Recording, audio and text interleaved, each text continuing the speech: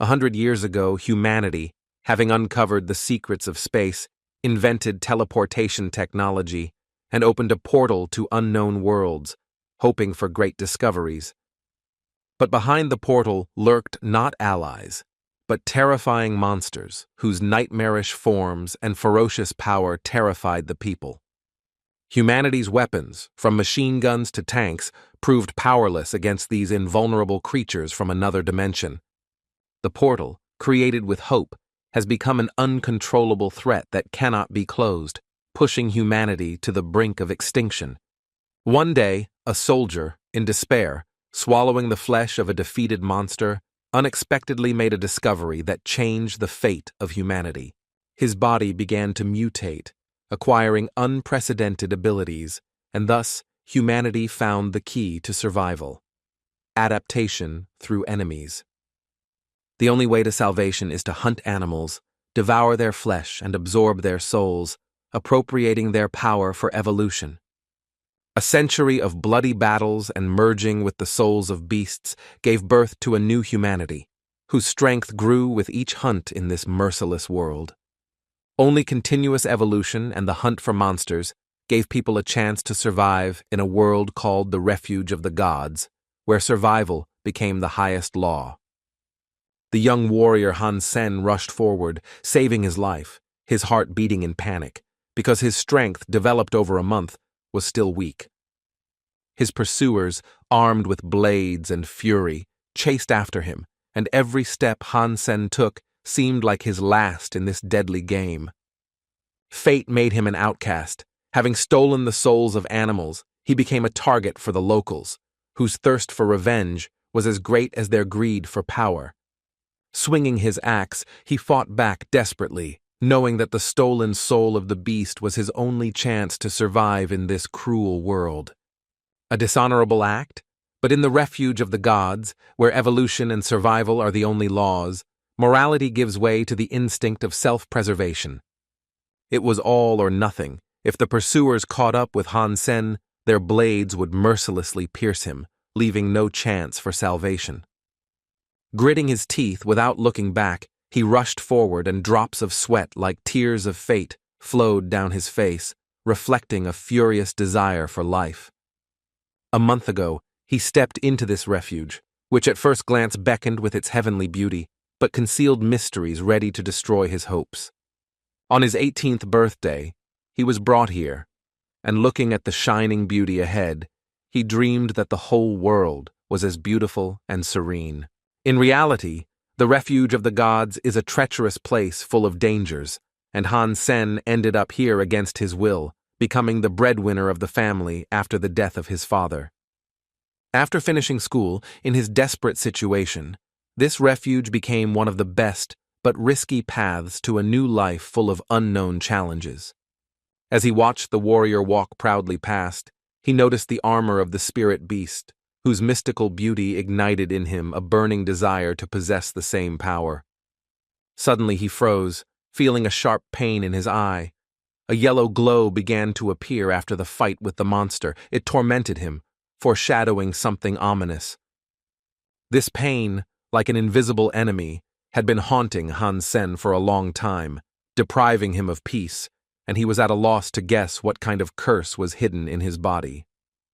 As he turned the corner, he froze, seeing a huge white beast, like a wolf, whose fur glowed like stars in the shadow of the ancient walls of the shelter. The hero was amazed how this formidable monster, like a ghost, entered the city in broad daylight, disturbing the fragile peace of the sacred refuge. Enraged by the audacity of the monster that had sneaked into the city, the boy gripped the hilt of his blade tightly and, with a furious glare, rushed into battle, ready to crush the enemy. He rushed forward with lightning speed, pointing the sharp blade straight at the monster, hoping to interrupt its ominous tread through the streets with one blow. The dagger sank into the tough white fur on the beast's back, but surprisingly, it did no serious damage, only slightly scratching its impenetrable skin. Passers-by who noticed the fight froze in amazement, their eyes widening at the sight of the young man attacking the she-wolf. The beast shook from the impact, letting out a roar, and clouds of white smoke intertwined with streams of magical light, swirled around it. Suddenly, the she-wolf turned into a beautiful girl, and the dagger, to the young man's horror, pierced her thigh, causing a cry of pain to echo across the square. Beads of sweat broke out on Hansen's forehead, his teeth clenched in horror, as he realized that his fatal mistake had turned the battle into an irreparable tragedy. The outraged townspeople surrounded the young man, showering him with angry reproaches for daring to stab Chinuan, their beloved heroine, with a dagger. The first time he encountered such a transformation, the boy learned that the she-wolf was Chinuan, the most influential girl in the steel armor shelter.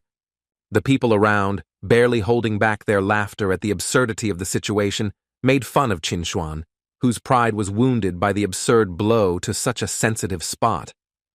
The warrior was burning with rage, her eyes were burning with fire, and her voice was trembling with anger.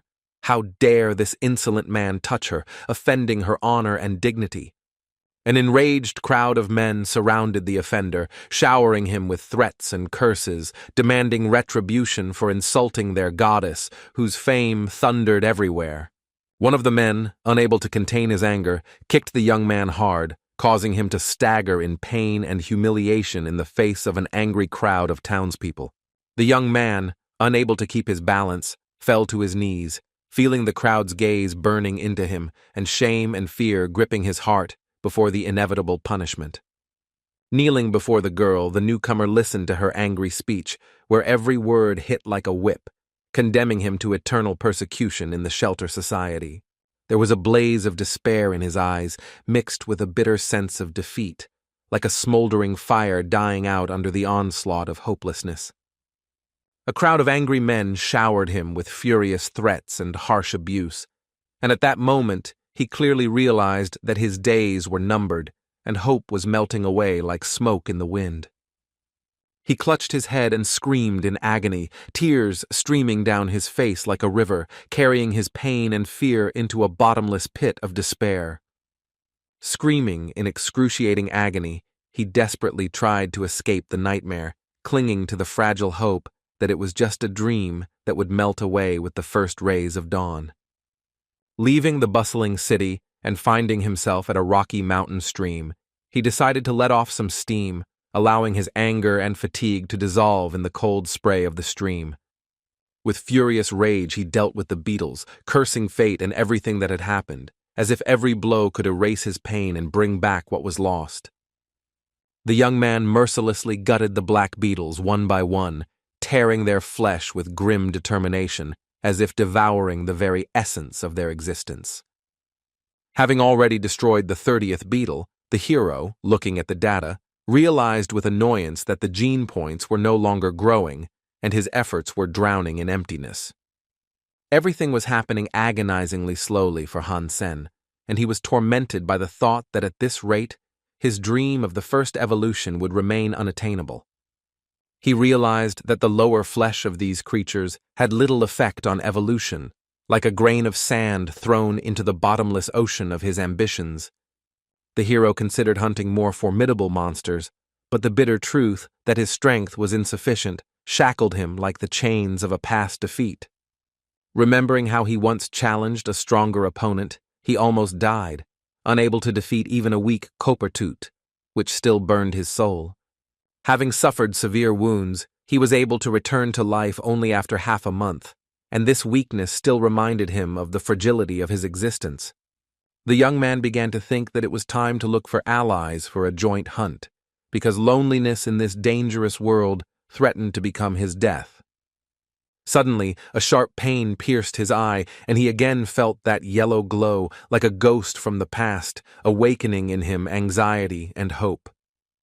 Waking up and looking around, he noticed a golden glow between the mountain slopes, alluring and mysterious, like the call of an unknown destiny.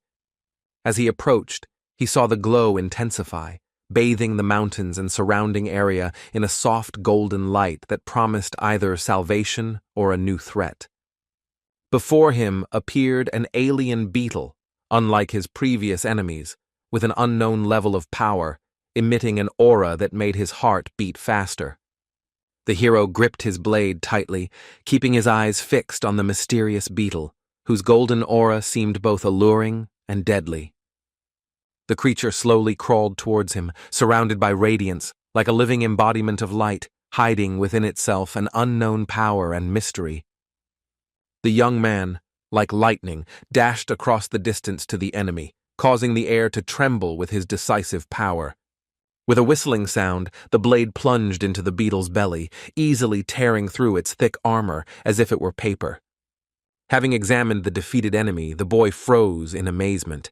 The divine blood beetle promised the soul of the beast, capable of raising his strength to the heavens. Hansen's eyes widened. He couldn't believe it. Among the 4 classes, normal, primitive, mutant, and divine blood, such a beast was a legend. In the refuge, souls of divine blood are rare. They can be counted on the fingers, and the young warrior was eager to quickly uncover the secrets of this discovery. Realizing that the beetle's soul embodied the armor, the hero was struck by luck. His dream of power unexpectedly came true at this fateful moment. Activating the beetle's soul, the warrior watched in fascination as its glowing essence came to life, shooting upward in a bright spark. Descending from the heavens, the beetle's soul froze in the air, hypnotizing him with its mystical radiance before his eyes. A stream of golden energy enveloped the young man, penetrating every cell, filling his body with divine power, which made his heart beat faster. The armor, as if alive, smoothly enveloped the body, repeating every curve and forming an ideal protection, like a second skin. Liquid armor flowed, covering the warrior's head and shoulders, creating an indestructible suit of armor that glowed golden in the rays of light. Once the armor was fully formed, it covered all vulnerable spots, giving Hansen a feeling of unrivaled power and comfort. The light yet incredibly strong armor of the divine beast eclipsed the primitive armor of the shelter, striking the young man with its durability. Previously, he looked with envy at the magnificent armor of others, not daring to dream that he himself would acquire something so perfect. Burning with the desire to test his new power, the hero decided to immediately unleash his might on the rock to experience the divine armor in action. A crushing blow from his fist shattered the rock into pieces, and the stone fragments scattered as if obeying his will. The warrior struck blow after blow, shattering the rock into pieces, admiring the graceful power that flowed through his body like a river. Having acquired the armor of the divine beast, he felt euphoria.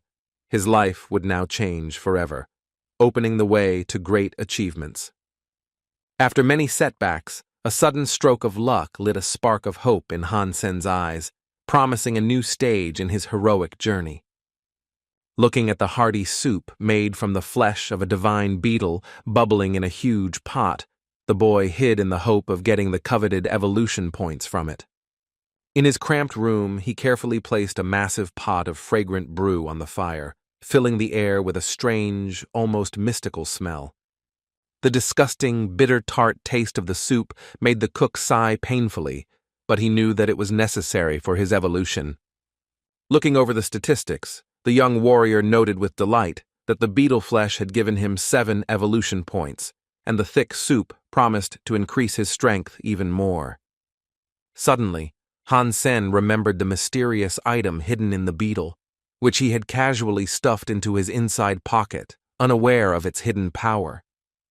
The tiny stone, emitting mystical energy, fascinated with its otherworldly glow, simultaneously enticing and inspiring an inexplicable fear. This mysterious sphere, shimmering with an unearthly light, seemed to be the heart of the beetle itself, as if it contained an ancient power beyond the control of the human mind.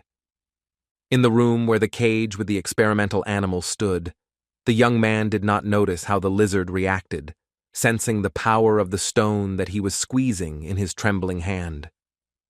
In the blink of an eye, the beast snatched the sphere from the young man's palm, striking him with its unprecedented speed and agility, bordering on magic. Hansen turned around abruptly and cursed, angry at his own oversight that had allowed the lizard to so brazenly seize an artifact whose power remained a mystery.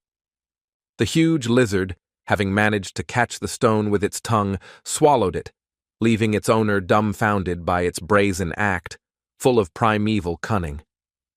The warrior clutched the bars of the cage and showered the lizard with curses, but it, immersed in an ominous trance, did not react, as if the stone had taken possession of its mind. The beast's eyes went dark, and she froze as if life had left her, causing the young man to stand still, sensing the coming danger. The lizard's scales erupted in green flames, and it began to rapidly mutate, emitting a frightening energy that shook the air around the cage. Having grown to gigantic proportions, the lizard broke through the bars of the cage, turning into a formidable creature full of wild power. The mutated monster rushed at its master, sharp claws outstretched and fangs bared, ready to tear him to shreds with uncontrollable fury. With the agility of a seasoned warrior, the boy dodged the furious attack, instantly assessing the mortal threat posed by this newborn monster. He grabbed the blade with lightning speed and plunged it into the lizard's heart with surgical precision, stopping its onslaught of primal strength and fury. Before him lay not just a beast, but a gigantic green dragon, whose power and grandeur shocked the warrior, causing his heart to stop for a second. Stunned, he began frantically analyzing the data, trying to understand how the mysterious stone had caused such an incredible transformation in the beast. Delight overwhelmed him. The lizard, which had been a pitiful creature, under the influence of the stone, turned into a mighty dragon, opening the way to new horizons of power. Hansen, his eyes blazing, plunged his sharp blade into the belly of the fallen beast, seeking to extract the shining crystal that promised unprecedented strength and power. Realizing that this mysterious stone was capable of elevating beings to the level of a god, the young man felt the key to a great destiny being born in his hands. Snatching the shimmering crystal from the monster's belly, the boy gently pressed it to his lips, realizing that he had found a treasure that would change his life forever. Leaving behind chaos and the torn body of the monster, the warrior, without looking back, left the kitchen where the bloody massacre was taking place, rushing towards a new goal. On the outskirts of the city, where the old house of the Sen family stood, relatives, blinded by greed, were engaged in a fierce dispute over the inheritance after the death of their father. Relatives surrounded Hansen's mother and sister and furiously reproached them, arguing that a house full of memories should not belong to just one family. The fat uncle, puffing with indignation, insisted on dividing the inheritance, declaring that they had already lived in this house for 20 years, and it was time to divide the property. The second man, with a greedy gleam in his eyes, nodded in agreement, hoping to snatch his share of the inheritance, which could provide him with a comfortable future. The aunt, smiling slyly, offered to split the cost of the house, demanding 3 million so that everyone would get 1 million, without caring about the fate of Hansen's family. Losulan, Han's mother, refused to sell the house with a heavy heart, because without it, her children would be left homeless, and her memories without a shelter. Fatty stubbornly stood his ground, declaring that they weren't the only ones in trouble, as he also had to feed his family and pay for his son's education, and his debts were weighing him down like a heavy stone. Raising his finger in a decisive gesture, he firmly declared that he would put an end to the dispute, threatening to take the debtors to court if they did not pay every last coin, and his eyes sparkled with unyielding determination. The sister and mother, with broken hearts, sat in mournful silence on the porch of the old house, and the young man, who arrived too late, painfully realized that he had not managed to protect them.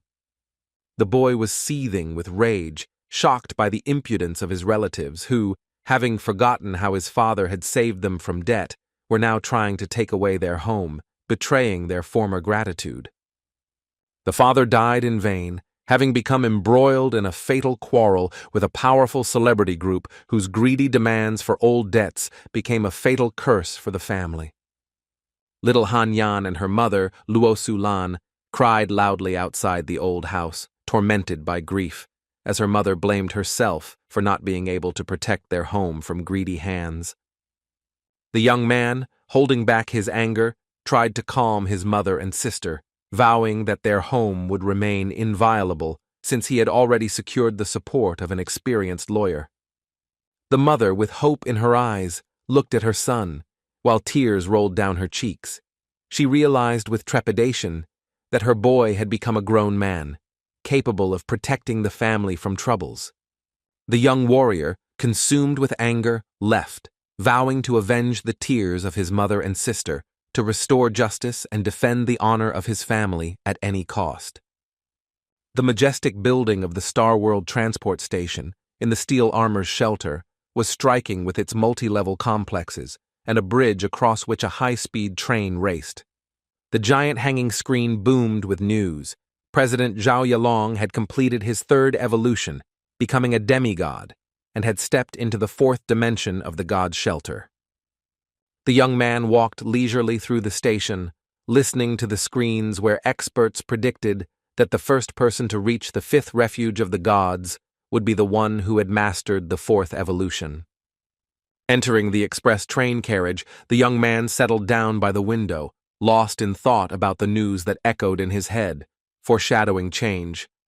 As he raced on the train, he pondered how to use the stone to gain the power of evolutionists, although collecting 100 points of the divine gene seemed like an almost unattainable dream. Driving over the bridge above the houses, the young man dreamed of earning money, using every opportunity to save up for a cozy home for his family. Within the steel armor vault lay the Valley of Falling Winds, a place of tall trees, thick grass, and enchanting nature where the air rang with magic. Making his way through the tall grass of the valley, the hero longingly recalled the soup he had left at home, which could have been the key to his fame and fortune. Cursing himself for the undercooked soup, he imagined how this masterpiece could have brought him more gene points, mountains of money, and fame among the steel armor shelter. Suddenly, his keen gaze caught a movement from the thick grass. A living creature was lurking there, its outline barely discernible in the green sea of the valley. It was a wind mantis, a master of camouflage in the tall grass, but the warrior, whose observation was sharper than his blade, spotted it first. A giant insect and true predator, the praying mantis, whose scythe-like legs resemble the blades of a dangerous razor, and whose lightning speed makes it a deadly opponent.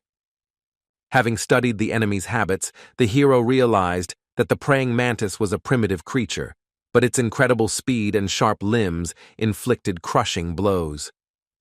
Like a wild panther, the young man rushed into battle. Burning with determination, he needed the blood of this monster to prove his strength, courage, and to gain gene points. But the mantis was quicker, spreading its wings and soaring above the warrior like a shadow ready to fall from the sky onto its victim. Looking up, the young man froze, amazed at the incredible speed with which the insect took off, preparing for a furious attack from above. The monster's eyes glowed a bright yellow, and it hung in the air for a moment, like death itself, preparing to strike the warrior with its scythe. The mantis's powerful blow landed directly on the young man's helmet, causing him to stagger, but the hero stood firm, gritting his teeth from the force of the attack. Taking a step back, he thought that he had gotten into a fight in vain. The mantis's speed was stunning, and its paws were a deadly threat. Checking the helmet with his hand, the guy was amazed. Even after the mantis's furious attack, the armor remained intact, without a single scratch or dent. Clutching the blade, the warrior pushed off the ground with renewed vigor and, like a whirlwind, rushed towards the enemy, burning with determination to crush the mantis. With lightning-fast grace, the young man sliced the mantis into pieces with one swift swing of his blade, feeling his speed surpass the limits granted by fate. Landing with cat-like agility and crouching, he realized that in this impenetrable armor he would ascend to the pinnacle of evolution, conquering nature itself. After the triumphant slaying of the first praying mantis, the skies darkened and a whole flock of winged monsters burst forth from the clouds, ready to pounce on the daring warrior. Hansen stood as unwavering as a rock as the mantis's deadly blows rained down on his armor, leaving not even a hint of a scratch.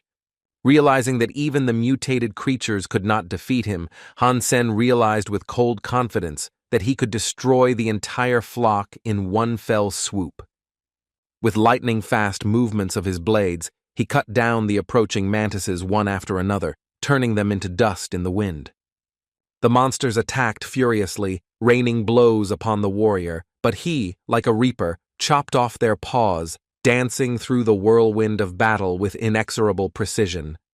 The armor shone, reflecting the furious blows of the insects, while Hansen, moving with inhuman speed, destroyed enemies surrounded by a halo of death.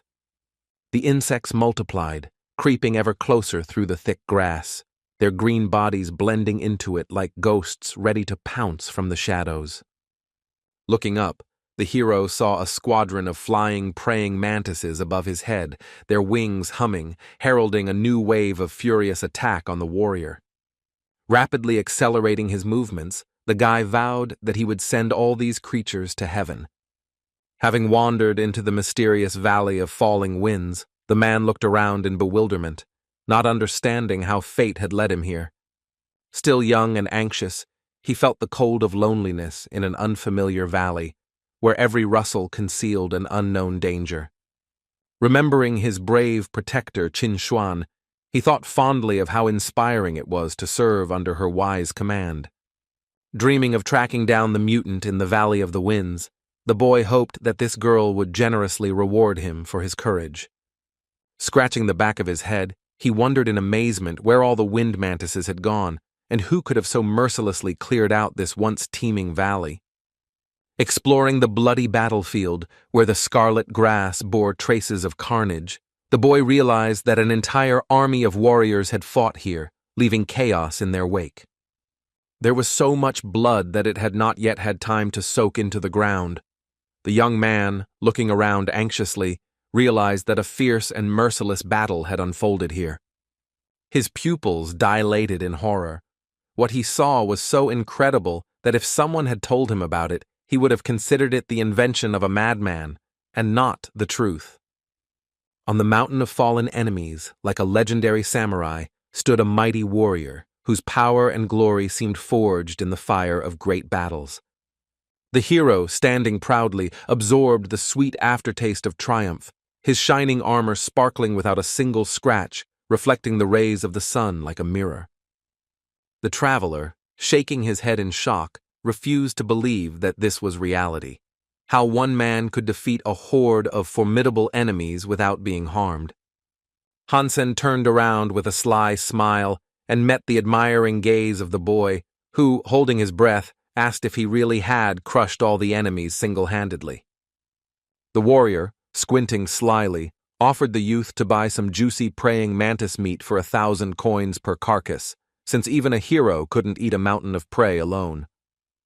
The young rich man from a noble family agreed to the deal without batting an eyelid, because his wallet, stuffed with money, allowed him to avoid counting the coins. With a mischievous glint in his eyes, the teenager promised to pay generously on top if the warrior could get him something else exotic and rare. With a wide smile, the young rich man casually handed the warrior a thick wad of bills, as if it were small change for a street vendor. The hero, having raked in the money, curiously asked the generous teenager for his name and address, wondering what else could be gained from this. The boy, introducing himself as Su Xiaoqiao, gave his address with a good-natured smile, completely trusting and anticipating new purchases. Hansen, having received his payment without revealing his name or address, quickly walked away, dreaming only of how to earn more money. The young boy, enchanted by the mysterious aura and indomitable strength of the young warrior, in a fit of delight, shouted after him a question about his name. Swiftly moving away, the hero, unable to find a better answer, laughingly called himself Money Brother, leaving behind a trail of mystery.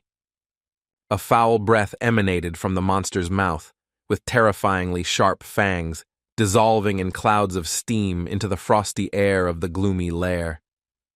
The young warrior, having reached the lair of the copper-toothed wolves, was confronted with their ferocious grins. for these furious creatures fiercely defended their gloomy refuge. While Sen was coldly searching for the enemy's vulnerabilities, 3 copper-toothed wolves rushed to attack with a wild roar, jumping from the sheer rock ledges. Having honed his speed in battles with the praying mantises, the warrior, without wasting a moment, rushed into battle with fury, his blades flashing. His movements, like a flash of light, scattered enemies in a split second, leaving only chaos and fallen bodies in his wake. Having instantly cut down 3 copper-toothed wolves, the warrior watched as their severed limbs, as if in an ominous dance, simultaneously fell to the ground. In the previous battle, he impulsively exterminated all the mantises, forgetting about the treasured stone, but now he cunningly left one monster alive for the sake of his plan. By examining the fallen beasts, the warrior managed to obtain the soul of one of them, despite the beast's primitive nature, which became the key to his goal. The young man, ablaze with delight, his eyes glowing with curiosity, pondered the mysterious soul of the beast, recalling that in the fierce battle with the praying mantises, he had failed to capture a single one. The boy, holding his breath, extended his trembling hand, and the wolf's soul, bursting out of his body, rushed swiftly like a whirlwind to its new master, promising unprecedented power. The beast's soul, blazing with ancient power, was embodied in a weapon, and in the warrior's hands a huge spear flared up, engulfed in scarlet flame, ready to crush any enemy. The hero, with dexterity, performed a series of powerful lunges and swings with the flaming spear, admiring its speed and destructive force that tore through the air.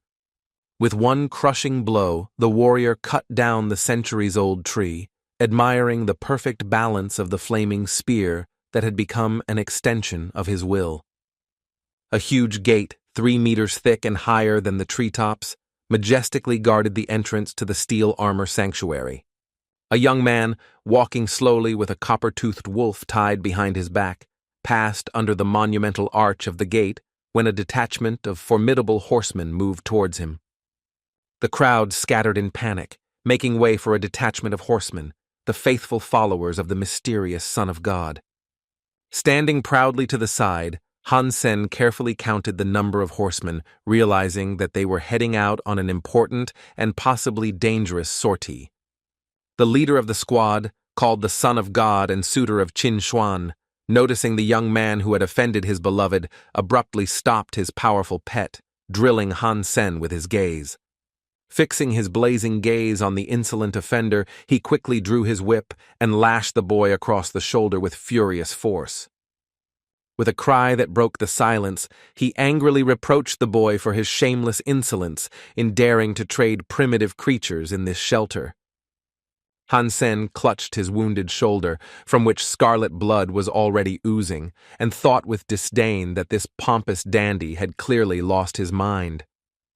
The onlookers gathered around whispered, recalling that terrible incident when this young man mistakenly stabbed their heroine, Chinuan. With menacing cries and furious threats, the suitor announced to the crowd that anyone who dared to trade with this guy would bitterly regret it when faced with his merciless vengeance.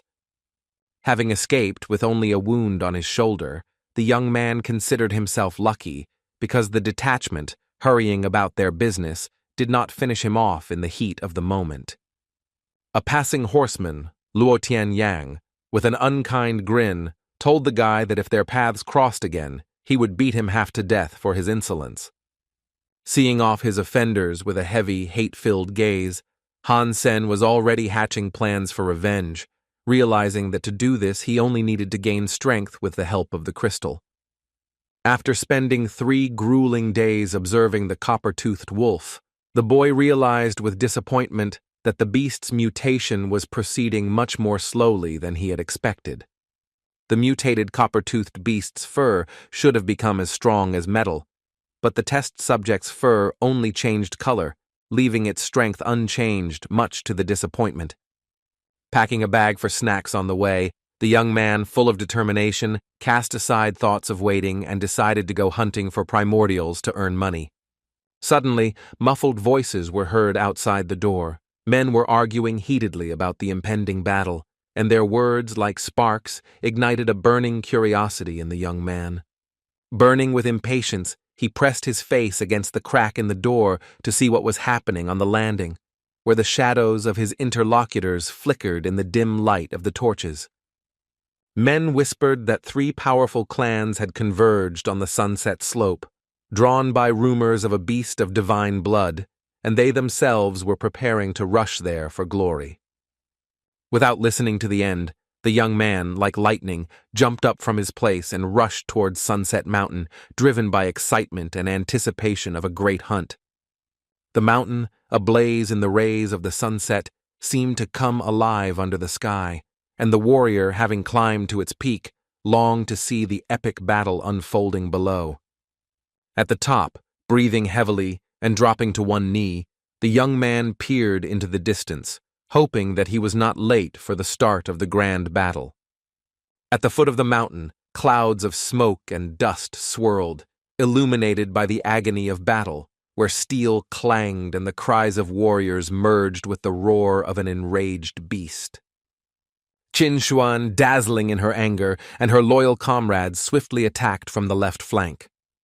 The riders of the Son of God's squad, proudly sitting on their pets, drove the enemy into a trap with a deafening roar, shaking the earth with their mighty hooves. To the fiery cries of their leader, the warriors of the detachment, like a storm, rushed into battle, their hearts burning with determination. A mighty beast, like a centaur from ancient myths, swung a huge 2-handed axe, deftly maneuvering among enemies like a wild horse rushing across the endless steppe.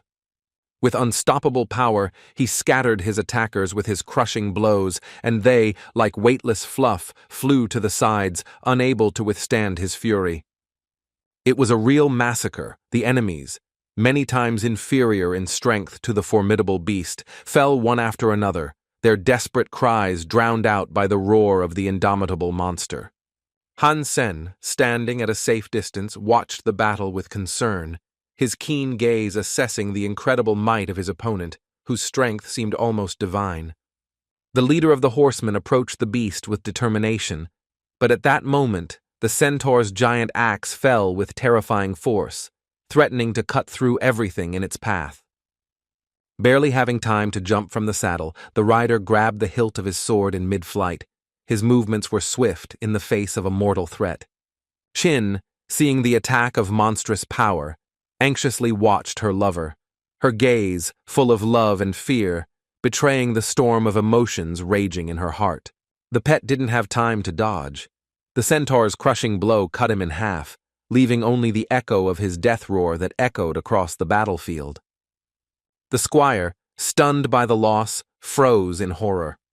Just recently, he had been caring for his pet, but now anger and grief, mixed with a thirst for revenge, burned in his eyes. The veins on the leader's neck bulged from his furious cry, like ropes about to snap, and his eyes blazed with uncontrollable anger, reflecting the might of the divine power seething within him. Hansen watched from his hiding place, holding his breath, amazed, as the divine blood gave birth to supernatural powers beyond the control of mere mortals. The beast's fury grew with every minute of the battle, like a raging fire, and it seemed that no force in the world could stop its destructive onslaught. Archers fired hundreds of magical arrows, glowing with spells, in the hope that at least one would find a weak spot and pierce the monster's impenetrable skin. Swinging his huge axe with furious speed, he crushed everything in his path. People, pets, obstacles, and no weapon could leave even a scratch on him. Hansen, unable to look away, was amazed.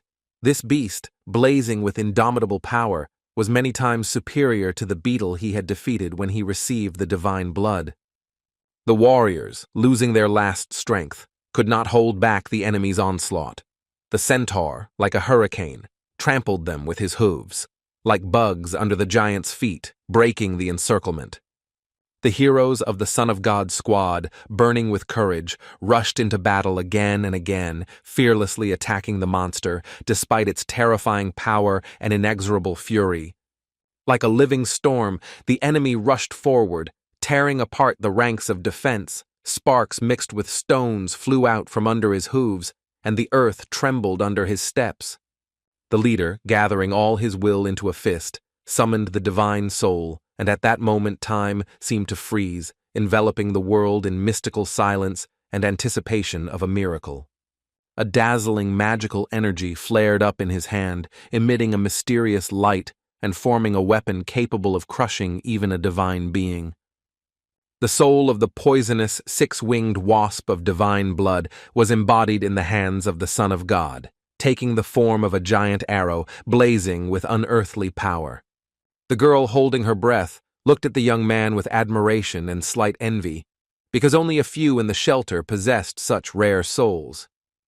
The hero, drawing the string of his enormous ghostly bow, took aim with cold determination at the enemy, ready to crush him with one precise shot.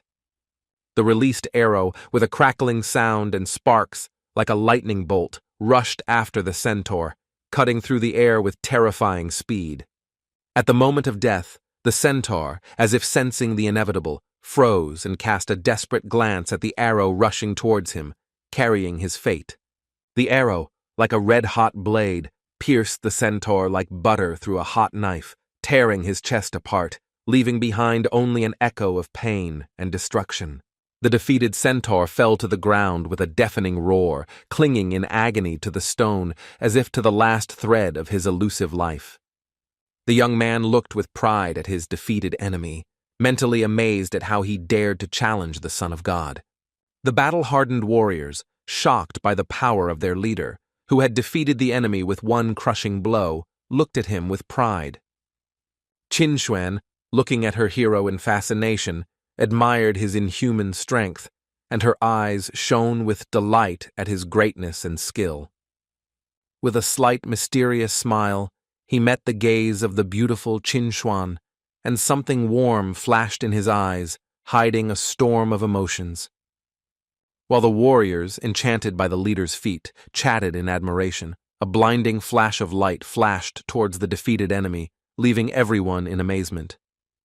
The centaur's divine soul was torn from his body in an instant by an unknown force, leaving only a devastated shell.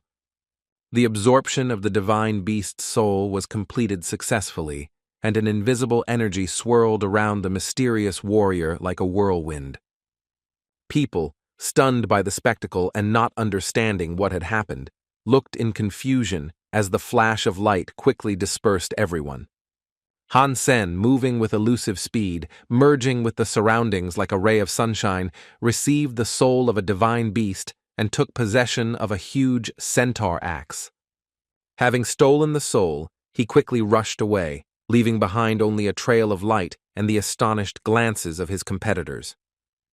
Covering kilometers in a second, the fugitive raced across the endless plain and disappeared at the foot of the mountains, dissolving into the greenery of the trees. The warriors, their mouths open, froze in silent delight, amazed by the unprecedented speed of the hero, in whom the young Su Xiaoqiao recognized with trepidation the legendary Money Brother. Chin, the only girl among the stern warriors, watched the lightning-fast fugitive in amazement, wondering how her suitor would react to the audacity of this mysterious young man. He stood frozen in stunned amazement, amazed by the fugitive's brazen audacity, and the only question echoing in his head was who this mysterious Money Brother was. The young man, laughing, rushed forward, imagining untold riches, for he had acquired the second soul of the divine beast, thereby taking revenge on the Son of God, whose pride had fallen. Realizing what had happened, the leader, with a furious roar, sent his squad in pursuit, vowing to catch the audacious thief whose impudence had ignited within him the flames of indomitable vengeance. Using ancient magic, he summoned a powerful pet, saddled his horse, and set off in pursuit, burning with a thirst for revenge for the daring theft that had defiled his honor. The huge, gray-maned horse, summoned by magic, blew steam menacingly from its nostrils, as if sharing its master's furious anger, its eyes blazing with determination to catch up with the fugitive. The leader of the squad, his face distorted with rage, loudly ordered the horsemen to rush in pursuit, to catch the insolent man at any cost, whose audacity had challenged their honor. As he ran, the boy felt the heavy support restricting his movements, realizing that he wouldn't be able to maintain his breakneck speed for long, and that soon the pursuit would overtake him like a storm. The troop of horsemen was already looming behind them, and Hansen could hear their furious cries demanding that he stop and accept the fate that was inexorably approaching with the clatter of hooves. The horsemen, shouting furious threats, quickly overtook the fugitive, and from the clatter of their charges, the heart of the young warrior beat in unison with the rhythm of the chase. Clutching an axe, the young man rushed through the forest, knowing that even 8 divine genes would not save him from the pursuit that was inexorably catching up, breathing down his neck. The leader of the squad, setting a frantic pace, shouted with caustic mockery how long this youth could run, eluding their blades. Reaching the limit of his strength, with beads of sweat running down his burning forehead, he clenched his teeth, realizing that the end was near and they would not ask him any questions. Resigned to his fate, he closed his eyes, remembering his mother, Luo Su Lan, and mentally asking for forgiveness for the daring risk that turned into a bitter defeat. Suddenly a voice flashed in his mind, daring him to believe that, panting with exhaustion, he was truly ready to stop and accept the inevitable end. The voice, like a war drum, thundered in his head, awakening childhood memories, and asked if he would really give in so easily, throwing up his hands before the enemy. It was my father's voice, clear and commanding, insisting that even in the most hopeless situation there was a way out if I had the courage to fight to the last. As a child, his father taught him a game where surrender meant defeat, and victory required killing enemies to advance to a new, more difficult level. The boy, trembling with fear, peered at the enemies surrounding him, assessing their strength and realizing that rushing into battle was a sure path to death. Father's words echoed in his heart. Danger was omnipresent, but he couldn't stand there trembling with fear. He had to act, even if hope seemed illusory. He was a passionate believer in genetic evolution, comparing it to an exciting adventure in which every living creature is tested. In the heat of the game, he accurately fired a smoke bomb from his bow, shrouding his enemies in a thick fog so he could slip unnoticed to his coveted target, using cunning as his best weapon. The released arrow emitted acrid clouds of gray smoke, blinding the enemies and creating the perfect moment for a lightning-fast maneuver to victory. Blinded by the acrid smoke, the wolves lost their bestial vigilance, and the father, relying on tactics, easily defeated them, proving that intelligence triumphs over strength. A well-chosen tactic became the key to triumph. Without armor or superpowers, he crushed formidable enemies, paving the way to his goal with cunning and courage. Remembering his father's lessons, Hansen realized that without courage and risk, one cannot survive, and only the desire for self-development opens the path to true strength and success. In the game, he found himself at the bottom of the food chain, but his father taught him to become stronger in order to survive, tempering his spirit and body in the fight for his place in the sun. In those early years, the little boy had a vague understanding of what his father expected of him and what deep secret lay hidden in his words, demanding courage and determination. Being smart but still too young, he could not comprehend the hidden meaning of his father's instructions that was hidden between the lines of his wise words. Through the game, his father imparted to him the wisdom that in life you must become an unshakable pillar, relying only on your wit and strength to withstand the storms of fate. The father gripped his son's hand tightly and placed the hilt of the blade in it, forcing the little boy to freeze in anticipation of a new lesson, full of the harsh truth of life. Holding his son's trembling hand with the blade, the father suddenly plunged the sword into his chest, as if imprinting a lesson on the price of weakness and fortitude in the boy's heart. The moment the boy reached a new level in the game, his father's lesson was forever imprinted on his soul. Life does not forgive those who are not ready to fight to the end. The image of his father, frozen in his memory, inspired the young man. Focusing on his words, Hansen realized that giving up was not an option, and it was time to take fate into his own hands. When he woke up, His eyes widened, a fire of hope blazed in them, and a plan was born in his mind on how to cheat death and survive. The enemies were already breathing down his neck, but gathering the last of his strength and blazing with hope, he rushed forward, ready to turn the tide of fate with one last action. Having caught up with the fugitive, the enemy let out a furious cry in which anger, determination, and the sweetness of revenge were mixed, echoing across the battlefield. The Son of God, frozen in mid-leap above his victim, swung for a fatal blow, but a desperate spark of salvation glimmered within the young man, promising an incredible turn of fate. With a burst of determination, the young warrior performed a fusion transformation with the stolen soul of the Centaur, transforming into a blood-destroying beast. At a fateful moment, on the brink of death, Hansen's soul merged with the spirit of the ancient beast in a blinding whirlwind, weaving their powers into a powerful harmony, giving birth to a transformation. Seeing the miraculous fusion of souls, the enemy froze in amazement, not believing his eyes. The young man accomplished the impossible, uniting with the soul on the brink of life and death. Hansen's weapons, armor, and body were transformed by the fusion of souls, becoming more perfect, as if forged in a divine forge. The hero rejoiced, feeling a surge of new strength. It was as if he had been reborn in the body of a centaur. He felt invincible, ready to conquer any heights. Laughing to himself, the boy thought that this was only the beginning of the journey, because his new power concealed the potential to shake the heavens themselves. The horseman chasing him thought he was mad. Merging souls on the run was a risky venture, but in desperation the youth boldly challenged fate. The Son of God, who had fallen behind in the pursuit, looked angrily after the fugitive and ordered his henchmen to catch up and destroy the impudent one. In his centaur form, he raced effortlessly across the rocky terrain, using the strength of his new body to leave his pursuers far behind.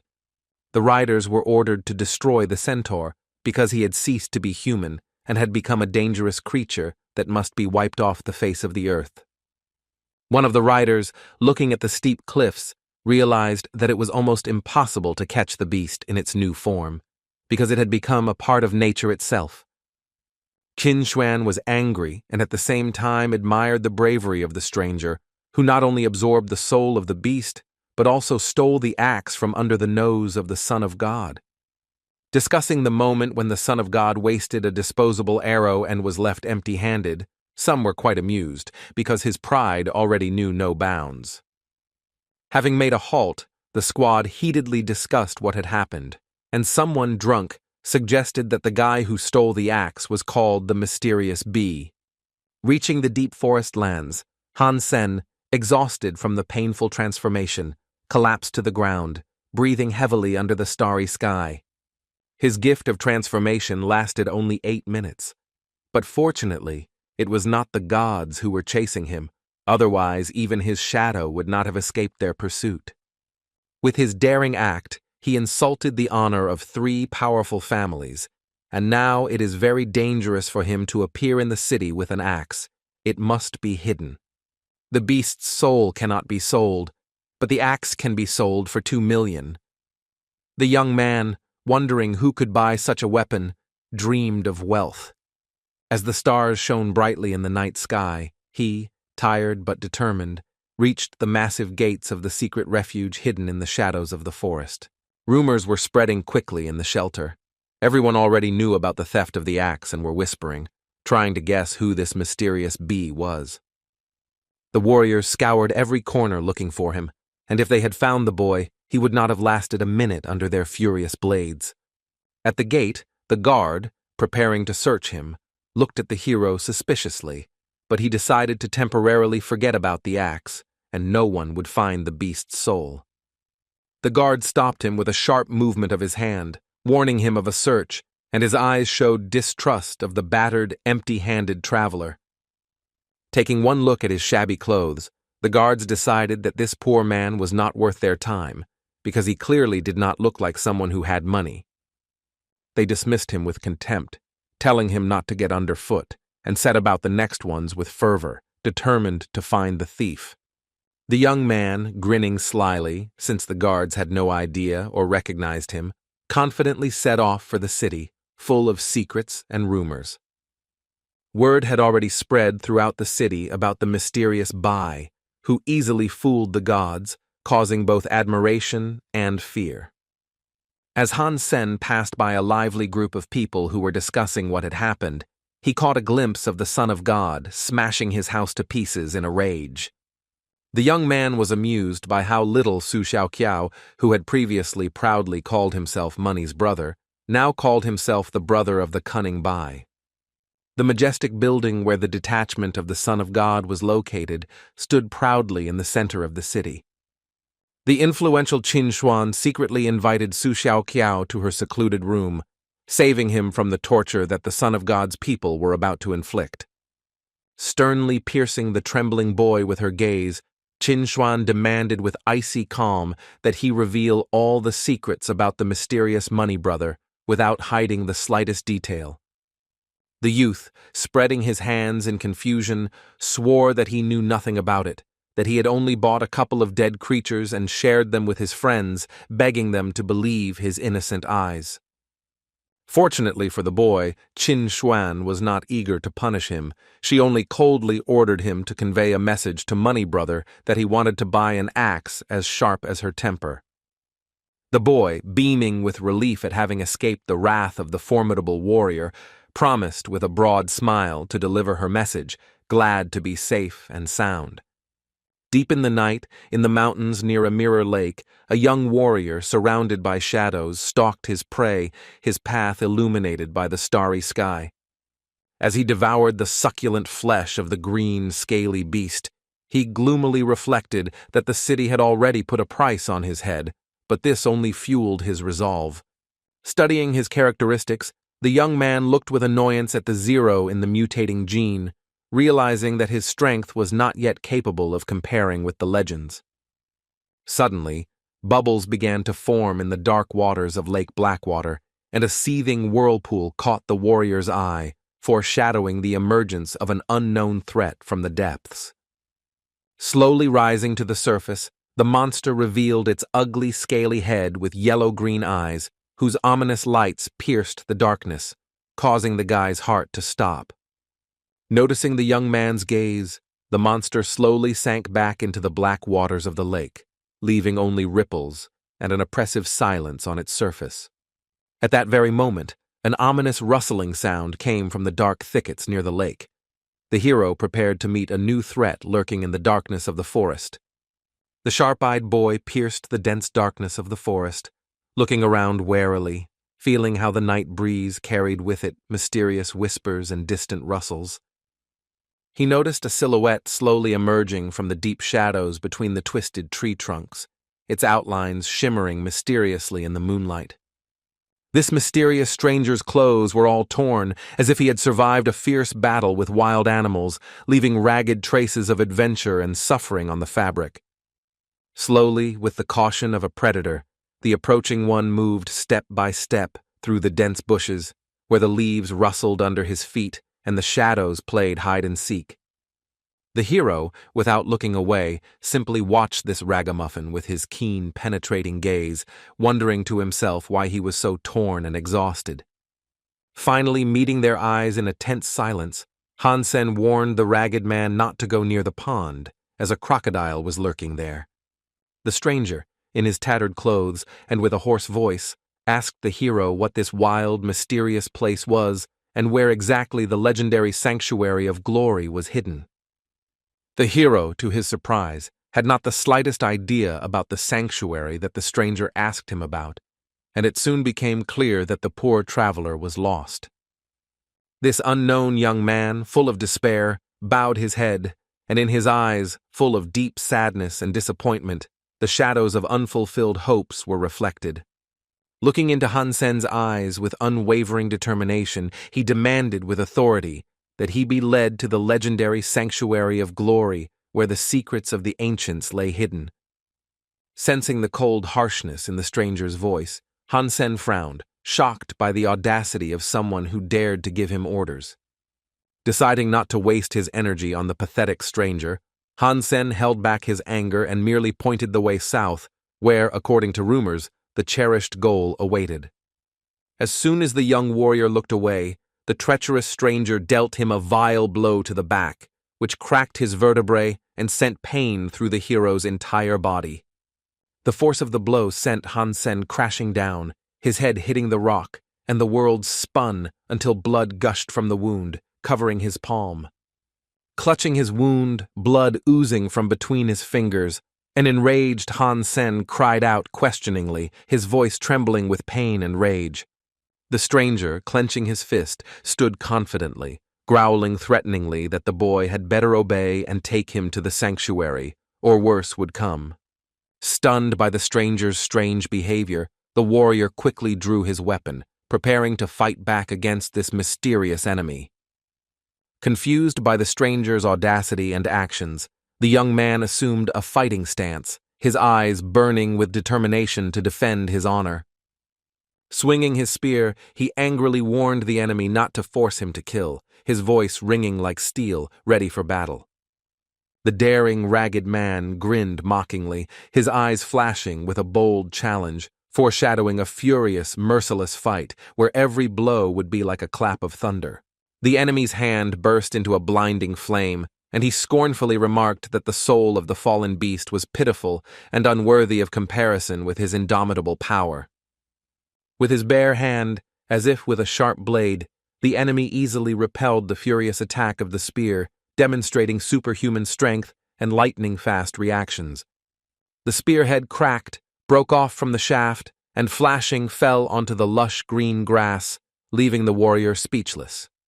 Hansen froze in shock as his opponent cut the spear with his bare hands, using nuclear genomic technology that seemed to embody ancient power. Drawing power from ancient martial arts, this technique awakens the hidden potential of genes, releasing explosive energy comparable to nuclear fusion. The traveler, with cold mockery, offered the warrior a final choice, to resign himself and lead, or to meet death in an unequal but fierce battle. The enraged warrior, seething with anger, reproached the ragged man, saying that he, apparently in childhood, knew neither courtesy nor honor, but only wild, unbridled insolence. Activating the divine armor, the warrior rushed into the attack with a thunderous cry, vowing to send his companion straight to hell along a path of his own blood. The enemy, dodging the attack with cat-like agility, instantly lunged to the side, as if dancing on the brink of life and death with devilish grace. In the blink of an eye, the wily villain, with lightning-fast precision, delivered a crushing counterblow to the warrior's ankle, putting all his power into the blow, causing the air to tremble. A bright flash from the impact illuminated the surrounding area, momentarily revealing dark silhouettes casting ominous shadows on the ancient stones. A deep scratch remained on the divine armor, and, looking at it, the young warrior realized that before him was an opponent whose strength exceeded all expectations. With a mocking grin, the enemy declared that the youth had only withstood his ice muscle and jade bone technique, thanks to the divine armor, and demanded that he hand it over. The young man, burning with anger, was not going to give in and rushed into a swift attack, like a hawk ready to tear its prey to pieces in an instant. His speed was like a whirlwind, but the ragamuffin, with the agility of a predator, managed to block the blow, causing the air to ring with the clash of their forces. At that moment, the young warrior realized that he was trapped, and his heart sank with a premonition of impending disaster. The enemy, with a beast's fury, caught Hansen by the leg in mid-flight and slammed him into the ground with terrifying force, causing the stones beneath him to crack like fragile glass. Scarlet blood gushed from the young man's mouth, staining the dust, and his pain-filled scream echoed throughout the forest, causing tremors in the invisible spirits. Having knocked the enemy to the ground and crushed him with his weight, the ragamuffin dealt furious blows, reproaching the young man for his weakness. Each furious blow pressed the boy's head into the cold stones, blood flowed in a scarlet stream through the cracks, and his consciousness trembled on the brink of darkness and hopeless despair.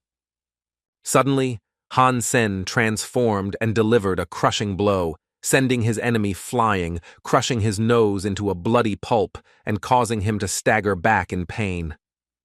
A powerful blow knocked the breath out of the once self-confident man. His pride crumbled, and the world around him spun in a whirlwind of pain and confusion, destroying his former confidence. The young warrior stared at the enemy, his blazing gaze filled with only one inexorable truth: death, ready to devour everything in its path. In one blinding instant, the divine souls of the centaur and the beetle armor merged, giving birth to an unknown force that shook the very fabric of reality. The villain, stunned by what he saw, opened his mouth in a silent scream, and splashes of blood from his broken nose flew out like a scarlet storm, foreshadowing his end. Filled with the indomitable strength of a centaur, the young man rushed towards the enemy like lightning, ready to incinerate everything in its path. The terrified villain only managed to raise his hands, vainly trying to defend himself from the inexorable blow that fell upon him like the wrath of the gods. Hansen's fists, like two red-hot sledgehammers, crushed the enemy's face into stone with a deafening crunch, turning it into a bloody mask of pain. The enemy, bleeding under a hail of merciless blows, wheezed out pleas for mercy, but his cries were drowned out by the roar of the warrior's inexorable rage. The young warrior, burning with righteous anger, knew no mercy, showering the enemy with blows, each of which was like a hammer forging the fate of the defeated one. Blood, like a scarlet flame, flew in huge drops in all directions, painting everything in an ominous pattern of battle, where life and death were intertwined in a furious dance. It was as if a builder had gone over the enemy's body with a jackhammer, leaving the defeated man lying in the dust, where the shadows of the past laughed at his broken hopes. Sitting down on the cold ground, the young man, still trembling, realized that his hands, stained with blood, had taken someone else's life in a merciless fight. Even in his strong armor, he received serious wounds, and if the soul of a wild beast had been burning within his enemy, the young man would hardly have survived this deadly duel. Exhausted, crawling on all fours towards the body of his fallen enemy, he was burning with the desire to study it, as if it were the key to unraveling their cruel fate. Searching the lifeless body, the young man rummaged through his pockets, hoping to find something useful that could serve as salvation, or at least a hint as to the meaning of this massacre. Under the torn shirt on the enemy's chest, he felt a tiny thing, cold and hard, as if it held secrets that could change everything. It was a tiny, glittering crystal, a memory chip, shimmering like a star and holding secrets that could change his entire world. Having reached the shelter and secluded himself in his room, the guy, exhausted by the battle, decided to make coffee in order to find at least a moment of peace in this chaos. As Hansen examined the shimmering chip, he realized that this tiny crystal, worth a fortune, held secrets that could open the way to a new, unknown life. Placing the crystal into the data extraction machine, he held his breath, anticipating what secrets this tiny medium would reveal. When he realized what was there, his pupils narrowed in amazement. He froze, shocked by his find, realizing that this chip could change his fate forever. The chip contained a rare training program for the ice muscles and jade bone technique, promising unprecedented strength and mastery, accessible only to a select few. In the video stored on the chip, a graceful young woman demonstrated elegant yet deadly techniques with cold confidence, captivating with her technique and beauty. The young man rejoiced, realizing that luck had smiled upon him. The high-level nuclear technology he had discovered could elevate him to the pinnacle of mastery in a world full of dangers and rivals. After 3 days of grueling, sweat-soaked training, he mastered one of the techniques, feeling his body fill with a new, indomitable strength. Looking at his hand, Hansen felt a coldness radiating from it, and his skin seemed to radiate mystical energy, confirming the power of the technique he had mastered. Even his body temperature dropped by 2 degrees to 35, and he realized that his physical essence had begun to transform under the influence of the ancient technique. Clenching the chip in his fist, he thought that storing this priceless artifact would be a serious problem, because it would be hunted. A sudden ringing of his mobile phone broke the silence of the night, making his heart stop. Who could be calling at such an hour, and what secrets did this unexpected contact hide? His relative, whose voice trembled with impatience, called the guy a psycho in a friendly manner and ordered him to come immediately. Han Huo and Shui Shi were already waiting for him. Listening carefully, the boy felt anxiety tightening in his chest, but curiosity got the better of him, and he asked where they were all going together. There was no answer, only a request to get ready and that someone would come for him soon. These words only increased his confusion, fueling his burning curiosity. Thoughtfully putting down the phone, the young man became lost in thought. Money Brother was still a mystery, and no one suspected who he really was. On the highway bridge, their car raced through the city, cutting through the air, as if in a hurry to reveal some sinister secret. The company was having fun, but Hansen, lost in his thoughts, looked out the window until one of his friends jokingly called him Snowball, regretting his long absence. The friends laughed, remembering how B, having turned into a centaur, ran away from the chase, leaving his pursuers to swallow the dust raised by his hooves. But the young man thought with longing how he wanted to reveal to his friends who B really was, but the heavy secret shackled him like invisible chains. Arriving at the steel shelter, Han Ho, his cousin, put the family in a difficult situation, and this news only increased the young man's anxiety. The young man, not knowing where he was being taken, felt a vague discomfort, but curiosity, like a spark, pushed him to ask what awaited them at the end of this mysterious road. As they approached the majestic building, shining like a mirror in the rays of the crimson sunset, the driver grinned and announced that they were almost there. It was the legendary Starlight Martial Arts Stadium, whose emblem, the golden triangle, shone proudly as a symbol of unrivaled power and glory. A huge crowd was seething under the stadium's dome, filling the stands to capacity, their roar merging into a single rhythm, anticipating a great spectacle. Everyone, as one, chanted the name of Dong Jinryu. The young man thought that this man must be a real star whose fame thundered everywhere. He was the son of God who took his place in the first refuge, and his name, carved on the divine monument, became a legend sung by generations. In the center of the arena, surrounded by a crackling electric field, amidst scattered rocks, stood a warrior whose fiery aura burned so brightly that it obscured his body. Suddenly, the soul of the beast, bursting out of its body, rushed towards the dome of the stadium, shining like a comet and causing enthusiastic cries from the spectators.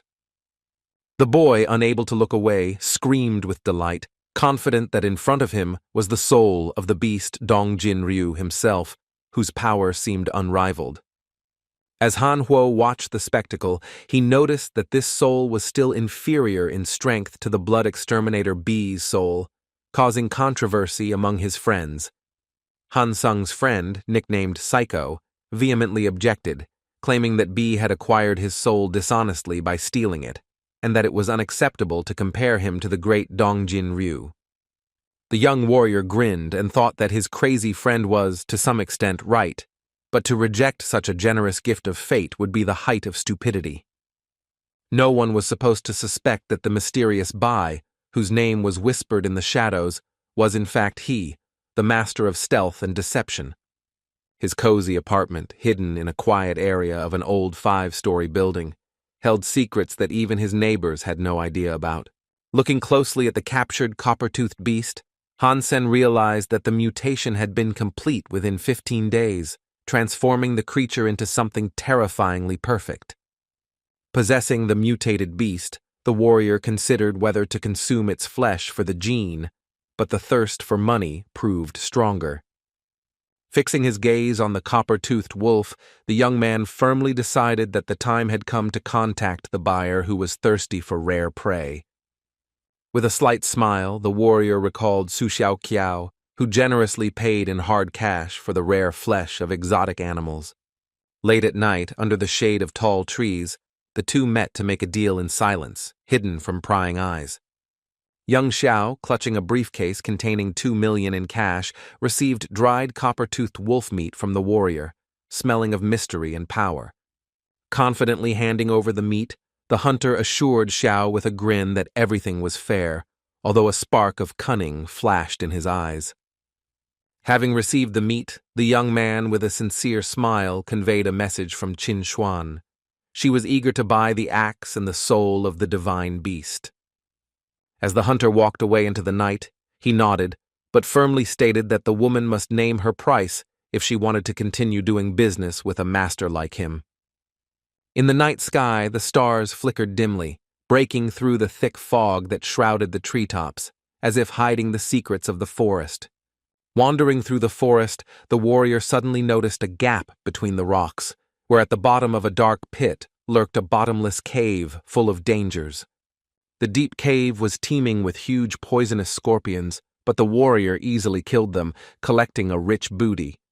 Satisfied that he had killed almost all the scorpions, whose attacks his strong armor had easily repelled, he headed for the exit. Wandering through the dark cave, he barely made out a silhouette lurking near the wall, and froze when a familiar voice suddenly called out to him. The warrior shuddered at the unexpected shout, his eyes wide open, not believing that anyone could have found him in this gloomy cave. Warrior Chinuan turned to him with a smile and called him Money Brother, causing the warrior to freeze in amazement. The young man looked at the beautiful Chinuan in confusion, wondering how she ended up in this cave and what secrets brought her here. Deciding to ignore the warrior continued on his way, but her insistent cry with a plea to pull her out of the cave made him stop. Turning around in bewilderment, the young man asked if she really wanted him to carry her in his arms, since she couldn't offer any other way. The warrior clearly had a leg injury, and with no other options, she limped, unable to walk on her own through the dark cave. Sensing a catch, the young man mentally reassured himself that his divine armor would protect him from any threat, even from the treacherous warrior.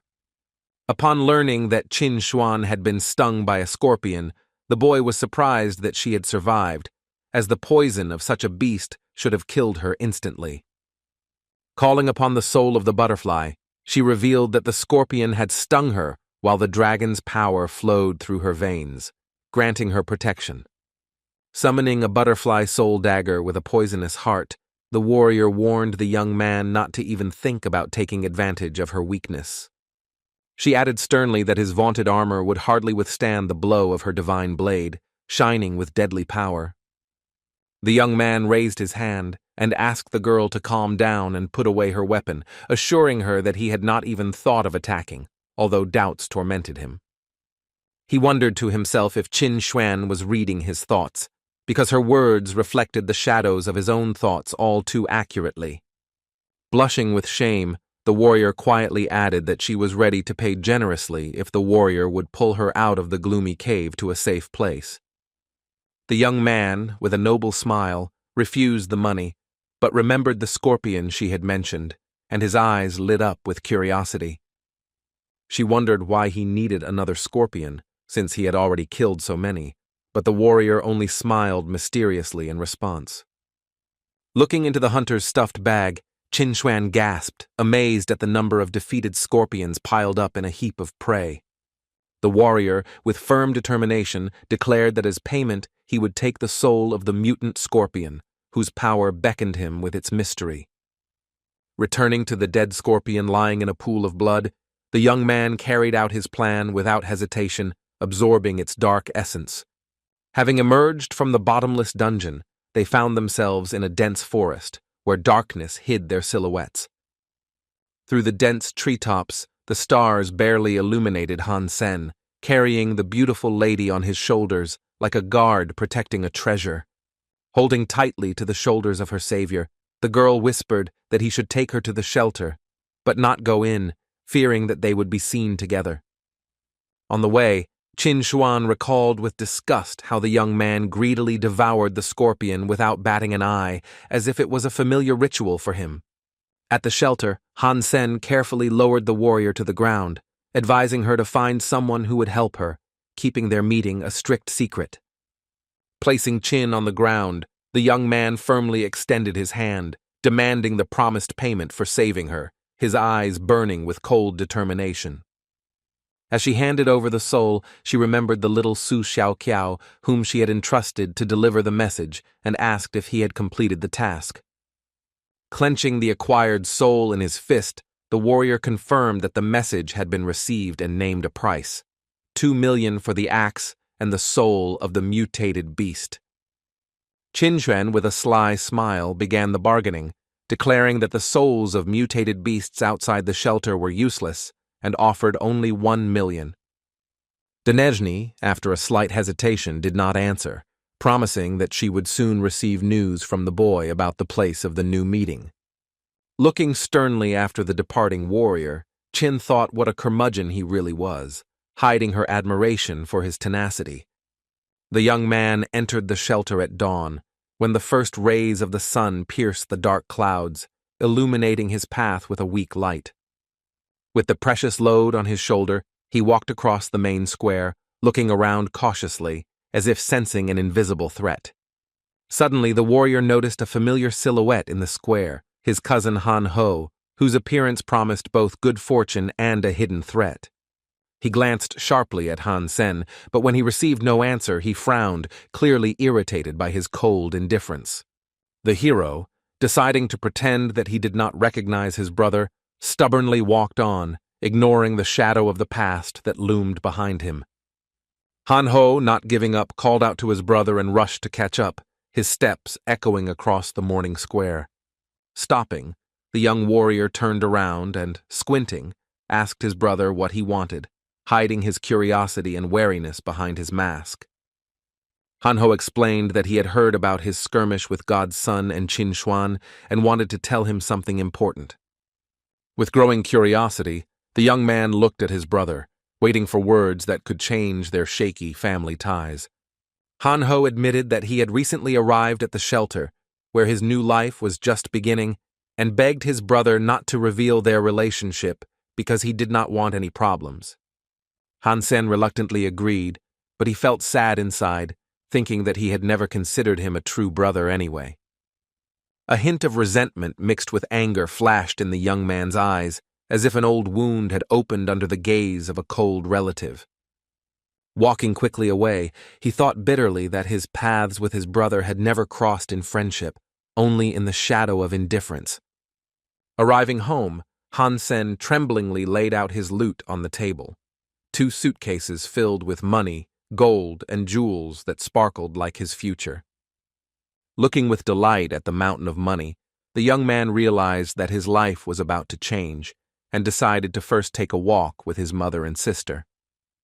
Walking along the alley among the brightly colored shop windows and stores, they stopped at a restaurant that served legendary ice cream. Holding his sister's hand, the young man decided to make her dream come true by treating her to sapphire ice cream, sparkling like a star in her eyes. The girl, beaming with happiness, looked at her brother with love, exclaiming that he was the best, and her smile warmed his heart. His mother frowned and reminded him that ice cream was expensive, and they should save the money he had worked so hard to get. Reassuring his mother, the son confidently explained that his new mutations would allow him to earn more, opening the way to prosperity. He suggested going up to the second floor of the restaurant, where it was quieter, since there were too many noisy customers crowded in the hall. A guard stopped them, saying that the passage was closed, and Hansen looked at him, puzzled, not understanding the reason for the ban. The man politely explained that the second floor was intended only for celebrities and aristocrats, inaccessible to ordinary guests. With annoyance in his eyes, Hansen repeated the guard's words, feeling humiliation burn in his heart like a hot coal. The mother, gently placing her hand on her son's shoulder, calmed him down, persuading him to simply buy ice cream for his sister and forget about the insult. The uneasy feeling still gnawed at Hansen, and he clenched his fists and vowed to himself to become a celebrity so that no one would dare to humiliate him. High above the city, on massive columns, the overhead railway stood proudly, as if supporting the clouds themselves. In a crowded train carriage, a guy was clinging to a handrail and grumbling that this type of transport is always packed to capacity, like sardines in a can. Suddenly, there was a ringing sound. A train wheel jumped off the rail, and the carriage shook, causing horror among the passengers. Panic broke out in the cramped carriage. People were screaming, not understanding what was happening, and the young man was losing his balance in the crowd. He stumbled and clumsily collided head-on with the girl, instinctively grabbing her to keep from falling together. Accidentally touching the girl's cleavage with his hand, he froze, feeling how awkwardness gripped him like an icy grip. The young man's eyes widened, and he was stunned, a drop of sweat rolling down his cheek, revealing his embarrassment in front of the stranger. The girl, exploding with indignation, screamed, "Scoundrel!" and hit her offender in the jaw with her elbow, putting all her rage into the blow. Hansen clutched his jaw and apologized desperately, explaining that the touch was an accident, but his words were drowned out by her anger. Meeting the stranger's gaze, he recognized Chinuan, whose face was flushed with rage when she realized who was in front of her. Stunned, not understanding how their paths had crossed again, he asked the girl what she was doing in this crowded carriage. Shocked by his luck, the loser thought that first the dagger, now the cleavage, such accidents cost him too much. Chin, glaring at him, mentally branded the young man a scoundrel, believing that his stupidity had given way to brazen insolence. The scene attracted curious glances, and some passengers whispered, certain that the young man had deliberately touched the girl's breast. Hansen tried sincerely to explain that it was an accident caused by a slipping train wheel that caused him to lose his balance. But not believing a word, the warrior called him a repeat offender, because this was not the first time he accidentally touched her. Luckily, the train pulled into the station, interrupting the awkward altercation and saving the loser from further accusations from the angry beauty. As she left, Chinuan angrily warned Hansen that next time she would send him to prison, her voice ringing with a cold threat. On the platform at the train stop, the soldiers stood at attention and greeted Chinuan as the station's mistress and mistress. Upon learning that this girl was in command of the garrison, the hero was amazed, realizing that he could be being watched because of her influence. Clutching his head, he bitterly cursed his bad luck, feeling how fate was tripping him up again. As he walked down the street, he frantically thought about how to avoid meeting Chin without revealing his secret identity. Suddenly, a rude shout came from behind him. Someone called him an idiot and ordered him to come closer. The voice sounded with obvious mockery. One of the soldiers, smirking, demanded that the guy come over, stating that he had questions for the suspicious young man. Waving his hand with a forced smile, Hansen said he didn't want to waste the busy soldier's time, hoping to avoid trouble. The soldier, clapping him on the shoulder, firmly stated that his opinion did not matter to anyone, and that it was an order, not a request. The bright sun flooded the dense forest on the mountain slope, casting long shadows from the trees, which seemed to warn the young man of impending danger. The foot squad ran at a light jog along the path between the trees, their footsteps echoing in the silence of the forest, full of hidden threats. The warriors, beaming with joy, rejoiced at the success of the hunt, as they had managed to catch many outlandish creatures for their master. 3 days after leaving the shelter, Hansen was angry that the soldiers dragged him along on a hunt without asking his consent. At the edge of the cliff where the road ended, the young man wondered why the Son of God needed these low-level creatures, tormented by doubts that this was simply a trap. The cliff offered a view of an endless expanse of land and a gigantic bottomless abyss, like a gaping wound in the earth. Looking into the abyss, the Son of God solemnly announced that they had reached their goal, and his voice sounded like the rumble of fate. The platoon commander pointed to one of the soldiers, ordering him to go on reconnaissance, and looked firmly at the others, expecting obedience. Having given the boy a slap on the back of the head, the commander admonished him not to let the squad down, sending the young man after the scout into the unknown. Bent over from the blow, the young warrior gloomily wondered if they would simply be thrown into a dark dungeon in the middle of a wild forest with no chance of return. Upon returning, the scouts led the detachment into a gloomy cave, where torches cast flickering reflections, illuminating the path into the darkness. As they delved deeper into the depths of the cave, the warriors peered vigilantly into the darkness, prepared for any threat lurking in the gloom. The commander, fearless, lit a glowing saber, urging the squad to hurry in order to quickly get the promised money. Descending into a spacious grotto, the warriors saw an underground river, whose waters flowed at the exit of a tunnel hidden in darkness. Bright torches reflected off the rocks, illuminating the space around and giving the cave a mysterious, almost magical glow. The river's current seemed fast, but its waters were surprisingly calm, as if they concealed an unknown force beneath them. One of the warriors reported to Commander Ryu that the tunnel had ended, pointing to the river as the only way forward. The commander grinned and pulled out tiny boats from his pocket, which, upon touching the water, miraculously grew in size. The warriors, amazed, admired this magical invention, which made the crossing convenient and fast, like a gift from the gods. Hansen, watching in confusion, realized that the squad had prepared thoroughly because a new tunnel was visible on the other side of the river. Part of the squad divided into inflatable boats, several people in each, and began crossing the dark waters.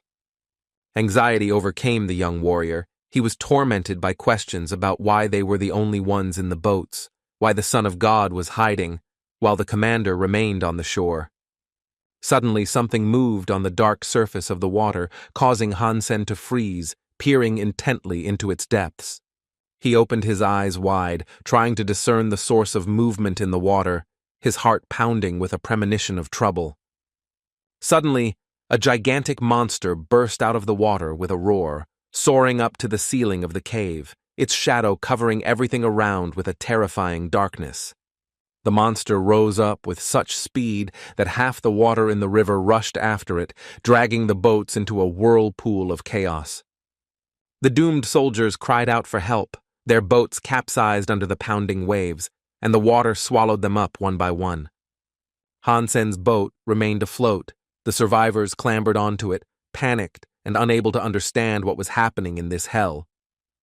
The Son of God, standing on the safe shore, watched the carnage with a smile, rejoicing at the awakening of the beast of divine blood. A huge black water dragon, with eyes blazing with yellow fire, towered over him like a product of the darkest depths. The monster, like a demon from hell, mercilessly devoured people, snatching them from the water with terrifying precision and fury. The survivors in the boats, trembling, swam away from the monster, desperately rowing with oars, but hope melted away with each jerk in the dark water. On the shore they were met not with salvation, but with lightning-fast blows of swords that struck without mercy, like a punishing sentence. The Son of God, shouting threats, executed the fugitives for their cowardice, cutting them into pieces and reproaching them for running like rats, despite his payment. In his anger he was relentless, sending people with furious cries to certain death in battle with the invincible beast of divine blood. The soldiers had no choice but to fight the monster or fall by their own swords, every step leading them to certain death.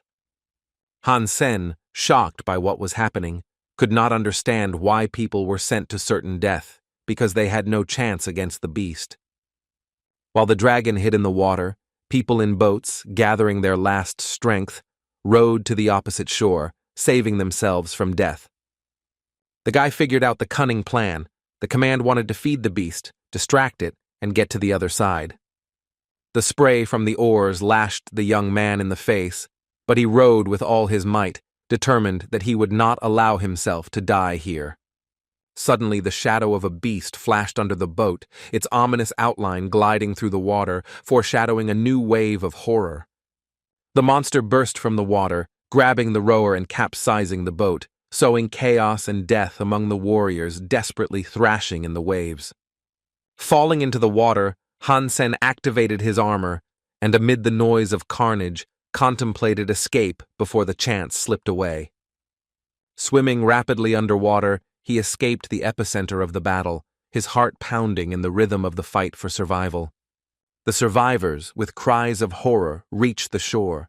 Out of 40 people, only 7 survived, exhausted and broken by fear. Commander Ryu, with a cynical smile, reported to the master that the beast was sated, and now the path to the other bank was safe. The Son of God, with a cold smile, walked forward, indifferently stepping over the corpses of his people, as if they were just dust.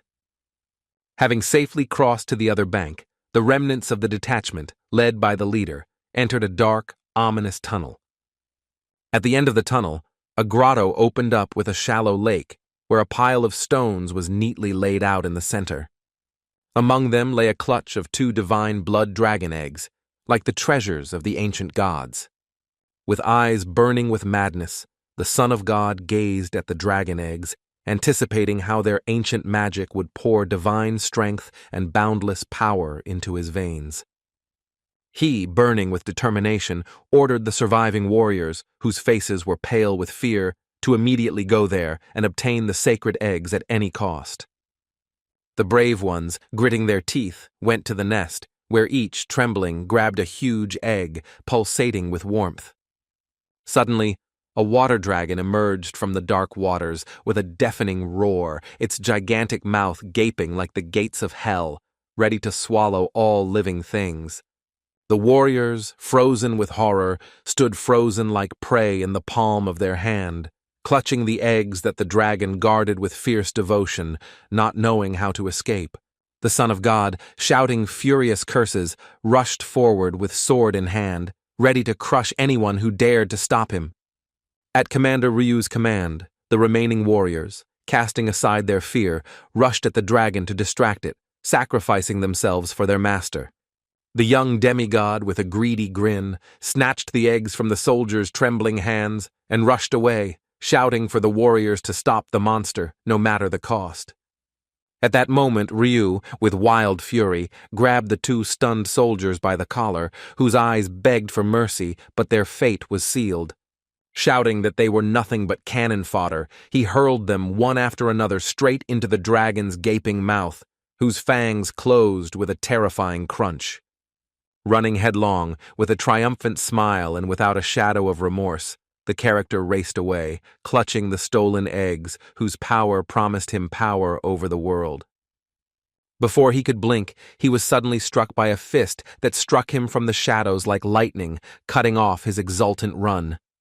At that very moment, his pupils narrowed in horror, and before he could even block, he felt the world around him spinning in a whirlwind of pain and despair. A powerful blow landed right in his face, causing him to drop the precious eggs, which landed right in the hands of the attacker, and he himself collapsed, losing his balance.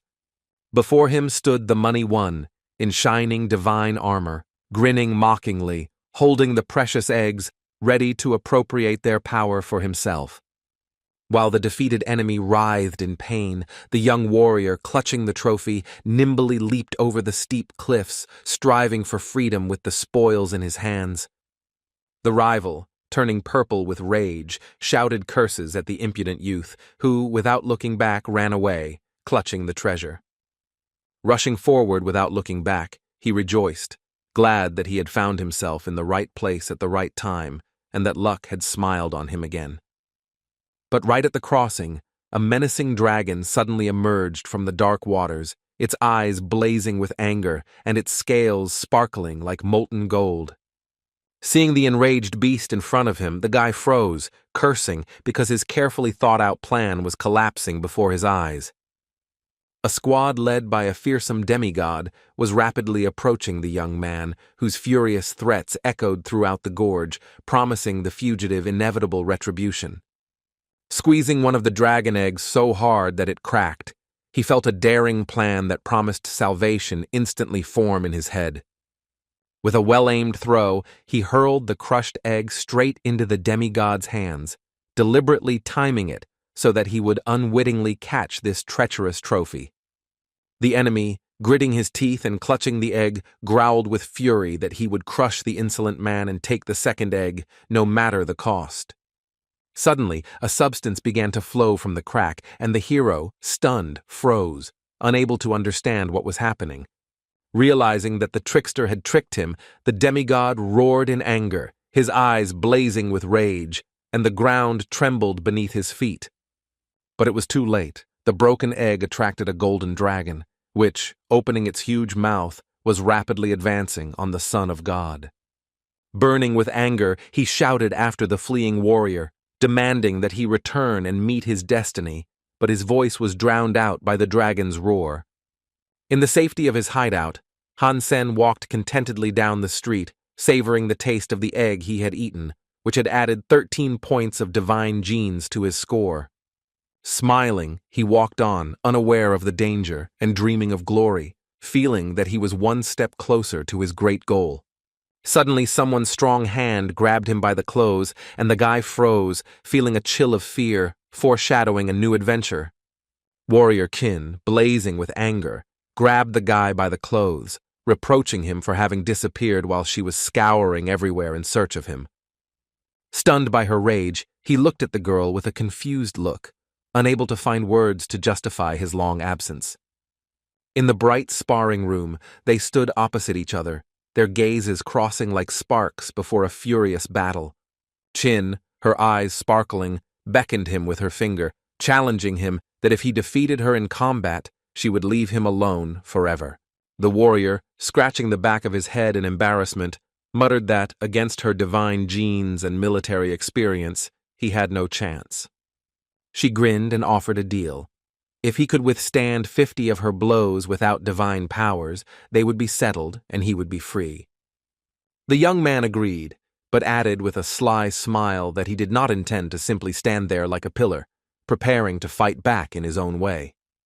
The warrior, adopting a graceful fighting stance, magnanimously allowed Hansen to strike the first blow, her eyes blazing with excitement.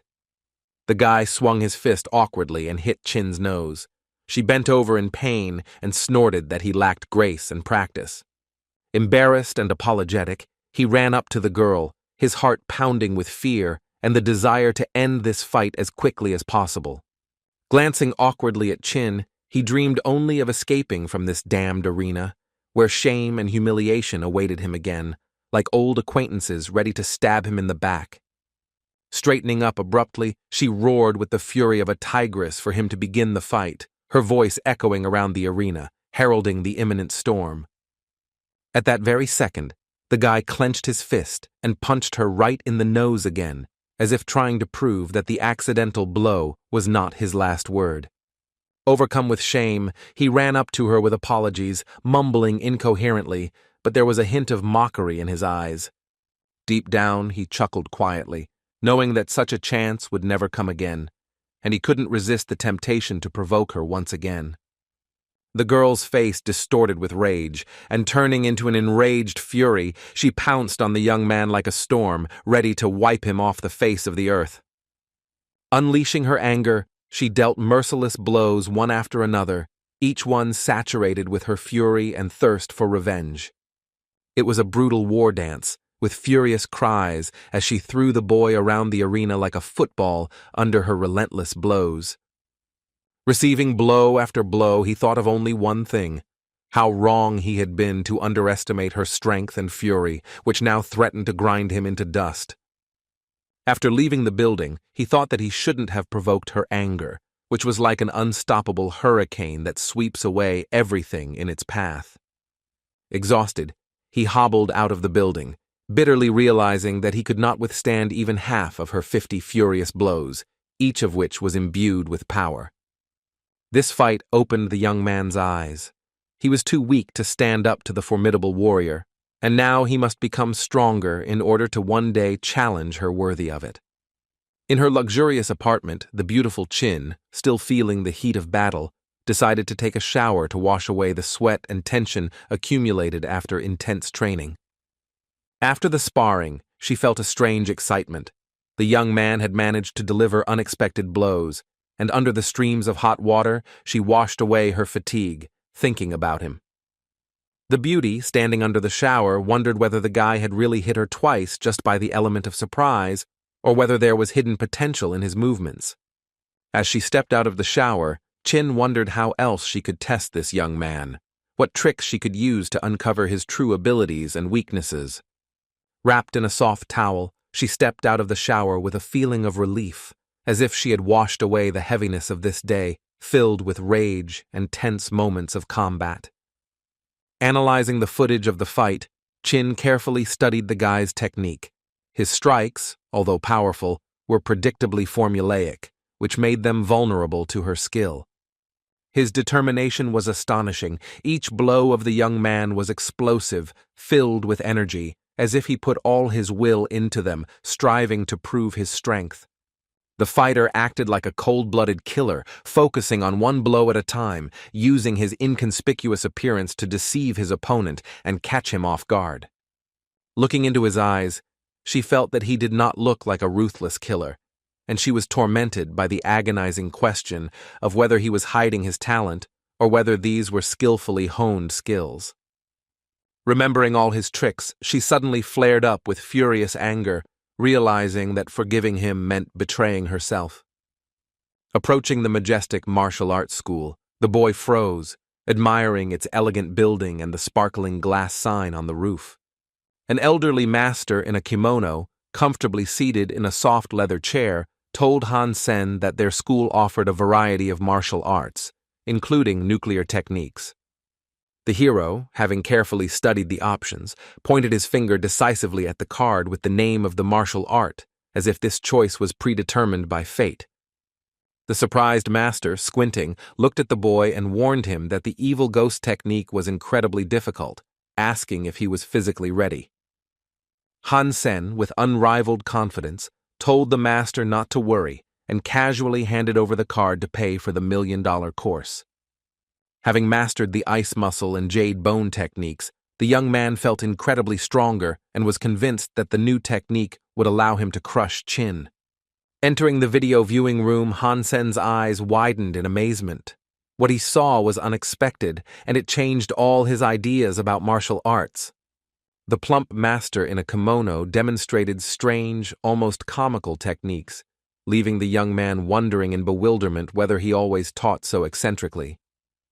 Scratching the air, touching invisible opponents, and awkwardly hugging imaginary figures, the master looked so comical that the young man began to doubt. The man in the kimono wriggled shamefully, looking like a playful kitten, causing the young man to blush with awkwardness, more like a theatrical performance.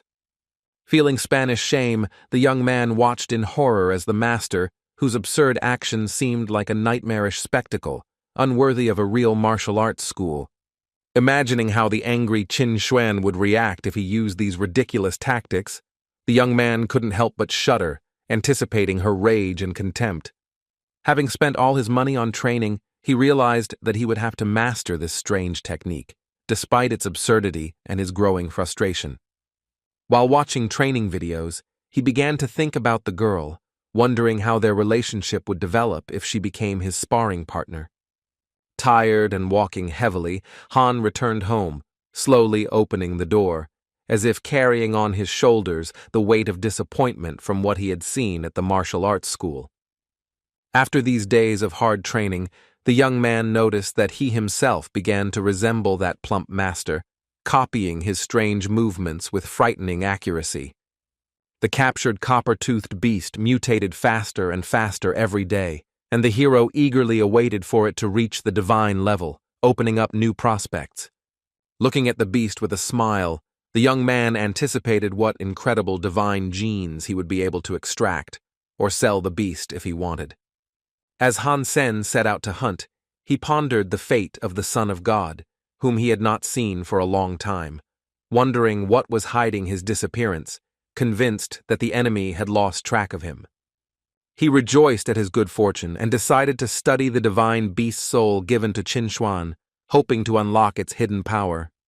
After summoning the soul, the young man was slightly disappointed to see only a cute little cat, whose fragile appearance seemed too weak for the great power of the divine beast. The hero's mouth dropped open in amazement, thinking that Chinuan was trying to make fun of him, as the tiny cat's soul looked more like a joke than a formidable weapon. It was a domestic spirit, a rarity among martial or wild spirits, and Hansen wondered skeptically if this cute little cat could become more than just a decoration. Looking at the cute pet, who looked trustingly at his owner, the guy doubtfully wondered whether he would bring even the slightest benefit in the upcoming battles. Commanding his pet to attack a nearby monster, the young man watched in amazement as the kitten furiously rushed into battle like a tiny warrior full of unexpected courage. A herbivorous mutant, peacefully eating grass in a meadow, paid no attention to its surroundings until a tiny kitten rushed at it with unexpected audacity. The fearless little animal leaped forward and released its tiny claws, attacking the mutant with such fury as if the soul of a mighty predator was hidden within its tiny body.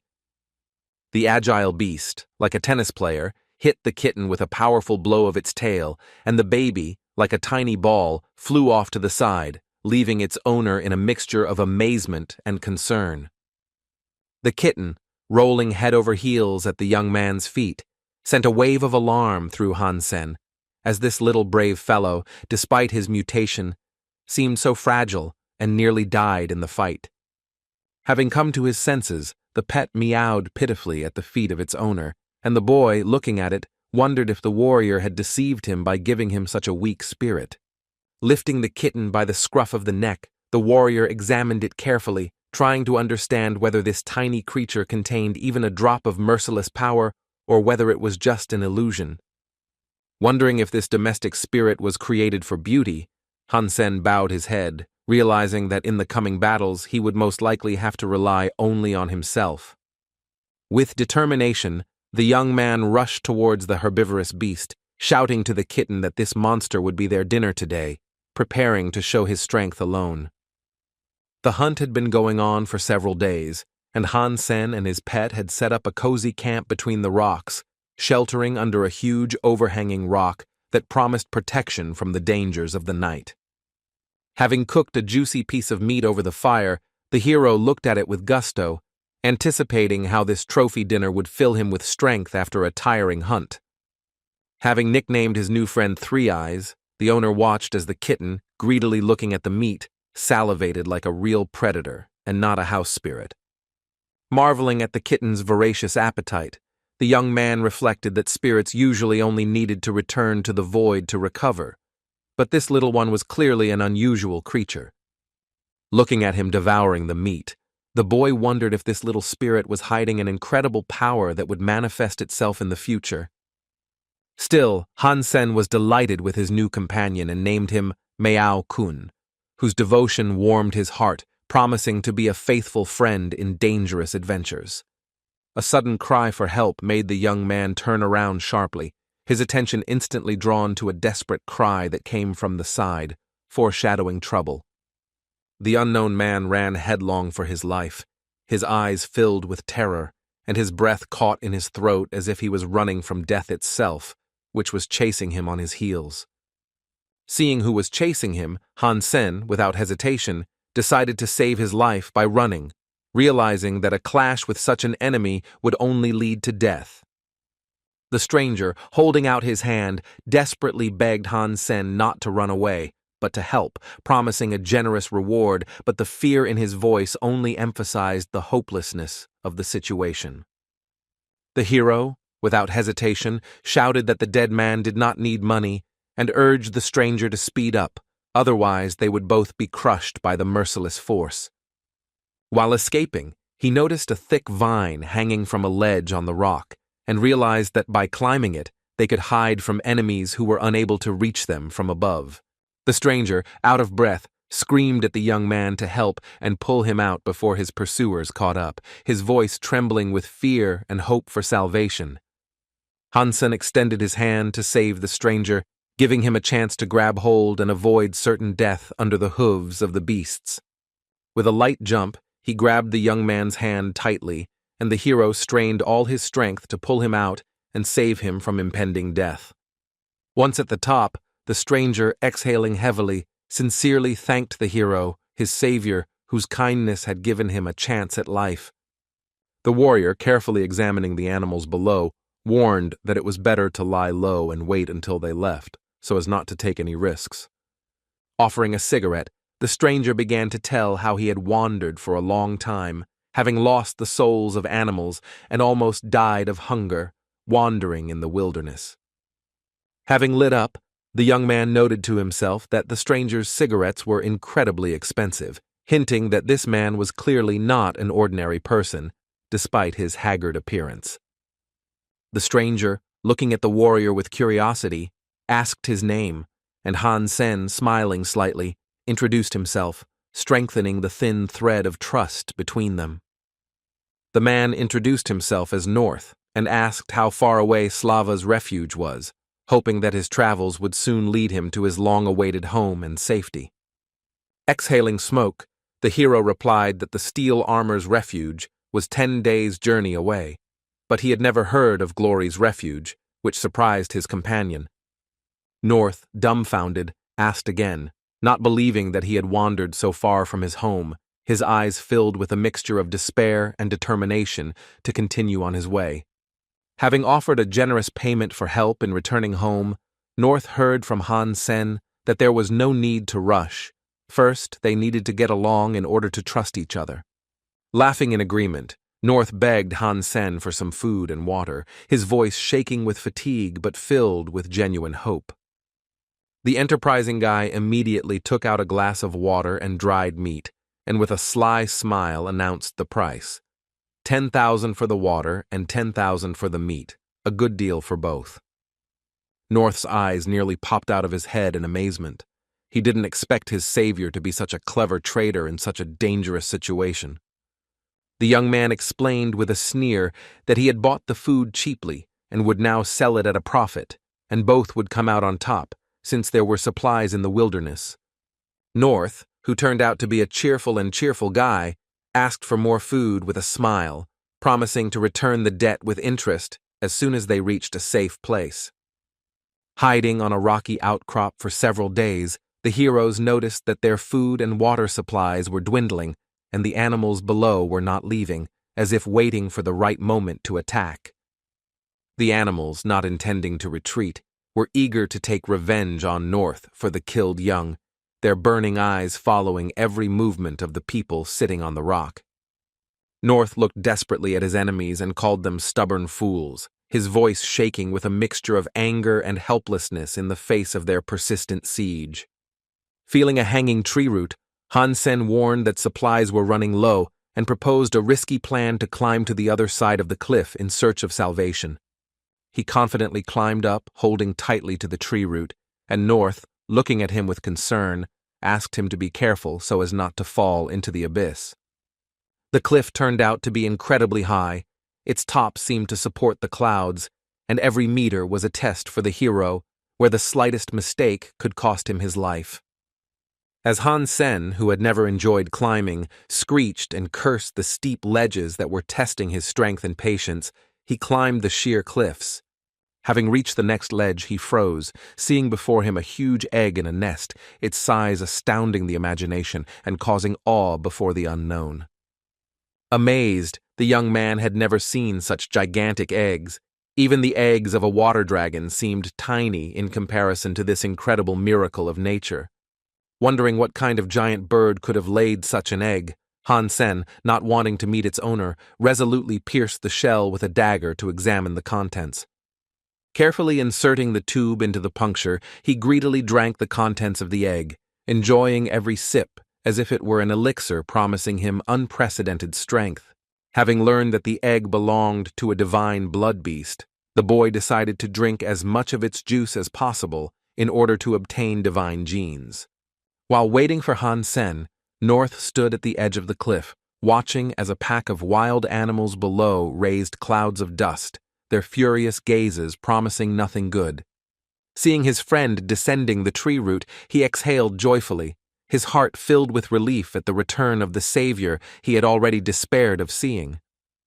Sincerely worried about his friend, the young man began to ask why he had been absent for so long, and what secrets the top of this treacherous mountain concealed. Noticing Hansen's rounded belly, North couldn't resist making a joke, cheerfully asking if he had managed to get pregnant during his mysterious ascent. The hero, brushing aside the jokes, told North about the phoenix eggs of divine blood he had found, handing him a glass of egg juice from which emanated the enticing aroma of power. The guy, not believing his eyes, greedily drank the contents of the glass in one gulp, his face lit up with delight, as if he had tasted something transcendental, bestowed by the gods themselves. With a smile, the young man asked if it was tasty, but with slight disappointment, he added that, unfortunately, he had not been able to extract the divine gene from the egg despite all his efforts. North shook his friend's hand with gratitude, his eyes shining with genuine appreciation for the rescue and the incredible gift shared in a difficult moment. The hero sternly warned North that his reputation in the shelter had been severely damaged and advised him to stay away so as not to bring unnecessary trouble upon himself.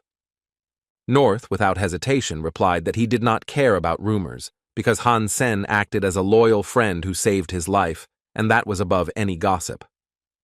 Clenching his fists, he sternly declared that if anyone dared to hurt his friend, they would regret it, his voice trembling with determination to protect the boy at any cost. Having gotten out of trouble and saying goodbye, North happily waved his hand after him, and the hero thought that this open guy was worthy of true friendship.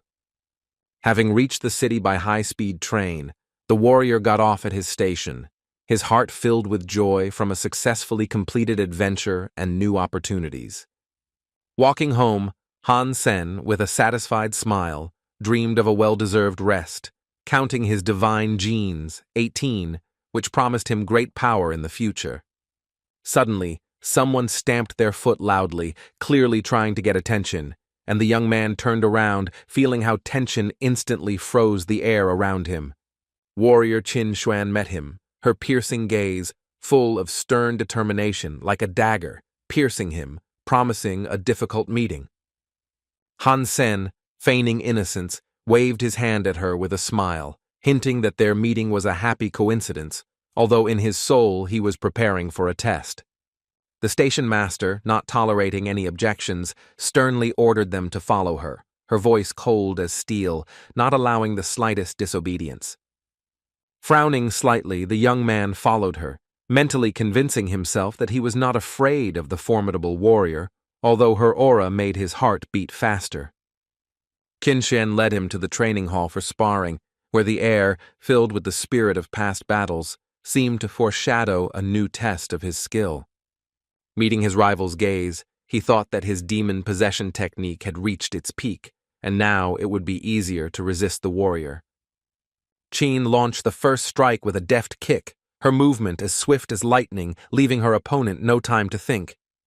While dodging the attack, the boy mockingly asked Lady Chin if she had forgotten to warn her about the start of the fight, deliberately provoking her to throw her off balance. Ignoring the words, the warrior continued her furious attack, confident that she had figured out the guy's secret, his technique of surprise, and did not give him a chance to strike first. Noticing the warrior's blows as if foreseeing the future, Hansen skillfully dodged again and again, his movements precise as a dancer reading the rhythm of the fight. Timing himself perfectly, he caught her leg in mid-flight, his grip swift as the claws of a predator ready to turn the tide of battle. The astonished warrior's mouth fell open in amazement, her carefully thought-out tactics shattered in an instant, leaving her vulnerable to the unexpected skill. Like a legendary wrestling master, the boy pinned Chinuan to the arena floor, twisting her leg until she began to pound her fist on the floor in surrender. With a slight mockery, holding his grip tightly, he asked Lady Chin if she was giving up, his voice full of confidence, teasing her wounded pride. Growling like an enraged wolf, she furiously replied that Hansen would never be able to defeat her in this life, her eyes blazing with unwavering determination. In anger, she released her soul, and a fiery beast full of rage appeared before Hansen, causing his heart to clench at the power of the creature. Barely managing to jump away from the enraged fire lion, the boy shouted that this was a violation of the rules, but his voice was lost in the roar of the unstoppable beast. The fire lion's attacks continued, and with one powerful blow he smashed the arena wall, leaving chaos in his wake and causing everyone to freeze from his destructive power.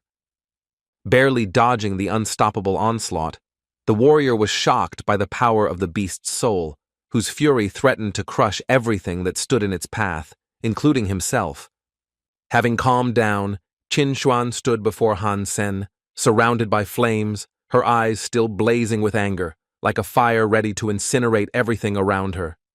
The guy, sitting on the floor and breathing heavily, realized that the warrior still surpassed him in all characteristics. Her strength was an unattainable peak. Exhausted, he looked at the girl as she turned away, trying to contain her anger, her tense figure radiating a power beyond his comprehension. Clutching his head, the young man felt ashamed, realizing that his overconfidence had made him look like a fool, unable to resist her overwhelming power. After coming to her senses, Chin thought that Hansen's ability to anger her and deflect her blows showed that he had made significant progress since their last meeting.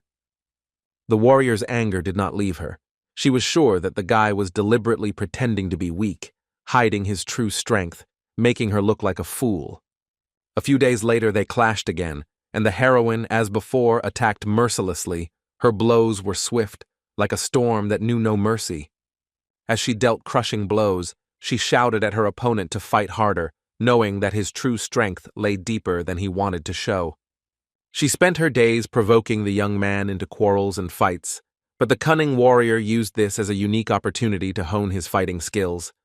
As the sun set, illuminating the tops of the skyscrapers with the sunset light, their grueling training would come to an end, leaving Hansen with thoughts of her unrelenting strength. Every time he was beaten after a battle, he thought that there was not a drop of tenderness in Chin, only a steel will and ruthlessness tempered in countless battles. Having left the building and taken only a few steps from the entrance, the boy heard someone calling him. The voice was loud and familiar, instantly making him turn around. The attractive Xuexi, waving her hand joyfully, announced that she had passed the initiation rite and could now enter the shelter, her eyes shining with anticipation of new adventures. Hansen, surprised by how quickly time was flying, thought that Xuexi would grow up in the shelter just like him, learning its harsh laws and hidden possibilities. The flying car, descending vertically, hit them with a powerful stream of wind from its turbines, ruffling their hair. When the car door opened, a foot gracefully emerged from it, wearing an expensive shoe, hinting at the status and wealth of the owner who appeared next. The stylish young man, addressing Xuexi as his sister, sternly asked her to use the home teleporter instead of public transport, out of concern for her safety. The girl, with a warm smile, introduced Hansen to her brother as a childhood friend whose support had always been a pillar of strength for her in their shared past. The boy extended his hand in a friendly manner for a handshake, his open smile reflecting a sincere desire to establish contact with the brother of his childhood friend. But the man in dark glasses, looking coldly like a Terminator, declared that someone like Hansen was unworthy of being his sister's friend, his voice harsh and unyielding. Shielding his sister, the man sternly ordered Hansen not to approach her, threatening that otherwise he would not stand on ceremony. His tone did not tolerate objections. Asking back boldly, Hansen mockingly asked if he was the one being threatened, or if the Terminator had simply made a mistake, his eyes sparkling with challenge and confidence. Throwing an icy glance at the man ordered him to keep quiet, his voice full of arrogance, as if he already considered the boy a defeated opponent. Deciding to teach the impudent youth a lesson, the man launched a swift kick, his movement fast and precise, promising a serious lesson for the enemy. Recognizing the demon possession technique, Sen was amazed by the skill, as even Chinuan would have envied such art, executed with frightening precision. Anticipating the enemy's movement, the warrior easily dodged the attack and pounced on the enemy with lightning speed, his reaction similar to the instinct of a predator. Grabbing his enemy by the collar and throat, Khan threw him to the floor with the ease of a soft toy, demonstrating a strength no one suspected. The blow was so powerful that the Terminator's glasses flew off and his breathing was momentarily interrupted, leaving him helplessly gasping for breath from the unexpected defeat. Not expecting such resistance, the man screamed in panic, his hysterical voice echoing through the street, betraying his fear of the enemy's power. Xuexi, watching the fight in horror, screamed at Senu, begging him to stop, her voice trembling with fear for both her brother and her childhood friend at the same time. Rising to his feet, the defeated enemy threw a couple of insulting phrases at the boy, but his words, full of malice, were only reflected in the young man's calm confidence. Ignoring the insults, the hero turned to Xuexi, gently reassuring her that her brother was strong enough and would not fall apart from one fall, despite his anger. Having defended his honor, the warrior calmly headed home, telling Xuexi that they would have dinner another time, since the late hour was no longer conducive to feasting. Gritting his teeth in rage, the girl's brother quietly growled Hansen's name, his voice trembling with suppressed anger, promising a new meeting with this impudent youth. Having finally come to his senses, he muttered that he was a very interesting guy, but Xuexi asked not to touch him, assuring him that he did not want a conflict. With a sly grin, as if he was plotting something devious, the brother asked Shui to invite Sen to dinner to pay him back for the recent skirmish. The puzzled sister looked at her brother, not understanding what male interests were at odds in this conflict, but her intuition told her that it was not about a simple dinner. Sitting at his computer, the hero scoured the forum for deals, as an unsuccessful hunt in the mountains had deprived him of the opportunity to earn money from animals. On the forum, he came across an ad from North who was looking for animals and mutant blood, clearly willing to pay handsomely for the rare trophies so valuable in the shelter. Mutant blood and beasts were in short supply, and the young man realized that obtaining them would not be easy, but this opened up the chance for a profitable deal with his new acquaintance. Among the ads, he noticed a request for an escort, which required only one thing: to single-handedly deal with 10 primitive creatures which suited his skills. The advertisement promised 10,000 a day and 150,000 at the end of the contract, and Hansen, having done the calculations, decided that this was a very generous offer. For the task, the warrior needed to find a suitable weapon, and he remembered with regret the broken spear of the Bronze Crescent, which had served him faithfully in battle. Unexpectedly, he stumbled upon a tempting offer: a Black Knight bow and spearhead arrows, the perfect hunting combination that promises devastating power. The bow and arrows had tremendous killing power, but suspiciously, the listing had been on the forum for a long time, and the guy wondered why no one was rushing to buy such a formidable weapon. The Black Knight bow had a range of 800 meters and could penetrate armor at 300 meters, but it required 7 units of strength, which is why it was likely avoided. After assessing his strength, the hero realized that the ice muscle and jade bone technique had raised his stat to 8, which was enough to use a powerful bow. With $1 million in his pocket, he wrote to the seller, but there was no answer, and he began to doubt whether his funds were enough to buy such a rare weapon. Leaning back in his chair, he wondered if the seller was unhappy with the price or simply offline, and his interlocutor's silence was causing him growing anxiety.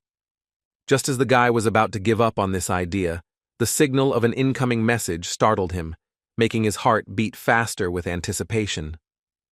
The seller agreed and sent the bow through the website.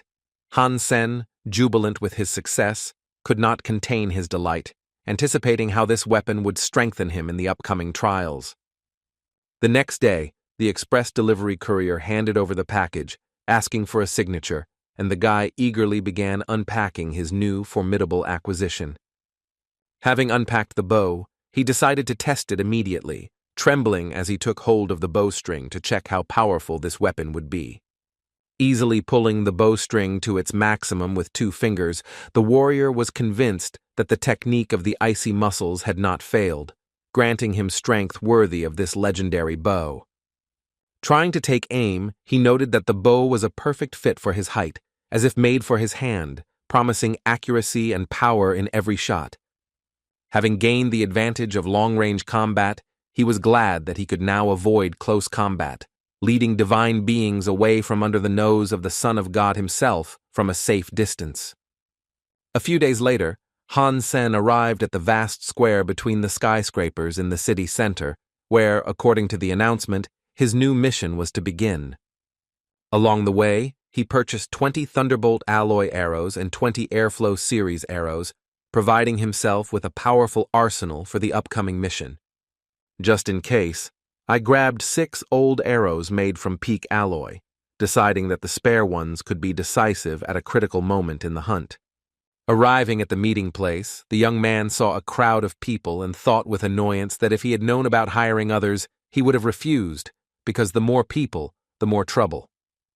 Suddenly, a blond boy jumped out from the buzzing crowd, boldly pointing his finger at Hansen and shouting that it was he, the very same guy who allegedly plunged a knife into Chinuan's thigh.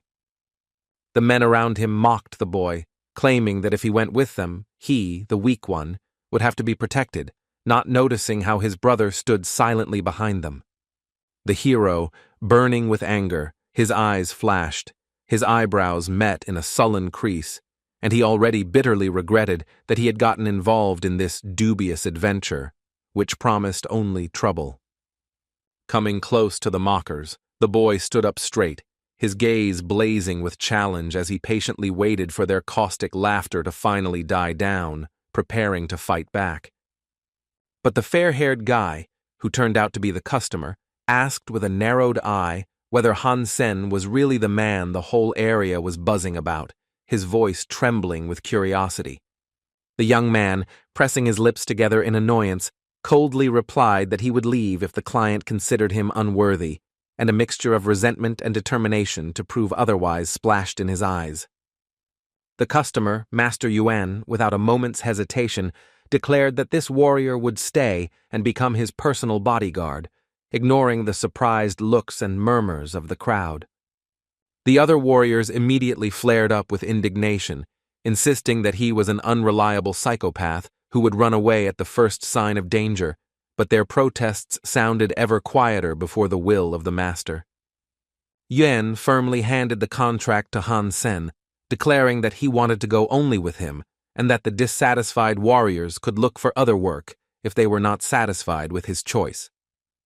The young man, without delving into the details of the contract, casually signed it, confident that it was a trivial matter, unaware of the trials that awaited him ahead. A soldier standing nearby grinned and whispered to Hansen that he was a lucky man, but he should just try to let Master Yuan down. Otherwise, he would regret ever taking on this matter.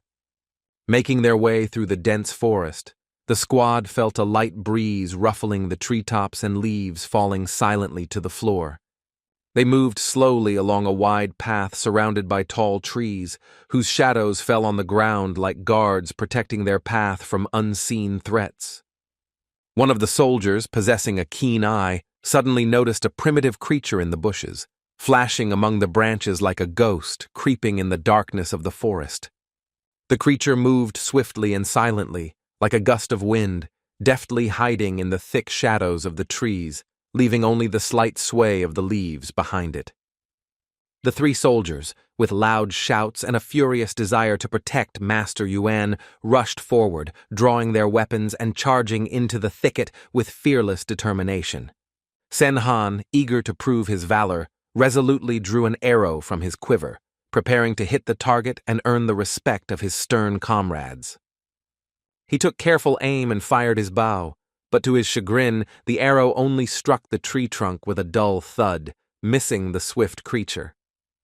Behind him, an indignant cry was heard from one of the soldiers, who sarcastically said that this maniac did not know how to shoot at all and was only disgracing the squad. Ignoring the ridicule, the boy, with stubborn determination, took out a new arrow, realizing that his bow was strong and required more strength for an accurate shot. The annoying soldier, pestering Hansen with caustic questions, reproached him for not being able to hit the target even from 20 meters away, mocking his skills as an archer. The impudent boy, without relenting, called the archer a disgrace, sarcastically asking how he could train at all, being, in his opinion, at such a high level. Behind the young man's back, his brother Han Ho, not believing in his abilities, quietly whispered to him to remain silent and not to betray his brother, otherwise they would both face shame in the eyes of the squad. Approaching the gloomy cave, the squad noticed three wild creatures of a primitive appearance, their eyes glowing with malice, ready to attack the intruders. The archer, having taken a strategic position on a rock ledge, held his bow, ready to cover his comrades if the wild creatures proved too dangerous for the squad. Master Yuan was genuinely delighted at the chance to stain his blade with blood and sternly ordered the mercenaries not to interfere, wanting to deal with the enemies.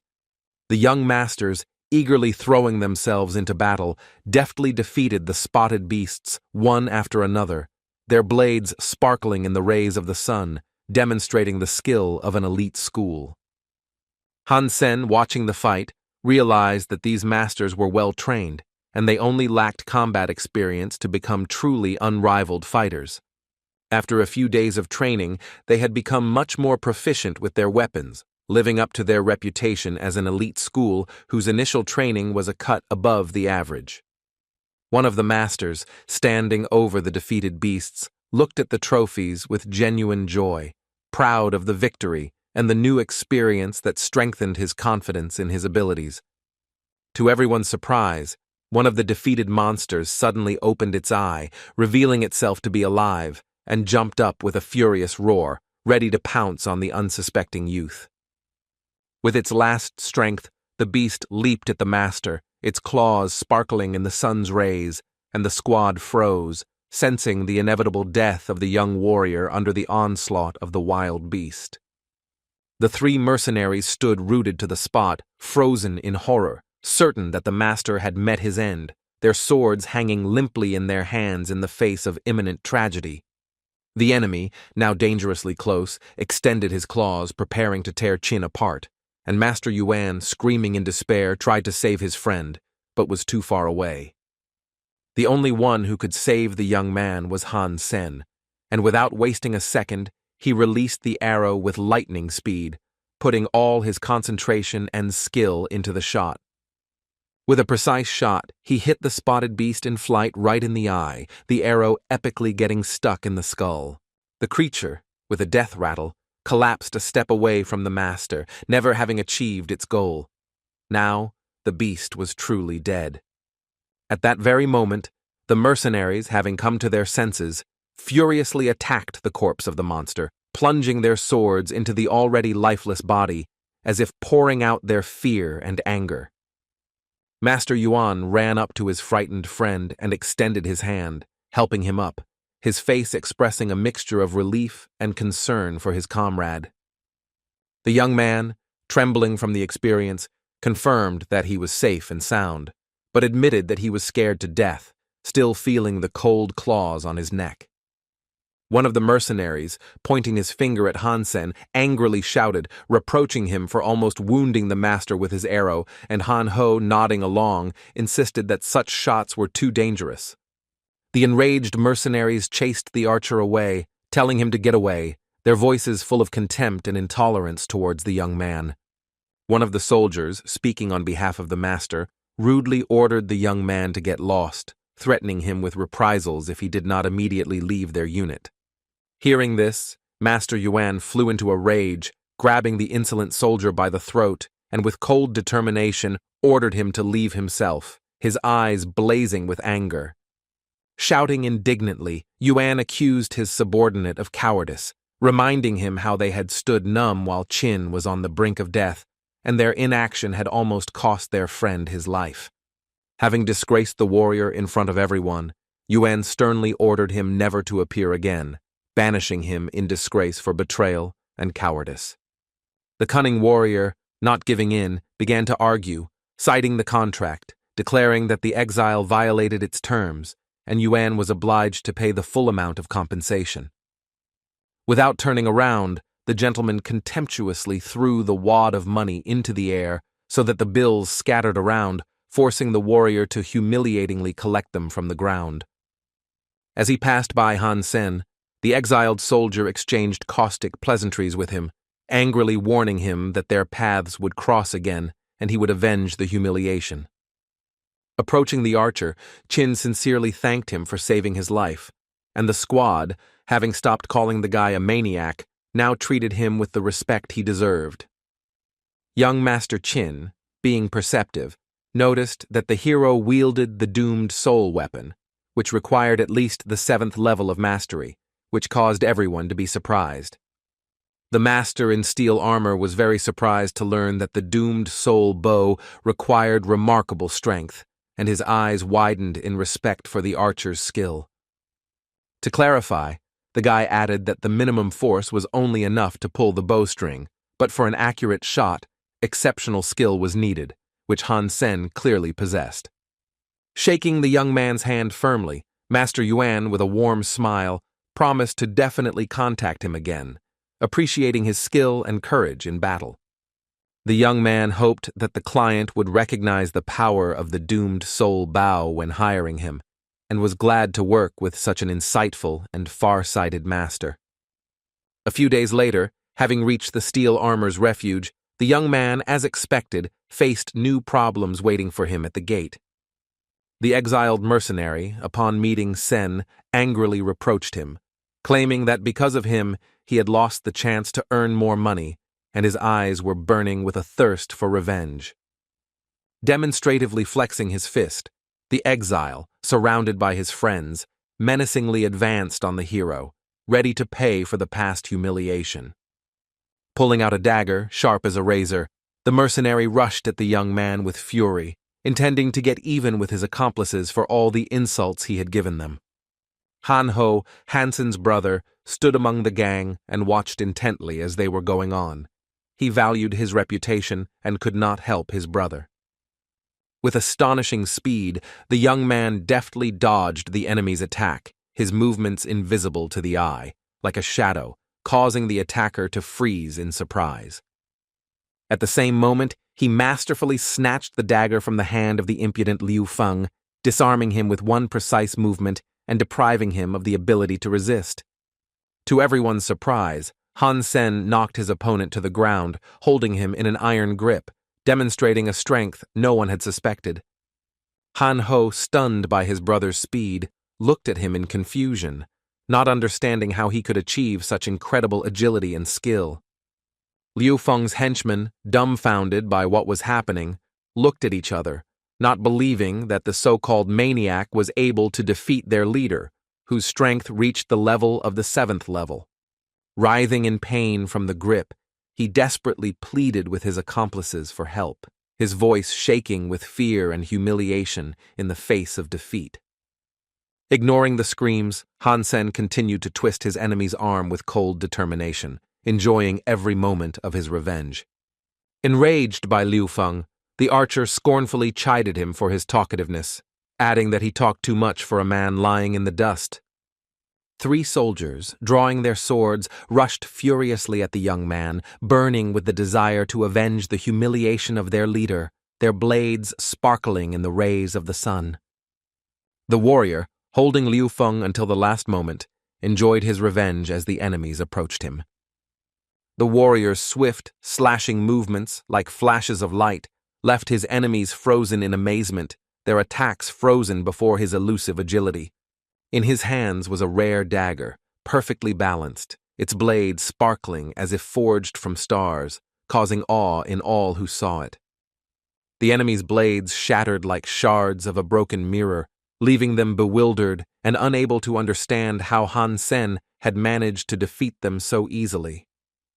Having examined the dagger, the young man was surprised to recognize it as a rare weapon from the cutting steel series, whose fame thundered among the masters of blade art. Han Ho frowned and looked at his brother with disbelief, unable to believe that he had become the owner of such a powerful and legendary weapon.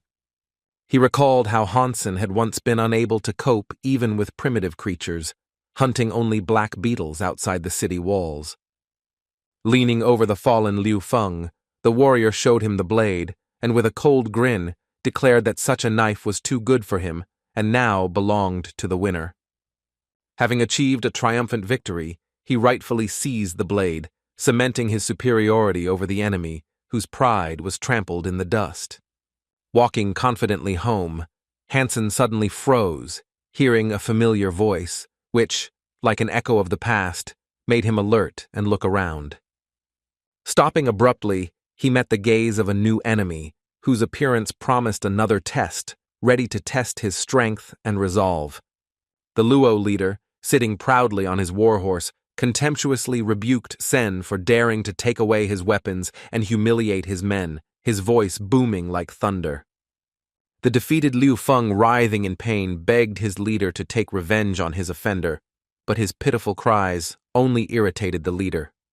Luo, realizing that revenge would not bring honor, contemptuously called Liu Feng a useless fool whose weakness had disgraced the squad in front of an insolent enemy. Taking out a long whip and waving it threateningly from his horse, he declared with cold determination in his eyes that he would introduce the young man to death, and his whip cut through the air. Snatching his new dagger, cutting steel from its sheath, he deflected the blows of the whip with skill, his movements as precise as a dance with the blade. Blocking the attacks, the warrior realized that Luo was a formidable opponent with a strength of level 9, whose power was legendary, and fighting him required complete concentration. Luo, continuing to attack, couldn't believe that Han, a former loser, was blocking his whip so easily, and the rage in his heart flared up with each block. In the midst of the battle, he realized that the boy could not be left alive, because his incredible potential made him a dangerous enemy, capable of shaking his leadership. Shouting that the youth was seeking death himself, the rider lashed out furiously with his whip, each blow filled with hatred, but the youth did not lose his composure in the face of the onslaught. Possessing supernatural speed, he chose the moment between the blows of the whip, drew his bow with lightning speed, loaded an arrow, and prepared for the decisive shot. The enemy certainly didn't expect this. His mouth gaped as he realized that if Hansen let go of the bowstring, his life would end under the precise shot of the daring archer. Han Ho, amazed, could not believe that his brother dared to challenge Luo Tianyang himself, whose fame thundered among the warriors. The subordinates, frozen in anticipation, could not take their eyes off the fight, amazed at the madman who dared to threaten one of the best fighters chosen by the gods. The young man, straining with all his strength, held the bowstring at its limit, ready to kill Luo with one arrow if he took even a step, his gaze hard as steel. Qin Shen suddenly appeared and intervened decisively, ordering the boy to lower his bow. Her voice was commanding and did not tolerate objections. Just as sternly, she ordered Luo, her subordinate, to lower the whip, her eyes blazing with anger, demanding immediate submission from both warriors. A bead of sweat slowly trickled down Han Sen's cheek, betraying the immense tension with which he held the bowstring taut, ready for the decisive moment.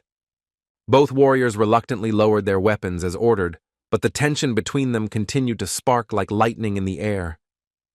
Luo, blazing with pride, furiously accused the guy, reminding Qin that he had already shown disrespect to her, and now to him, and deserved to die. The warrior, not tolerating insolence, immediately used powerful restraining magic, silencing Luo, its power suppressing his arrogance. Qin Xuan's powerful magical attack knocked the whip out of Luo's hands, causing him to fall from his horse in disgrace and hit the pavement painfully, causing a commotion among his underlings. Luo's henchmen ran up to their commander and quickly helped him up, as he winced in pain and tried to salvage the remnants of his pride. Qin, her green eyes flashing, said with authority that she would deal with her people herself, and no one dared interfere in her affairs. Her voice was cold as steel.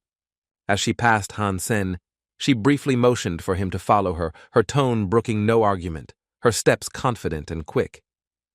Luo's pride was trampled, and he watched them go with an offended look, clenching his fists, swearing to avenge his humiliation in front of everyone. The soldiers watching the scene were now whispering that Hansen, now the warrior's new favorite, had changed their opinion of him dramatically. Luo, burning with rage, gritted his teeth, mentally vowing that he would not leave the humiliation unanswered and would find a way to get even with the offender. Qin brought the young man to her office in the city center, a majestic building with marble columns that exuded the power and grandeur of her organization.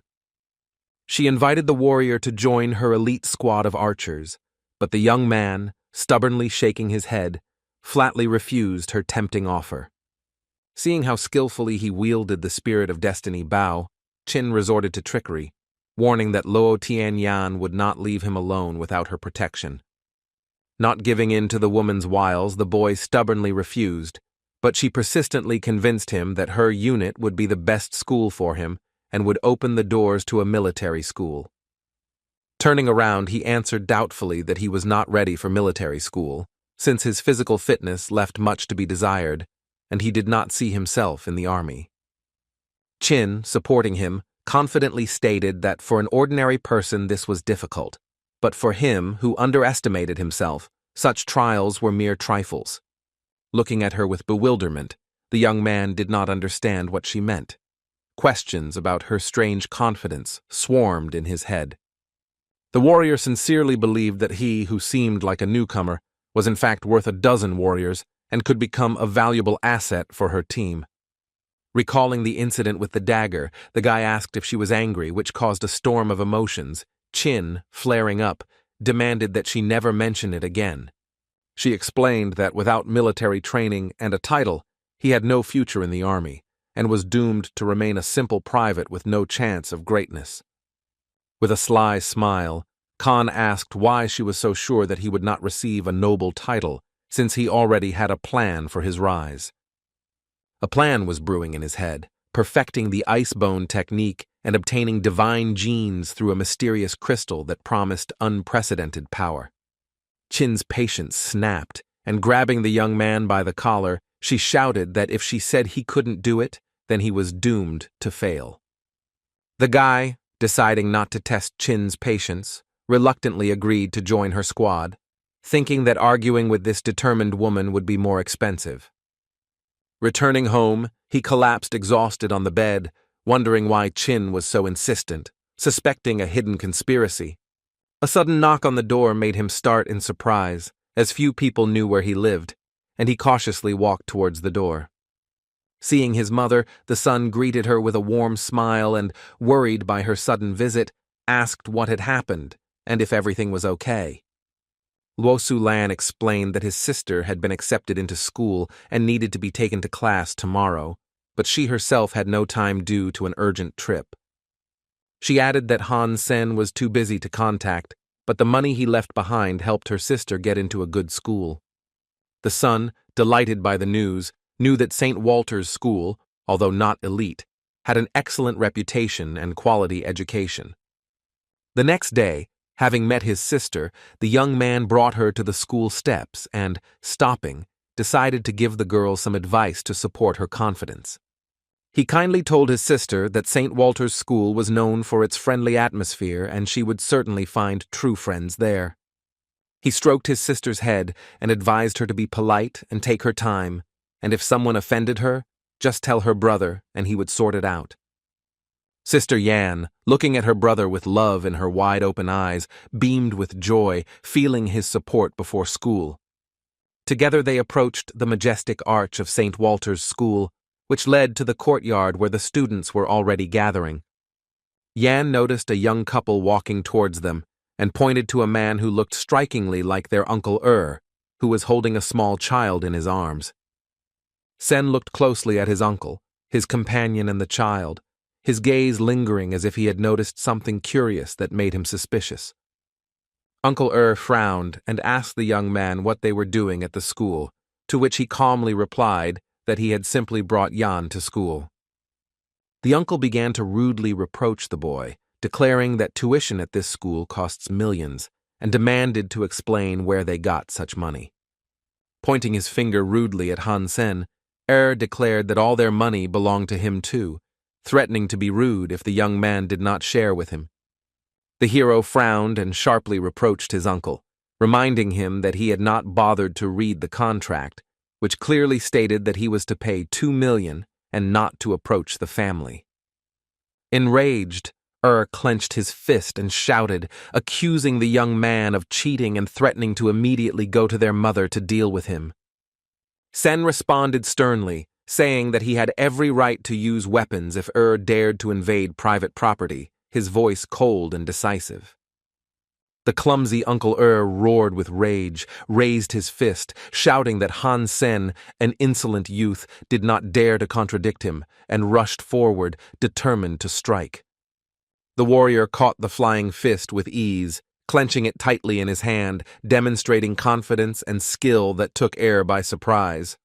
Using a simple self-defense technique, he easily pinned the fat to the sidewalk like a sack of potatoes, leaving him writhing in pain. Standing over the defeated villain, the boy sternly warned that if dared to come to his home, he would say goodbye to life without any regret. Little Yan, looking at her older brother with admiration, was proud of him, thinking that he was magnificent, a real hero, the protector of their family. Era's companion, grabbing her son in her arms, hurried to school, whispering reassurance to him that she would soon call the police to deal with the enemy. The guy holding a recording device told with a grin that he filmed him with a beautiful girl and a child, hinting that Air's wife would be curious. The fat man, bursting into obscene language, demanded that the recording be deleted, his face burning with anger, but he was powerless against the strong warrior. As he reached for the device, the young man deftly grabbed his arm, twisting it hard, causing his uncle to groan again in pain and humiliation. Looking at the helpless heir with a smile, Hansen noted that they were still a family and could come to an agreement. He would delete the recording if his uncle transferred 2 million to him. Cold sweat broke out on Air's face. He muttered that this was some kind of nonsense, but his eyes betrayed his fear of the determined and relentless warrior. The guy, tightening his grip on Ear's arm, coldly demanded that the 2 million be transferred right now, leaving the scoundrel no chance to object. With a trembling hand and a heavy heart, he agreed and made the translation, his face twisted in humiliation and anger, but he was powerless against Hansen. As he left, the guy grinned and said he would delete the video if he was in a good mood, and warned not to come to his house to avoid problems. Having received what he deserved, the man remained sitting on the sidewalk, clutching his injured arm, his gaze full of impotent rage and humiliation. Watching his nephew leave, he shouted a few insulting phrases after him, promising that he would regret his impudent act. Looking at the marks on his hand, wondered when Hansen had become so tough, because before he was quiet and did not show such anger. Yan, unfortunately, was late for class, but as he walked along the road, the boy was worried that he had frightened his sister with a fight, and his heart sank with guilt. Clutching his head, he swore to himself that he would never use force in front of his sister again, because she was still young and should not see violence. Passing by the physical training center, he decided to go in to test his skills, honed by days of training in the ice muscle technique. The Combat Physical Training Center contained halls with a variety of challenges, from simple courses to complex rooms designed to test the warrior's skills. The young warrior Zhao Boshan, burning with ambition, passed the tests, striving to reach the AA level and become the captain of a starship. When he reached the testing room, he found it occupied and sighed sullenly. Looking at the red signal of the indicator, because he came to an empty hall, he deliberately lowered his hands, envious of his opponent's luck. Deciding not to waste any time, Zhao activated the screen to observe the proceedings in the room, his curiosity overcoming his irritation at the wait. On the screen, the young man, using the soul of the beast, furiously broke through hordes of robots. His movements were swift, but Zhao considered this tactic useless. He believed that for a perfect result, he needed to overcome 100 meters of robots, and his own record was only 76 meters, and he doubted the stranger's success. He was sure that a warrior with the soul of a beast would not get further than 80 meters, and his tactics were doomed to fail against such a dense wave of machines. But Hansen, having transformed into a centaur, tore through all the robots with unprecedented power, leaving only debris behind. Seeing the warrior's result on the monitor, Zhao Boshan froze, his pupils narrowed in shock, and his confidence gave way to amazement at the hero's skill. The warrior received an SSS rating for the test, completing the 100-meter robot run in an incredible 7.8 seconds, setting a record that shocked everyone at the training center. Zhao Boshan's mouth gaped open, and he stood there in amazement, not believing that anyone could defeat the robots in such a short time, thinking it was impossible. All the robots were completely destroyed, their fragments littering the floor, testifying to the crushing power of the unknown warrior who had passed the test. The boy, stunned, wondered who this mysterious warrior was, whose incredible speed and strength had turned his idea of the capabilities of fighters upside down.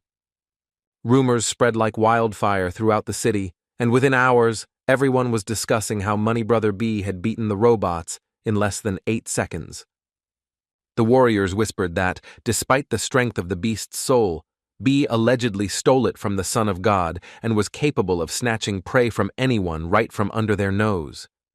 The luxurious seaside villa, surrounded by palm trees, bananas, and coconuts, offered breathtaking views that created the atmosphere of a tropical paradise.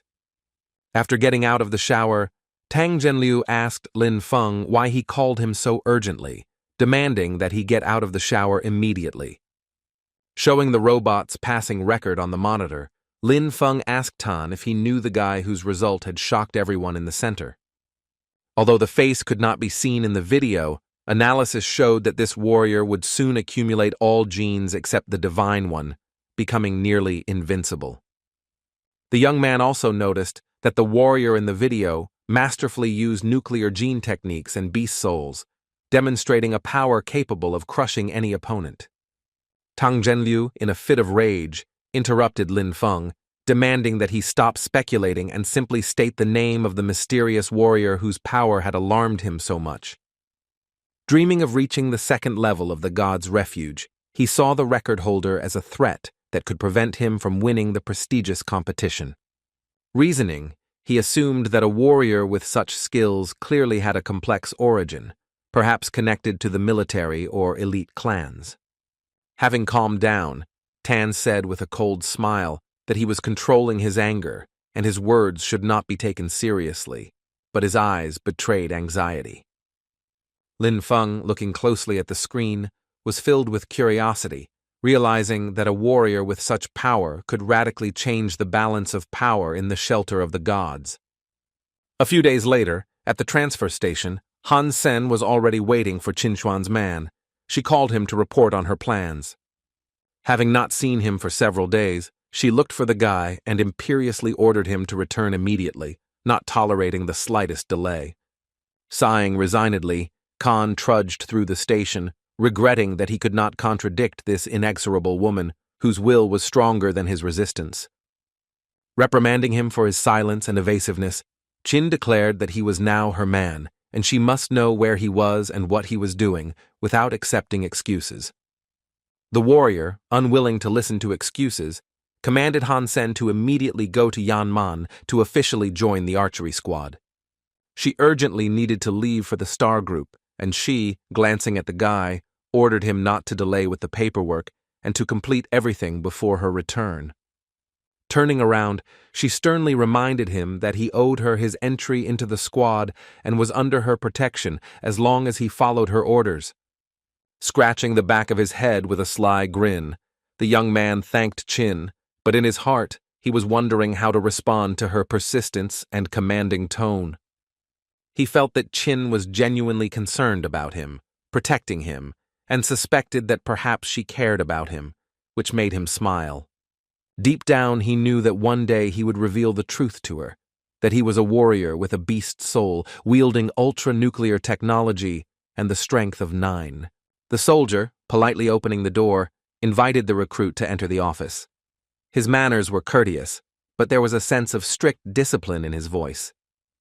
Upon entering, Han greeted the leader, Yang Man, warmly, and informed him that Qin Xuan had sent him to officially join the squad. Yan Man, wearing a tight uniform, was already waiting for him, glancing impatiently at her watch, her seductive appearance contrasting with the stern expression on her face. Looking sternly at the guy, she coldly noted that he was 10 seconds late, and her gaze demanded an explanation for such a blatant delay. Hansen, scratching his head in confusion, replied that he had not wanted to be late, but had been delayed by Tsin, whose orders did not tolerate objections. The incredibly demanding Yang contemptuously reproached the warrior for hiding behind others, and her stern gaze did not promise any indulgences. Handing him a form to fill out, she coldly told him to hurry, her tone sharp and her movements emphasizing her impatience. As he filled out the paperwork, The boy wondered who this woman was and why she was so hostile, since he had done nothing to deserve her dislike. When she coquettishly asked about his skills, citing Chin's recommendation, the warrior considered whether to reveal the truth about his strength to her, but decided to remain silent. Embarrassed by his boss's enormous cleavage, the man kept losing track of what he was doing while filling out the form. He became distracted and felt tense. After receiving the completed form, Yanman coldly informed him that he had to be in the training hall at 6 o'clock tomorrow morning, without the slightest delay. Suddenly, the holographic projector came to life, and Chinuan appeared, her hologram radiating authority, demanding immediate attention. She ordered them both to come to her office without delay, her voice stern and her intentions a mystery. On the huge hanging screen, Chin played the viral video of Money Brother that had taken the internet by storm, causing everyone to talk about it. In the video, a warrior with the soul of a beast crushed robots to smithereens, his movements like a hurricane, leaving only debris and chaos. Hansen stared at the screen in panic, his heart pounding with fear as his secret was about to be revealed. Chin and Yang recognized the warrior as Money Brother, but fortunately, his face remained indistinguishable in the video, hidden in the heat of battle. With a sigh of relief, Hansen discreetly wiped sweat from his cheek, glad that his identity had remained in the shadows despite the viral video.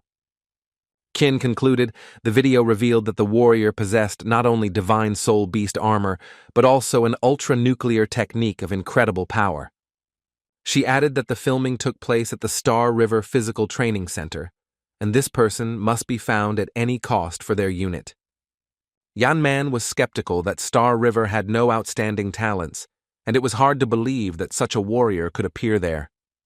Chin firmly stated that if Divinity joined them, then there would be no need to cooperate with the Son of God to hunt divine beasts.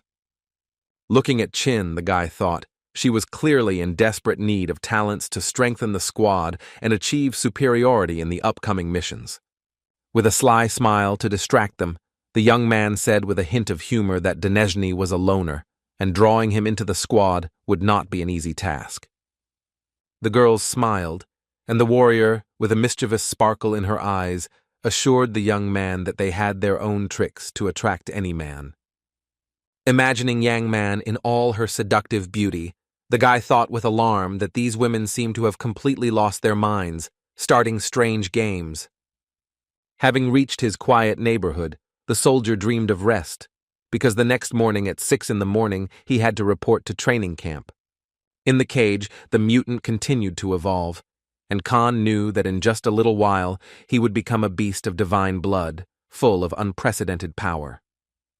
Looking at the copper-toothed wolf with a smile, the hero mentally calculated that he only had a few days left to wait, and his plan would soon come to fruition. Determined not to be late, the young man arrived at the rifle group's training camp a little early to make a good impression. Walking slowly through the center, he carefully examined the training halls where archers honed their skills with concentrated precision. Among the archers, the warrior noticed a young boy, Su Xiao Qiao, whose glasses with huge lenses made him stand out from the rest. Coming closer, Han asked Su in a friendly manner if he was in the rifle group, hoping to start a conversation with him. Turning around, the young man looked at the stranger in bewilderment, not recognizing him, because he didn't know him at all. The hero, realizing he had made a mistake, knew him only as Money Brother Bai, and his real name could arouse suspicion.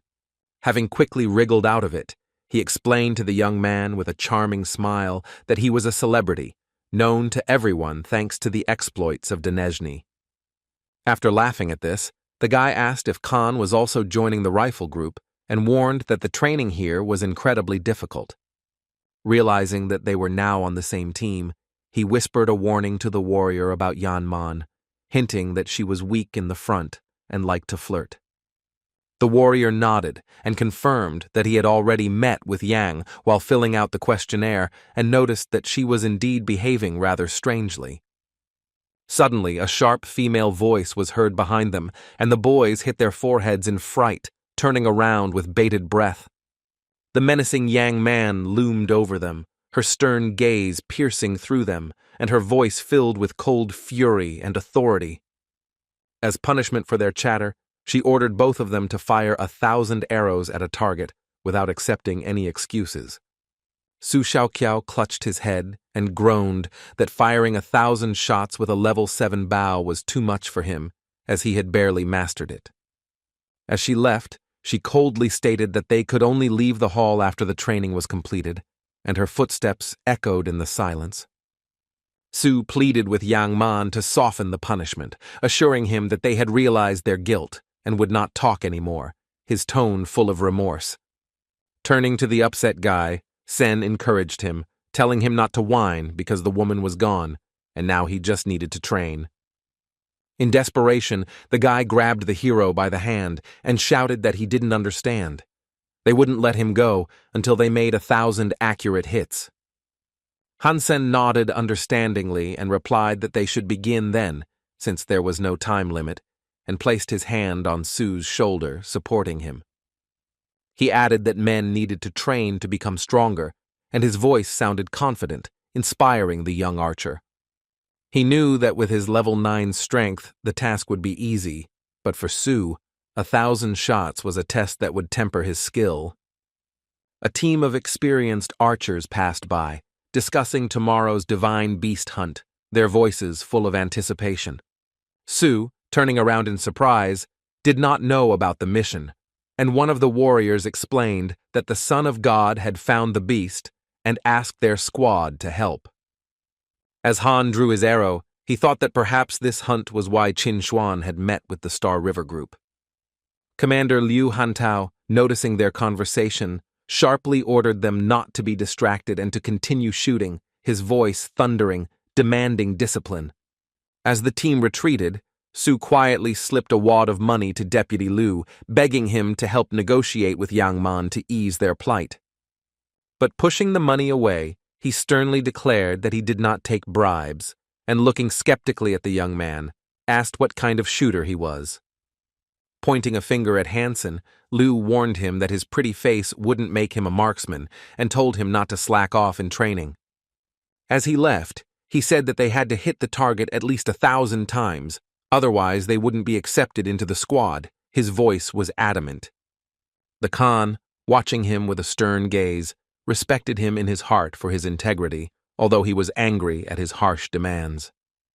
Su, cursing angrily, whispered to the hero that the deputy had previously taken bribes, and now he was tormented by the question of what had changed. He assumed that Liu had remembered Hansen and refused the bribe so as not to anger Yang, for whom he clearly had tender feelings. He also added that Liu learned of Yang Man's anger towards Hansen, so he made the task more difficult in order to please her and win her favor. Scratching his head, the guy wondered why he needed this drama, like in Santa Barbara, and why all the problems fell on him. Taking up his bow, he began shooting at targets, apologizing to Su for the troubles but asking her not to worry, promising to fix everything. Hansen, releasing the bowstring, hit the bull's eye and, smiling, promised Su that tomorrow they would go hunting for the divine beast together. The young man, his mouth open in amazement, did not expect that his friend, such a sharpshooter, would hit the target from 150 meters without the slightest miss. As he fired arrows one after another, he thought that this bow was easier to shoot with, as it was 2 levels lower than his strength.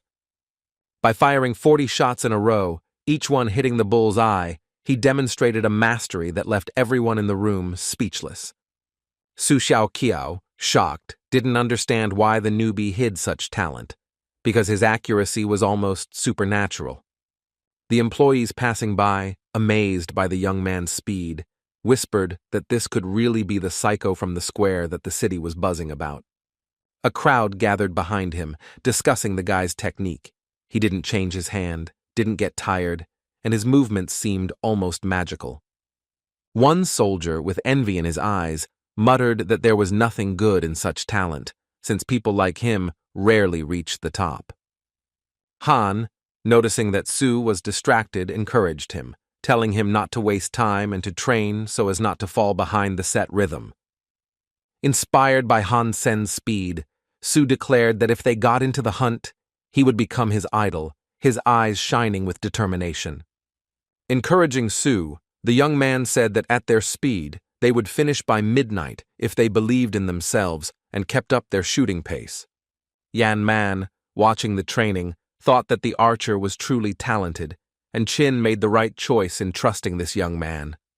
However, she was tormented by doubts about whether Khan would be able to get along with others, since his bright talent could cause envy in the close-knit squad. It seemed that Jan had a new favorite.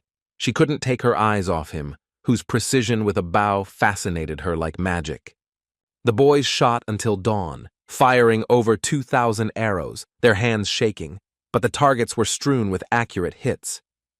Su, exhausted, collapsed to the floor, unable to feel his arms, but Han ordered him to urgently treat them so as not to miss the next training session.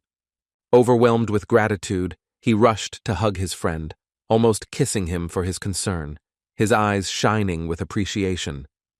The hero was worried about the hunt because they did not know what kind of divine beast they would face tomorrow, and this aroused anxiety. Raising his finger, Xiao boastfully declared that nothing could be hidden from him, and he had already found out all the details about tomorrow's mission. After a little flirtation with his assistant, he learned that their target would be a flying divine beast, which added intrigue to the upcoming hunt. The warrior, thinking, realized that hunting the flying divine beast would be incredibly difficult, requiring all their skill. Smiling, Su noted that few of the steel armorers knew how to shoot a bow accurately, which is why they turned to their squad for help. The young man, pondering the problem, came to the conclusion that flying beasts were difficult to hit with ordinary arrows and that special ones with Z-steel were needed. Z-steel, a metal superior to regular steel in strength and elasticity, and Han immediately decided to scour the internet to find suppliers. By adding even a small amount of Z-steel to an alloy, the characteristics of a weapon can be significantly enhanced, allowing it to strike targets with incredible force. His bow contains an alloy of 0.4% Z-steel, and his bowstring contains 0.5%, but striving for perfection, he decided to find arrows with an even higher content of this metal. While carefully studying the lots and characteristics of various metals, he was struck by the exorbitant prices for Z-steel, which made its acquisition a real challenge. After hours of searching, with Han's eyes growing tired from the flickering screen, he finally came across arrows that almost perfectly matched his requirements. Khan discovered an arrow with an impressive Z-steel content of 1.2% and wasted no time in contacting the seller, despite the staggering price of 300,000 apiece. Having agreed with the seller, Khan received a mysterious offer to meet in the ominous red light alley. The night butterflies, beckoning with graceful movements of their hands, made Khan, unaccustomed to such places, lower his head in embarrassment, but he resolutely walked towards the meeting place. He tried to convince the seller to send the arrow by mail to avoid a risky meeting, but all his attempts were in vain, and he had to go to the mysterious alley. Arriving at the alley, he noticed the door creak, and a man in a long, dark cloak, shrouded in shadows, silently beckoned him with his hand, inviting him to enter the semi-darkness. The mysterious man, looking the young man over, asked with a hint of mockery whether he really intended to buy the arrow, whose value and rarity could change the outcome of any battle. The stranger opened the box with a solemn gesture, revealing an arrow, and suggested that Khan first test it in action before paying the fabulous sum. Taking the arrow, he instantly felt its perfect balance, determining the center of gravity, and, admiring the skill, praised the work of the unknown blacksmith. Taking out his sharp blade, Khan cautiously asked if he could test the arrow by running the blade across it to ensure its strength and compliance with the stated specifications. Seeing the cutting steel blade in Khan's hands, the stranger nodded understandingly and agreed to the test, confident that the arrow would pass the test. He carefully ran the blade along the arrow, but even his sharp blade left no scratch, confirming that the Z-steel composition in the arrow was significantly superior to his weapon. The arrow not only withstood the blade, but also damaged its edge, leaving the boy amazed at the incredible superiority of the Z steel. Looking closely at the arrow, Khan, delighted by its perfection, agreed to the deal, recognizing that this thing was a true work of art. The master proudly explained that the arrow was forged from the bearings of a star-class battleship, and that his handiwork, unlike machine-made consumer goods, was unmatched. After handing over the money and shaking the stranger's hand firmly, Sen admitted that he had initially been skeptical about the deal, but now trusted the master completely. As he left, the stranger said, "Come look for me if you need anything else," leaving the young man with the feeling that this meeting had opened the way to new opportunities in the world of rare weapons. The next day, several squads gathered in the shelter, ready to go into battle with the flying creatures. Noticing Khan, the commander turned to the Son of God with a slight grin, pointing to the young man and saying that this guy had also joined their squad for the upcoming hunt. A squad of archers, led by the fearless warrior Chinuan, confidently approached the warriors, radiating determination and readiness to fight the flying creatures. Shaking hands with Chinuan, the Son of God enthusiastically declared that this time victory must be theirs, and the warrior firmly confirmed that her archers would not fail. Approaching Han, Tianyang grabbed his hand tightly and mockingly asked since when the squad accepted people like him, clearly hinting at his unusual past and reputation. Hearing this, the girl looked angrily at Tianyang and reminded him that Han was her man, and his mockery only indicated problems with his head that he needed to urgently fix. The master, frowning, ordered Tianyang to be silent so that he would not dare to embarrass the warrior whose reputation and authority were unrivaled with his insolent words. Finally, Luo, unable to contain his venom, muttered that Han was a pathetic piece of trash hiding behind a woman's back, but his words only drew contemptuous glances from the warriors standing nearby. Young Xiao, approaching Han, noted with a grin that he was behaving like an inadequate person, whose empty threats and rudeness only emphasized his own weakness. Watching him go, the warrior calmly said that there was no need to worry. This guy only barks like a watchdog, but he wouldn't dare bite, fearing the consequences. From the high mountain, at the foot of which a river flowed, gently polishing the sharp stones, a majestic view opened up, inspiring the detachment before the upcoming hunt. The leader, confidently leading the squad to the foot of the mountain, solemnly announced that it was here that they would set up an ambush to deal a crushing blow to the flying creatures. Warrior Chinuan firmly ordered that some of the men be left at the foot of the mountain so that the archers could make stealthy shots while remaining unnoticed in the shadows of the rocks. Turning to Deputy Yang, the Son of God proudly declared that he had prepared 100 arrows containing Z steel for the archers, which would give them an advantage in the upcoming battle. Pointing his finger at Khan, he sternly ordered that arrows be distributed to all the archers except him, causing confusion in the squad and wary glances among the warriors. The surprised girl looked questioningly at the leader, asking why Khan was deprived of arrows, and what was behind this strange decision, which clearly singled the young man out from the squad. The Son of God coldly replied that he did not give out arrows for free and had the right to decide who was worthy of using them, emphasizing his authority and inflexibility in this matter. Bowing her head, the woman acknowledged that the Son of God was in charge of the operation this time and had the right to dictate the terms, although her gaze betrayed slight dissatisfaction with his decision. Calling Liu Hongtao, the commander of the archers, she ordered that the best archers be given 20 of their own arrows, assuring them that they were in no way inferior to the star ones. Yang noticed that the hero clearly disliked Sen, avoiding her gaze, which hinted at a hidden dislike that could affect the success of the entire operation. Liu Hongtao shouted orders to the archers, demanding that they immediately take up ambush positions to catch the flying beast off guard and ensure victory. Turning to the boys, he contemptuously ordered them to hide in the bushes, declaring that they did not belong to the elite and were not worthy of standing in the front ranks. The Khan, clapping the young archer on the shoulder, told him with a grin not to pay attention to the barbs, as it was nothing, and suggested that he retreat while maintaining his composure. The young archer, seething with anger, was sure that Liu was deliberately making their task more difficult in order to humiliate Han and his supporters in front of the entire squad. He had long been a thorn in the side of the Son of God, and the prejudice against him did not surprise him, only fueling the young man's determination to prove his strength in the upcoming battle. The young man, looking at the hero, noted his calmness with curiosity, not understanding how he maintained his composure despite the obvious hostility from the squad leader. Inside, Khan was burning with anger, but he knew that to gain recognition, they would need to speak the language of strength, otherwise they would never be taken seriously in this harsh world. The Khan whispered that if they could kill the divine beast and steal its soul, the Son of God would regret his arrogance, and the victory would be their triumph.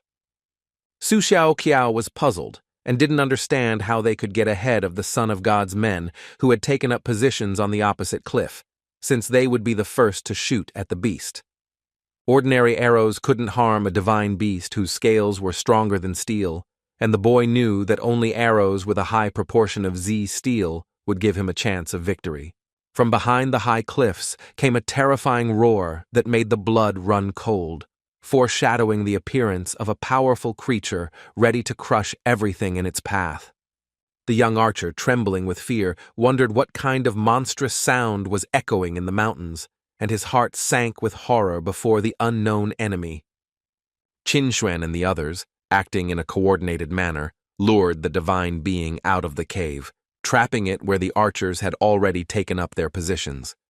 A purple dragon with shining scales burst out of the cave, and Yang, without wasting any time, commanded the archers to shoot strictly according to her orders, so that the strike would be accurate.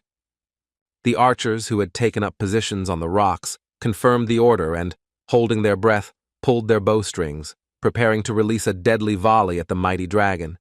On command, hundreds of arrows, glittering with Z-steel, flew swiftly towards the soaring dragon, lighting up the sky with a deadly swarm aimed at its scales. The purple dragon, swift as lightning, dodged some of the arrows, and those that hit bounced off its impenetrable scales without causing any significant damage. The new attack proved more accurate, and many arrows reached their target, but the dragon's strong scales reflected them like a steel shield, leaving the archers in despair from the powerlessness of their weapons.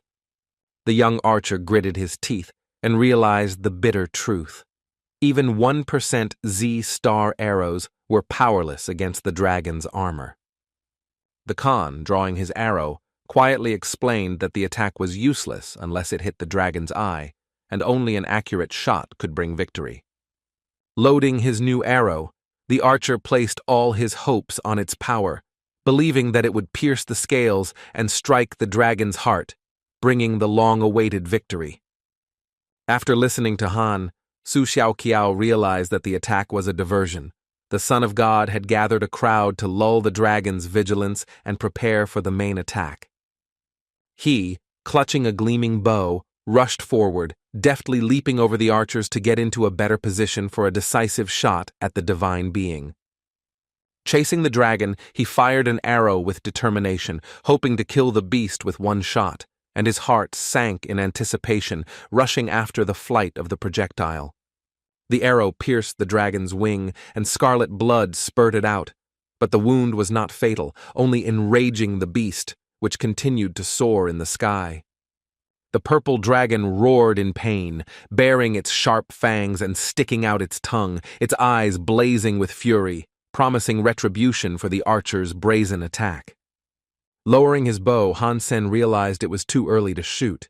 His single arrow with 1 and 2% Z steel would have to wait until the dragon's defenses weakened. Despite its injured wing, the dragon could still fly, and ordinary arrows bounced off its scales without leaving even a scratch on its powerful body. Yanma, summoning her magical bow, swore with a furious cry that she would not let the Son of God take victory and loaded an arrow blazing with magical energy.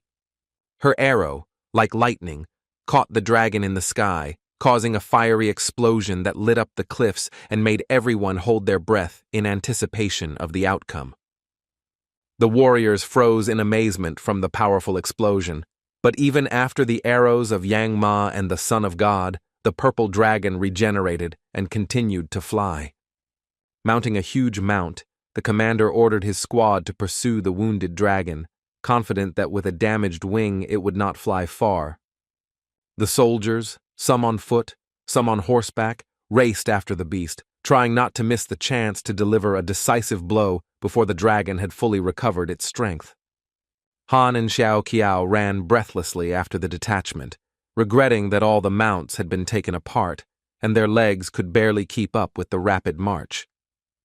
Fearlessly jumping over the rocks on the steep slope, the boys tried to catch up with the squad, but Xiao, losing hope, muttered that they wouldn't make it in time, even at the risk of breaking their legs.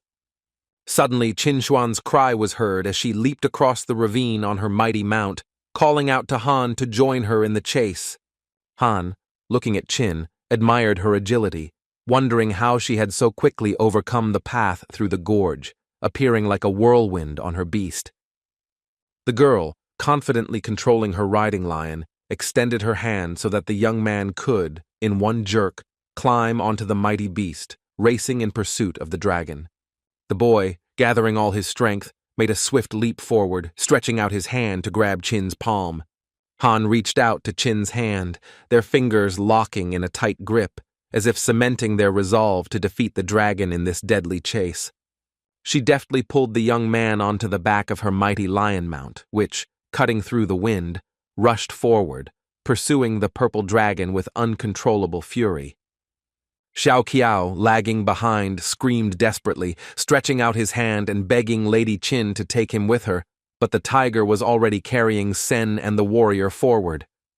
Hugging the girl from behind, the hero, feeling her thin waist under the armor, became embarrassed by his thoughts, blushed, and immediately tried to drive them out of his head.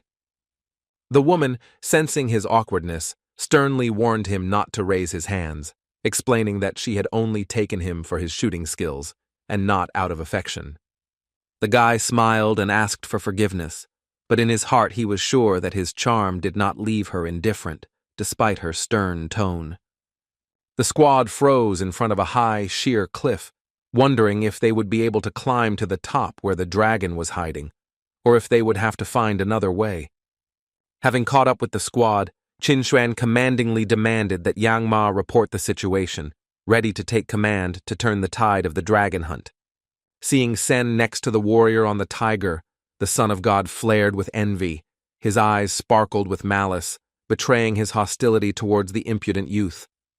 Deputy Yang reported that the dragon had taken refuge on the top of the mountain, and even arrows with the beast's soul would not be able to reach it without climbing the cliff. Chin realized that without ascending to the top or bringing the dragon down, its regeneration would make victory impossible, and the squad would find itself in a hopeless situation. The Son of God, seething with impatience, ordered that brave men be found to drive the dragon down, where they could finish him off without risking their own skins. The warriors, crowded around the cliff, discussed how to climb it, doubting which of them would have the strength and courage to conquer the sheer stone walls. The enraged Son of God shouted at the soldiers, calling them useless, and promised everyone who climbed the mountain an extra piece of dragon meat. The warriors, fired up by the words of the reward, discussed how an additional portion of dragon genes would enhance their abilities, and this motivated them to perform a feat. The Khan, looking at the cunning man, thought with bitterness that he, as before, thoughtlessly risked the lives of others, covering up his cowardice with loud orders. Chinuan, turning to the Son of God, boldly offered to climb the mountain herself with a small group, assuring that the task was not as difficult as it seemed. The Son of God, avoiding danger, refused to climb up, declaring that his place was to command below, where he could control the progress of the entire operation. Pushing Han forward, the Son of God ordered him with a malicious grin to accompany Qin and protect her, clearly plotting something evil against the young man. They exchanged stern glances. The young man realized that there was a cunning plan behind the order, but retreating was not in his nature. The daredevils, armed with ropes, began to climb the sheer cliffs, clinging to the smallest ledges to reach the dragon's lair at the top. Han, climbing the rope behind Chinuan, tried not to look down, admiring her fearlessness, which inspired him to overcome the dangerous climb. At the top of the mountain, a purple dragon flapped its huge wings, raising thick clouds of dust, creating chaos and making it difficult for the warriors to aim their attacks. The warriors who reached the top desperately rushed at the dragon, swinging their blades, but the beast easily repelled their attacks, devouring the daredevils with terrifying fury. The warrior, having come close to the dragon's belly, fearlessly decided to take his blow on herself, protecting the squad and buying time for the archers. Without losing her composure, she ordered her men to take cover between the rocks and fire their bows, keeping a safe distance from the enraged dragon. The archers, hiding behind massive boulders, took out their bows, pulled the strings and prepared to release arrows, aiming at the purple beast's vulnerable spots. The dragon, using not only its fangs and claws, but also its long, spiked tail, crushed everything around it, turning the battle into a deadly game of survival. Khan, watching the battle from afar, saw that the dragon was weakened by its wounds, and drawing a bow and arrow made of Z steel, prepared to deliver the decisive shot. The archer, sensing that the moment had come, was confident that his arrow would pierce the dragon's scales, which would no longer be able to withstand such a powerful attack. The moment he took aim, he was distracted by a sudden noise behind him, causing his heart to stop with a premonition of a new danger that had crept up in the heat of battle. The Son of God, having activated the soul of the beast, transformed into a formidable warrior and swiftly moved towards Khan, his eyes burning with a thirst for reprisal against his opponent. The Khan, hiding behind a rock, hoped to remain unnoticed, but he felt fear grip his body as the Son of God inexorably approached him. The Son of God, with a furious roar, delivered a crushing blow, shattering the stone, and the warrior flew to the side, barely managing to dodge the deadly attack. The huge beast, in which the Son of God had been incarnated, roared with rage, cursing Khan and wishing that he would never return. The powerful blow sent the hero flying off the cliff, grabbing a rope at the last moment, which saved him from falling into the bottomless abyss beneath the mountain. Due to inertia, Khan hit the rock with great speed. Pain pierced his body, but he held tightly to the rope, fighting for his life at the decisive moment. He clenched his teeth, almost biting off his tongue, and felt his joints crack inside him, but the will to live forced him to hold on. As he tenaciously climbed the rope, he was glad that he had mastered the jade bone technique, which had kept his bones from breaking under such a brutal blow. Khan realized that the Son of God was burning with a thirst for his death as he used the beast's soul to deliver a crushing blow, aiming to destroy the youth at any cost. The dragon found itself surrounded, on one side by the golden lion Chinuan, on the other by the Son of God, in the form of a huge, furious gorilla, ready to crush the beast. The archers, having taken up positions on the rocks, strengthened the defensive line, drawing their bows and preparing to release arrows to support the attack on the weakened dragon. The Khan wanted to embody his bloody beast, but the terrain did not allow it, forcing him to rely only on a bow and a single arrow. Focusing, he waited for the perfect moment, knowing that his precious arrow must not be wasted in this decisive battle with the dragon. The golden lion. Chinuan latched onto the dragon, tearing at its scales with its sharp claws and teeth, seeking to weaken the beast and open the way for a fatal blow. The fists of the gorilla, the incarnate Son of God, fell on the dragon's head like concrete slabs, shaking his skull with inhuman strength and fury. The purple dragon, despite its wounds, did not give up, fighting with redoubled ferocity, becoming even more dangerous, spewing out fury and agony on the top of the mountain. Interrupting the transformation, with a decisive cry she ordered everyone to attack, seeing that the dragon was on its last legs and victory was near if she struck now. Following her example, the Son of God interrupted the beast's incarnation and rushed to the attack, seeking to deliver the final blow and absorb the dragon's soul for his own power. Just as Chin and the Son of God's blades were about to reach the dragon, He flapped his wings, pushing them away and dodging the fatal blows at the last second. The warrior's weapons pierced the dragon's chest but became stuck in its scales, and its counterattack sent the heroes flying back from the powerful blow. The dragon's powerful counterattack was so strong that the warrior crashed into the rock, shattering it into rubble, and she herself received severe wounds, collapsing to the ground. Seeing her fall, Khan cried out her name in despair, his heart sinking with fear for the warrior who had risked everything to defeat the beast. The dragon, still full of strength, crawled to the edge of the cliff, preparing to fly to the other side to regenerate and restore its power in safety.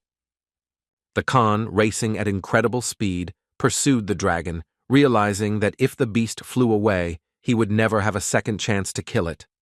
As he ran, he snatched his arrow from his quiver, determined that this time no one would stop him from firing the decisive shot. The Son of God, unwilling to give in, was one step away from attacking, summoning a magical bow and arrow, preparing, like the Khan, to strike the dragon in a final battle. At that very moment, he fired a powerful magical shot, burning with the desire to get ahead of his competitor and claim the glory of victory over the purple dragon. The dragon, standing on the edge of the cliff, spread his mighty wings, preparing to take off, his powerful flaps raising whirlwinds of dust, foreshadowing the final dash. The Khan, noticing the dragon's weak spot, realized with cold determination that it was now or never. The moment for the decisive shot had arrived. Like a true master, he pulled the bowstring to its limit and released the arrow, putting all his strength, experience, and hope for victory into the shot. Their arrows, fired simultaneously, flew almost level, but Sen's arrow, forged by a mysterious master, turned out to be faster and more accurate. The dragon did not have time to dodge Khan's swift attack. Its fate was sealed, and the fatal blow struck the beast, dooming it to fall. The purple dragon fell to the ground with a deafening roar, never taking off, and the archer felt a strange feeling, not understanding what it foreshadowed. Without taking his eyes off the defeated dragon, he asked himself if he had really done it, but his intuition told him that he would not be praised for it. The soldiers, stunned by Khan's actions, angrily cursed him, accusing him of meanness, believing that he had stolen the victory by shooting from the shadows like a rat. The Son of God, burning with rage, could not believe that the newcomer had outpaced his magical shot and delivered the fatal blow, taking away the glory of the dragon slayer. Chinuan, having recovered from the blow, approached the scene of the battle and, stunned, could not believe that the young man had managed to land the decisive shot, killing the dragon. The Son of God, grabbing the confused Khan by the collar, furiously demanded an answer as to whether he had received the soul of the beast, his eyes blazing with anger and envy. The boy, unsure of what exactly he had received, replied in confusion that he did not have the soul of a beast, looking into the leader's menacing eyes to avoid conflict. Knowing that it was impossible to verify the presence of a soul, he decided to lie in order not to incur the wrath of the Son of God and to protect himself from trouble. Back at the hideout, Chinuan called him into the office, sternly interrogating him to find out whether he had obtained the beast's soul or was lying to cover up the truth. Rubbing his aching cheek, Khan insisted that he only wanted to kill the dragon so that it wouldn't fly away and he wouldn't get his soul, trying to appear sincere. Chin, looking closely at the guy, tried to understand whether he was lying, but finding no evidence, decided that the beast's soul was not so easy to obtain. Resigned, she told the young man to forget this conversation and stay away from the Son of God, so as not to provoke him to new attacks. Han, breathing a sigh of relief, nodded to Chin, agreeing to avoid him so as not to inflame his anger and protect himself from new conflicts. Remembering how, after killing the dragon, the demigod, burning with rage, attacked him with his fists, Sen felt how the leader's anger almost cost him his life. Then the warrior, standing between them, protected the warrior, ready to risk her life to stop the enemy and end his attack. Activating her full power, she displayed incredible strength, causing the Son of God to retreat before her determination and skill. Returning to the city at night, where everyone was already asleep, Khan felt tired, but was full of joy from his secret triumph over the dragon. The first thing he did was take a shower, washing away the sweat and tension, enjoying the moment of peace after the battle and exulting in his secret. The warrior was glad that he had managed to secretly obtain the beast's soul, deceiving everyone, and now possessed a power that no one in the squad suspected. Having summoned the soul of the beast into his hands, he admired its radiant beauty, feeling how it filled him with strength and promised a great future. Remembering his shot, he rejoiced. The arrow not only killed the dragon, but also promised him wealth if he used his soul wisely. He understood that the beast's soul was one of the strongest in the sanctuary, and with it he could surpass many, even the most powerful warriors. Coming out of the shower, humming a cheerful melody, I was in a great mood, feeling triumphant and anticipating new victories. Looking at his copper-toothed wolf, the owner noticed a striking change, as if the beast had been transformed, radiating new strength and power unprecedented before. The wolf's fur took on a steely hue, and his eyes lit up with a bright green-yellow light, as if a spark of divine energy had blazed within them. Taking a closer look, the warrior realized that his wolf had reached the divine level, acquiring magnificent armor that shone with power and strength. Stroking the copper-toothed wolf's steel fur, he felt its strength, admiring the beauty of the beast, whose power promised great victories in the future. In just 3 months, the crystal had grown a divine soul, and Sen, after calculating, realized that in 5 years he would be able to surpass Chinuan and the Son of God. Taking out the dagger, he decided to eat the beast's meat to gain genes, and then buy a new pet and raise it to the divine level again. Khan felt sorry to kill the wolf, but his plan required sacrifices. He sought to accelerate the growth of the beasts in order to become the strongest in the sanctuary. Having cooked a thick soup from the beast's meat, he ate it with pleasure, feeling how the tasty meat filled him with new genes of strength. By consuming the beast's meat, the warrior gained 7 new genes, adding them to his 18, and now his strength reached 25 genes. Exulting in the surge of power, he felt 25 genes filling his body with unprecedented energy, opening the way to new achievements. After dinner, he decided to find a beast soul arrow, since arrows with Z steel were too expensive and disposable, and the soul would give him an advantage. Khan came across a post online about the Dark Swamp, where a traveler described how he killed a needle bee and obtained the soul of a poison arrow, a rare and powerful one. The Dark Swamp had a frightening reputation, a place teeming with dangers, mutants, and creatures ready to destroy anyone who dared to set foot there. The traveler told how, fleeing from the mutants of the Dark Swamp, he ran for hundreds of miles until he encountered a swarm of bees. To survive, he killed the largest needle-nosed poisonous bee, which turned out to be no ordinary beast, but a formidable mutant, whose blood gave him the soul of an arrow. After reading the story, the warrior became obsessed with the idea of finding the needle bees and extracting their souls to gain the power of a poisonous arrow for future battles. Khan, not knowing exactly where the needle bees lived, knew that the Dark Swamp held deadly threats, but his determination drove him forward. Despite the dangers and the unknown location of the bees, the boy could not hesitate, driven by a strong will to get the soul of the poisonous arrow. Before the expedition, he contacted a master weaponsmith to select a new weapon in preparation for the dangerous journey into the Dark Swamp. The master, having shown Khan around the warehouse, amazed him with the abundance of handcrafted weapons, each of which was a masterpiece of blacksmithing art. The blacksmith was surprised by his quick return and, smiling, offered a profitable deal, knowing that the young man appreciated the quality of weapons. Under the blacksmith's roof, a multitude of weapons glittered, from sharp daggers to massive axes, each piece striking in its craftsmanship and promising long service. From the display case, the master took out an elegant dagger made of 5% Z steel whose blade shone like a star, causing Khan to marvel at its beauty and perfection. The Khan, weighing the dagger in his hand, was delighted with its quality and reasonable price, and immediately agreed to buy this weapon, which was ideal for his purposes. Noticing the abundance of weapons in the blacksmith's shop, the boy curiously asked to see something else, admiring the craftsmanship and variety of the exhibits. His gaze was drawn to the enormous shining sword that stood majestically on the stand, radiating power and promising to become a legend in the hands of a warrior.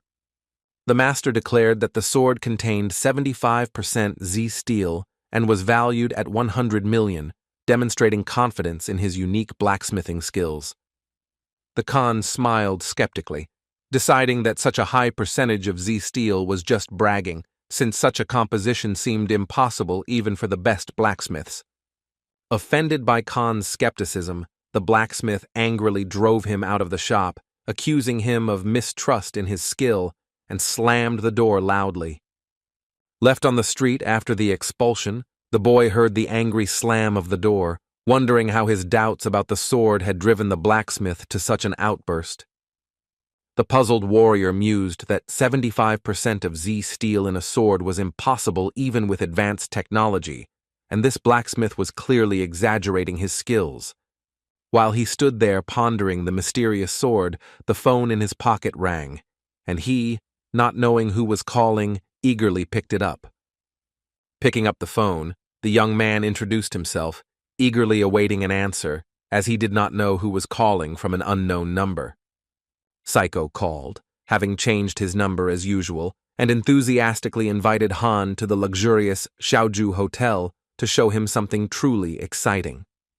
The hero arrived at Xiaoju, a luxurious hotel where lavish banquets were held, and, burning with curiosity, waited to see what Psycho had prepared for him this time. Keeping the suspense, he led the guy down the hotel corridor, not revealing what kind of surprise awaited him, only smiling mysteriously in anticipation of his friend's reaction. Entering the room, Psycho solemnly announced to those gathered that he would show something special today, preparing to surprise everyone with his discovery. In the room, the warrior noticed Han Ho, who greeted him in a friendly manner, calling him brother, which caused the young man to feel slightly bewildered and wary. Han, looking warily at Ho, wondered why he called him brother, feeling that there was something more behind it than simple politeness. When everyone had settled down on the soft sofas, Psycho proudly announced that he would now introduce the evening's main character, arousing general curiosity. The magnificent tiger soul shone in his palms, emitting a bright blue light that mesmerized everyone, filling the room with an aura of strength and majesty. The soul was embodied in an elegant dagger with a relief handle adorned with a tiger's head, whose power and beauty aroused awe in all present. The Khan was genuinely amazed by the power of the tiger's soul, realizing that this dagger possessed a rare power capable of rivaling the best weapons of the sanctuary. The madman named the blade Snow White Tiger, a commanding name perfectly suited to such a magnificent weapon. Laughing, Sen joked that now even a madman has the soul of a beast, but in his heart he kindly envied his friend who had received such a powerful weapon. The warrior, smiling, decided to give his old dagger to his friend, since with the soul of a tiger he no longer needed it, and he wanted the blade to serve his friend. The Khan tried to refuse the expensive gift, feeling that he could not accept such a valuable blade, but his friend insisted on his decision. Hugging his friend, Psycho sincerely wished that the dagger would serve Khan, because such a weapon should not gather dust without use. Sen, accepting the gift with a smile, thought that Psycho was a true friend, and decided to thank him for his generosity and trust in the future. Han Ho, seeing their friendship, wanted to get closer to Han, hoping that he would help him get into the Chinuan rifle squad for glory. Smiling slyly, he began the conversation from afar, intending to enlist Khan's support in order to gain the favor of the rifle squad. Suddenly, Ho's mother's voice outside the door interrupted him, her angry cry promising trouble, and she burst in, not holding back her irritation. The fat woman burst into the room and attacked Ho, scolding him for staying late with his friends instead of being at the banquet. Dragging Huo by the hand, his mother ignored his objections, reminding him that Lin Baifeng was present at the banquet, and her son needed to establish a connection with him. She shouted at Ho to stop mumbling and go to the banquet where the elite had gathered, including members of the rifle squad who were important to his future. The young man thought that connections with the wealthy Mori family could free Ho from the need for his help, opening the way to the elite without Han's participation. Friends looked at Ho with bewilderment, surprised that a grown man still obeyed an overbearing mother who dictated his every move. The psycho was upset by his friend's departure and wanted to continue the evening with his friends by sharing the story of how he got the soul of the Snow-White Tiger. Sen thought about Mother Huo mentioning Lin Baifeng, and he, remembering this name, wondered where he could have heard it, feeling that it was connected to something important. The luxurious banquet hall, glittering with crystal chandeliers, was filled with a multitude of distinguished guests, whose conversations filled the space with the hum of wealth and power. Lin Xiao, surrounded by admiring glances, chatted casually with a charming stranger who coquettishly asked for his number, captivated by his charisma. As the eldest son of the influential Mori family, Lin headed a company that mined rare materials, and guests whispered about his successes, admiring the power of his empire. Mother Ho, with feigned politeness, approached Master Lin and introduced her son, hoping that his acquaintance with the elite would open the way to new opportunities. Lin, good-natured and open, reciprocated with a smile, asking how he could help the woman, radiating a sincere desire to establish contact. The guests whispered among themselves and condemned the insolence of Mother Ho and her family, believing that their attempt to get closer to Master Lin seemed too brazen and inappropriate. The woman persistently tried to befriend the guy, emphasizing that their family was protected by the steel armor shelter and was ready to provide any assistance he requested. Lin laughed and remarked that he had just wanted to ask about a certain person, and his words had given Ho's mother hope for a profitable cooperation. Hansen, lured by his friend's promise of delicious food, decided to drop in on the banquet, unaware that his appearance would cause a storm of emotions among the guests.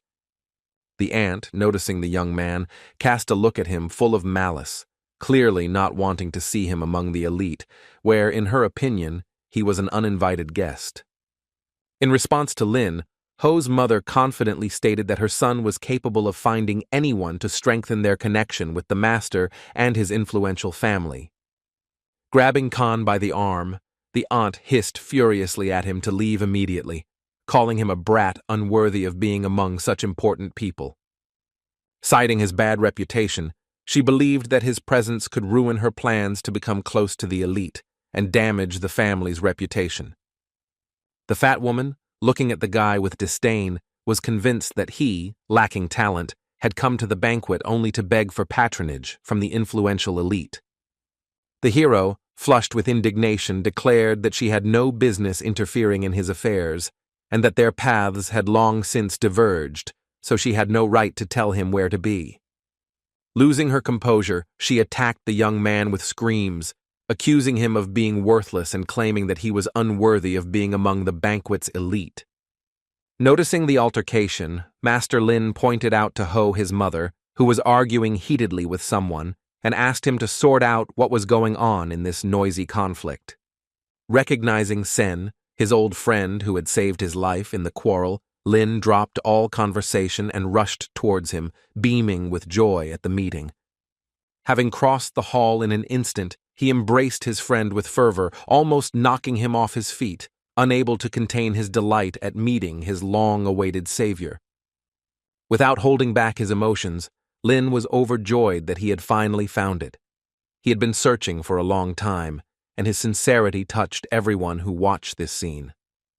Standing nearby, Pa could not understand why such an important gentleman as Lin was hugging his comrade so warmly, and whether he really saved his life. The guests, intrigued, watched the proceedings with curiosity, wondering who this stranger was that Master Lin himself held in such high esteem. Anton Ho's eyes widened with envy, amazed at how Han had stolen all of Lin Shao's attention, ruining their plans to meet the elite. Coughing and signaling to his friend, not wanting to be the center of attention, he politely asked Lin Shao to meet later, trying to avoid the curious glances of the guests. But not wanting to let go of the friend he had been looking for so long, Lin offered to give Han a ride on his plane, but he firmly refused the offer. Finally, he shouted out that he would look forward to meeting again, his voice trembling with hope that their paths would cross again in the near future. The guests in the hall whispered among themselves, speculating about the identity of the esteemed young man's savior, certain that Hansen was no ordinary man, but someone from the noble elite. Laughing loudly, Pot concluded that Han was a difficult guy, and they urgently needed to discuss this discovery, since his friend was clearly hiding his secrets. Anton Ho, watching Han with angry glances, thought only about how he had ruined their plans by drawing Lin Shao's attention to himself with just one appearance.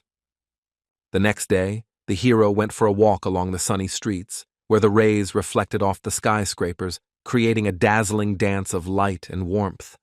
As he walked along the sidewalk, he reflected on yesterday's meeting, glad that they had finally clarified the past and feeling the warmth of their friendship. But when he thought that Lin, being so rich, would hardly remember the old debt, this thought only added to the lightness of his mood. Suddenly, a deafening explosion shook the street, as if a rocket had crashed into a high-rise building, and debris flew apart, causing the warrior to freeze in shock at what was happening. The Khan froze, peering intently at the horizon where plumes of smoke rose above the city, trying to understand what had caused the sudden chaos and destruction. Hearing the piercing howl of an air raid siren and the message about an attack by an unknown object, the hero, without hesitation, rushed to the epicenter of events, ready for battle. Realizing that the explosion was caused by a fireball fired from the Asura clan's airship, the young man realized that he was facing their deadly attack that was threatening the city. The Asura clan, humanity's eternal enemy in space, waged war for centuries, their ships and technology outpacing humanity, threatening total annihilation. The Asura warriors, similar to humans, but with different skin and powerful muscles, were superior in strength and agility, making them formidable opponents. Only 200 years later, with the opening of the Sanctuary of the Gods, did humanity gain the strength to confront Asura, leveling the playing field in this cosmic war.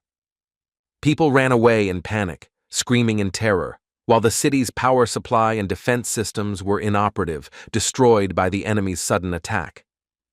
Realizing that delay would lead to countless casualties, Khan resolutely rushed to the crash site, ready to confront the threat at any cost.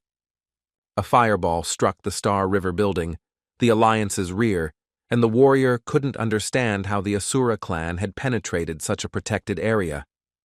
When he reached the epicenter, he saw a space capsule crash into a building, which almost collapsed.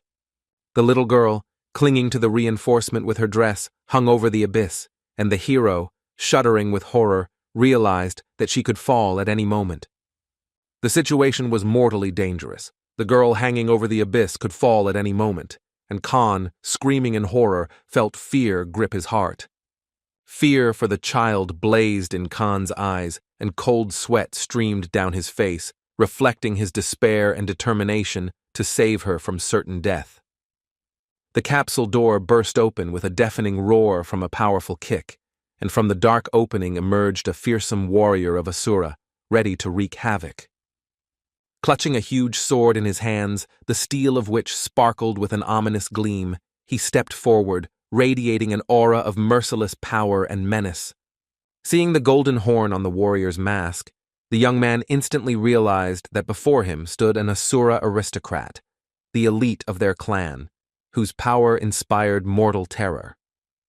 The capsule was so close to the girl that the enemy only needed a slight movement to throw her into the abyss, and Khan could not allow this.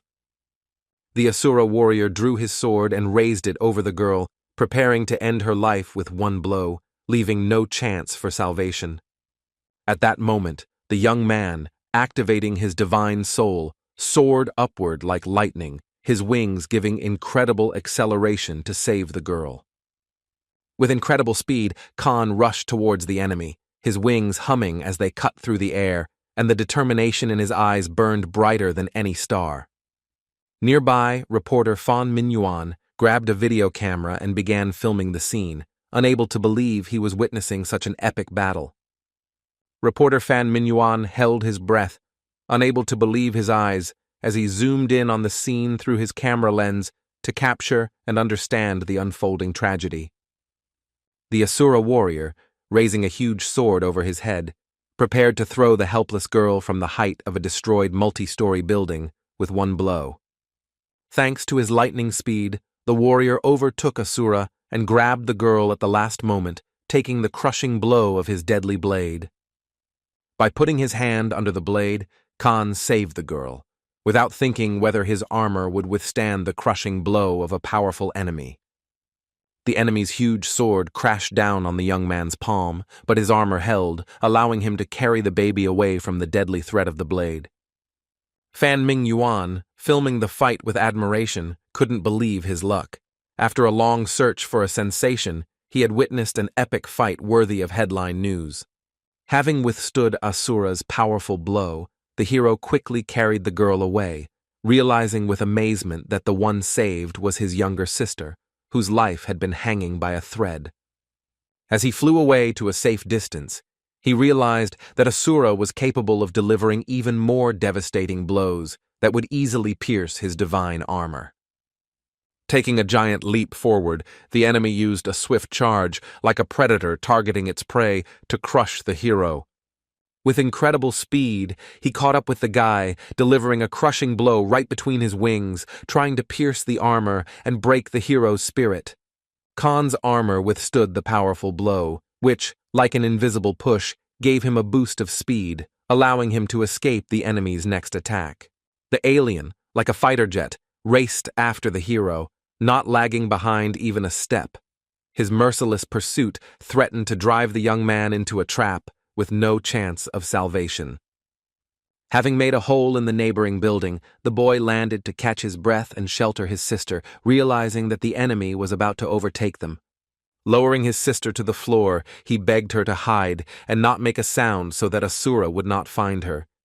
Looking around, Sen realized that he had made a mistake in choosing a building full of children, and now he had to protect them from a merciless enemy. Sensing that Asura was already close, he only managed to cover the hole in the wall with his body, preparing to take the blow to prevent the enemy from getting inside. A powerful blow fell on the young man's back, causing his knees to tremble with pain, but he stood firm, not giving the enemy access to the children. The pain was unbearable, and he understood that he would not be able to withstand such blows for long, but he was not going to give up, defending the lives of the innocent. Fan, continuing to film, wondered why this new god did not dodge the blows, taking them on himself, risking his life. The live broadcast brought together the entire city, and hundreds of comments online supported the hero, calling him a new god fighting for the people. Asura's fists struck the armor like blacksmith's hammers, each blow shaking his body, but he held on, protecting the children. Fan, continuing to broadcast, was afraid that if God was killed, his broadcast would cause problems, but he could not stop filming this epic battle. Counter-attacking with his elbow, the hero swore that even at the cost of his life, he would not allow Asura to go any further, protecting the school and everyone who had taken refuge within it. The third blow of the sword to one point pierced Khan's armor, blood sprayed in all directions, and pain pierced him, threatening to break his spirit. Sensing blood, the enemy's eyes lit up with a red flame, his bloodthirstiness increasing, reducing the young man's chances of survival. Fan, unable to contain himself, shouted into the air, commenting on the bloody carnage, his voice shaking with emotion as he filmed the furious battle between God and Asura. Viewers online, in support, begged the new god to save himself, assuring him that no one would condemn him for fleeing for the sake of his life. Gathering his last strength, the hero, like a whirlwind, turned and pounced on the enemy, deciding to fight back despite the mortal threat. The online crowd erupted in excitement, admiring the new god who, risking everything, challenged the ferocious alien in a desperate fight. Khan, clutching the Asura warrior in a death grip, resolutely dragged him down from the skyscraper, gaining terrifying speed with every second of the fall. In their swift flight, their eyes met, and fear flashed in the enemy's red eyes, reflecting the inevitability of their fatal battle. The hero, accelerating with every millisecond, looked at the enemy without a shadow of doubt, his gaze burning with the determination to die with him. They fell like a meteorite, cutting through the air with a blazing flame, their flaming trail lighting up the sky, as if foreshadowing the epic finale of the battle. With a deafening explosion, they crashed into the pavement, creating a deep crater from which stones flew in all directions, causing spectators to worry about the fate of the new god. Reporter Fan, with hope in his heart that God had survived, rushed towards the crater to capture the outcome of the battle and convey the truth to millions of viewers. Enormous cracks snaked through the concrete from the crater, shrouded in black smoke, and the heat of the fire scorched the air, hiding the fate of the heroes in a shroud of destruction. At the bottom of the pit, bleeding, lay the defeated warrior of Asura, whose power had fallen under the furious onslaught of the young man who had proven the strength of human determination. Fan, sweating from the heat of the crater and overwhelmed with emotion, could not believe that the young god had defeated the invincible warrior, the enemy of all mankind. Looking around in search of him, he tensely searched for God, but thick smoke and dust hid the hero, leaving only the mystery of his sudden disappearance. Hearing the children's screams from above, he looked at the destroyed school building where the hero once desperately held back Asura's attacks, protecting the innocent. Instantly raising his camera, Fan focused on the upper floors, trying to capture what was happening. On a floor full of terrified children, Fan realized that God was sacrificing himself, taking the blows to prevent the enemy from breaking through to the school children. After the attack, the city fell silent. The news was silent, not revealing details of the attack, and the residents, reassured by the silence, slept peacefully until the morning. All channels played excerpts from the video, praising the new god, the hero whose feat against Asura became a legend, inspiring millions. Wrapping his wounds with bandages, Sen, wincing in pain, thought how lucky he was to survive, although the serious injury reminded him of the price of victory. The entire battle was recorded, and after killing Asura, the boy realized that he couldn't reveal his identity to avoid becoming a target for his enemies. Reflecting on the battle, he believed that luck was on his side. The wounded Asura fell, allowing him to take a valuable trophy, the enemy's sword. Carefully examining the blade, the hero admired its perfection, realizing that the enemy's technology was far superior to human technology. Khan wondered how to modify the sword so that it would not attract attention, since anyone who saw the report would immediately recognize the weapon. Exploring every curve of the blade, he accidentally opened the edge, thinking that he had broken the sword, but his heart sank from the unexpected discovery. Taking a closer look, he discovered a hiding place where a strange memory chip was kept, possibly hiding the secrets of technology. Holding his breath, the boy inserted the chip into the laptop, burning with impatience, waiting to uncover the secrets of Asura hidden in this mysterious device. Secret videos of Asura's combat techniques appeared on the screen, where the warrior demonstrated a powerful move called the Heart Strike, which was striking in its accuracy.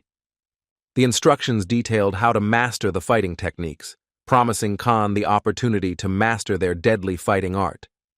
After training, the warrior, with concentration, successfully used the Heart Strike, feeling how new strength flowed through his veins, enhancing his skill. Having mastered the first Heart Strike technique, the hero, beaming with delight, laughed loudly, confident that he would be able to master Asura's other techniques with the same success. A cheerful telephone ringtone suddenly interrupted the young man's training, tearing him out of his concentration and forcing him to take a break from studying combat techniques. Seeing that it was his old friend Lin calling, Sen answered curiously. asking what had happened, sensing that the news would be important and unexpected. Full of enthusiasm, he invited the hero to meet and asked if he would like to visit their hideout to renew their old friendship and share news. Khan apologized and explained that he had been too busy lately and hadn't found time for his friend, but he had an important event planned that he couldn't miss. After meeting Chinuan and her deputy Yang Ma, the young man cunningly tried to avoid joining the Black Hawk Academy, evading their persistent persuasion. With a pitiful look and a slight smile, he begged for understanding of his desire to join Star River Academy, hoping that the girls would support his choice. Chin and Yang looked at each other in surprise, unable to understand why he chose the Star River Academy, and their gazes expressed a mixture of bewilderment and curiosity. Yanma, in a fit of anger, called Han a fool, trying to explain to him that the Star River Academy was insignificant and would not give him any prospects for growth and glory.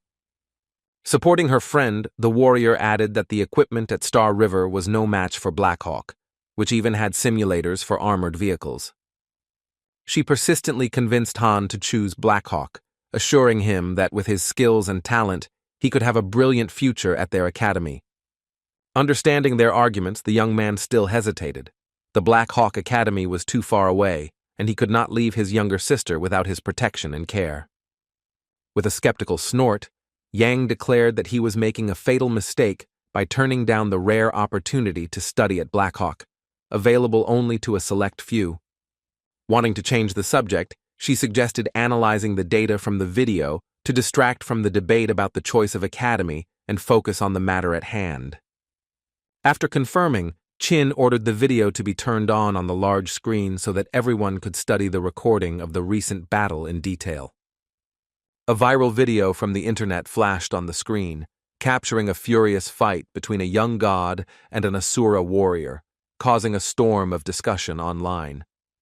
Inside, the guy was seething, thinking that if he had known about the filming, he would have knocked over the reporter's camera so that his feat would remain a secret and would not attract attention. Chin, looking closely at the screen, asked Yang Ma if she noticed anything unusual, to which she sharply replied that this god was just a fool. Hiding his surprise and emotions, the guy became wary, not understanding why she considered him a fool, and wondered what she saw in his actions on the video. The deputy, criticizing and praising the god at the same time, explained that his speed was top-notch, but in battle he acted foolishly, risking his life unnecessarily. Chinuan, agreeing, added that the Asura warrior was already wounded, otherwise he would have easily defeated the new god, leaving him no chance of victory. Watching the women masterfully analyze the battle, Khan thought that these beauties were rightfully considered the best in the army. Their intelligence and strength were inimitable. Yan, studying the video, wondered who this mysterious god was, since he was being filmed for the second time, as if he was appearing on purpose. Recalling her mastery of archery, the warrior noted that with the wings and speed of the new god, the bow would give him a colossal advantage in battle. Fixing her piercing green eyes on Sen, Chin declared that this god was not like the others, and Sen, feigning naivety, replied that he did not dare judge him. Looking the young man straight in the eyes, the warrior gently but firmly asked him to seriously consider joining the Black Hawk Academy, then let him go. Leaving the command office, he walked thoughtfully, realizing that he faced a difficult choice that could determine his future and the fate of his sister. Chinuan, seeing Han as nothing more than a punching bag, insisted on Black Hawk, and military service promised him extra troubles and separation from his family. The young man understood that by leaving for the academy, he needed to leave his mother and sister with enough money so that they could live without his support for many months. Remembering that he needed a blade, he called Lin Shao, who boasted that he could get a weapon made of 5% Z steel, perfect for the upcoming tests. Lin responded enthusiastically, confirming that he had 2 Z steel blades and could get more thanks to his family's connections with manufacturers.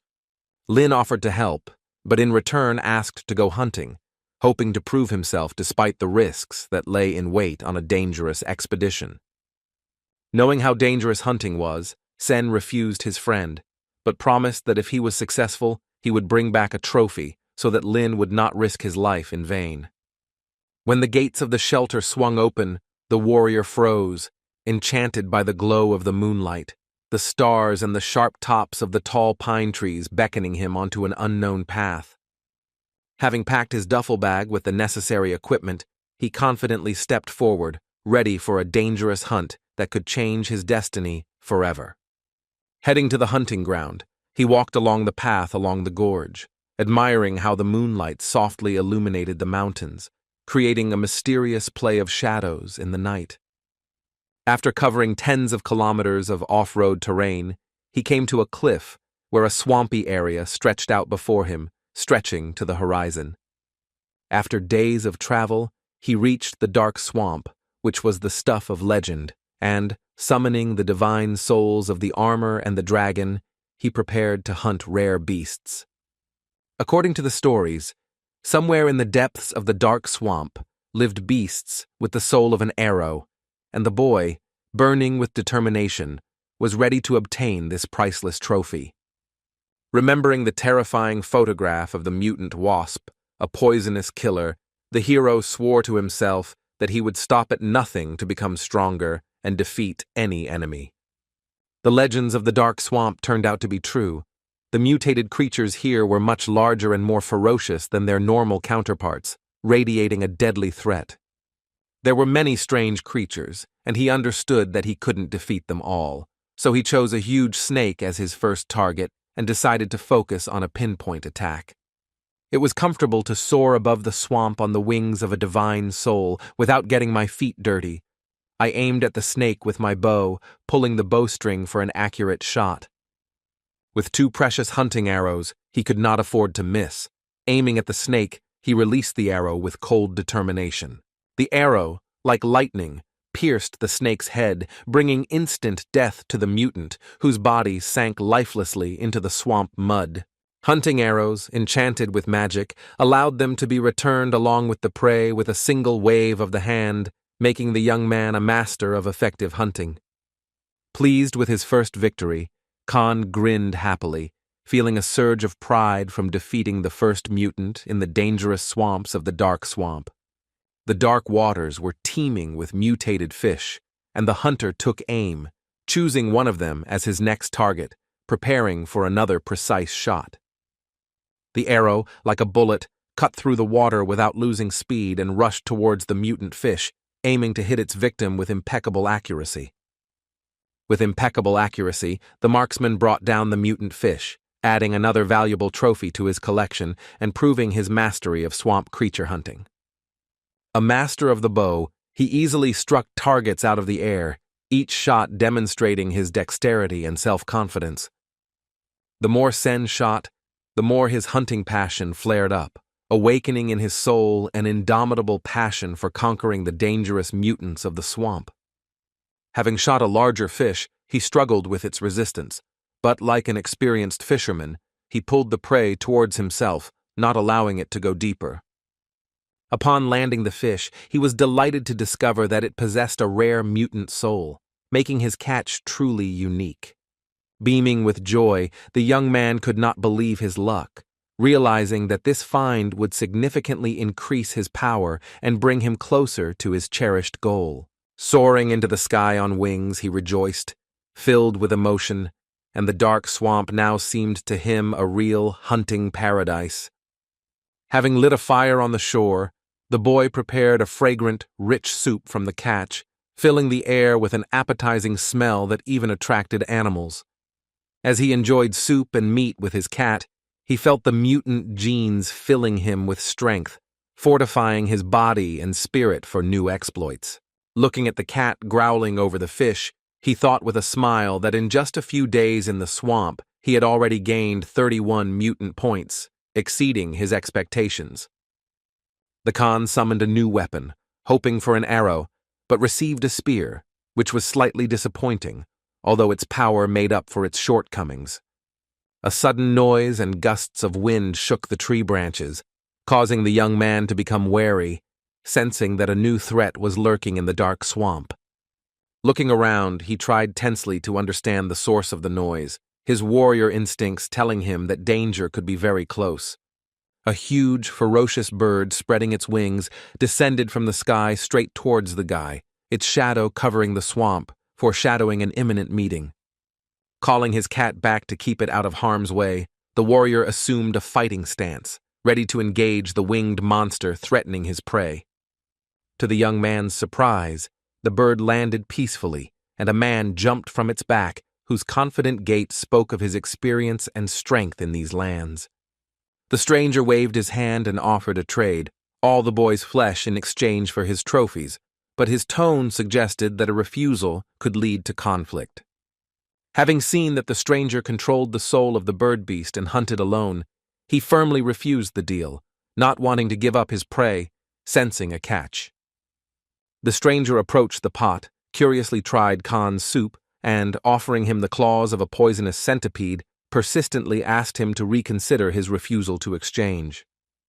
After tasting the soup and feeling a surge of strength from one mutated gene, the stranger smiled enthusiastically, clearly impressed by the quality of the catch. Changing his tone, the stranger threateningly declared that if he did not agree to the exchange, he would become food for his iron-winged bird right then and there. Angered by the insolence, the young man firmly repeated that he did not want any exchange. He could barely restrain himself, despite the stranger's threats. The boy grabbed a knife and shouted angrily that if Sen didn't agree the easy way, he would learn the hard way, preparing for an attack. Knowing that the enemy's knife would not penetrate his armor, he deliberately missed the blow, which stunned the stranger, who did not expect such confidence. Having epically summoned a new spear, the warrior defiantly declared to the enemy that his steel knife was powerless against the divine armor that protected him from any blows. With a swift blow of his spear, he shattered the enemy's knife into pieces. The enemy only managed to shield himself with his hand from the flying fragments sparkling in the moonlight. The hero, blazing with anger, shouted that he was going to teach the insolent man a lesson, adding that before attacking, he should find out who he was dealing with, and rushed into battle. He made several sharp swings with his spear, each of which could have been fatal, but the enemy deftly dodged, demonstrating his dexterity. The stranger did a backflip and landed with the grace of a superhero from a movie, his movements precise. Putting his hand to his cheek, the boy felt a drop of blood, proving that the enemy's spear was as sharp as a barber's razor. Jumping onto his giant bird, the stranger shouted to Khan that the fight was not over and that today he would pay for his insolence. At the command of its master, the enormous eagle soared upward, raising clouds of dust, its powerful wings cutting through the air, carrying the insolent man away from the battle. Not wanting to let go of the scoundrel who had interrupted the meal, the hero spread the wings of his divine soul and rushed in pursuit, wanting to catch up with the enemy. Seeing the wings woven from the soul of a divine blood beast, the stranger turned pale, his eyes widening in horror as he realized he was facing an unrivaled warrior. Hearing the panic in his enemy's voice, the young man noted with a mocking grin that he had finally realized who he was dealing with and promised to reward him for it. Swiftly catching up with the insolent man in the air, he lashed out with his spear at his buttock, causing blood to spurt out and the boy to howl in pain. Laughing, Khan teased his enemy that he would now have another piercing, and his mockery echoed across the swamp, adding to the insolent man's humiliation. Another spear thrust, delivered by the warrior with surgical precision to a soft spot, forced the insolent man to humble his insolence, writhing in pain and humiliation. Choking with pain, he begged for the abuse to stop, admitting that he could not withstand further torment under the onslaught of his merciless spear. Clutching his wounds, the stranger, overcome with shame, was ready to accept death just to avoid the shame of further ridicule and blows from the young man. With trembling hands, he pulled out a handkerchief and waved it over his head like a white flag, symbolically acknowledging his complete defeat before the warrior.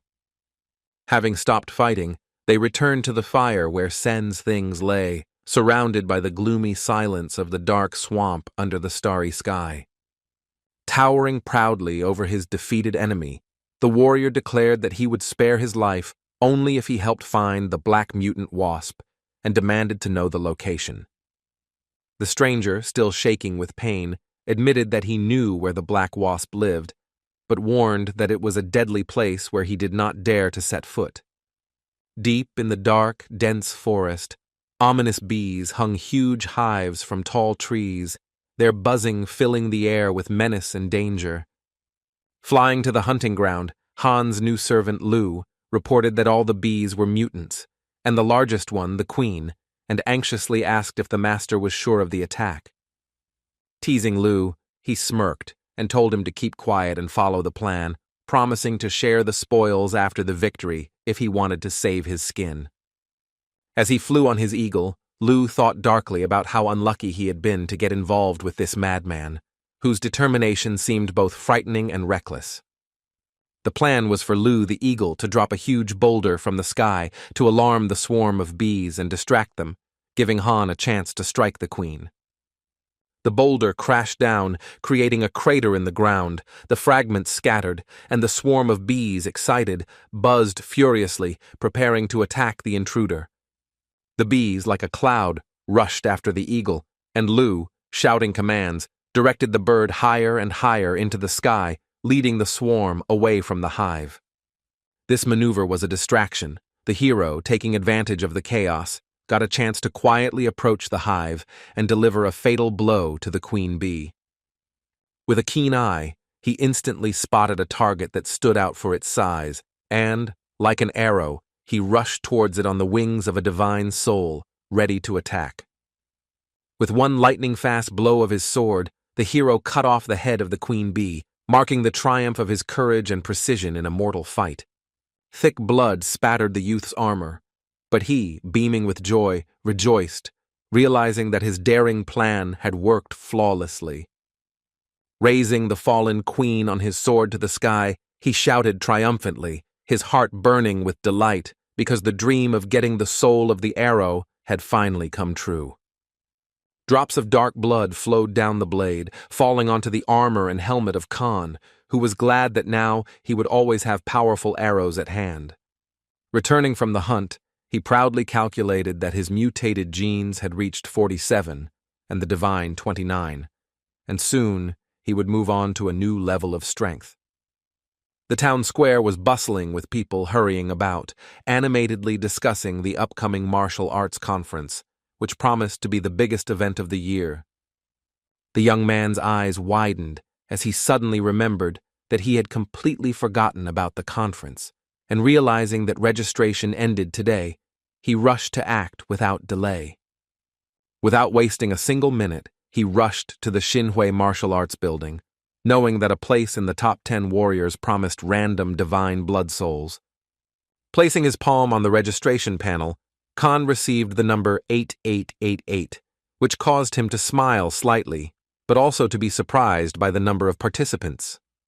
When he saw that his number was 8088, he was amazed at the number of people wanting to participate and thought that this year there would be serious competition. The huge Xinhui Hall was bustling with excitement. The stands were packed with spectators, and the air was buzzing with anticipation of spectacular fights, filling Han with excitement. Fierce battles raged in the arenas below, the cries of warriors echoing throughout the hall, filling the room with tense energy and anticipation of more battles to come. According to the tournament rules, in each round, 100 people fight in a fierce battle, but only one survives to move on, proving his superiority. There were now over 50 groups competing, and the hero, who found himself in the 80th, realized that he was not fighting today and decided to find a place to observe. Having met the Son of God, he was asked which group he was in, but, disappointing his opponent, he replied that he would not fight. Commander Ryu, who always followed his master, pointed his finger at the young man, calling him a coward and threatening that he would never dare to show his face again. Chinuan and his deputy appeared behind the Son of God, Shen Tian, and the warrior, looking at him with narrowed eyes, asked whether he intended to participate in the tournament fights. And he, beaming with excellent spirits, confidently declared that he was anticipating victories and that his success in the arena would certainly lead to a promotion. Announcing that it was his turn, he went to prepare for battle, telling Chin that she must definitely see his triumph in the arena. The warrior, looking intently at the guy, asked directly if he was afraid of Shentan, the son of God, her green eyes studying the young man, expecting an honest answer. Looking down, Khan quietly admitted that he was indeed afraid of him, and his appearance betrayed his inner tension in front of his powerful opponent.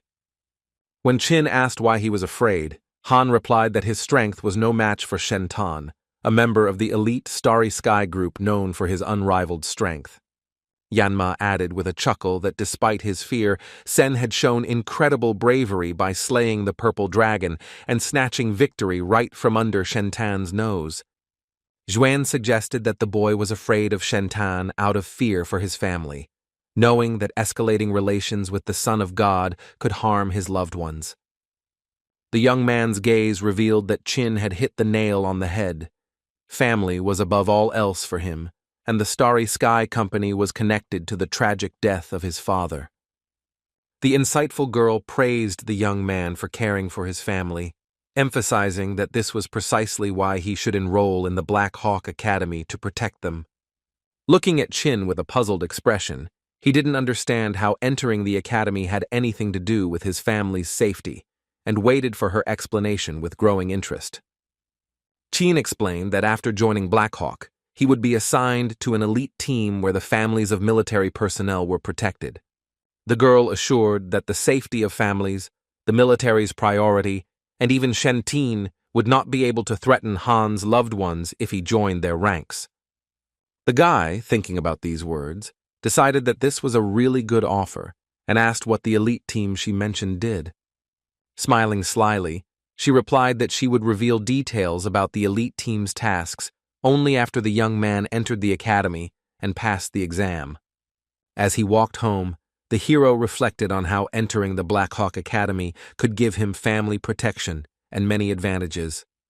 Looking down at the floor, he firmly vowed to himself that he would not allow anyone to harm his family, and this vow became his main motivation for choosing his path.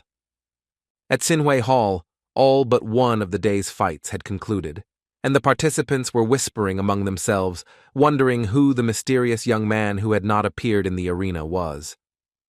A group of 99 fighters waited impatiently for the last participant, whose absence was delaying the test, causing tension among those gathered.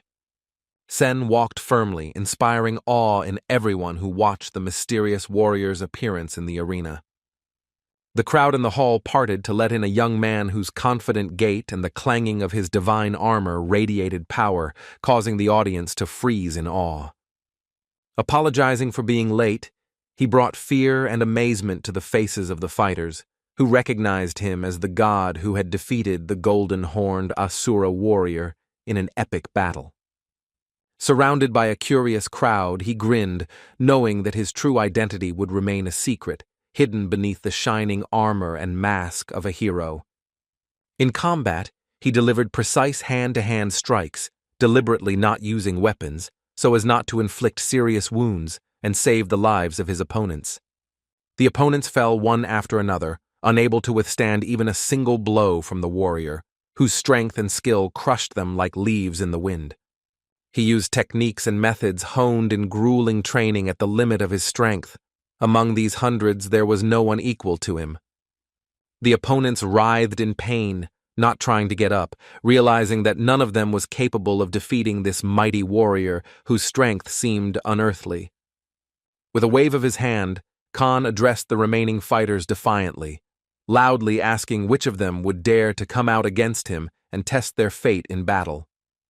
All opponents, having admitted defeat, refused to fight, realizing that even together they would not be able to stand against the god, and considered it an honor to stand with him in the same arena. He laughed and motioned to the judges, confidently demanding that they count him as the winner, his eyes shining with triumph and his figure radiating unrivaled power. Proudly raising his fists to the sky, he shouted out his victory, thanking the audience for their support, his voice thundering, filling the hall with the energy of triumph. The hall exploded with applause. The crowd shouted that the hero had rightfully earned the victory, and no one in Xinhui could match his strength and skill in the arena. As soon as the hero left the arena, he was immediately surrounded by Qin Xuan, Shen Tian, and Liu Hongtao, who insistently asked him to talk, which made him feel slightly uneasy. The helmet hid the young man's anxiety as he wondered why the three were together and what they wanted, their presence giving him the feeling that the conversation would not be easy. Qin, with a polite smile, offered to introduce God to influential people from the steel armor shelter, hoping to gain his support. Slightly taken aback, he admitted that he was shocked by their attempts to involve him in their plans, without understanding what they wanted from him. Shen Tian, with a slight reproach, reminded God how he once stole the divine soul of a rare creature and demanded that he remove his helmet, revealing his face. Qin explained that the three of them were the most powerful allies in the shelter and asked the hero directly whose side he was on and whether he would become their enemy. Cleverly avoiding answers, he declared that he was not choosing sides, would be neither an enemy nor an ally, and turning around, resolutely walked away.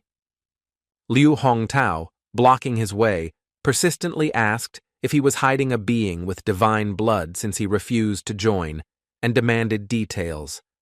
Remaining confident, the boy mentally noted that Liu was surprisingly perceptive and dangerously clever, which made him a worthy and cunning opponent. With a wave of his hand, he casually replied that his success was just luck and offered dozens of mutants if the trio were interested in a deal.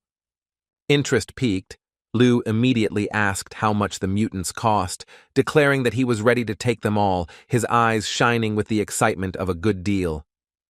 Qin Shan, unable to contain her surprised exclamation, intervened, declaring that she also wanted to buy a couple of mutants, her enthusiasm betraying her desire not to miss out on the deal.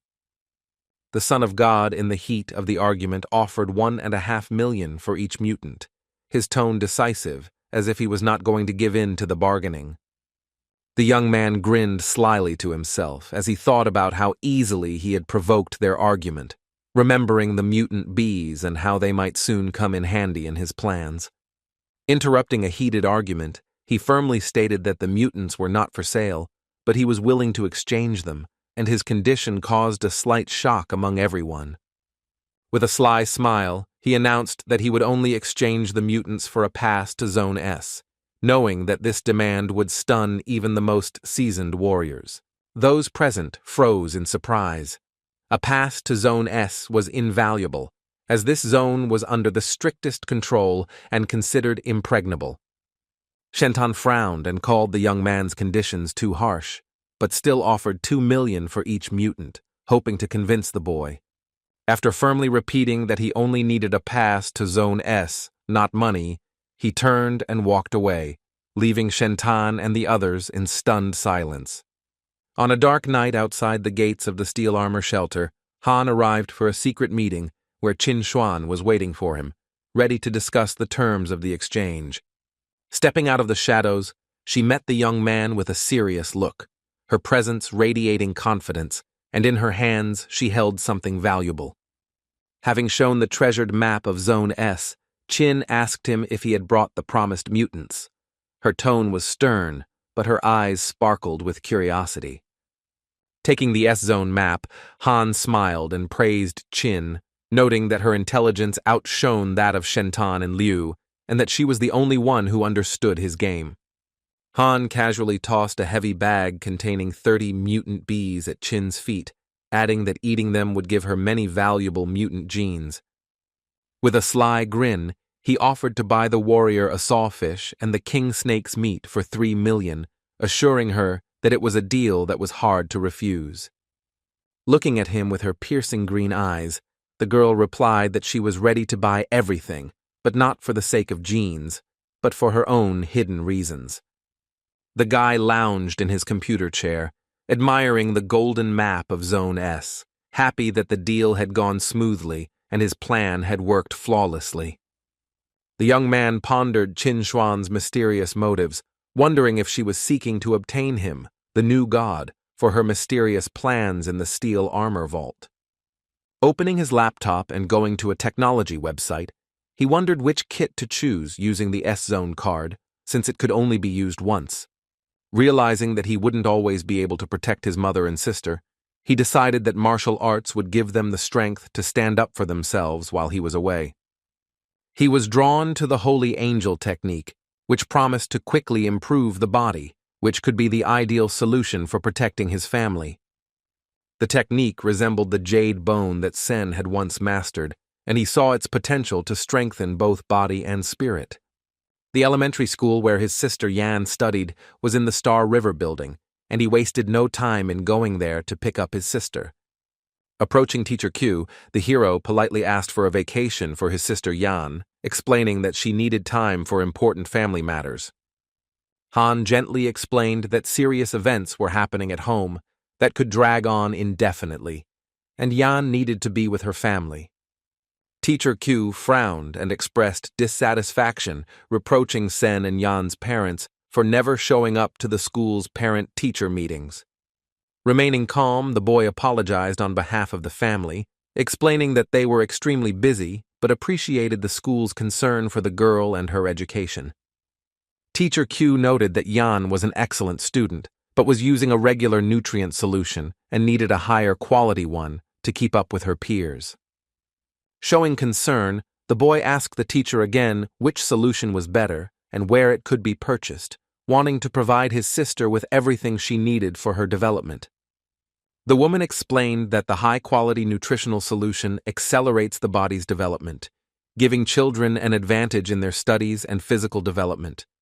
She added that the optimal solution costs $15 million a year, and since the family chose this school, they should be prepared for such expenses. Khan thought about it, realizing that he didn't have that kind of money, and decided to grow mutants using the crystal in order to sell them and cover the costs. At home, Yan trained diligently, honing her martial arts, and Han watched her, proud of her desire to become stronger. Smiling, he couldn't take his eyes off his sister, imagining how in the future she would become a formidable warrior whose strength would conquer all enemies. Praising her for her efforts, Sen promised that when her mother returned, they would begin studying the Holy Angel technique together to strengthen her body and spirit. Yan, beaming with joy, perked up, her curious and inquisitive nature of a child making her excited to learn the new technique. Gently stroking his sister's head, the brother asked her to keep the Holy Angel technique a secret, making it their small but important family secret. The girl loved her brother very much and called him the best, and he promised to buy her a new nutrient solution to make her martial arts training easier. That evening, Sen went to his scheduled training session with Chinuan, looking forward to the warrior helping him hone his skills for future challenges. Yang Ma looked at Chin suspiciously and didn't understand her intentions, but the warrior reassured her, saying that it didn't matter much. After so long without a response from Han, Chinuan's patience had run out, and she was determined to get him to be clear about their conversation. Chin, doubting whether Sen was worth her efforts, took out a pill that could loosen his tongue, deciding to sort things out between them. In the battle room, she attacked furiously, her blows lightning fast, each aimed at breaking through his defense. He stubbornly blocked the attacks, fighting back with full concentration, but he could not understand what the girl, whose rage seemed inexplicable, was trying to achieve. With a deft kick, Chin broke through the youth's block, sending him to the side, and he collapsed at her feet, amazed by the power and speed of her attack. Standing over her prostrate opponent, the warrior stated with disappointment that his progress was too slow, although she had placed high hopes on him. Handing Han a bottle of water, the girl suggested taking a break to rest before the next training session, her tone deceptively soft and friendly. The boy, looking at the warrior with sadness, could not understand what provoked her furious attacks, feeling that there was something more hidden behind her actions. Taking a sip of water, he noticed a strange taste, and his pupils dilated as an unknown substance began to spread through his veins. Confused, he glanced at Chin, who stood in a flirtatious pose, playfully asking if he found her beautiful, clearly testing his reaction. Thanks to the jade bone technique he had learned previously, he was able to block the substance's effects, maintaining clarity of mind despite its attempt to cloud his mind. Sprawled on the floor and pretending to drool, he pretended to succumb to the effect, watching Chin closely to figure out her next move. Leaning over Sen with a seductive smile, she provocatively asked him if he liked her body, clearly testing how much he had fallen for her trick.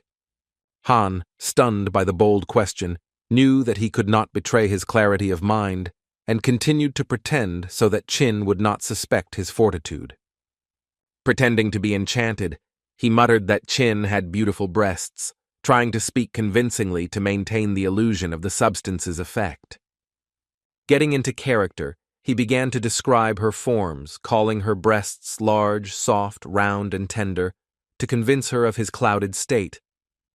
The girl pulled back slightly and thought with slight contempt that all men were the same, since even Sen had succumbed to her charms, no different from the others.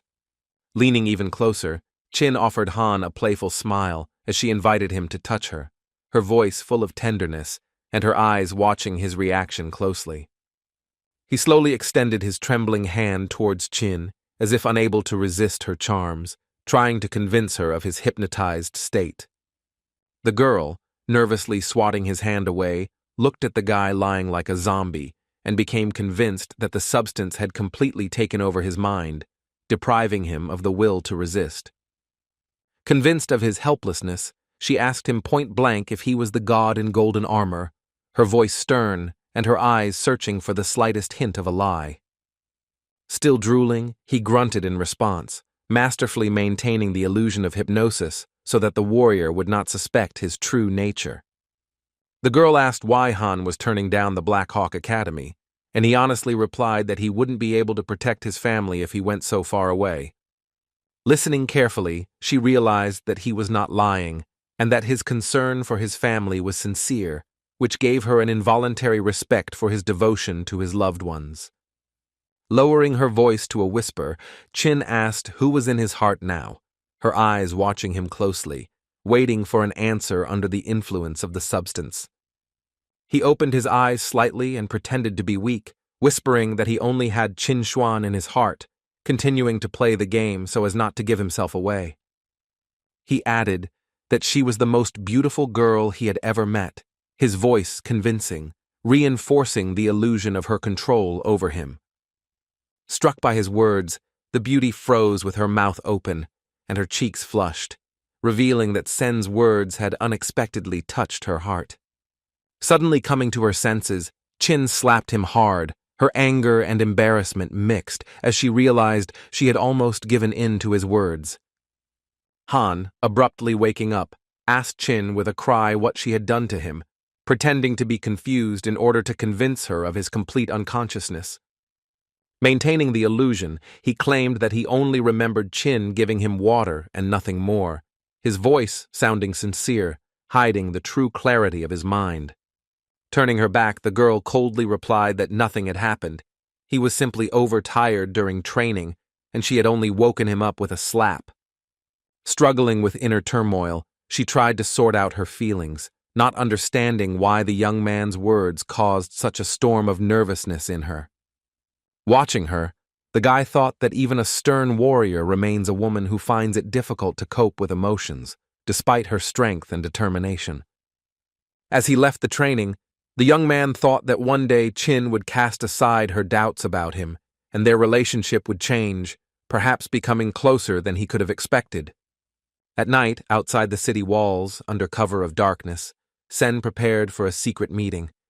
His next secret deal promised to be profitable. He handed Lin Shao a bag of mutants obtained from the dark swamp, fulfilling the promise he made to his friend before the dangerous foray into the swampy wilderness. Opening the bag, the young man gasped when he saw 2 sawfish, a real treasure, and swore to keep the secret, understanding the value of this rare catch. Suddenly, Shentian and his ward approached silently along the path, their appearance breaking the silence, causing the hero to become wary. Meeting Shentian's gaze, Lin Shao hastened to explain that Han was his friend, and acknowledging their differences, Ask the Son of God to forget about the past. Ryu, puffed up with anger like a turkey, growled that it was impossible to forget the insults, his eyes blazing with rage, barely contained in front of Shen Tian. With a slight gesture, the gentleman stopped the enraged Ryu and noted that there was no point in wasting time on quarrels, since he had to prepare for a fight against a god. Upon learning that he would have to fight Ryu Tianyang tomorrow, the young man became wary, realizing that a fight with this formidable opponent would be a serious test. Since the morning, the Xinhui Hall has been filled with the sound of blades clashing, steel clashing with steel, creating a symphony of combat, filling the arena with the tense energy of battle. The stands buzzed with excited voices. The spectators animatedly discussed the upcoming fight between powerful opponents, anticipating an epic spectacle. Su Xiaoqiao, fiercely cheering for the new god, shouted that he was invincible and that no one in the arena could overcome his divine power and skill. Noticing a stranger nearby, wrapped in a dark cloak, he became wary, suspecting something was wrong in his secretive and suspicious figure. Without hesitation, Xiao approached the stranger, mockingly asking if this was cosplay and if it wasn't hot to sit in such a thick cloak under the roar of the stands. The captain of the archery squad sitting nearby suggested that the Son of God might have transferred the soul of the mighty gorilla to Ryu Tianyang in order to take revenge on the new god for the theft. Su Xiaoqiao, firmly believing in his hero, declared that he was just a likeness of King Kong, while a god had many souls that gave him unrivaled strength. The cunning captain in the green cap offered Xiao a bet. If God couldn't hold out for a minute against Ryu, he would give up the mutant, and if he did, he would take the wolf. Intrigued by the risky offer, the boy thought for a moment, weighing the chances of the new god against the temptation to win the mutant, despite the high stakes. Yanma, intervening in their argument, sarcastically remarked that men were strange, betting on a fight that did not concern them and risking their valuables. The competition began, and all the spectators, holding their breath, looked towards the arena, eagerly awaiting the appearance of the fighters ready to clash in an epic battle. The stranger in the dark cloak suddenly stood up, attracting the attention of Su Xiaoqiao and the man in the green cap, his movements causing a murmur of curiosity in the stands. Throwing off his cloak, Hansen emerged in shining golden armor, his proud posture radiating power, causing the crowd to gasp at the hero's unexpected appearance. The audience was stunned to see God, and even the astute Yang Ma, with her deductive skills, could not figure out what he was hiding under the cloak. Shouting out a prayer at the top of his voice for the god to defeat Ryu Tianyang in a minute and save him from the failed deal, Xiao attracted the gaze of the entire crowd. The hero, hearing the scream, thought with irony that this guy had made his task much more difficult by demanding victory in a minute, but this only fueled his fighting spirit. Ryu, flexing his fists, was burning with the thirst for battle, mentally promising himself that soon this god would fall at his feet, defeated by his unstoppable power. The warrior, confident and in excellent shape, possessed 3 divine beast souls and 4 mutated ones, although the 3-eyed cat could not be counted.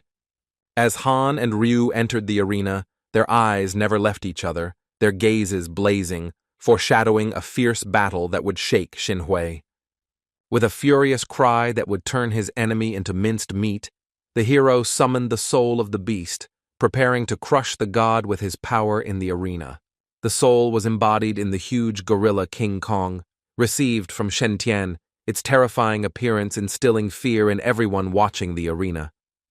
The ferocious gorilla, armed with a massive spiked club, looked truly terrifying, its roar shaking the stands, foreshadowing a devastating battle. The captain, who had made a bet with Zhao Qiao, smirked, confident that Gorilla Ryu would last more than a minute, guaranteeing him victory.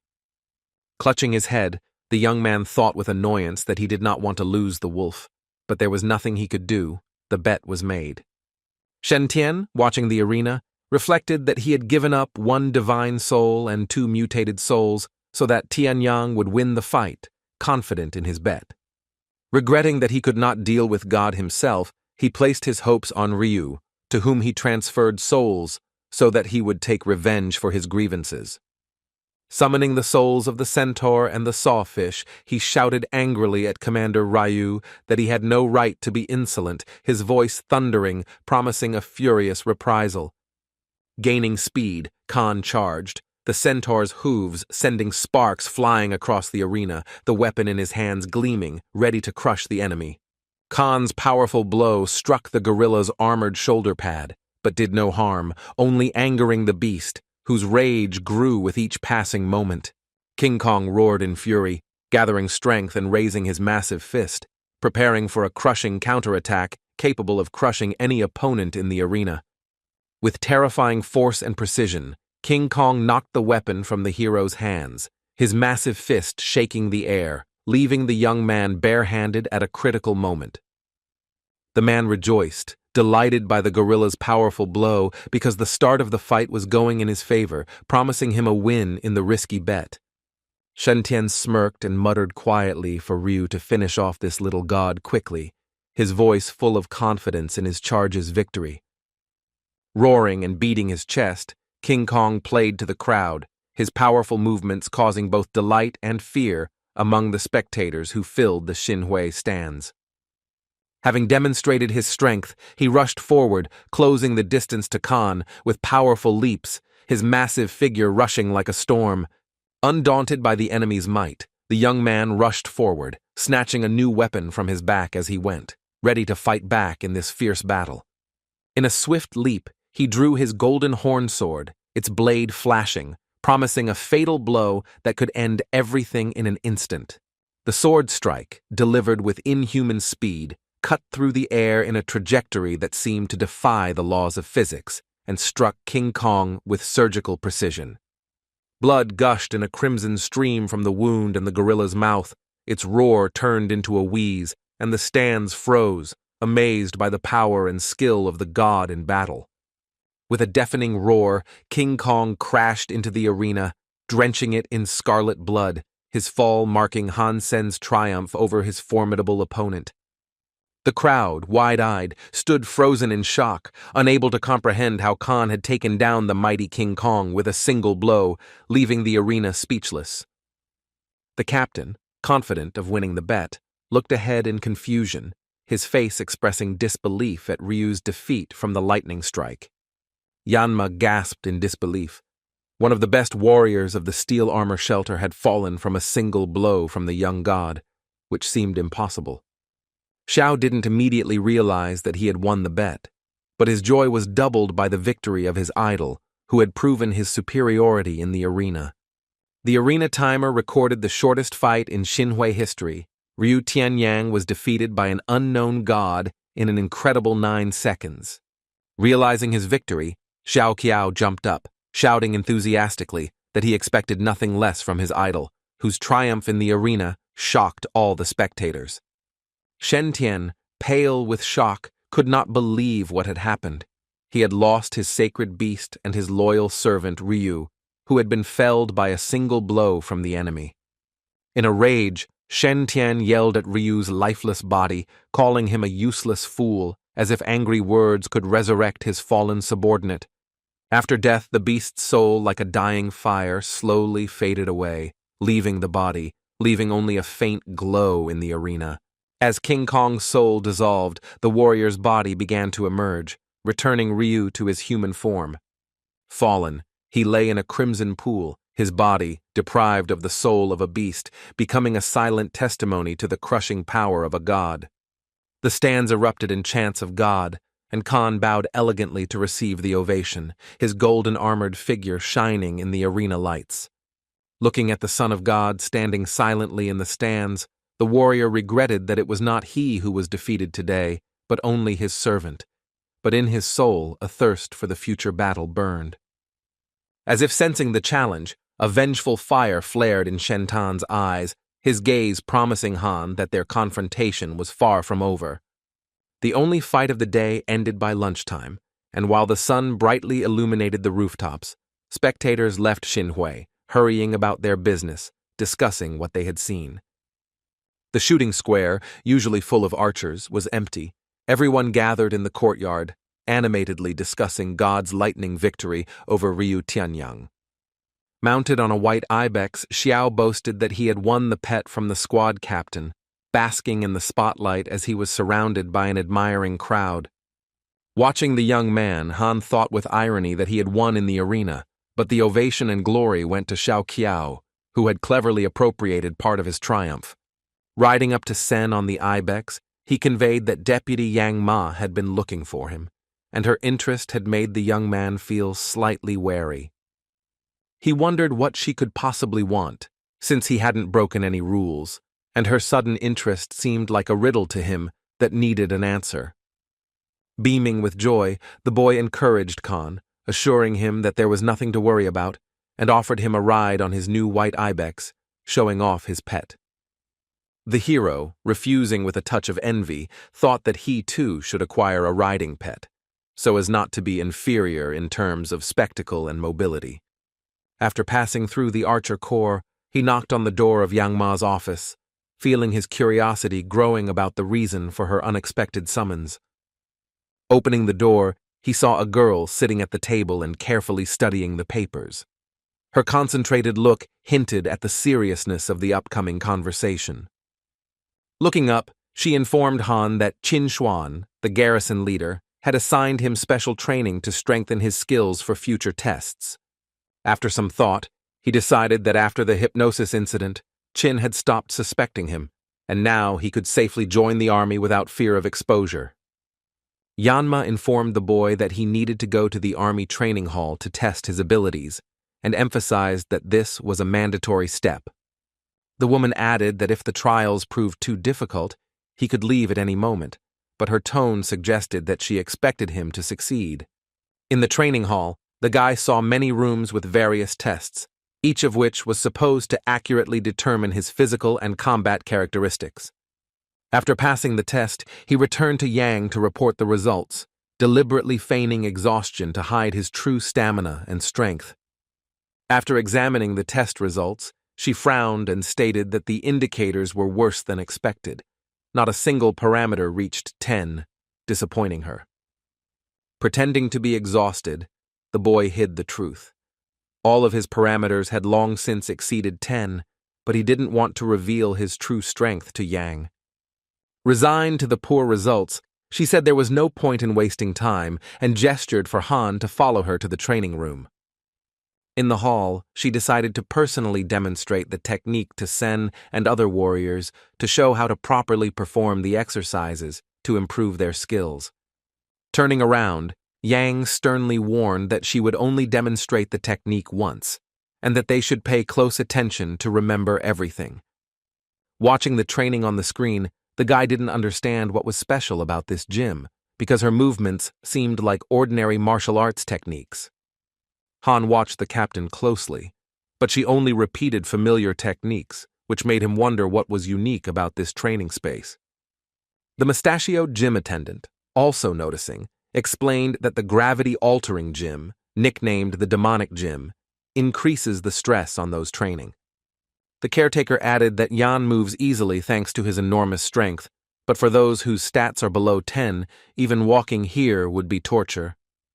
Wiping away sweat with a towel, the girl finished the demonstration and sternly ordered Khan to begin training in the demonic hall and then report on the results of its completion. The caretaker, lowering his voice, whispered to the boy that the captain had set the gravity parameters so high that even breathing would be difficult, but he knew a trick that would help. Slightly frightened, the boy asked the mustachioed man again whether his advice would really make the test easier, doubting but hoping for help in this harsh hall. The guy felt a surge of interest at the hall's control interface, eager to test himself under extreme gravity despite its harsh effects. As gravity increased, Khan's movement slowed, but the mustachioed caretaker suggested how to change the machine's settings to make the training easier. He didn't care about the advice. He wanted to squeeze the maximum out of his body, deciding to test the limits of his endurance in this demonic hall. With the settings cranked up to maximum, he stepped forward with determination, ready to test himself to the limit to prove his strength and resilience.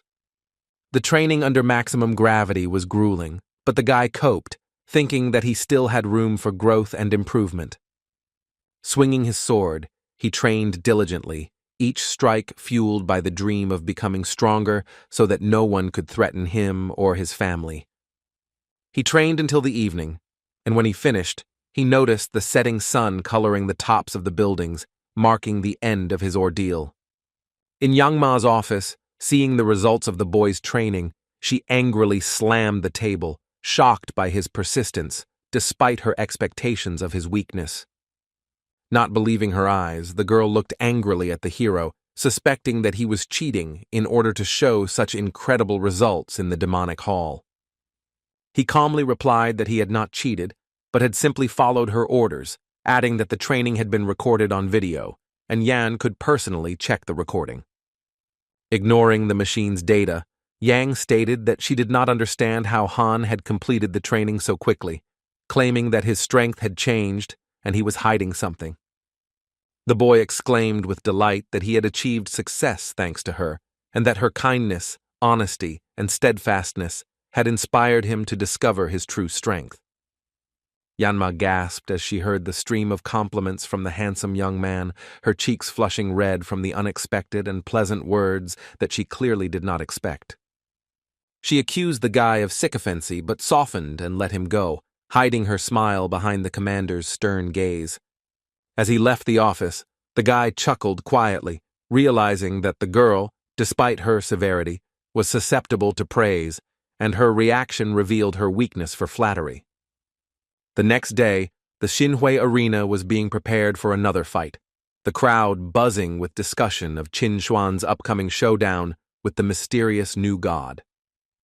The spectators gossiped, regretting that they would not see Shen Tian fight the god, since the son of God lost to Qin, losing the chance to fight in the arena. Having met the mustachioed caretaker of the hall, Khan gave him 2 packs of cigarettes as gratitude for the valuable advice that helped in the demonic hall. The caretaker took a drag from a Black Forest cigarette, savored its taste, exhaled the smoke, and thought that he might never smoke such a rarity again. As a sign of gratitude, he decided to show the young man something special, slowly taking hold of the hilt of the blade, intriguing the young man with a mysterious gesture. Swift as a snake, the warden struck, his blade flashing, displaying a skill that rivaled Sen's own. Stopping the blade at his throat, the caretaker made him think about possible betrayal. The man's gaze was full of a hint of a hidden threat. The blade in the caretaker's hand suddenly vanished, but by clenching his fist, he made it appear again, demonstrating to the young man a mysterious technique that left him amazed. Boasting, the caretaker explained that this was a technique, heaven in the sleeve, and with a smile asked Han if he would like to learn such an impressive technique. The boy, intrigued by the skill, agreed and followed the caretaker into the training hall, ready to master the technique of hiding weapons in the void. In the gym, he was given virtual glasses, and he began training, holding invisible objects in his hands, feeling how the heaven in the sleeves technique came to life. The hero didn't expect that the heaven in the sleeves technique was learned through a virtual game, where hand movements imitate muscles, requiring incredible concentration. The game forced the player to use specific muscles to move, providing excellent training for agility and coordination, which delighted Han. Despite his efforts, he found it difficult. After hours of training, he mastered only 20% of the technique, feeling that heaven in your sleeves required enormous perseverance. Qin, coming up from behind, noticed the overseer training the youth and asked if this was really the heaven in the sleeves technique she had heard about. The caretaker confirmed, explaining that mastering the style takes 7 to 8 years, and Khan is at a beginner level, but his potential may be revealed over time. Qin, after thinking about it, decided that the technique would be useful to Han in the future, but he started too late and ordered him to continue training, believing in his perseverance. From the open doors of the Colosseum, the Xinhui arena, came the deafening cries of the crowd chanting the names of the fighters, the echo of the battle merging with the pulsating rhythm of the spectators' hearts. The packed stands erupted in jubilation, fans roared Chinuan's name, and the mysterious god, shrouded in myth, received no less support from the enthusiastic crowd. Approaching the viewing window, Shentian and his gang looked out into the arena with anticipation, confident that Chinuan would crush the god and avenge the fallen Captain Ryu. Boiling with rage, he glared forward, muttering that the god should have at least a shred of conscience to surrender to Chin, and then he himself would finish him off in a personal vendetta. To the deafening cheers of the crowd at the entrance to the arena, the heroes waited for the fight to begin, their silhouettes in the rays of light causing delight among the spectators. Khan raised his hand and shouted out words of gratitude to the fans, promising not to let them down, his voice booming, hiding the internal tension before the fight. Inside, he was literally shaking with fear, nervous about the fight with Chinuan, the formidable queen of the steel armor vault, whose fame inspired awe. Having been carried away by the heaven in the sleeves training yesterday, he forgot about the fight, and now his hands, tired, did not obey well, threatening his success. Having met eyes in the arena, Chin offered the guy a deal. If he lost, he would become vice head of the vault, and later inherit her place. The hero, astonished, froze in surprise. The warrior's offer to become the leader of the steel armor shelter was a complete shock to him. Shentian, watching Chin recruit the god, was confused, not understanding why she would address his rival, who had incurred his wrath, with such respect. Xiao Qiao, upon hearing about the deal, shouted enthusiastically, urging his idol to agree, while Yang Ma was perplexed as to why Chin was offering him such a role. Without further explanation, the god politely declined Chin's offer, choosing to remain true to his goals despite the tempting prospect of leadership. With sadness in her voice, the girl asked the warrior why he was refusing her offer, her eyes searching for an answer, hiding a slight shadow of disappointment. God firmly answered that there were two reasons. Firstly, she would not defeat him, and secondly, he would reach the second refuge faster than she expected. The boy's words caused a storm of emotions in the commander-in-chief. Her pride was hurt, and the insult ignited sparks of anger and determination in her eyes. Inside, the hero sincerely apologized for his harsh words, realizing that now the fight with Chin would be a real test for him, full of difficulties. Listening to their dialogue, Yanma thought that the god had a gold coin instead of a brain. His bold words seemed self-confident and almost reckless to her. Xiao Qiao, smiling, justified every word of Han, declaring that he expected exactly such courage from his idol because true wealth must be earned. Shentian, exploding with anger, shouted at Chin to stop standing on ceremony and just finish off the god, his voice trembling with the thirst for revenge. Moving closer to Chin, the hero whispered in her ear, offering her a return bet. If she won, the god would reveal his identity, adding intrigue to the upcoming fight. He also added to the bet that if Chin lost, she would give him an S-rank purchase card, making the bet even more tense. Chin, confidently accepting the bet, began to summon her souls, her eyes sparkling, preparing for the fight that would determine her superiority in the arena. The hero knew that Chin had a sacred poisoned butterfly knife that could pierce his divine armor, and this made him wary before the fight. Summoning his souls, he decided not to hold back, preparing to unleash the full force of his attacks on Chin to prove his superiority in this decisive battle. As he raced towards the enemy, Khan thought he had learned her techniques after many battles, but for the warrior, he, an unknown god, remained a mystery full of surprises. Having unleashed a deadly attack, he heard the ringing of the blade hitting the arena floor. The girl deftly dodged. Her movements were fast as lightning. She gracefully performed a backflip, demonstrating her grace, causing the stands to gasp in admiration at her agility and skill in combat. While the god was finishing his attack, the beauty was already one step ahead of him, preparing a counterattack with lightning speed. Her movements were precise and full of confidence. Chin's green eyes were shining with excitement. She smiled, moving swiftly to deliver a crushing blow that could decide the outcome of the battle. The girl's knife, like a cobra's strike, flashed at Khan's throat, its tip inches from its target, promising a lethal outcome in this tense fight. Smiling as if everything was going according to his plan, the boy radiated confidence, as if the daring tactics were part of a cunning strategy conceived against the warrior. Chin, completely focused, was puzzled as to why the boy did not dodge, her thoughts racing, trying to figure out the intentions of this mysterious god. The hero's sword strike was devastating and swift, and one mistake by Chin could have been fatal, threatening to take her life in the blink of an eye. The blows flashed in deadly proximity, and Chin realized that her opponent had chosen an aggressive and risky tactic, putting everything on the line for victory. Jumping back, she taunted him by saying that he fought as boldly as he talked, her words hiding her admiration for his courage. Continuing the attack, the young man replied with a grin that he could afford to be impudent, knowing that the woman was not capable of killing him with one blow. Khan's heavy sword, if it had hit, could have cut the fragile beauty in half.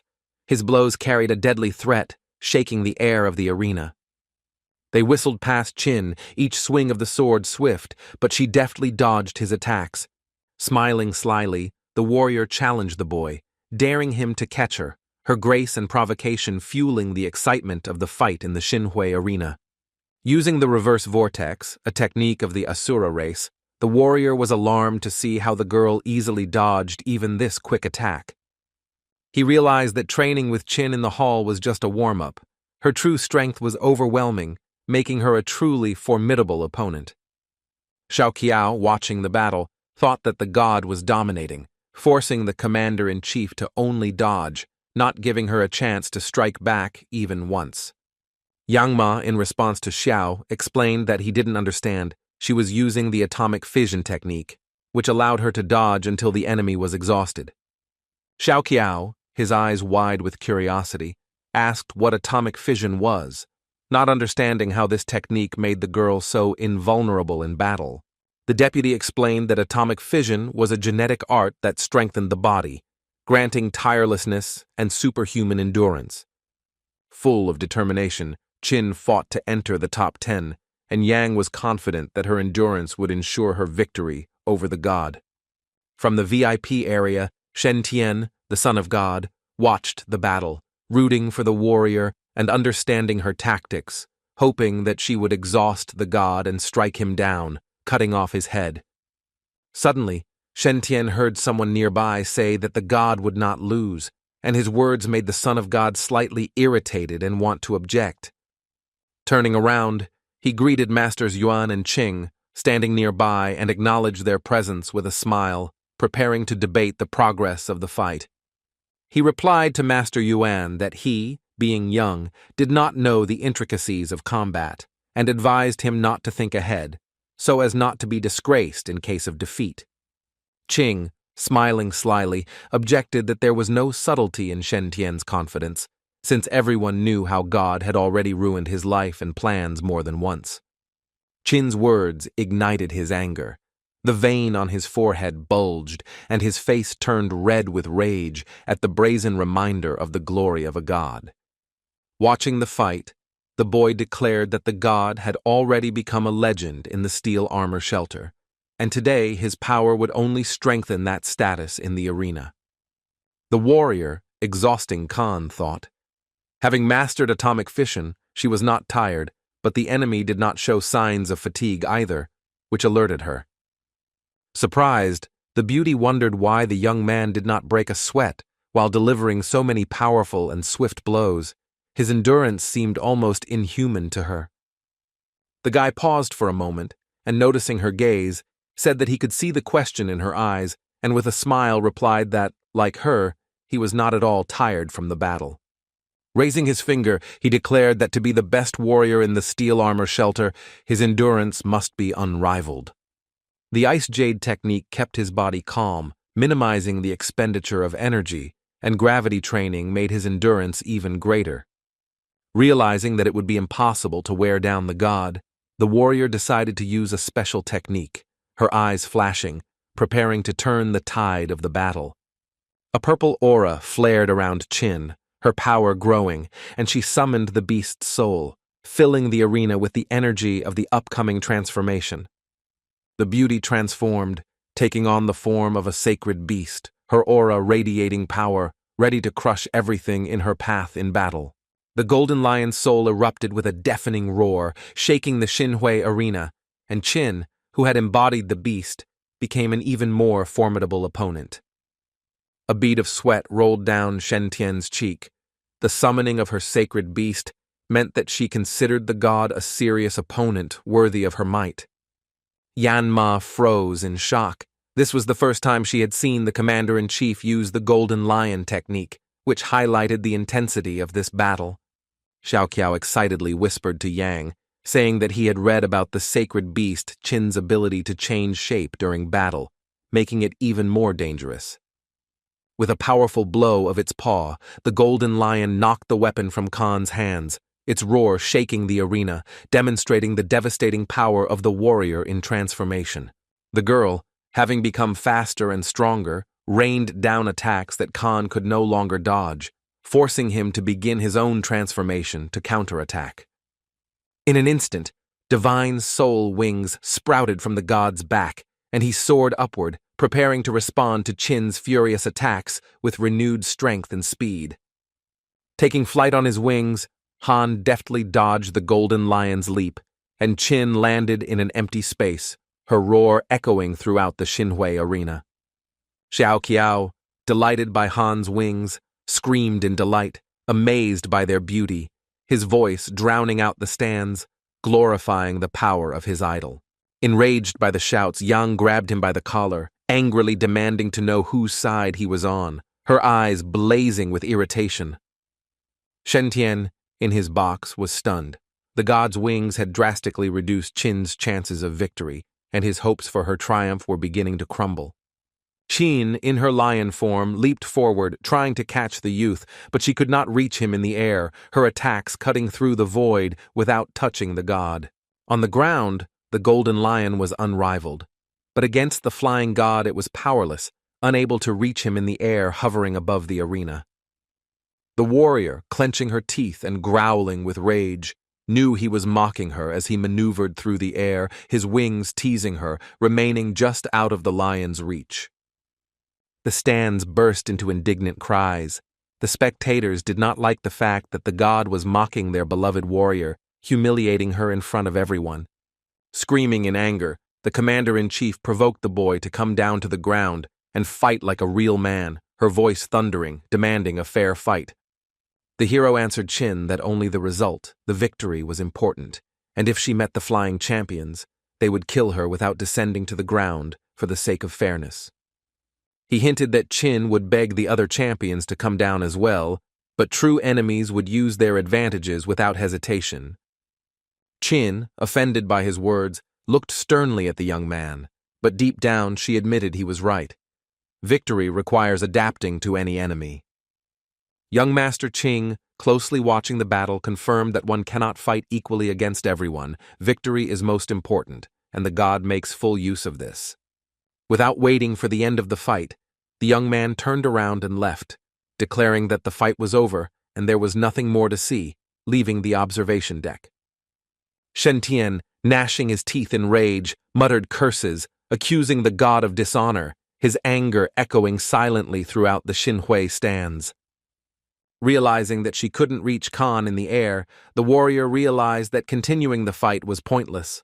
Her forces could not overcome his advantage. Having cancelled the golden lion's transformation, she bowed her head in a dignified admission of defeat, her figure expressing a mixture of pride and disappointment. Disappointment filled Yang Ma and Shen Tian's eyes, unable to believe that Qin, who was so powerful, was powerless against the flying god. The hero deservedly won. The warrior was unable to overcome his aerial advantage, and recognizing that victory was above all else, she resigned herself to defeat. The judges declared the young man the winner, giving him the nickname Golden Coin, and the flying warrior rejoiced, basking in the applause of the packed Xinhui arena. The stands buzzed with excitement for the new champion.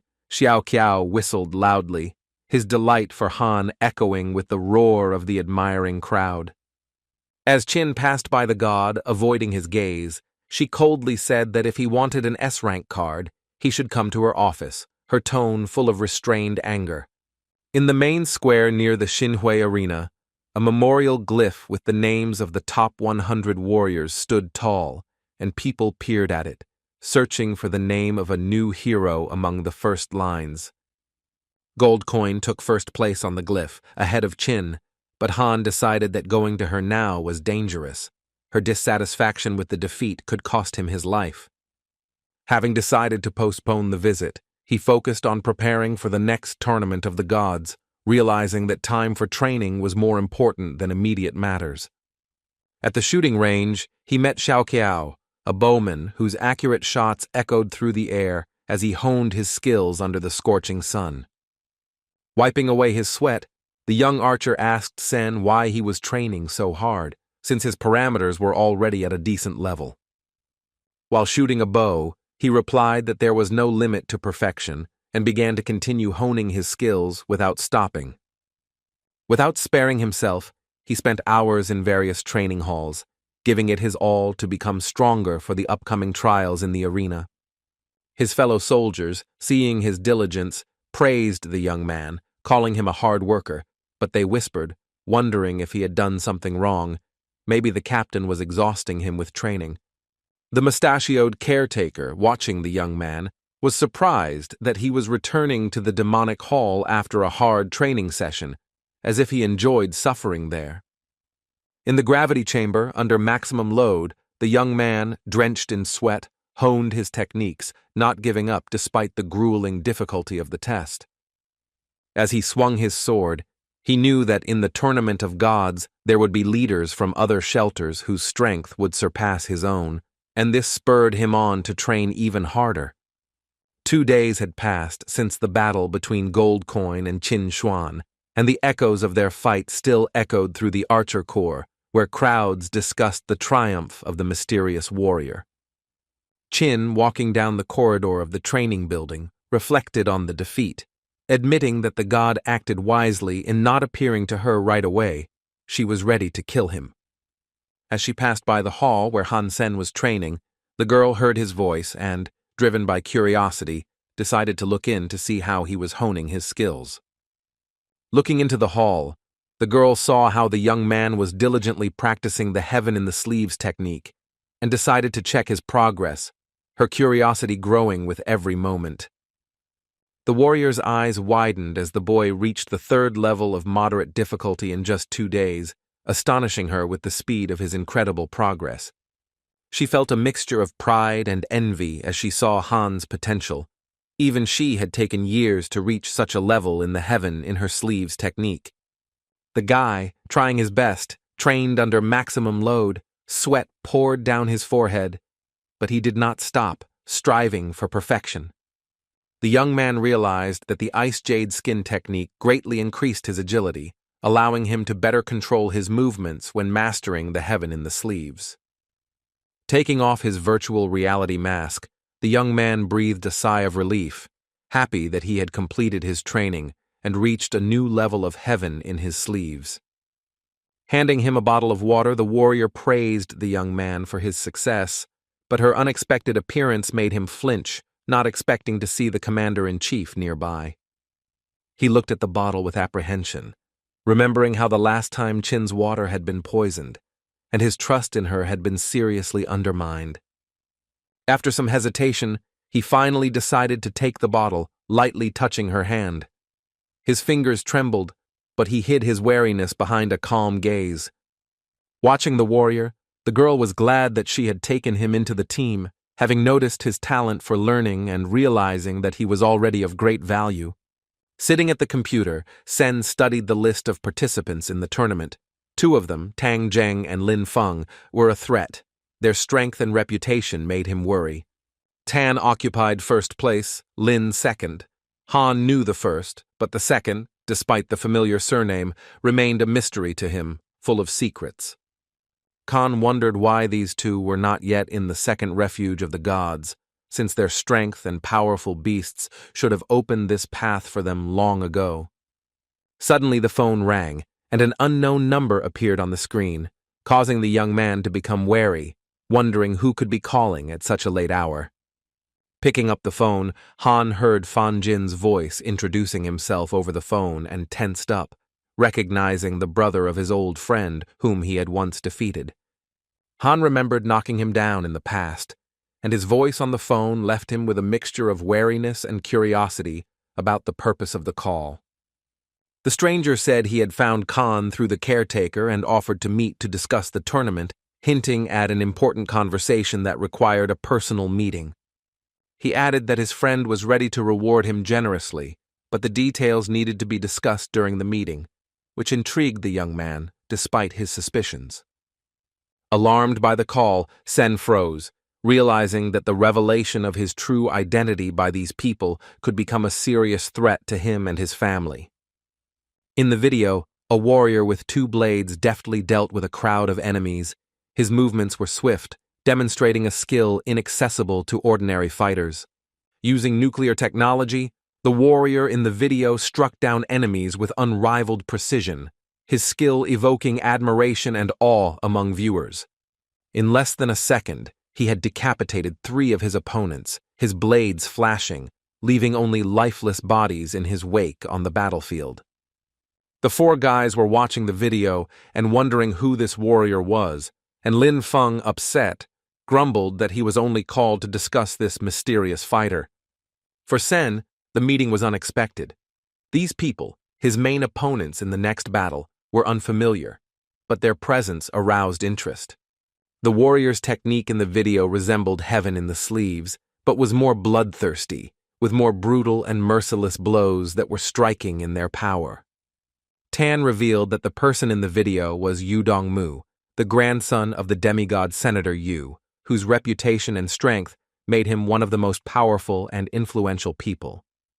Han shrugged and replied that he didn't care about politics and didn't care about Yu Dongmu as long as he didn't get in his way. Tan, calming the young man, explained that they were not going to interfere with the senator or his grandson Yu Dongmu, who was always under strict guard. The hero was very surprised when experienced warriors asked him to help them understand the heaven-in-the-sleeves fighting style, admitting that he had made significant progress in mastering it. Trying to refuse, he said that the caretaker was more proficient in technology, but learned that it was he who recommended him as the best mentor for the warriors. A spark of entrepreneurship lit up the young man's eyes. Before him was a famous warrior, and by helping him, he could count on a generous reward for his services. The guy seriously named the price for the help, one S-Rank purchase card, confident that such a deal would bring him significant benefits. Lin Feng, handing over the battle materials to Yu Dongmu, asked Han to study them carefully, apologizing that he would have to spend the whole night doing this. Having gone into another room, the guy became immersed in watching Yu Dongmu's videos and did not notice how it was deep into the night. Worried about why he was taking so long to study the notes, Tan noticed that even Jin had already gone to bed, leaving the 2 of them in silence. Lin Feng, with complete calm and confidence, replied that this was a good sign. The guy was seriously studying the enemy with full dedication. The door opened and Han walked in, declaring that he had sorted out Yu Dongmu's notes and was ready to begin the training match, his voice sounding confident. Jokingly, the warrior praised the young man for his confidence, calling him a kid in a friendly way, which brought a slight smile to their faces. Taking the light, unsharpened dagger in his hands, the boy was indignant that the weapon was too weak to be useful, and examined it skeptically. The warriors, confident that Sen could not harm with an unsharpened dagger, nevertheless warned him, explaining that it was for precautionary purposes. Han, warning that the enemy should not be underestimated, began the attack, his movements swift, as if he had already fought Yu Dongmu. Tan, not expecting the attack, perked up, retreating with a cry that the battle had not yet begun, his surprise betraying his unpreparedness for the onslaught. The young man explained that Yu wouldn't wait for a signal, just like him, and immediately lunged forward, demonstrating the determination honed in training. Using the heaven-in-the-sleeves technique, He made the dagger instantly disappear in his hand, astonishing everyone with the dexterity and skill of his move. Seeing the trick, Tang froze, distracted and discouraged, not expecting that the simplest dagger in his hands could be used so masterfully. The next moment, the young man performed a reverse trick, and the dagger reappeared in his hand, as if magic had come to life in his movements.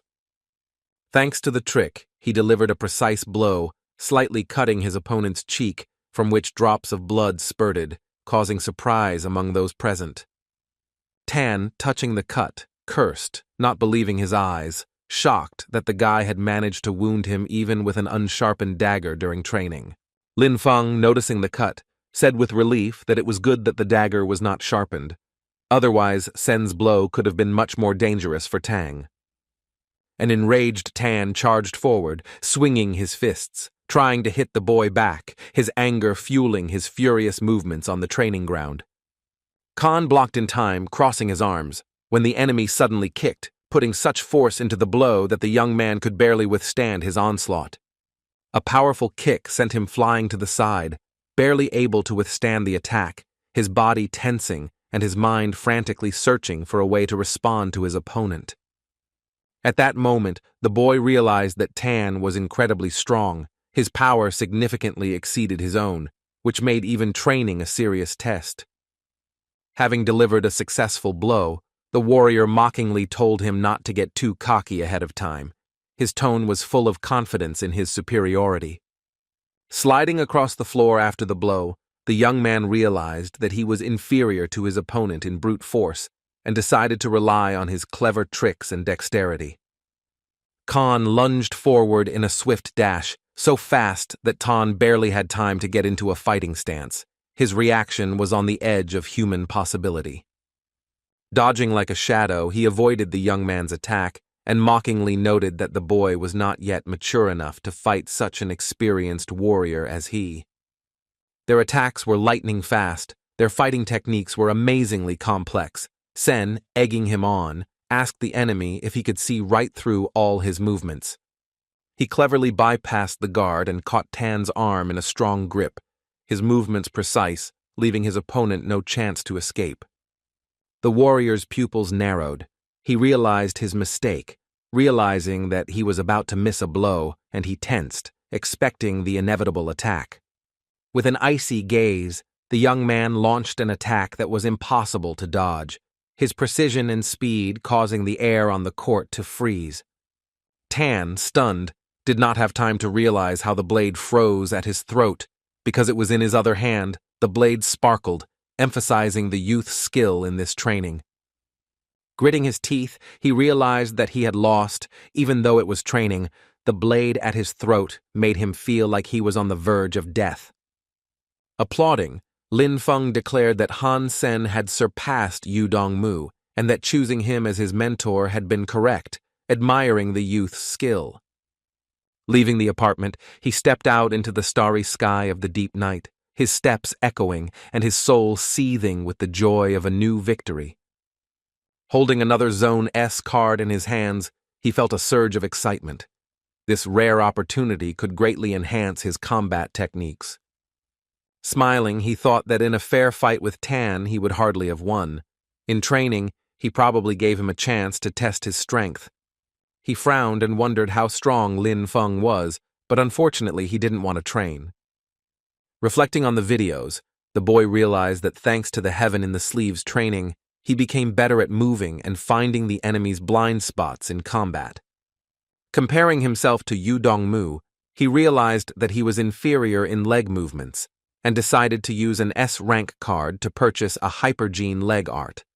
While flexing his muscles on the floor, Tan admitted that he had fought Sen for several hours and had been unable to defeat him, confirming that he was at least as strong as Yu. Lin praised Han's adaptability in battle, noting that by following Yu's path, he could become twice as strong and might soon surpass even him. Raising his finger, Fen also admitted that he was, in fact, the undefeated champion of the first vault. The main title fight was scheduled to take place at the Shining Star County Arena, where a crowd had already gathered, anticipating an epic championship showdown. Young Xiaoqiao loudly chanted Han's name, his voice blending with the roar of the crowd supporting their idol. A guy in shining golden armor walked down the path to the arena like a TV star, to the deafening applause of the crowd chanting God. Slightly saddened, the young man thought that the fame of the gold coin had attracted crowds, but one day he would achieve recognition as Hansen by revealing his true identity. As he walked towards the shining portal of the arena, he remembered Chinuan, who had not come to support him, and thought that she was still resentful of her defeat. The Shining Star Hall was a hive of activity, with warriors from all over the world battling one-on-one to become the ultimate champion. The guy carefully studied the list of fights, analyzing his enemies, knowing that understanding their weaknesses and strengths was the key to winning the title. Surprisingly, in the 10th round, he faced Yu Dongmu, and with Tang Zhen and Lin Feng only for a place in the top 10 of the tournament. The guy chuckled, realizing that Tan had called him to training out of fear of Yu, and that in the end, Han himself would fight him. Feeling a surge of strength and confidence, he mentally wished for his enemy to hold out until the 10th round so that he could meet him in the decisive fight. The battles in the Shining Star Arena were fast-paced, with Tang striking down his opponent with a single blow of his large blade, his deadly attack shocking the spectators. Han, watching Tan closely, realized that his style was one of continuous pressure, overwhelming the enemy with power and speed without the slightest respite. Lin Feng's fight, on the other hand, was tense, and he looked exhausted, which surprised the hero, as the second chosen one should have dominated the arena. The young man wondered why Lin Feng, the second chosen one of the sanctuary, was so exhausted in a fight against an ordinary opponent who had nothing outstanding. Han felt a strange sense of uncertainty emanating from Lin Feng, whose fatigue in battle contrasted sharply with Tang's confident charge in the arena. Deciding that it didn't matter for now, he wanted to see Yu fight to assess his strength and prepare for their upcoming fight in the 10th round. Walking down the corridor in search of the arena where the character was fighting, the young man unexpectedly met Lin, walking towards him with a tired but friendly look. Extending his hand and greeting him politely, he said that he was glad to meet the god of the steel armor vault, his tone full of sincere respect. After shaking Lin Feng's hand, the hero modestly replied that he was just a simple warrior and not worthy of such attention, his words concealing true self-confidence. Sharing his thoughts, he said that every champion was once a simple warrior, and his path to glory began with hard training and self-belief. Having passed each other, the young man, without turning around, said that they would meet in the final, his voice sounding like a challenge, full of determination to win.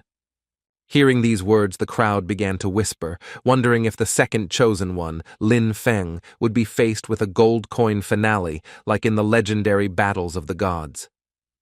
Turning around, he realized that this guy was not just unpredictable, he was hiding his true strength, disguising his abilities under a mask of fatigue and modesty.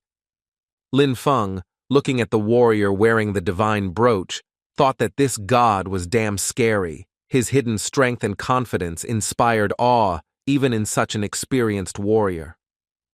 Yu was confronted by the Dragon Warrior, a top 10 player from the previous tournament, who challenged him to attack first, raising the tension in the arena. Yu, drawing his dagger and casting an icy glance at his opponent, coldly said that he had enough of the chatter. His words foreshadowed a swift and merciless fight. The hero watched the duel silently, and the spectators whispered, predicting a long and difficult battle between Yu Dongmu and the Dragon Warrior, full of surprises. The next moment, the dagger pierced the Dragon Warrior's heart. The attack was lightning fast, leaving the arena in stunned silence. Seeing this, the hero was amazed by the speed and unpredictability of Yuya, whose movements seemed superhuman, exceeding even his expectations. As the Dragon Warrior dropped his sword and collapsed, Yu somersaulted towards him, preparing the finishing blow with the ruthless precision of a master. He somersaulted into the sky and pointed the tip of his dagger downwards, flying towards his falling enemy, his figure radiating deadly grace in the arena. One more strike, and Yu's dagger easily pierced the dragon warrior's chest, ending the fight with a terrifying precision that shook the Shining Star arena. The spectators in the stands froze, not having time to comprehend how quickly Yu defeated his opponent, leaving the crowd in a stunned silence before his skill. The renowned samurai, the dragon warrior, lay in a pool of blood, bleeding out in the arena, his defeat a shock to all who had witnessed his former glory. The warriors awaiting their battles were shocked, but secretly glad that they would not have to face this killer, whose strength inspired terror. Han, realizing Yu's cruelty, silently looked at the arena, knowing that the dragon warrior would have died from the first blow, but the psychopath decided to mock him. Watching the fight, Tang asked Lin Feng if the dragon warrior was a fake since Yu killed him so easily, doubting the reality of what he saw. Without looking up from his book, he replied that this only confirmed that they were right in preparing for a fight with him, whose strength turned out to be terrifying. As he was about to leave, having decided that he wouldn't see anything interesting anymore, Tan suggested going for a beer, but his friend stopped him, mentioning another important fight in the arena. Golden Coin's fight against Lei Ban began with his opponent taunting him that Han would open the tournament with a defeat at the Shining Star Arena. Lei Ban's poisoned arrows were already flying towards Han as he summoned divine weapons, preparing for a fight with a master whose accuracy was deadly. Having deflected several arrows with his blade, he realized that there were no weaklings in the tournament. Every attack was precise and required lightning-fast reactions. Standing in a fighting stance, the archer fired arrows, strengthened by the soul of the sacred beast, as if from a machine gun, their speed astonishing everyone in the stands. The arrows flew straight at Khan, sometimes changing their trajectory, and he barely managed to dodge, straining all his strength to avoid becoming their victim. The hero realized that Lei Ban's arrows were homing, returning to him after he dodged, their deadly trajectory driving him into a corner in the arena. Having fallen to the floor, he realized that he could not withstand the onslaught of arrows. It was impossible to dodge any further. The archer's attacks were too fast and merciless. Tan, indignant, grumbled that he was called to watch Lei Ban crush Gold Coin with arrows. The fight seemed like a one-sided beating to him. The warriors in the stands chuckled as they discussed how God couldn't handle a mere archer, their taunts echoing across Shining Star. Just as the arrows were about to pierce Khan, he activated his transformation, causing a powerful explosion that overwhelmed the enemy and ended the battle in his favor. Tang burst into laughter, stating that there was no honor in using transformation against an archer. He didn't understand why Lin Feng was so attentive to this guy. 2 days later, the results of the fights were posted online. Since the fights were not broadcast live, Qin and Yang were already discussing the results. Yanma found a recording of Gold Coin's fight against Lin Ban and decided to show it to Qin Xuan, confident that the commander-in-chief appreciated the god's actions. After reviewing the footage, Qin concluded that he fought like a weakling, but the reporter praised him as a hero, clearly being a fan of Gold Coin. Yan added that the young man has no outstanding victories over other opponents, and his success in the tournament does not yet justify the hype around his name. The god's next opponent would be Yu Dongmu, a top 10 contender in the past, and Qin believed that the god was bound to win since he had taken her place in the tournament. Jan found another video online that surprised everyone, and curiously pressing play, she prepared to see something unexpected about God. In the video, Lin Feng confidently declared to Gold Coin that they would meet in the finals, his words sounding like a challenge full of hidden meaning. Qin, lost in thought, tried to understand what connected them, why he was so confident of their meeting, and what secrets lay behind these words. Yanma added that people mocked him by calling him the ultimate weakling, and Lin Feng the eternal number 2, ridiculing their ambitions. The second day of the Battle of the Gods began with the duel between Gold Coin and Yu Dongmu. The stands of the Shining Star were buzzing with anticipation of the epic clash between two mighty warriors. The golden-armored god and Yu Dongmu, the merciless psychopath, stood on opposite sides of the arena, their gazes blazing before the fateful battle began. Yu pointed his finger at Han and shouted that he would kill a god today, his voice full of rage echoing throughout the arena, increasing the tension in the crowd. The battle for a place in the top 10 captivated everyone in Shining Star, with spectators holding their breath in anticipation of an epic clash between two mighty warriors.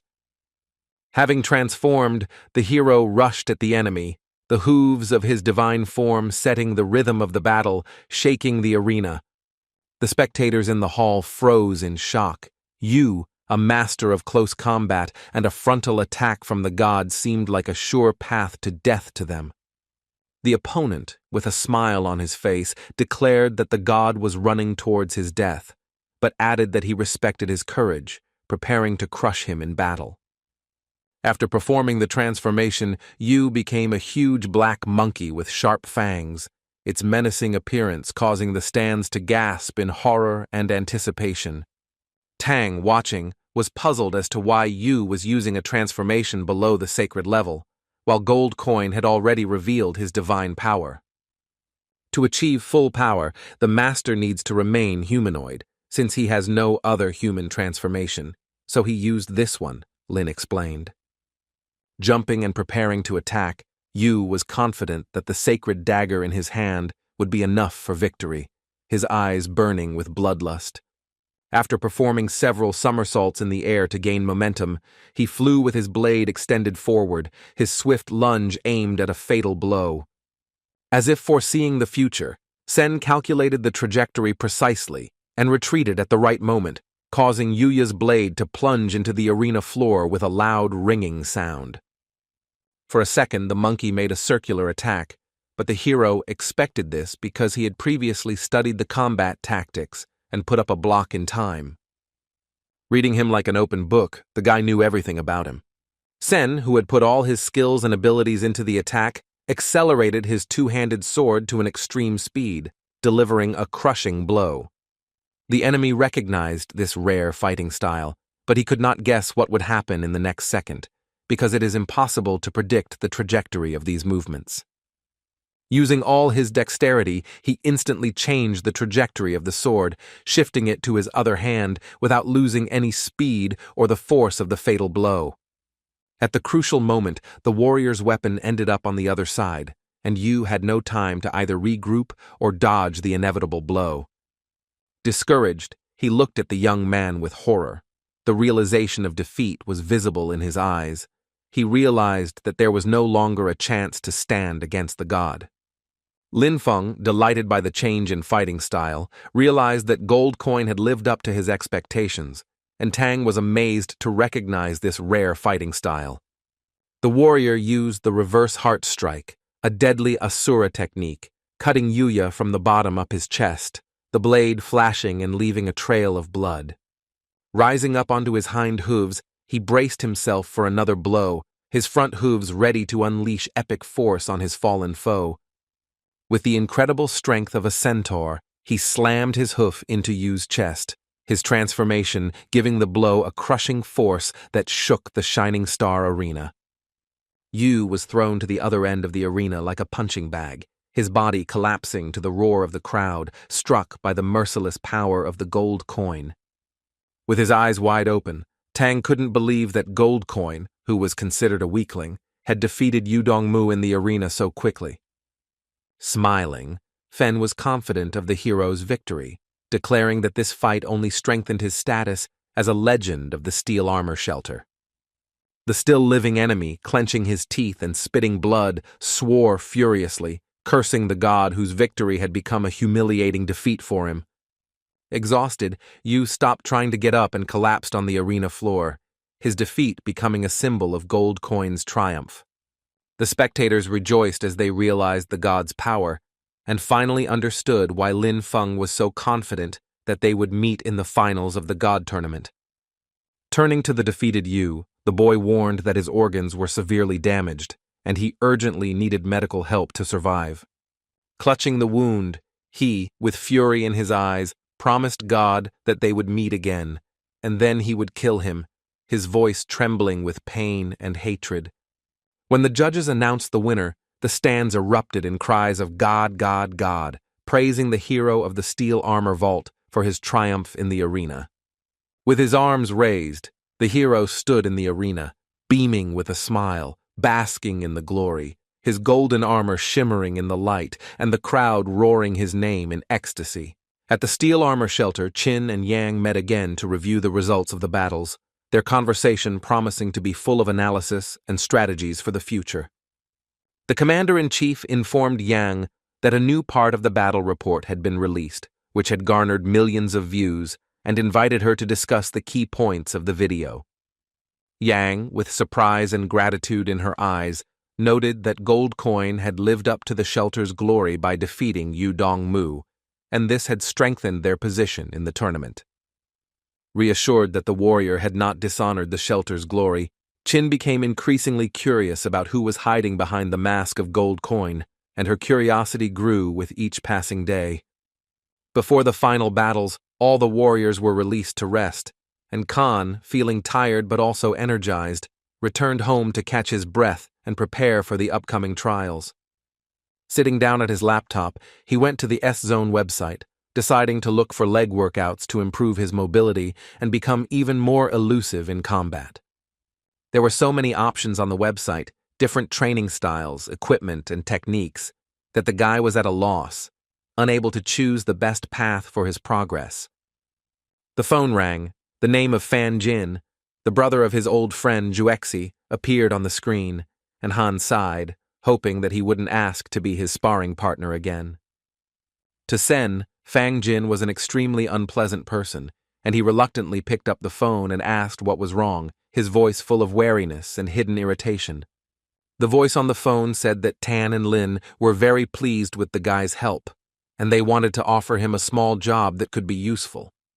The boy wanted to ask about the reward, but Fan Jin replied that they would tell him everything at the meeting place, leaving the young man in an intrigue full of suspicion and curiosity.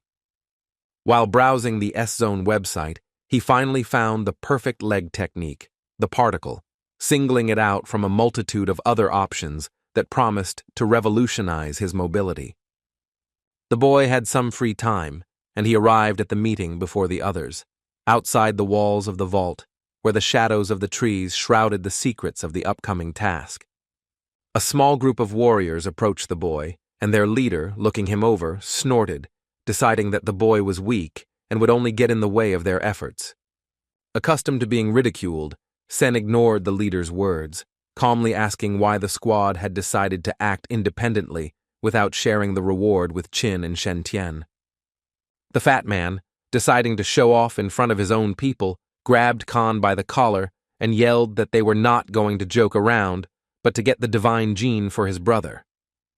Turning to the leader, he stated that he did not trust the guy and asked to replace him, but the leader replied that he needed to be given a chance, because even Lin Feng and Tang Zhen knew about his talent.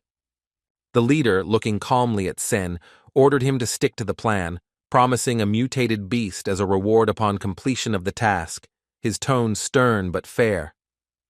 Looking sternly at the young man, he warned that there would be no second chance, and if he failed, he would be disgraced in front of the entire vault, losing his reputation forever. The detachment moved along the river flowing down the mountain slopes, enjoying the singing of birds and the melodic murmur of water, which created the illusion of calm before the dangerous mission. The hunting ground was 3 days' journey from the refuge, and the squad raced forward on their mounts, their hooves thundering along the trail, closing the distance to their goal. The hero rode with the leader of the squad on his massive rhinoceros, whose back was comfortable and whose strength allowed him to carry the enormous weight, causing the young man to feel genuine admiration. Having reached the gaping cave, the commander ordered everyone to dismount and go on foot, warning that it was dangerous inside and ordering everyone to be extremely careful. The squad moved cautiously through the narrow cave, lighting the way with torches whose flickering flames cast eerie shadows on the walls, covered with traces of dried blood. The fat man, with a trembling voice, explained that the sacred beast was the embodiment of speed and power, and last time, their squad lost many warriors trying to defeat it. The commander, having gathered everyone, outlined the essence of the plan.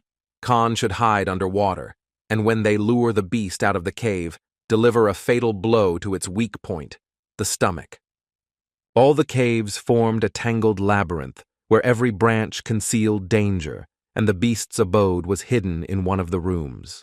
After a while, in the semi-darkness, they saw a huge, scaly armadillo slowly crawling out of its hole to drink water, its armored carcass inspiring terror.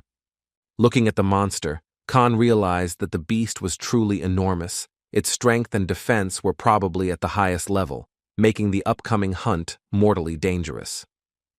While discussing the plan, he stated that the undertaking was risky and demanded an advance payment in the form of a spirit beast, causing the squad to become angry and distrustful of his motives. The warriors, outraged by the insolence, shouted to the commander that they should not give up the beast. It would certainly run away, betraying them at the most critical moment of the hunt. Having calmed the squad, the leader replied that if he escaped, his reputation would be irrevocably tarnished, and without argument, he handed over the spirit beast to the youth. The captain, having assembled the detachment, ordered it to split into 3 groups in order to attack from the flanks, ensuring maneuvers and strictly follow the plan without deviating even a step. The fat man and the commander, having started the battle, threw huge boulders from the top at the armadillo to attract its attention and lure it out of the cave into the open space.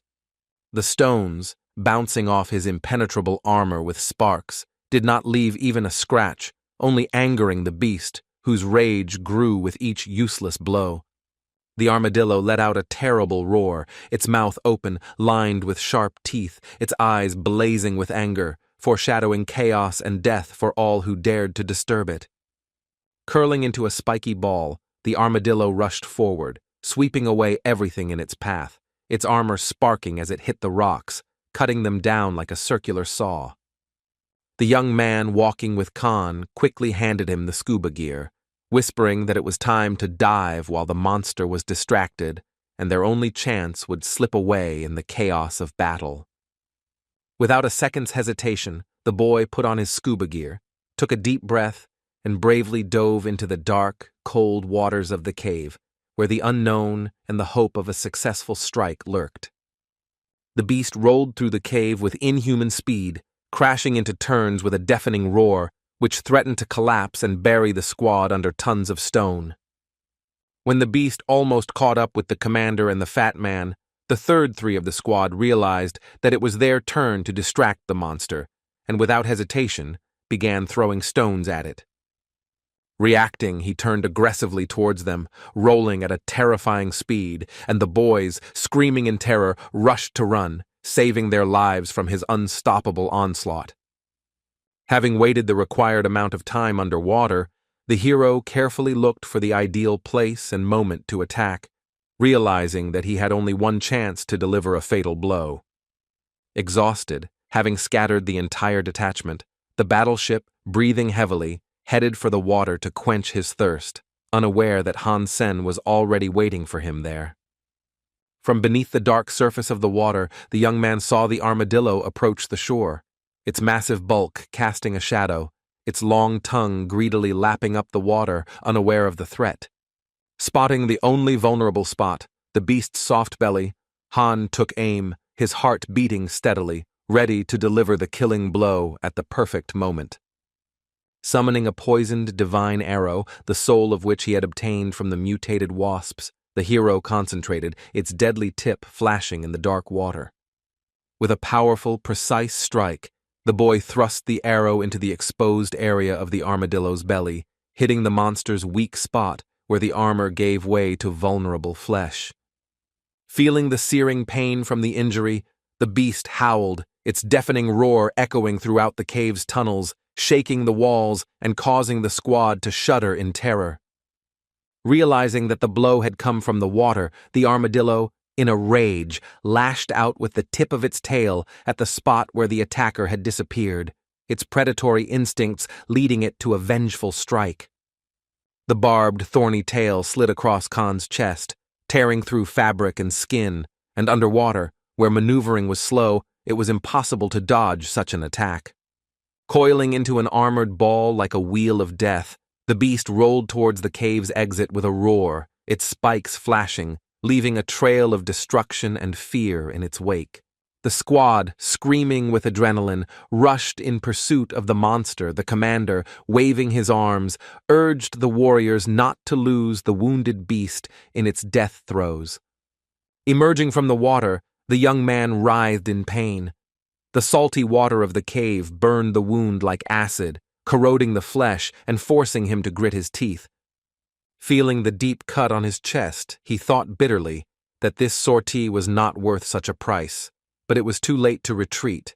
The beast rushed ahead, full of rage. The beast rolled out of the cave and rushed on as if nothing had happened, and the warriors began to doubt that Khan might have missed, not hitting the monster's weak point. Having caught up with the squad, the young man muttered through clenched teeth that this was impossible. Without immunity to poison, the beast must be on its last legs. His words kindled doubts in the minds of the warriors.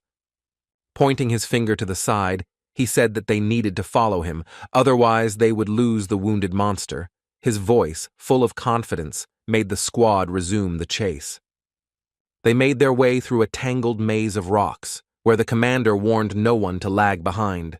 Otherwise, they risked getting lost in this deadly chaos of rocks and echoes. Despite the wound, the young man did not slow down. Running with the squad, blood oozed from the cut, soaking his t-shirt, but his will shone brighter than the pain in his chest.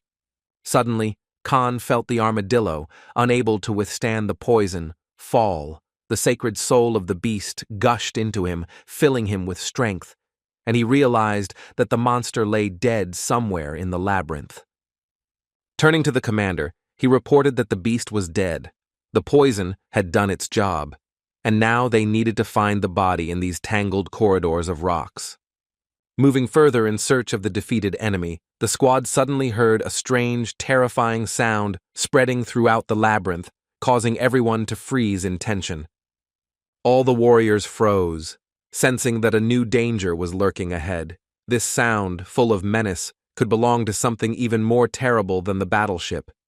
The warriors ahead, frozen in cover, whispered in horror that something huge was in front of them. Their faces turned white, and their hands trembled with fear. The Khan and his commander quickened their pace as they hurried to join the vanguard, their hearts pounding with the premonition that something awaited them in the labyrinth that could turn the entire sortie upside down. Approaching the first two of the squad, Sen froze. He had never seen a monster of such gigantic size before. Its face was both mesmerizing and frightening at the same time. A huge white bird resembling an eagle was devouring the armadillo's corpse, its claws squeezing the fallen beast, turning it into a tiny toy, like a rabbit in the clutches of a predator. The bird, noticing the people, let out a furious cry, its eyes flashing with a hungry radiance, warning that any step closer would be the last for the brave ones. The beast, flapping its mighty wings, assumed a threatening pose. Its feathers stood on end, and it was clear that in the next second it would break away from its place to unleash its fury on the squad. Panic broke out among the warriors.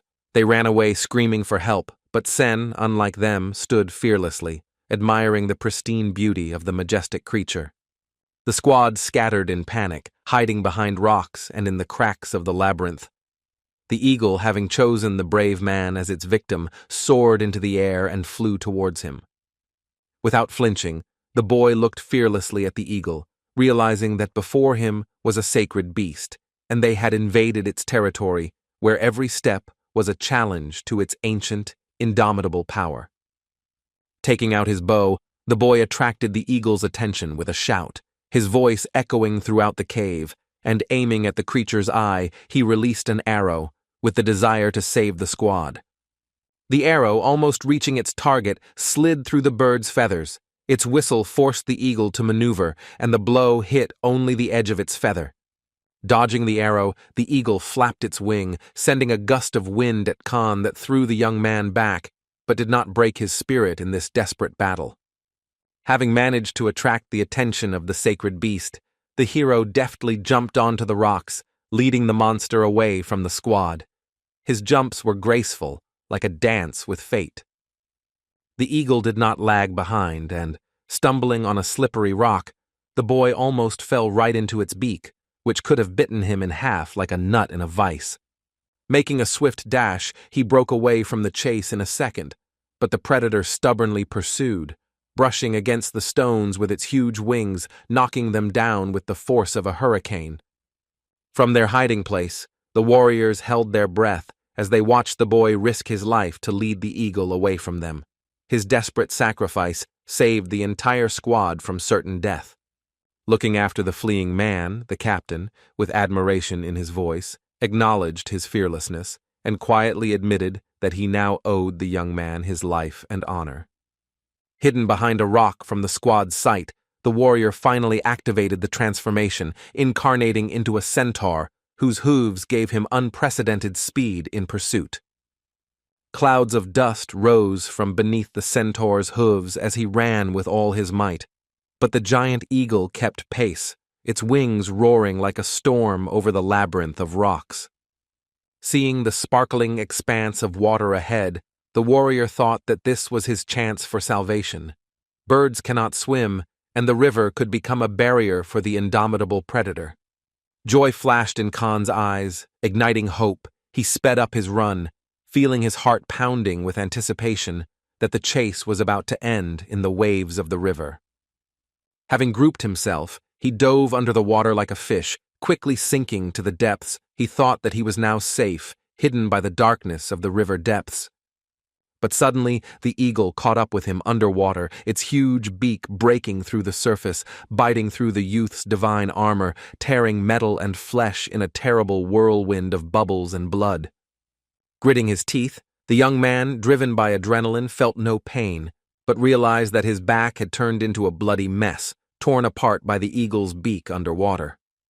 Without losing his composure, he remembered the mutated pike he had caught in the black swamp and called upon it, clinging to its fins, so that it would carry him away from the chase. He would never have thought that this humble beast would be useful before, but now, giving the order to swim deeper, he thanked fate for the unexpected savior in this situation. At home, Tang and Lin went about their daily business unsuspectingly, their peaceful evening far removed from the chaos raging in the labyrinth of caves. Seeing his friend's smile, the young man asked what was funny, thinking that Lin was laughing at him and his running training. Closing the book, he replied that he was simply in a good mood, expecting something important, but he had no idea about the disaster that had befallen his detachment with Khan. Tan, not understanding the joy in his friend's eyes, asked if he was looking forward to fighting Gold Coin, his tone full of curiosity about the battles to come. Explaining, Feng said that this fight might not happen, since the system works on points, and Golden Coin might not have accumulated enough to enter the arena. Opening his eyes, the guy saw a pretty girl leaning over him and waking him up. Her face expressed concern, and a spark of interest flickered in her eyes. Coming to his senses abruptly, he did not understand where he was or who this stranger was, whose face, leaning over him, caused a flash of panic in his mind. The girl, beaming with joy, exclaimed that he had woken up and her healing herbs had worked, introducing herself as Yaz-Gu, the healer whose hands had saved him from the brink of death. The stern man by the fire, with a piercing gaze, introduced himself as Su Xiang and explained that this was the forest near the Glory Shelter, where they found him almost dead by the river. Walking along the gorge, the guide Su Xiang confidently showed the way to the Shelter of Glory. He declared that Han owed them 10,000 for saving him from the river and for medical assistance. The boy apologized sincerely and replied that he was infinitely grateful for their kindness, but he didn't have that kind of money with him. His voice trembled from embarrassment, but not from weakness. The man waved his hand and reassured them that it was okay, and that upon arrival at the shelter, Khan would be able to transfer the money to their account. His voice was friendly, but with a subtext. The young girl, flushed with indignation, told Su that they should help people out of pure kindness of heart and not trade salvation for money. Explaining to the young Yaz-Gu, the man sighed that they had only killed one primeval beast last night. Their development was slow, and every coin counted for survival. The young man was incredibly lucky to meet these simple hunters, not very developed. In modest equipment, they hunted animals, risking their lives for pennies. Suddenly, the girl, pointing her finger down the cliff, froze. Her eyes widened in surprise, and she wanted to show the men something hidden in the shadows below, under the crowns of the trees. There, behind the rocks among the dense trees, a huge flock of monkeys was swarming, and among them towered a massive mutated individual whose eyes sparkled with a predatory gleam. Su Xiang grabbed Yazigu's hand and commanded them to run. The pack of monkeys was too large to defeat, and panic gripped everyone except Sen, who stood firm. For him, these monkeys did not pose a threat, and he calmly said that if he obtained the mutated beast, it would cover his debt, his voice sounding confident. Turning around, the guide was amazed. He doubted that the boy was capable of defeating the pack.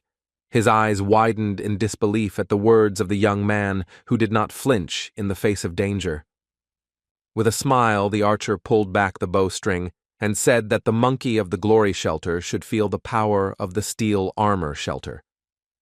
The arrow fired by the hero cut through the air with a whistle, its speed and power astounding, leaving behind a trail of flame that was both mesmerizing and frightening at the same time. Su Xiang and Yazigu were breathless and amazed by these arrows. They had never seen anything like them, shrouded in fire, with a poisonous tip that could incinerate an enemy. Firing arrows one after another, he left fiery trails in the air, like meteors that illuminated the labyrinth, turning chaos into a symphony of destruction. His mastery of the bow reached perfection, and the young man easily aimed at the monkeys one after another, each shot as accurate as a blow of fate. Laughing, Khan fired again and again, shouting, "Get more!" his voice echoing, full of triumph, as the pack of monkeys melted under the hail of his fiery arrows. The enraged mutated ape, its eyes blazing with fury, growled and pounded its chest with its fists, trying to intimidate the archer, its muscles bulging, ready to attack. Trembling with fear for the young man, Su shouted for him to run. The mutated monkey was much stronger than the usual ones, and it could tear him to pieces with one move. Without flinching, the boy replied that everything would be fine. One arrow was enough, his voice was calm, and his eyes sparkled with confidence in his skill. The arrow fired by Khan changed its trajectory and flight, as if it were alive, aiming at the monkey's most vulnerable spot, its tip sparkling, promising the end. Less than a second and it pierced the beast's head, entering one ear and flying out the other, its speed imperceptible to the eye. The monkey's skull split open like a ripe watermelon. Brain and blood sprayed out, and it fell with a crash, pouring a scarlet pool onto the ground, dead on the spot. The smaller relatives and the remnants of the pack, panicked by the death of their leader, ran away into the bushes with a squeal, their voices dying away, leaving only the echo of the archer's triumph. Holding the magic arrow in his hand, he calmly told the squad that everything was ready. You could take the loot. His voice was even, as if he had just walked through the park. The boys ran up to Han, praising his skill. Yazigu beamed with delight, and Su Xiang, stunned, wondered who this young man was and where such inhuman strength came from. They reached the Vault of Glory at dawn, the morning rays of the sun gilding the tops of the skyscrapers, turning the city into the pinnacle of human civilization, shining with progress.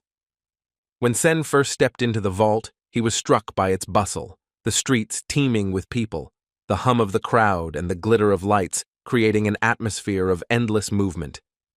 Lost in thought, the boy remembered that Lin Feng had also arrived at the glory shelter, and he wondered if their paths would cross here amid the glitter of skyscrapers and the intrigues of the elite. As always, stern Su told the young man that the debt was repaid, thanking him for the beast he had hunted, his voice softening with sincere gratitude. Khan nodded, adding that the genes of the mutated monkey would greatly strengthen them, his words filled with confidence in the value of the trophy for their overall progress. The cheerful Yazgu, beaming with joy, almost kissed Khan in gratitude, her eyes sparkling with delight at his courage. Admiring Khan's strength, the boy promised that one day he would become stronger than him and surpass the hero in battle. After showing the teleportation station, Su explained that it led to a common space, from where one would have to travel on foot, with no direct route to the steel armor vault. Khan was disappointed to realize that he would not be able to return directly to his refuge. His plans for a quick return were dashed, leaving only irritation at the delay. He realized that he wouldn't make it to the finals of the Battle of the Gods, but he consoled himself with the fact that finishing in the top 10 would guarantee him a random reward, a beast soul that would enhance his power. As he left, the boy waved to the hunters, sincerely thanking them for saving him, and the sweet Yazi-gu, smiling, waved back, her eyes shining with warmth and gratitude. The Battle of the Gods concluded with Lin Feng triumphantly taking first place, and the stands erupted in jubilation, praising his indomitable strength and prowess in the arena. He slowly walked down the steps of the main arena, wondering why Gold Coin hadn't shown up for the fight, his absence leaving a slight shadow of disappointment in his soul. Spectators, whispering in the stands, wondered if the god had chickened out because he had missed the decisive fight, and their gossip spread, sowing doubts about his legendary reputation. The reporters surrounded Lin Feng and persistently asked him why he thought the god had not shown up for the fight and whether the legendary warrior had lost his nerve before the final. Having confidently dispelled doubts, the hero told reporters that the god was fearless, just like him, and that there was something important behind his disappearance, not cowardice. Another reporter named Ming asked the winner who he thought would win if a fight between the god and Lin Feng were to take place in the arena. Smiling, he replied that the answer to this question would only be given in a real one-on-one fight. Then it would become clear which of them was truly stronger. Tan, who had finished second, looked enviously at his friend, who was surrounded by reporters, their attention completely diverted, forgetting about his own achievement. As Lin Feng left the arena, he was saddened. He sincerely longed to fight the legend of steel armor Gold Coin. For him, understanding who was stronger was more important than victory itself. Mixed feelings were seething in his soul, disappointment from the cancelled fight, and an even greater thirst to meet the god to prove his superiority in a fair fight.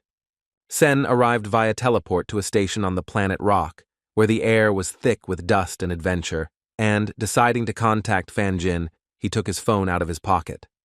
Having dialed the number, he said that he was incredibly lucky. The eagle did not eat him, and asked to tell the first brother that he would return the soul of the beast at the next meeting. Fan Jin, with a slight smile in his voice, replied that there was no need to return the beast's soul. The squad had taken the armadillo's body, and his brother had enough genes for maximum strengthening. Having thanked him, the hero added regretfully that it was a pity he did not have the sacred bow then, otherwise he would have defeated the eagle.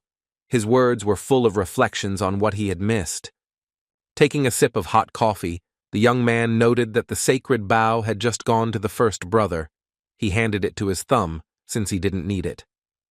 Interest lit up Sen's eyes, and he asked, without hiding his curiosity, if the thumb would like to sell it, anticipating the opportunity to acquire such an artifact. Lost in thought, Fan Jin asked Han if he had received a divine soul from the armadillo, and the young man, smiling, confirmed that it had produced an excellent thorny shield for defense in battle. After thinking about how to help his friend, he advised keeping the shield with him, since the thumb needed just such an artifact, and it could be a profitable deal for everyone. After sincerely thanking his new friend, he praised him, calling him a real superhero who is always in touch, looking for opportunities and helping everyone, just like in the best comics. Noticing Chin approaching with a determined look ahead, the guy cringed. It was extremely inopportune. Her angry look foreshadowed an unpleasant conversation. Chin, crossing her arms over her chest, angrily interrogated Han about where he had been all this time and whether he knew that he urgently needed to prepare for the exam to enter the military school. Chin, handing over the spaceship ticket, sternly told Han that in 3 days she would take him to the academy for the exam, and warned him not to dare miss it.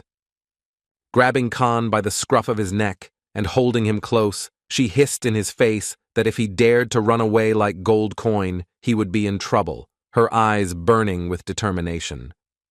The guy, smiling guiltily, thought that he himself did not want to miss the final fight. But circumstances turned out differently. Before leaving, he decided to visit his family to say his final goodbyes and announce his decision to enroll in a military school, knowing it would change his life. After telling his mother and sister about the Black Hawk Academy, he explained that after enrolling, their family would be under the reliable protection of the military, and this was the right decision for everyone. Little Yan, upset by the news of her beloved older brother's departure, asked through tears how long he was leaving for and how long they would not see each other. My brother gently explained that the military academy was very strict, and after they entered, they would only be able to see each other on holidays, but he promised to always be in touch and visit. Wiping away tears, the mother was proud of her son, realizing that he was already a grown man and could not forbid him to follow his own path, adding that his father would be infinitely proud of him. Smiling, the young man promised his mother that he would not disappoint his father, and he hugged his family tightly, knowing that this was a farewell, the beginning of a new chapter in his and their lives. Arriving at the planet's interplanetary airport, he was struck by the sight of a huge building rising among the sand dunes, where the runways were teeming with spaceships. Passengers, clutching their tickets, made their way across the bustling platform to their starships, passing through a rigorous security system, the air humming with the roar of their engines. Having placed his ticket on the scanner, he heard the pleasant voice of the system confirming his data and wishing him a successful flight, opening the way to the Academy ship. Two security guards in strict uniforms watched Khan as he passed through the turnstiles, their eyes full of professional vigilance sliding over each passenger. For Khan, this was his first flight on a military spacecraft, and a dream come true. He looked around the cabin in admiration, where every design element exuded perfection. Walking through the cabin, he admired the advanced control panels, holographic screens, and ergonomic seats, and finally found his seat. The guy was delighted to see that his seat was by the window with a view of the stars, and next to him sat a pretty girl whose smile and posture immediately caught his attention. Looking over the girl, he noticed the Black Hawk Academy uniform, its stripes and emblems hinting that she was a student, perhaps even a senior with experience. The beauty enthusiastically played heaven in the sleeves against other players. The third arm, controlled by the opponent, danced in the air, creating a tense duel. The young man thought about it, because before he had only managed to play the single-player version, and he had never tried it against real players, and her skill fascinated him. Having finished the game, the girl enthusiastically shouted that she had won. All her opponents had turned out to be weaklings. Her laughter rang out in the salon, full of triumph and a touch of mockery. She looked up from the hologram to find Hansen watching her, his interested gaze causing her to be surprised and slightly irritated. Frowning, she turned to the guy and said that it was inappropriate to stare at others like that, her tone with a note of warning him not to cross the line. The young man felt awkward at her remark and, embarrassed, apologized, explaining that he had been watching her play and that she had dealt with her opponent very well, admiring his skill. She crossed her arms over her chest and looked at the guy skeptically, not believing his words, sure that he was staring at her and was using the game as a cover to avoid awkwardness. Turning to the girl, he said that he noticed the Black Hawk Academy uniform, and he was also flying there to enroll in order to pass the entrance exams. The girl was surprised, looking at him, not expecting to meet a new classmate on the flight. Her eyes widened in surprise, but with a hint of interest. Khan confirmed that they would become classmates if he passed the exams, but he thought they were quite easy. Infuriated, Ji Yan slammed her hand loudly on the table, not hiding her emotions, and declared that perhaps she should teach him a lesson in manners, calling him a cocky fellow. Puzzled by her outburst, the young man asked what had happened and what he had said wrong, his tone sincere, full of bewilderment at the sudden change in her mood. Looking at Han, Ji cooled down a little. Her gaze softened. Playful interest lit up in her eyes, and she suggested playing heaven in the sleeves, putting herself on the line. As the ship sailed through space, Khan couldn't understand such a sudden change in her mood and asked again if she would really become his girlfriend if he won. Smiling, the girl introduced herself and assured that she always keeps her word. Her voice was full of confidence, and Khan admitted that he never played with others. Delighted by Khan's agreement, the student suggested several practice matches, assuring him that he would have to quickly adapt to such fights at the academy. Smiling, he thought how interesting this girl was. She was so confident in her victory that she even tried to teach him, and her mood was changeable, as if she was not angry at all. After accepting the bet, Sen declared that he could do without training. If he wanted to enter their academy, he had to master the game right away. His tone was full of challenge. After launching the game, the hero asked for a minute to get used to the interface, his fingers hovering over the screen while he studied the game's mechanics. The girl asked Khan if he was sure about giving up training so that he wouldn't have to justify his defeat later, and he nodded. When she saw the guy's nickname during registration, Ji froze in bewilderment, and she asked why he chose such a name for himself. Khan, with a cheeky smile, signed as win and get the girl, confident of victory, and added that after the triumph it will be so, his words hanging in the air. While flexing her fingers, Ji, with a challenging voice, declared that she was the leader of the Heavenly Sleeves Club in the academy, and Han would not be able to defeat her, her tone full of confidence.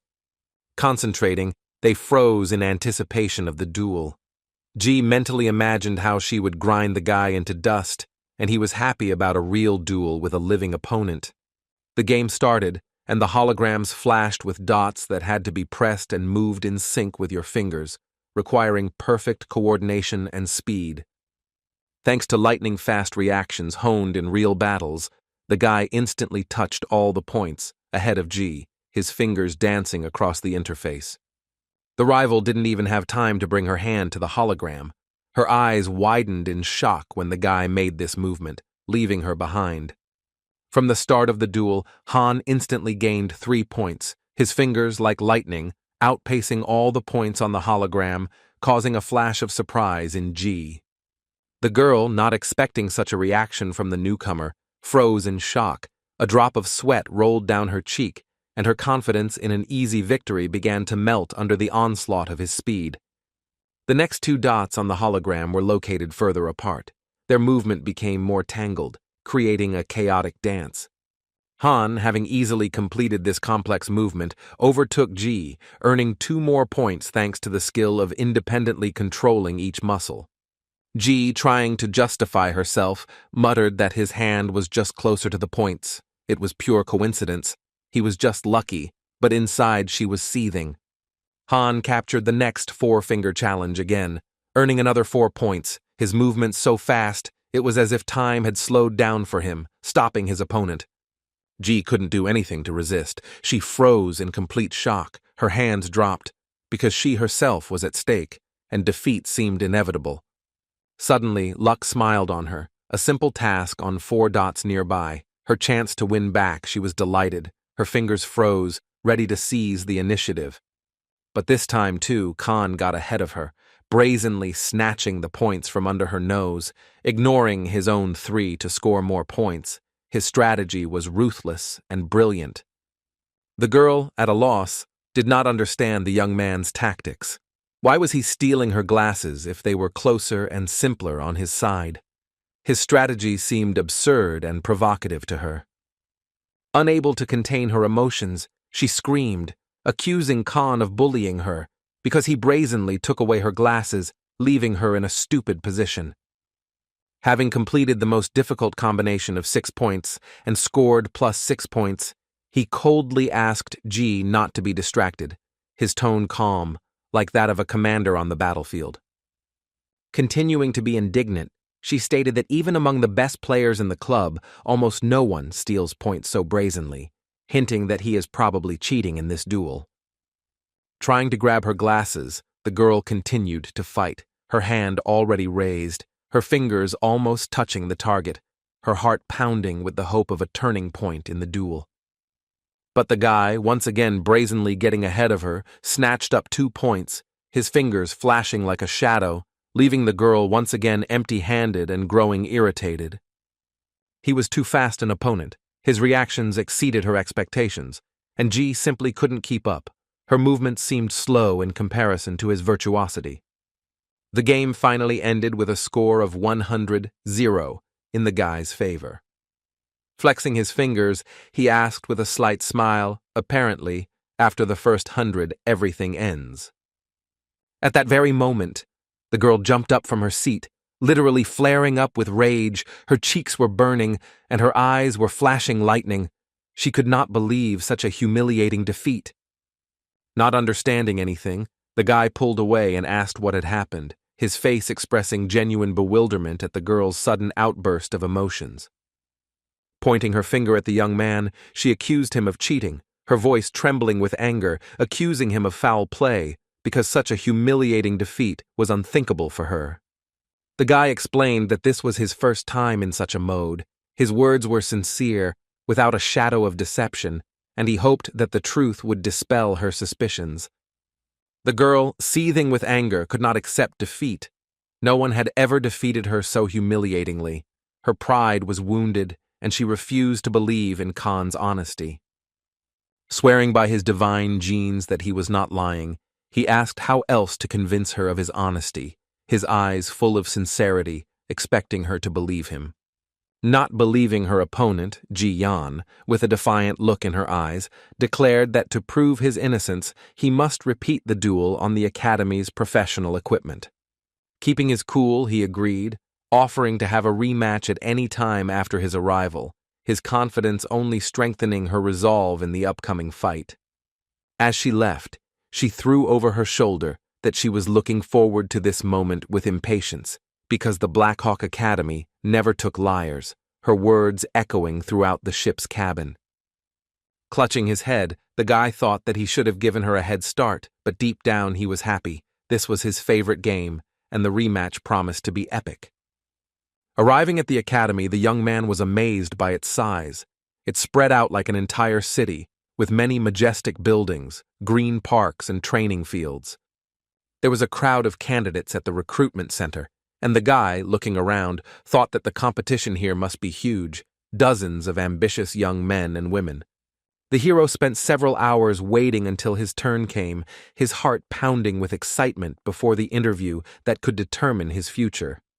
In the office in front of him sat the chief examiner Situ. His piercing gaze swept over Han, and he asked if it was Chinuan who recommended him for admission. Situ explained that since Chin was his sponsor, the examiners would not be strict, but he would still have to pass the test to be admitted to the archery department. Instantly standing at attention, Sen clearly replied that he was ready to take the test at any time, his voice even and his posture perfect, as befits a future warrior. The young man was a little nervous, feeling the strict atmosphere of the military academy. Everything here was imbued with discipline, and the seriousness of the surroundings made him feel the weight of every step. As he walked into the archery testing room, he hesitated for a moment in the doorway, frantically trying to remember which foot he should enter with, the left or the right. Having reached the archery shooting position, the guy found himself in the middle of a holographic shooting range that spread out like a hemisphere around him. He had never held a mechanical armored bow with arrows like this before, and his eyes lit up with interest, thinking that he was about to have some fun. The display flashed, the test began, and targets materialized around him, peeking out from bushes and shelters, their movements chaotic. The targets could move in all directions, changing their trajectories, and Khan, grinning, decided to try out his new technique for accelerating the flow of superparticles. Having finished shooting, the guy went outside and the tension eased, because now nothing depended on him anymore. The examiners would decide his fate, and he could simply breathe fresh air. Situ Yue informed him that the official enrollment would only be in 3 months, and the young man, beaming with joy, thought that he had plenty of time to prepare and rest. He was thinking of using this time to return to the steel armor shelter and visit his family when suddenly 2 pretty female students ran past him. The girls, clearly late for class, ran along, laughing and giggling, their uniforms fluttering, causing Han to smile involuntarily at their carefree energy. Smiling after them, the guy thought that student life was truly wonderful. These carefree girls hurrying to class reminded him of a simple life. Having received the test results, Examiner Situ was pleasantly surprised. All of Han's scores were excellent, and the boy passed the exam with flying colors. At the steel armor vault in her office, Chinuan received notification that her ward Han had passed the test with the highest score. She was pleasantly surprised when the stern Situ called her personally and thanked her for such a talented student, his voice on the phone sounding with rare warmth. In that case, Yanma should immediately go to Han's family to apply for a military certificate, Chin emphasized. Yan asked if the boy could now join the squad, and the warrior answered in the affirmative, adding that she would give him a special task a little later. A few days after the entrance exams, the young man went out into the vicinity of the glory shelter to stretch his legs and unwind, the fresh air filling his lungs with energy. Summoning the divine souls, he decided to go to the steel armor vault, his heart reaching out to the home and family he had left behind to follow the path of the academy warrior. The quickest way back was through the dark marshes, which he knew poorly, and Khan, without hesitation, called upon his new riding pet, a bull, ready to carry him through the swamps. The journey home took several days, and arriving at night, he collapsed on his bed without even undressing, his body, exhausted by the journey, instantly falling into a deep sleep. In the morning, he was awakened by a strange rumble, penetrating through the walls like distant thunder. The sound grew louder, turning into rhythmic blows and the grinding of metal. Half asleep, opening his eyes, he wondered what could have been knocking like that, whether the neighbors had really started repairs so early in the morning, not sparing his peace. Scratching his head and slowly rising in bed, the guy irritably muttered a curse through a yawn, asking what was going on, his voice hoarse from sleep. When the roar hit especially hard, the guy realized that it wasn't the neighbors or the renovations, but something much worse, and the thought of a sudden earthquake flashed through his head. He jumped out of bed, his heart pounding with adrenaline, and ran as fast as he could to the bedroom door, his mind frantically searching for an explanation. The boy suddenly threw open the bedroom door and froze on the threshold, his eyes widening in surprise. He couldn't believe what he saw. The beast he had bought earlier to raise in a cage had evolved into a divine beast. Its muscles bulging, its eyes blazing with rage, it was desperately trying to break free. He breathed a sigh of relief and realized how lucky he was. If the divine beast had escaped from its cage at night while he was sleeping, the young man would have surely died, torn to pieces. The hunger that had accumulated since leaving the Vault of Glory tormented the boy, and without thinking, he summoned his deadly arrow, preparing to stab the monster with one precise blow. Gritting his teeth, he drove the arrow into the beast's heart with one powerful, decisive blow. Its body jerked in agony, and the divine creature, just bursting into freedom, froze.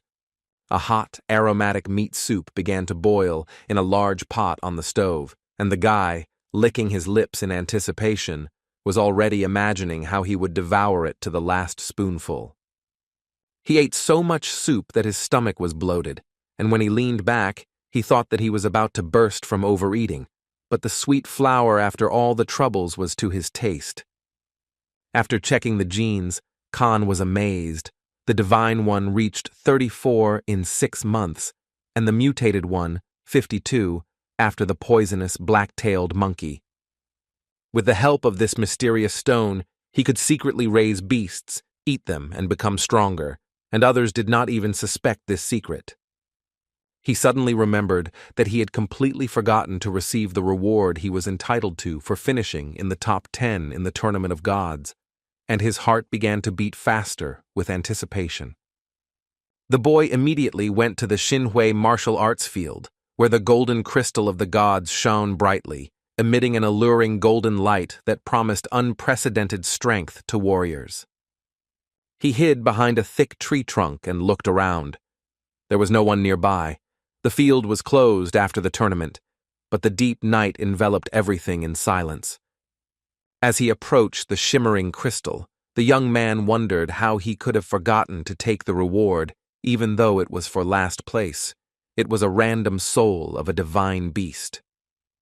The boy placed his hand on the warm stone and wondered what exactly he would receive from this ancient stone, full of mysteries and hidden power. He stood frozen in tense anticipation, pressing his hand to the crystal, feeling strange vibrations and an inexplicable force penetrating his body. A warm light illuminated the young man's eyes, and he wondered what it would be: a mount, a powerful weapon, or perhaps protective armor. The divine beast's soul materialized in his hand like a bright ball of flame, and the boy immediately called it out.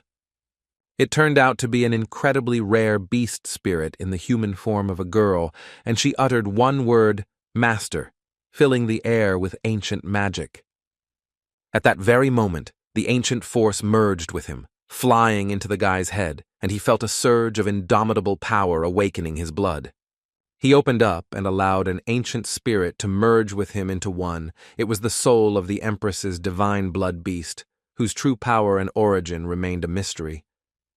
The boy hung in the air in a state of levitation, his body covered in sparkling armor, and his hands blazed with an ancient magical flame full of power. The Empress imparted to his body considerable strength and a wonderful harmonious sense of equilibrium and balance, as if the cosmos itself had settled within.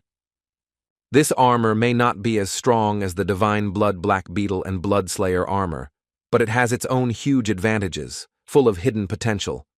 His eyes acquired a special vision, and the boy began to see the world in a completely different way, as if the curtain of reality had opened before him in a new light. Now he could see everything from afar, even the smallest details that had previously eluded the ordinary gaze, revealing the secrets of the world around him.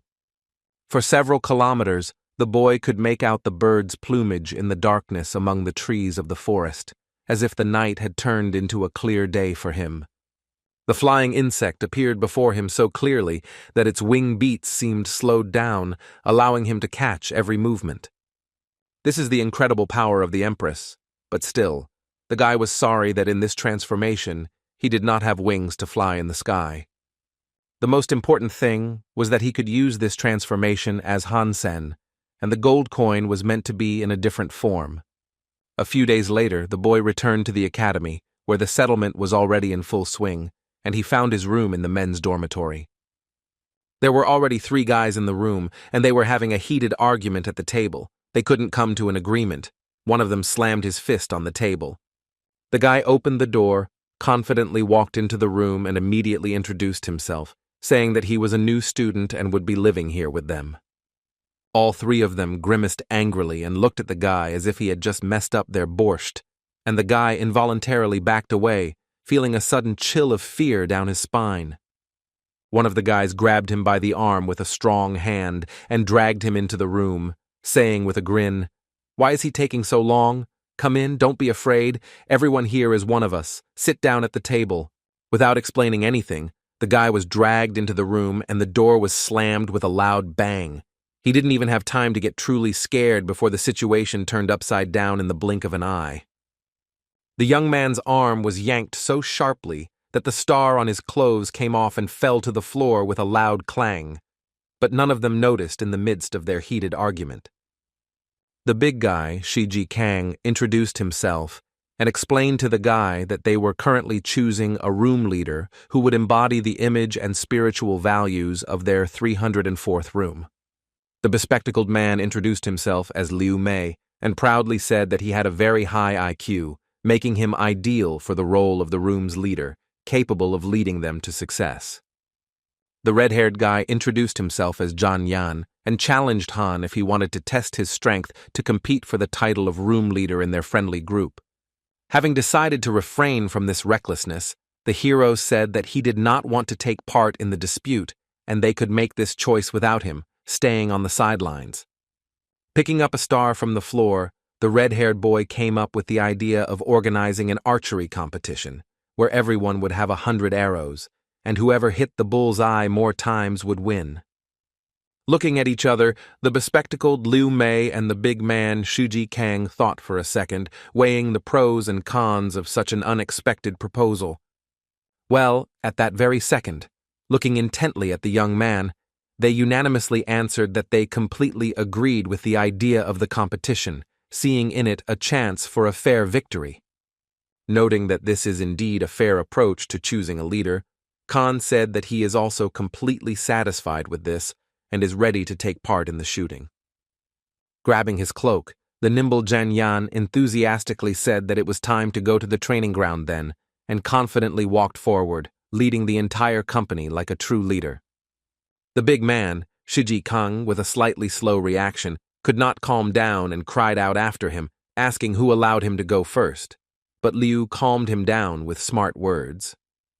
Scratching his head thoughtfully, the hero realized that life with these three would definitely not be boring, because every day promised new adventures and unexpected twists of fate. The competition for the title of Room 304's senior had finally come to an end, and the boys were leaving the outdoor archery training area, discussing the result. Overwhelmed with emotion, Shiji Kang couldn't hold back his tears, as he had the worst result among the boys, and he couldn't believe such a defeat. Jan Yen showed the best result among all the guys, automatically becoming the winner. He patted the big guy on the shoulder and encouraged him by saying that he had room to grow. Liu Mei thought to himself why he only finished second, thinking that perhaps he lacked concentration at key moments, even though he tried his best. Encouraging the big guy, Khan told him not to worry. It was just a friendly game, and since he was the oldest in their group, he was still the older brother. This suited him perfectly. He was delighted, shook Sen's hand firmly and said warmly that if he ever needed help with anything, he could always turn to him. Having conceded this victory to Jan Yan, Han did not want to become a room leader because it is a very troublesome matter, full of responsibility, meetings, and minor organizational concerns. Noticing a crowd in the distance near one of the academy buildings and a huge queue, Jean asked everyone in surprise what it was and where they were all rushing to at such an hour of the day. There was a recruitment event for the Heaven in the Sleeves game club, and a large poster featured a photograph of the very girl with whom Sen had flown to the academy. The guy immediately noticed this and recognized this beauty, who once promised to become his girlfriend, causing a wave of memories in his soul. Shai shouted with joy and excitement, saying that it was Ji Yan on the poster, and it was clear from his tone that he had long been a devoted fan of hers, full of admiration. The guy couldn't help but remember that funny situation when he beat her in the game, and he became incredibly curious about what would happen next if they suddenly met face to face. The guy became incredibly curious and asked the big guy sure if this Ji Yan was really so popular among students that she attracted such huge crowds. In a surprised tone, Shar asked the guy again if he really didn't know anything about her. Scratching the back of his head, Sen honestly admitted that he was completely unaware of her fame and achievements. The big guy seemed to be head over heels in love with her, and enthusiastically told her how wonderful she was in every sense, turning down everyone who asked her out. Turning to the fourth brother, Liu Mei, he told him to stop drooling in vain, that she was unlikely to like him with his manners, and that he should rather focus on training. Wanting to become the president of this club, Jean suggested that the boys sign up right away, because he wanted to beat this girl in the game and prove his superiority to everyone. Looking at him in surprise and raising an eyebrow, the big guy Shiji Kang asked Jean again if this was really all he wanted from this girl, and called him a hopeless virgin. Grabbing both boys by the scruff of their necks, Mei dragged them out of there, reproaching them for stopping playing these stupid games and embarrassing themselves in public, since they were from an elite squad of archers. The young man realized that this girl was incredibly popular throughout the academy, and decided not to tell anyone about how he had once defeated her in that game. A few days later, the academy finally began full-fledged classes, with classes in full swing, filling the corridors with the sound of voices and the enthusiasm of the students. The teacher spoke enthusiastically about human evolution, the development of genetic engineering, and the key genetic differences between men and women. The boy remembered that they had already covered this at his previous school, but he still decided to listen carefully to the lecture in order to fill in the gaps in his memory and deepen his understanding. The academy also taught shooting with firearms. Another instructor demonstrated practical skills, teaching the correct stance and techniques for shooting a pistol. The academy featured massive battle-tech robots that performed heavy labor and also served as space survival suits, protecting humans from the vacuum. All the students were trained to operate these powerful robots, and when it was Hansen's turn, he was shocked by their power and already dreamed of flying one of them across the vast universe. At night, when all the guys were already asleep, sprawled out on their beds after an exhaustingly hard day full of lectures and training, a deep silence reigned in the room. Hansen sat at his desk and did his homework with persistence, as he couldn't keep up with the enormous amount of work the teachers assigned in each class. Suddenly his phone started ringing, which he had long ago turned on vibrate because of lectures and forgot to turn off the sound. Seeing the many missed calls, he remembered what he had forgotten. It was a fat man nicknamed Big Thumb, with whom Khan was supposed to make an important deal, an exchange of divine souls. Having reached the meeting place in the armor shelter, the boy smelled the scent of his home, and he felt pleasant, as if he had returned to the cozy embrace of the past. When they met, the fat man reproached the young man for not getting in touch, and that he didn't need the bow. The young man apologized, explaining that he was busy at the academy. As he shared his soul, the boy smiled and said that Khan was lucky, because a wonderful future full of glory and power awaited the academy's graduates. The fat man materialized a bow from the horn of a divine beast and said that the boy had proven his bravery and loyalty, saved them by sacrificing himself, and was worthy of this powerful weapon. In exchange, Khan handed over a spiked shield obtained from the soul of a divine armadillo. He traded it for a bow and said that he hoped this shield would be perfect for its new owner. Having made the deal and said goodbye to his thumb, the boy thought that with this bow he would be one step closer to becoming the strongest archer in the academy. Arriving at the dorm, the guy greeted the concierge at the entrance, who smiled back, recognizing him as the new student from the noisy room 304. Entering his room, the guy heard different voices inside. Someone was arguing and cursing furiously, wanting to prove something to someone in the heat of emotions. A female voice was heard from the room, and the guy wondered where a girl could come from in a men's dorm. Could it be that someone secretly brought her into the room, breaking all the rules? Entering the room, the guy saw Shiji Kang furiously playing a game and arguing with his opponents via video link, full of anger and disrespect towards him. The big guy turned to him and asked if he wanted to join the game of Heaven in the Sleeves and help punish those bastards who insulted him in the chat during the match. The guy decided to help his roommate and didn't mind playing his favorite game because it was a chance not only to get revenge, but also to refresh his skills. Someone in the chat laughed furiously and called the guys scum, claiming that they didn't know how to do anything and were looking for help. Khan indignantly replied that it was just a game. Why be rude?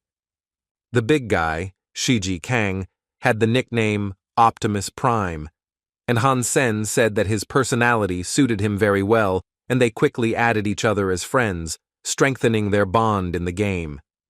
Happy that Han had agreed to help, his friend explained how to connect to the Academy's school network and set everything up for perfect, lag-free gaming. Seeing the nickname of the young man Han, which he came up with back on the spaceship, my girlfriend Ji Yan, everyone in the chat started laughing loudly, making fun of his romantic fantasies. Worried about his friend's funny nickname, Shiji Kang asked with a grin if he wasn't afraid that someone from the academy would find him and give him a good beating. The young man was not very keen on getting into these awkward conversations about his past and said that he had little time for chatting. Let's quickly play.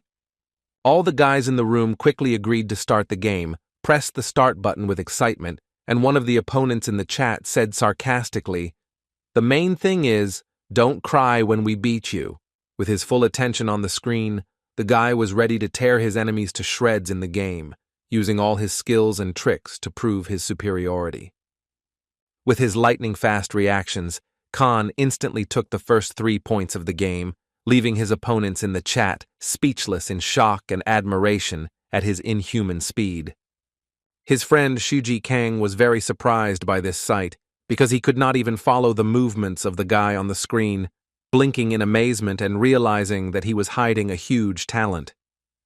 The hero confidently took all the points in the game. None of the opponents were able to earn even a single point. They were shocked by such a humiliating defeat and began spamming the chat.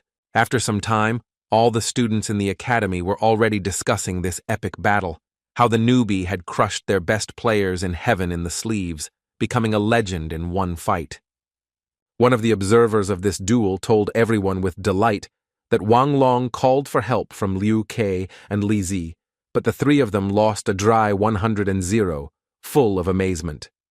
No one at the academy could believe how their champions could lose so shamefully to a newcomer, and all the students wondered who this mysterious hero with the nickname My Girlfriend Ji Yan was. During breaks, many students went out into the academy courtyard to stretch their legs and breathe fresh air in the shady alleys under the crowns of ancient trees. Walking leisurely along the alley with a book in her hands, Ji Yan was thinking about her upcoming classes when her friend Lily Tsoi suddenly ran up to her, out of breath and full of news. Raising her index finger in an insistent gesture, her friend Lily Tsoi asked her to answer honestly whether she had a boyfriend, and this was said with a sly smile on her face. Not understanding what was going on at that moment, Ji Yan asked again in bewilderment how she could have a boyfriend without her own knowledge and consent. The friend quickly showed Ji Yan's phone, where the strange nickname of the character in the game, My Girlfriend Ji Yan, was displayed on the screen, causing a flash of irritation in her. The girl's mouth dropped open in shock and her eyes widened in complete amazement, saying that she had absolutely no idea who was hiding behind that nickname and playing with such skill. Pushing her friend away, Ji told her not to believe all the nonsense and rumors, repeating once again that she definitely doesn't have a boyfriend, turned around and confidently walked on, full of irritation. Laughing at this funny situation, the friends walked along the academy alley and wondered how Khan had managed to hide such an incredible talent all this time. Enthusiastic and emotional, Shiji Kong told everyone that the battle almost caused the internal network to collapse due to the overload, as there were so many views of the recording. Liu Mei noted with a wise look, and added that it was a very wise approach to hide one's strength and achievements in order to avoid unnecessary troubles, envy, and potential enemies. The boys walked along the academy alley, laughing and chatting cheerfully about recent events, and didn't even notice that Ji Yan herself was walking towards them in front of them, lost in her thoughts. Each thinking about their own things, they didn't even pay attention to each other at that moment, and both involuntarily thought about each other. Ji wanted to find Sen and teach him a lesson. A couple of days later, Hansen responded to a call from the driver Chinuan at the Lujia transfer station, where she was waiting for him. The commander-in-chief handed him his first real assignment and warned him that mistakes were unacceptable, as not only his future, but also the safety of the mission depended on it. Looking at the stern warrior, the guy said that she had not yet explained the details of the task and asked her to reveal the essence of the mission so that he could prepare. With a sly smile on her pretty face, she replied that he would have to become a real nanny for special charges, and this caused a wave of bewilderment and slight irritation in him. Looking at her in surprise, the guy reminded her that he was a man, and how could he become a nanny, since it was completely inconsistent with his skills as a warrior and archer at the academy. The girl calmly explained that they were responsible for certain children with special status or tragic pasts, and that generous rewards could be received for protecting them.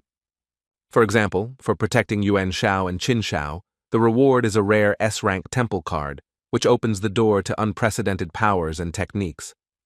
After reviewing the mission papers, the hero said that this was a very tempting offer and clarified that the entire operation would take place in the Baimo Dagabi region, full of secrets and threats. The guy was very surprised because Baimo Dagabi is an extremely dangerous area, full of traps and monsters, and he honestly said that he cannot guarantee that he will return from there. He was to escort a girl named Wang Meng, who was also a student at the prestigious Black Hawk Military Academy, but was part of a special elite group. The area around Baimo de Gabi was a vast rocky desert under the scorching sun, where every step could lead to hidden dangers beneath. Clutching her bodyguard's hand, the girl was glad that the commander-in-chief herself had appointed him as a guard, and thought that this guy looked very cool and reliable in battle. The commander-in-chief also sent Xiao and Zhu Gui to help him. The boy hoped that the journey would pass without any serious incidents, so that he could simply receive his reward. Looking at Wang and her exquisite, beautiful armor, Han realized that she was clearly some kind of nobility or even a celebrity, because such armor and weapons cost a fortune. They moved slowly through the scorching desert, and suddenly Zhu Gui noticed something ahead, pointing his finger at the mutated beast.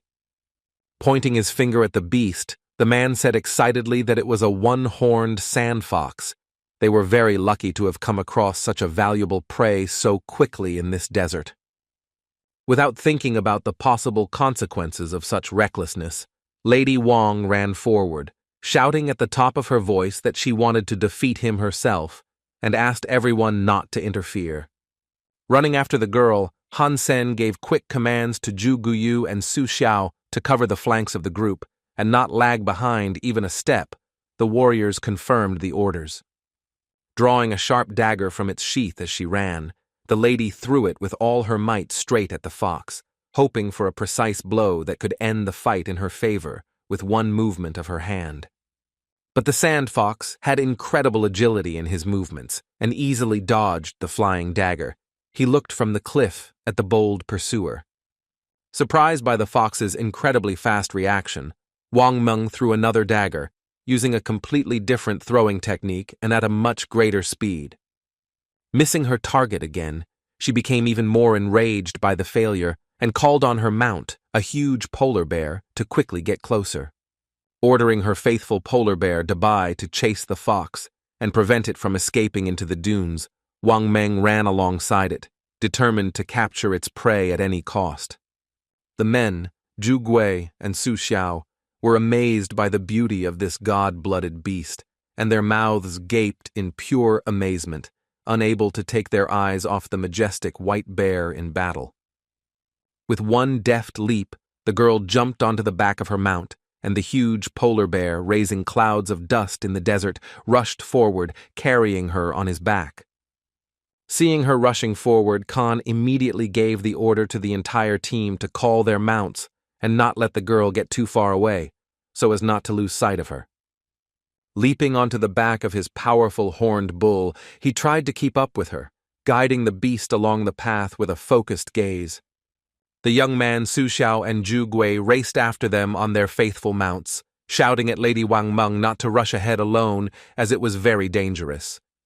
With one deft leap, the sand fox easily climbed up the rocks onto a high cliff, looking down at the girl with a sly, piercing gaze.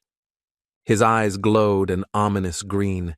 He growled low, baring his sharp teeth, and thick saliva dripped from his mouth, foreshadowing a quick and brutal attack on his pursuer.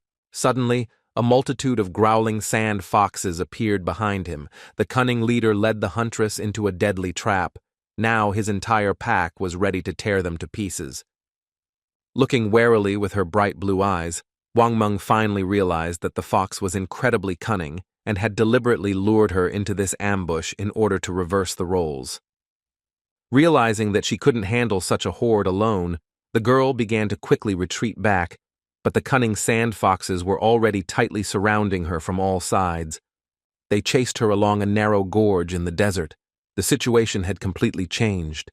Now the brave hunter had become helpless prey for a pack of bloodthirsty beasts full of rage. One of the gray sand foxes caught up with a huge polar bear and bit him on the hind leg, sinking its sharp teeth into the flesh, causing a fountain of blood on the sand. The sacred polar bear howled in sharp pain, breaking the silence of the desert, and stood on its hind legs, trying to fight off the enemies. But the foxes were agile, and there were a lot of them. They distracted the bear's attention with cunning maneuvers, attacking from different sides, not allowing him to concentrate, and Wang Meng clung to his thick fur, holding on tightly during the fight. The fox, clinging to the bear's fur, held on tightly to him while he fiercely fought off the pack, but the foxes had almost reached her, ready to tear her off his back and tear her to pieces. At that critical moment, when they were about to pull her off the bear and tear her to pieces, Hansen's precise arrows suddenly whistled, cutting through the air. Like a true sniper in the desert, the hero simultaneously hit the 3 foxes closest to the girl with precise shots, saving her life at the most critical moment. He skillfully loaded 3 arrows into his bow at once and gave orders to Su Xiao to shoot without missing, and to Zhu Gui to immediately take the girl from there before the pack closed completely. Seeing her savior in the midst of the chaos, the girl was overjoyed, because if it weren't for his intervention, she would already be dead from the fangs of these beasts. Skillfully shooting down the enemies one after another, Su Xiao shouted reproachfully that he had warned everyone in advance how dangerous it was to rush into pursuit alone. Making his way through hordes of snarling foxes with the grace of a true ninja, Zhu Gui deftly cut down his enemies with hidden daggers, clearing a path to the girl. Having commanded his faithful bear Dabai to get her out of there at any cost, fighting off the foxes with his powerful paws, he began to slowly escape the encirclement. As she rode behind Hansen's savior, she tried to apologize to him, as she shouldn't have fought alone, but he replied that now was not the time for such conversations.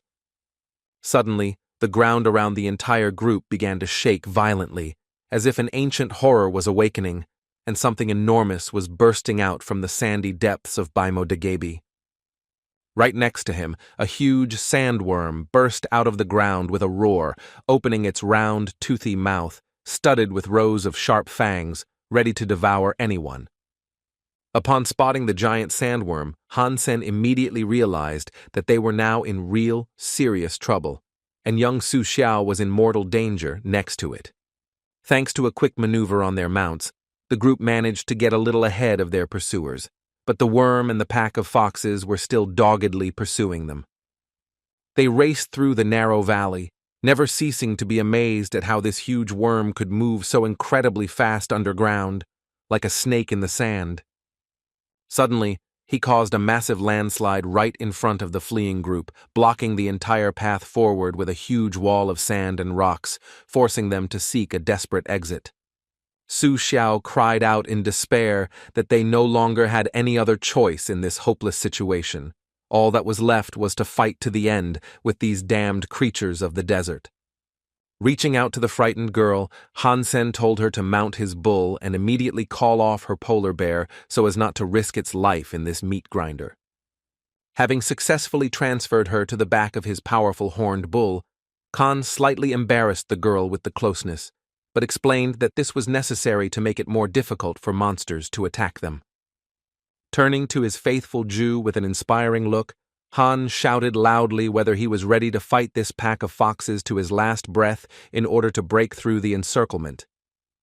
The fearless Zhu Gui, lighting a cigarette with a grin on his face, said that he was of course ready for battle and would take on this pack of foxes to clear the way for the entire group.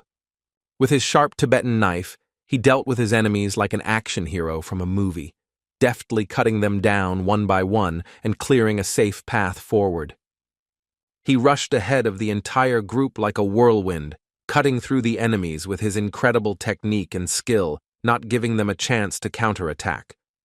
Behind him, Su Xiao and Hansen moved confidently on their powerful mounts, shooting distant enemies with bows and arrows with the precision of snipers to cover the vanguard.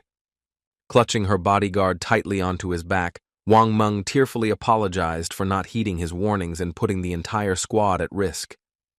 Without stopping shooting his bow at the approaching foxes for a second, the young man consoled them by saying that this was their mission, and if anything happened to her, they would all be to blame.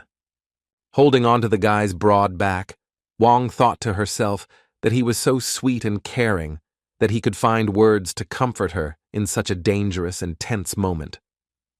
Watching Zhu Gui closely and covering him with bow fire, the boy realized that although he was doing well in hand-to-hand combat with these creatures, there were too many foxes around.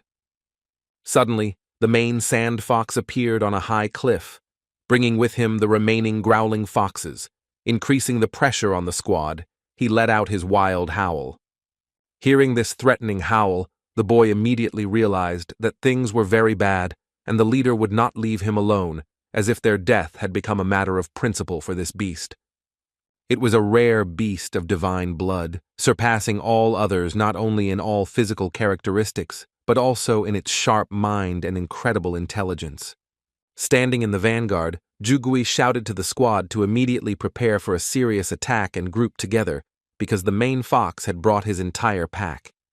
Crying bitterly, the young lady blamed herself for all this chaos, said through her tears that it was her mistake, and asked to leave her here so that the foxes would simply eat her. As he removed her from the bull's back, Sen firmly said that it was too early to give up in this battle for life, and asked her for daggers to use as weapons.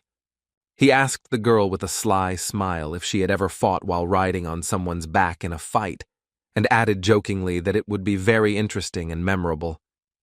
Taking a strong belt from his pants, he fastened her armor to his back securely so that she would not fall off during maneuvers and could fight shoulder to shoulder. After activating the Empress's transformation, he felt a surge of strength and was fully prepared for battle. He gave the order to Zhu Gui to cover their flanks and Xiao to continue firing. The hero rushed forward towards the pack of foxes like an unstoppable whirlwind of death, sowing chaos and destruction among the snarling creatures of the Baimodagabi Desert. He moved with inhuman speed, leaving behind severed animal body parts and bloody footprints in the sand, where each swing of the dagger brought a new victim. Wielding 2 sharp daggers with the skill of a legendary warrior, his attack speed reached the maximum possible. Not a single enemy had time to land even a light blow on him. Thanks to the Empress's transformation, he saw the entire battle as if in slow motion, anticipating every move, and could kill several enemies at once. Knowing that this transformation is too taxing on his body and mind, he can only use it for 10 minutes at a time, otherwise it will completely drain all his strength. While the hero dealt with a horde of monsters in a whirlwind of steel and blood, Wang Meng smiled shyly behind him, admiring the beauty of the warrior in shining armor. Watching the carnage below from his perch on the mountain, the leader of the Sand Fox Pack once again let out his wild, piercing howl, echoing across the Baimo Desert. Fighting fiercely with the foxes and covering the flank of the detachment, Zhu Gui shouted over the noise of the battle that the leader was damn cunning and clever, saving his strength while his servants were bleeding. He waits patiently on the rock until we exhaust all our strength in this grueling battle, and then finishes off the weakened survivors with one precise and deadly blow of his fangs. While escaping from the huge sandworms on his faithful pet, Su Xiao shouted that he had almost no arrows left in his quiver, and these monsters were already very close. Realizing that he needed to kill the leader of the pack immediately to turn the tide of this mad battle, Hansen decided to deal with the leader by summoning the soul of the arrow. It was necessary to kill the leader with one precise shot so that they would have a chance to escape complete defeat. The hero raised an arrow to his bow and focused on aiming at the target. After releasing the divine blood beast arrow, Hansen poured all his strength into it, and it flew straight towards the target at an incredible speed, leaving behind a bright, flaming trail in the desert air. The cunning sand fox, standing on a rock, grinned as if he were mocking the young man, because shooting accurately at such a huge distance seemed completely impossible. While fighting below, Xiao noticed that the leader was simply sitting motionless, as if he knew that Hansen would definitely miss, and his arrogance only provoked the boy even more. The arrow, like a flaming rocket, flew straight to the target with inexorable force, and in another moment, the leader of the pack would fall if the shot was accurate. Without taking their intense gaze off the flying arrow, the boys hoped with all their hearts for a successful shot that could turn the tide of this fierce battle and save their lives. At the very last moment, the overconfident sand fox realized too late that death was inevitable, and that it was no longer possible to dodge the swift arrow of divine blood. The heroes' mouths dropped open in pure amazement as the arrow hit its target, striking everyone with its incredible range and accuracy, like a gift from heaven itself in this battle. When the mighty leader fell under the arrow's blow, the entire pack of foxes was thrown into complete disarray, and the squad had a real chance of salvation and escape from the deadly trap. Noticing that the sandworms had fallen behind, Su Xiao said with surprise that they were clearly somehow related to the foxes, since they reacted so sharply to the death of their leader. Breaking through the remaining scattered foxes, the warrior loudly gave the command to the entire squad to leave immediately, while they had this rare opportunity to escape the trap. As the Empress's transformation was about to expire, Hansen felt weak and asked Wang to urgently summon his white bear so they could travel. Having summoned a mighty bear, they quickly mounted it and rode on the beast's broad back, but suddenly the ground ahead began to crack with a terrifying roar. Right in front of the squad, a golden divine blood sandworm burst out of the ground with a terrifying roar, almost burying everyone under an avalanche of sand and rocks. There was another sand fox perched on its enormous head, and Su Xiao was right about the foxes and worms being related, as this beast controlled the beast with frightening synchronicity.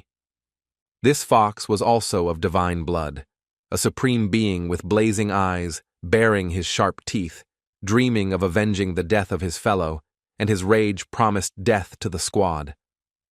Su Xiao was shocked when he saw this monster and cried out in horror, what kind of incredible fox was this that could even control giant worms like puppets? Since there was only one worm, Hansen decided to split the squad so as not to risk everyone at once, and ordered Zhugu Yu and Su Xiao to go east, while he and Wang Meng went west. The golden sandworm with a fox on its head chased after them, and the boy realized that this monster had decided to take revenge on him personally for the death of his brother, pursuing them with relentless fury. After asking the girl Wang Meng to bend down lower towards the bear's back, Han deftly shot down another fox that had jumped on them from above, saving them from a sudden attack of sharp claws.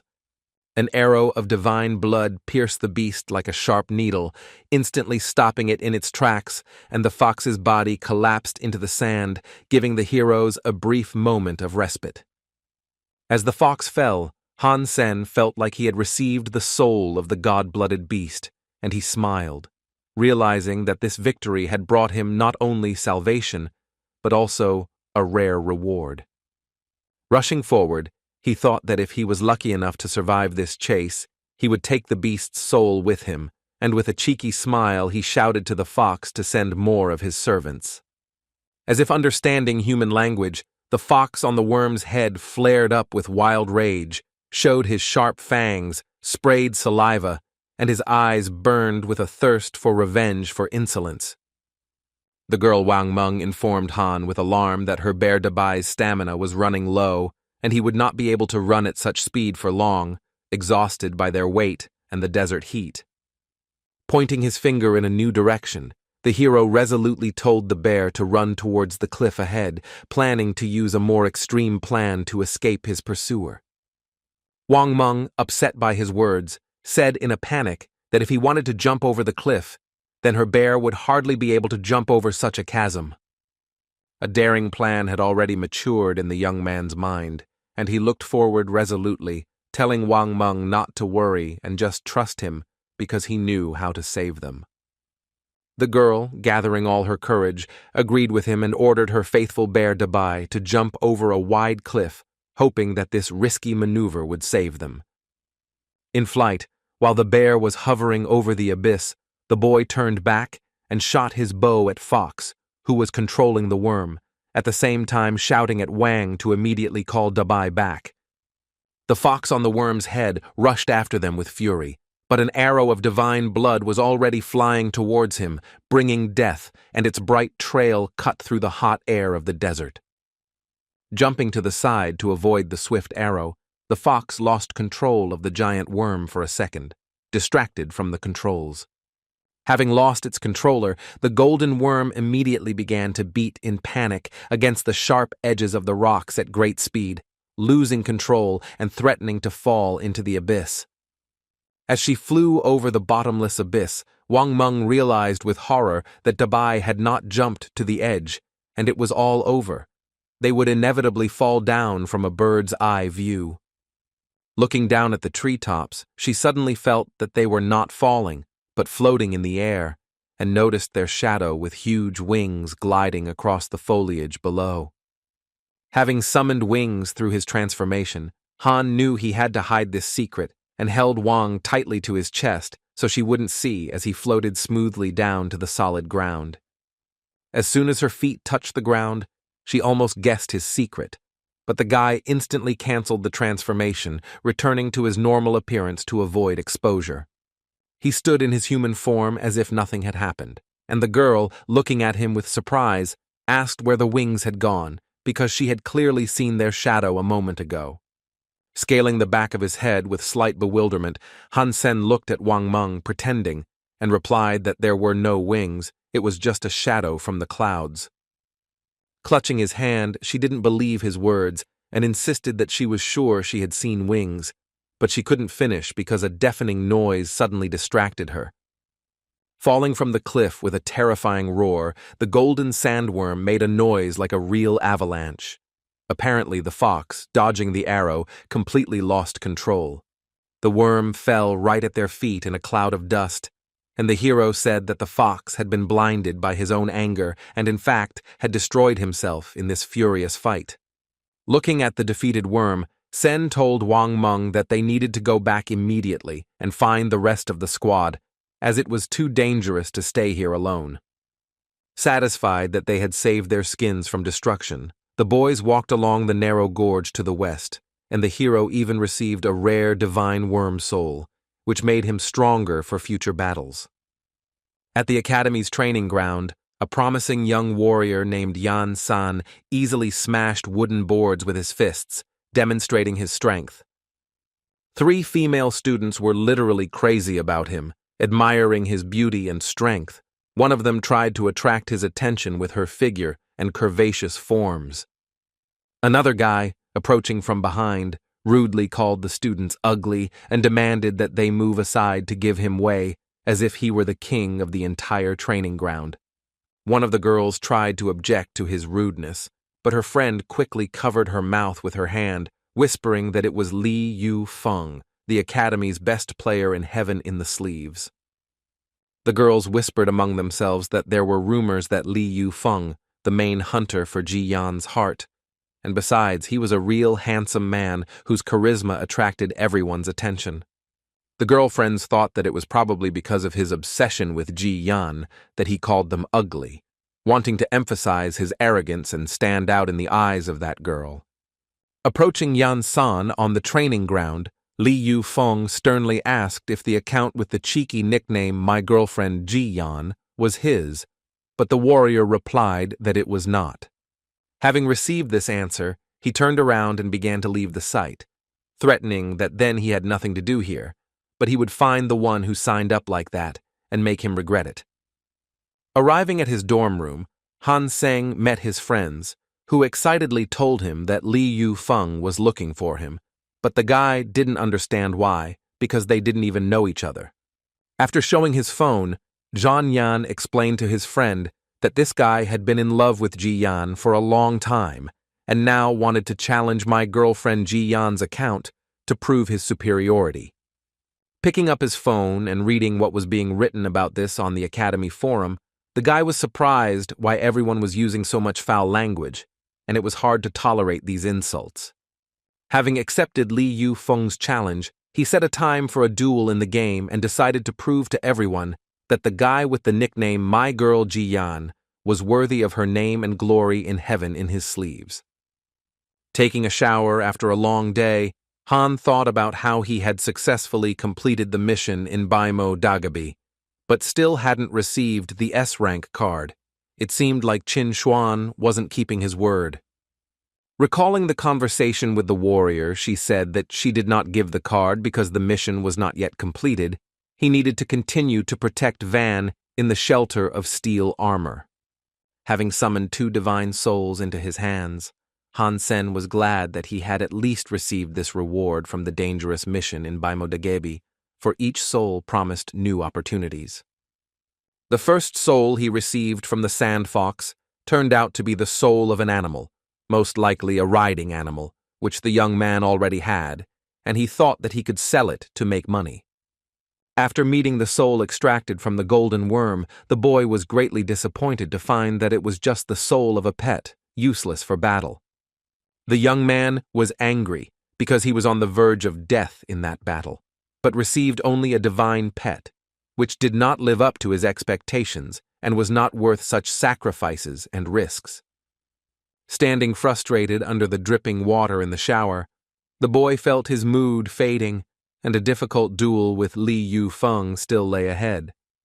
Before the duel began, a huge crowd of students gathered in the academy courtyard, all glued to their phones and entering the spectator room to watch online. Together with her friend Lily Tsoi, Ji Yan was also watching the screen in her room, counting down the minutes until the start of the fight, which was only 5 minutes away. The friend, smiling provocatively, asked Ji Yan who she thought would win, Li Yu-feng or her boyfriend, but the girl, slightly angry, repeated again that it was not her boyfriend. Poor Ji Yan was on edge, overwhelmed with the desire to finally find out who this impudent fellow was hiding behind the nickname, My Girlfriend, Ji Yan. In their room, the boys were also counting down the minutes until the start of the duel. There was only one left, and Li sat calmly, his arms crossed over his chest, waiting for his opponent with cold confidence. He said mockingly that all Khan needed to do was just come and apologize for him to forgive him, but it seemed the guy chickened out, and the guys thought he wouldn't show up for this duel. In the last minute before the start of the battle, a system notification came in that a player with the nickname My Girlfriend Ji Yan had entered the game room, causing a surge of emotion among the spectators. A huge screen was even hung in the academy's main hall so that everyone could watch this epic battle in the heavens in the sleeves, which promised to become a legend among the students. Academy reporter Zhang Dada loudly called on all the students to join in watching this epic duel, announcing the names of the opponents with enthusiasm. While emotionally narrating that these two boyfriends were fighting for the heart of the beautiful Ji Yan, he embellished the story, adding drama to keep the audience eagerly awaiting the outcome. The first round of the game began, and the commentator announced that Li was known to everyone as the best player in heaven in the sleeve, while his opponent was hiding his identity, remaining a mystery. The first 3 dots suddenly appeared on the screen, and reporter Zhang Dada joyfully announced, exciting the crowd, who would be the first to collect them and take the lead. Li Yu-feng was the first to take 3 points, and commentator Zhang Dada praised his sleight of hand, admiring how quickly he began to dominate the tense match. After giving points to his opponent, Han sat quietly, sipping water, and watched as the commentator ranted and Li Yu-feng tried his best, confident in his superiority. Taking points one after another with ease, the guy was already rejoicing in his soul and thought that he was playing against some self-confident newcomer who was not capable of competing with him. Commenting on the action on the screen, Zhang Dada counted the points and announced that Li Yu-feng already had 40, while his opponent still had 0, and the crowd shouted in support of the leader. Zhang Dada laughingly stated that from a sporting perspective, the match was becoming boring, the game was turning into a complete humiliation for the newcomer, and the spectators were starting to lose interest. While watching the match in her room, Ji Yan's friend Lily Tsoi said mockingly that her boyfriend was really that helpless, but Ji Yan didn't understand what was going on. The guys, supporting Hansen, loudly asked why he still hasn't started playing for real. Was he really afraid, sitting so calmly behind the screen in the room? Smiling with confidence, the young man told his friends that everything was happening too slowly for him, and now it was time to show off his real lightning-fast hand speed. Commenting on the one-sided game, Zhang Dada said that Li Yu-feng's lead was growing wider, and it seemed like it was time to say goodbye to the player nicknamed My Girlfriend Ji Yan. 6 more dots suddenly appeared on the screen, and Li Yu-feng instantly took them, bringing the score to a humiliating 80-0 in his favor. Suddenly, a message appeared on the screen, which shocked reporter Zhang Dadu and all the spectators. No one expected such a turn of events in this important match. The message contained an apology. The guy wrote that he simply went to the toilet and was now finally ready to start the game, and the audience laughed loudly at such a ridiculous excuse. A skilled warrior, Hansen, who had experienced many real battles, decided to show the students his true speed and began the battle, instantly capturing 9 points in the game. Commentator Zhang Dada's mouth dropped open in pure amazement at the incredible hand speed, as such skill was considered completely impossible. Li Yufeng's opponent gaped in surprise, not suspecting such a turn of events, and, thinking that he had almost won the match, was stunned by the newcomer's sudden onslaught.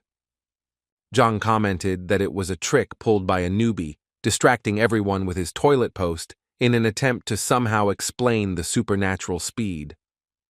But he immediately corrected himself, realizing that Li Yufeng couldn't see the chat messages, and the newcomer scored 9 points solely due to his agility and impeccable mastery of the game. The hero grabbed all the points one after another, overtaking the leader, not allowing him to earn a single point, and the audience did not understand what was happening on the screen. The girl's eyes widened in surprise, and Lily Tsoi couldn't believe how a person could move at such incredible speed, as if he were not from this world.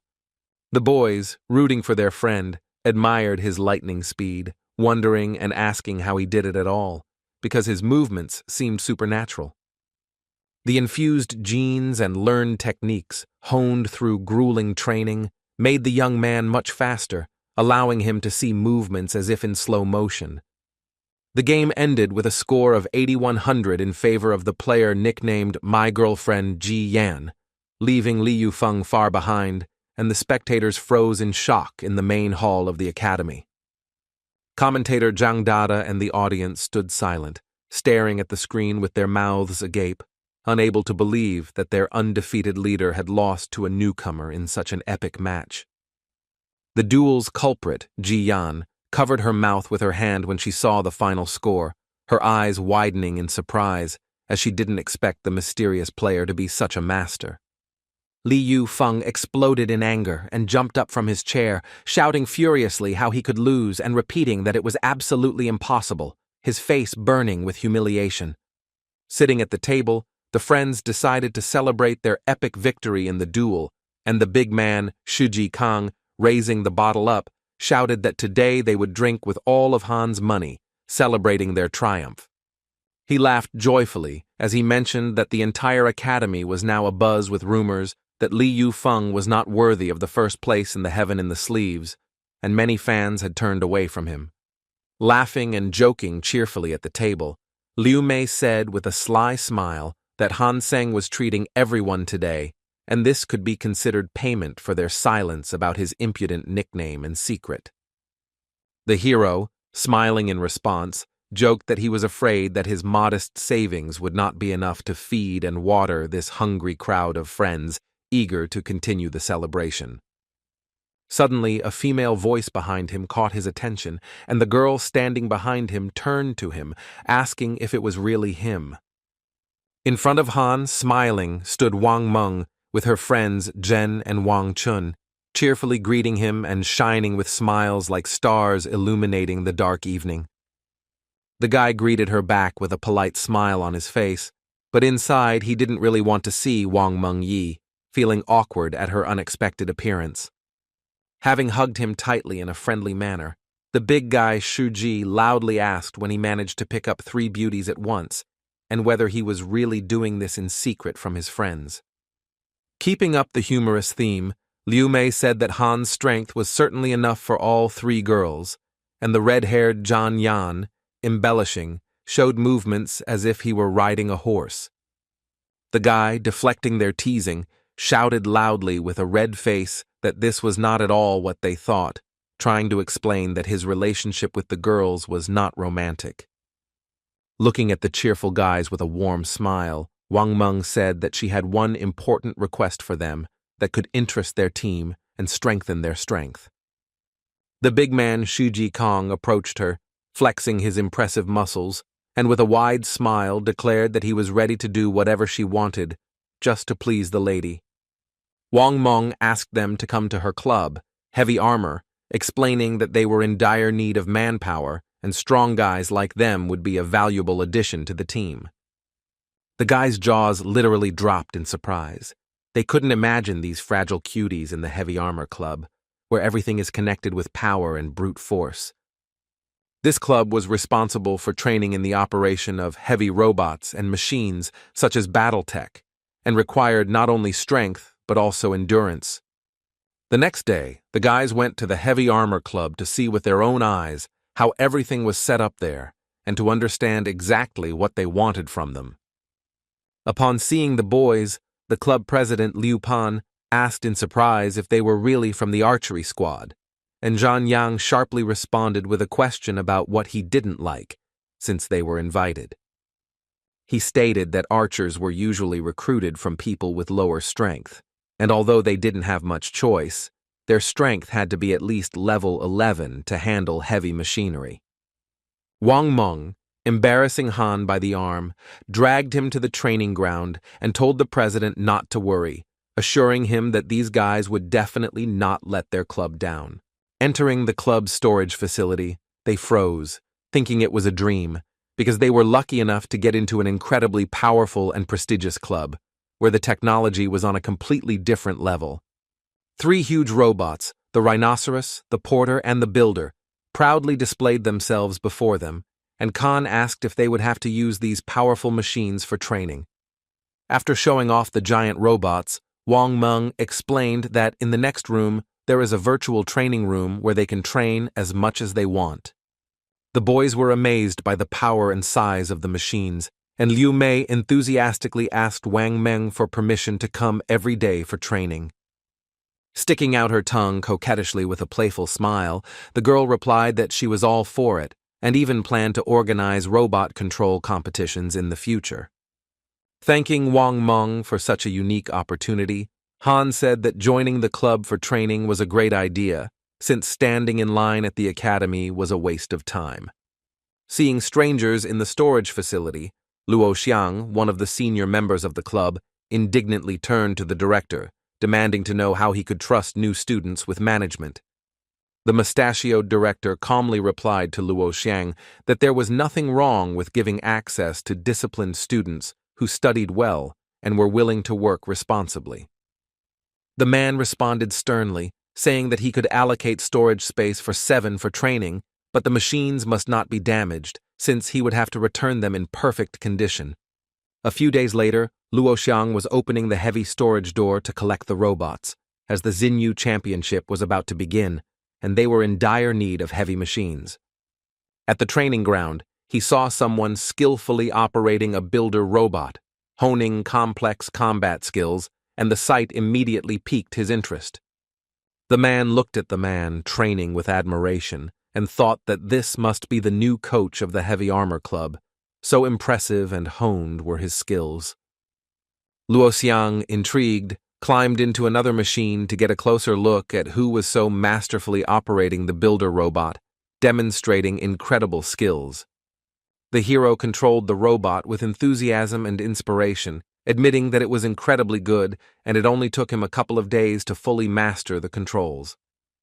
Suddenly, a red flashing attack warning appeared on the robot's interface, causing it to become wary and brace itself for the unexpected.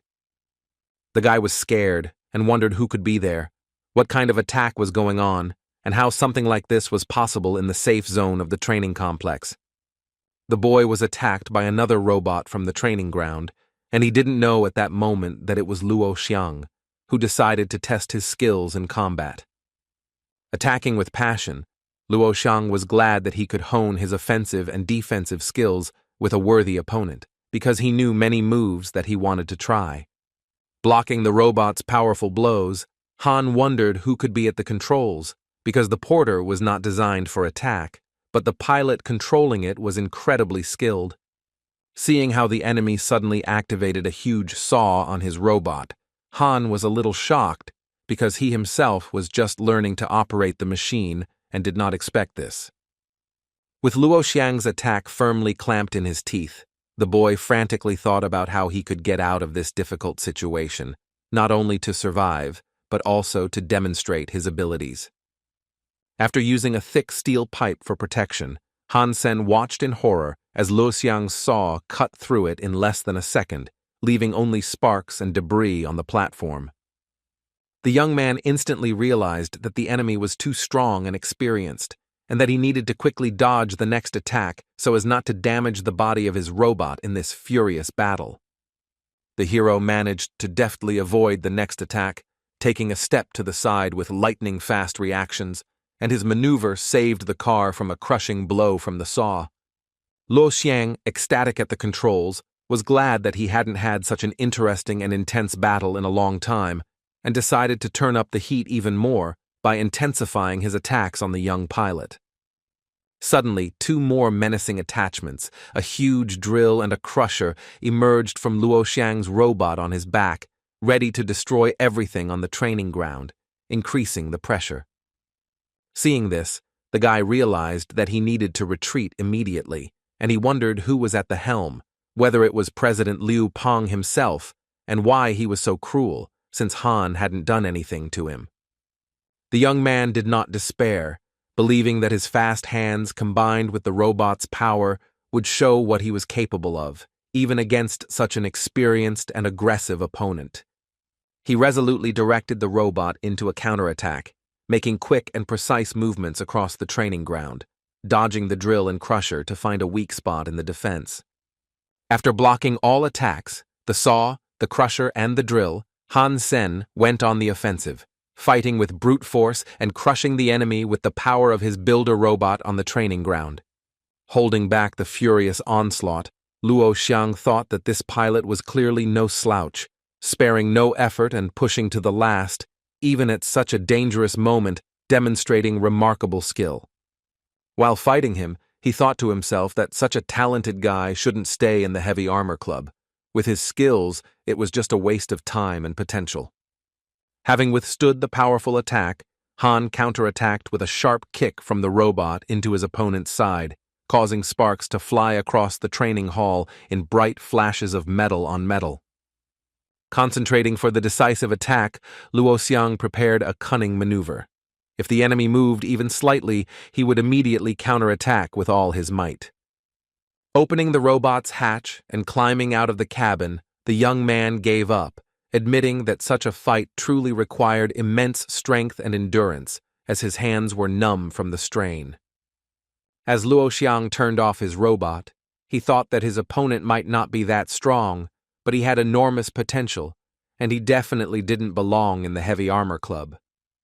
Seeing the academy uniform, Luoxiang was shocked to the core, as he never expected that an ordinary rookie student from the academy would be at the helm of such a skilled robot. Pointing his finger at the wide-eyed youth, Luoxiang asked in disbelief if he was really just a student and not an experienced fighter. Wiping sweat from his forehead after the intense fight, Seng admitted that he thought he was fighting the club's president, Liu Pan or Shou Lo, and no one else. Realizing that the person standing in front of him was an experienced fighter, the guy thought ironically to himself that he had also called them tough, but it seemed that the real tough guy here was Luoxiang. Extending his hand to the man with a friendly smile, Han introduced himself and said that he had recently joined the Heavy Armor Club and complimented Luoxiang on his outstanding skills. The man sternly asked the boy if he had operated such equipment before or if he had perhaps undergone professional training, suspiciously wondering if he was a spy. Khan answered honestly that he had previously trained only on standard academy machines, but at the club, he was allowed to operate heavy robots for the first time. Luoxiang asked which squad the boy was from, and Hansen replied that he was from the Archer squad, which caused the man to look surprised, not expecting such a thing from a first-year student. With a look of surprise in his eyes, he thought that he seemed to have found a true genius among the academy's newcomers, whose robot control skills could outshine even the experienced members of the club. As he left the training grounds, Han cheerfully waved to the warrior, offering to fight again in the future to test his mech skills once again. As he watched him go, The man thought that this archer had incredible skills, and if he played for their club, their rating would definitely soar to new heights. A few days later, after gathering all the club members, President Liu Pan announced that the Xinyu Championship would soon begin and they needed to quickly select categories. Having said that their club would not win in the combat categories, the girls suggested choosing transportation or loading competitions, where their robots would be able to show their best performance. Turning to Han, she answered his question about the prizes, explaining that the top 3 would receive rare armor from the Star Beast and Star Emperor series. Having learned that such armor was worth millions and sometimes tens of millions on the market, Hansen knew that he could not miss such a unique opportunity. He suggested signing up for all the competitions at once, but his friends thought it was a crazy idea, since the whole club would have to compete with the best teams. Smiling with confidence, John Yan said that he didn't see any problem with this, because a real man signs up for everything to prove his strength and courage. Also enthusiastically agreeing, Wang Meng supported the idea, cheerfully adding that participating in all categories would not only be a challenge, but also an incredibly fun adventure. After considering Han Seng's bold proposal, President Liu Pan and his assistant expressed dissatisfaction, saying that this was no joke and that participating in all categories could affect reputation. After asking them not to worry, the hero explained with confidence that he only wanted to increase the club's chances of winning the Xinyu Championship, and that their reputation would only grow from this. Thinking that this did make sense, the president carefully looked through the competition schedule and noticed that some competitions were taking place at the same time. Their conversation was suddenly interrupted by Luo Xiang knocking on the door and declaring that he urgently needed to talk to Hansen about something important related to the championship. Whispering among themselves, the girls, Jen and Wang Chun, wondered why the coach of the Combat Armor Club had come and what he wanted from Hansen, since it was unexpected for everyone. Only now, having learned that in the training arena he had fought against Coach Luo Xiang himself, the boy was very surprised, realizing what kind of master he had to face in battle. Greeting each other with a firm handshake, he told Han that he highly appreciated his level of skill and would like to invite him to the prestigious Battle Armor Club. Han's friends gaped at the scene, knowing that Luo Xiang and his club had very high standards, and such an invitation was a rare honor for a newcomer. Stuttering and placing her hands on her hips, Wang Meng firmly informed the coach that Han Sen was already a member of their heavy armor club and would not transfer anywhere to protect his comrade.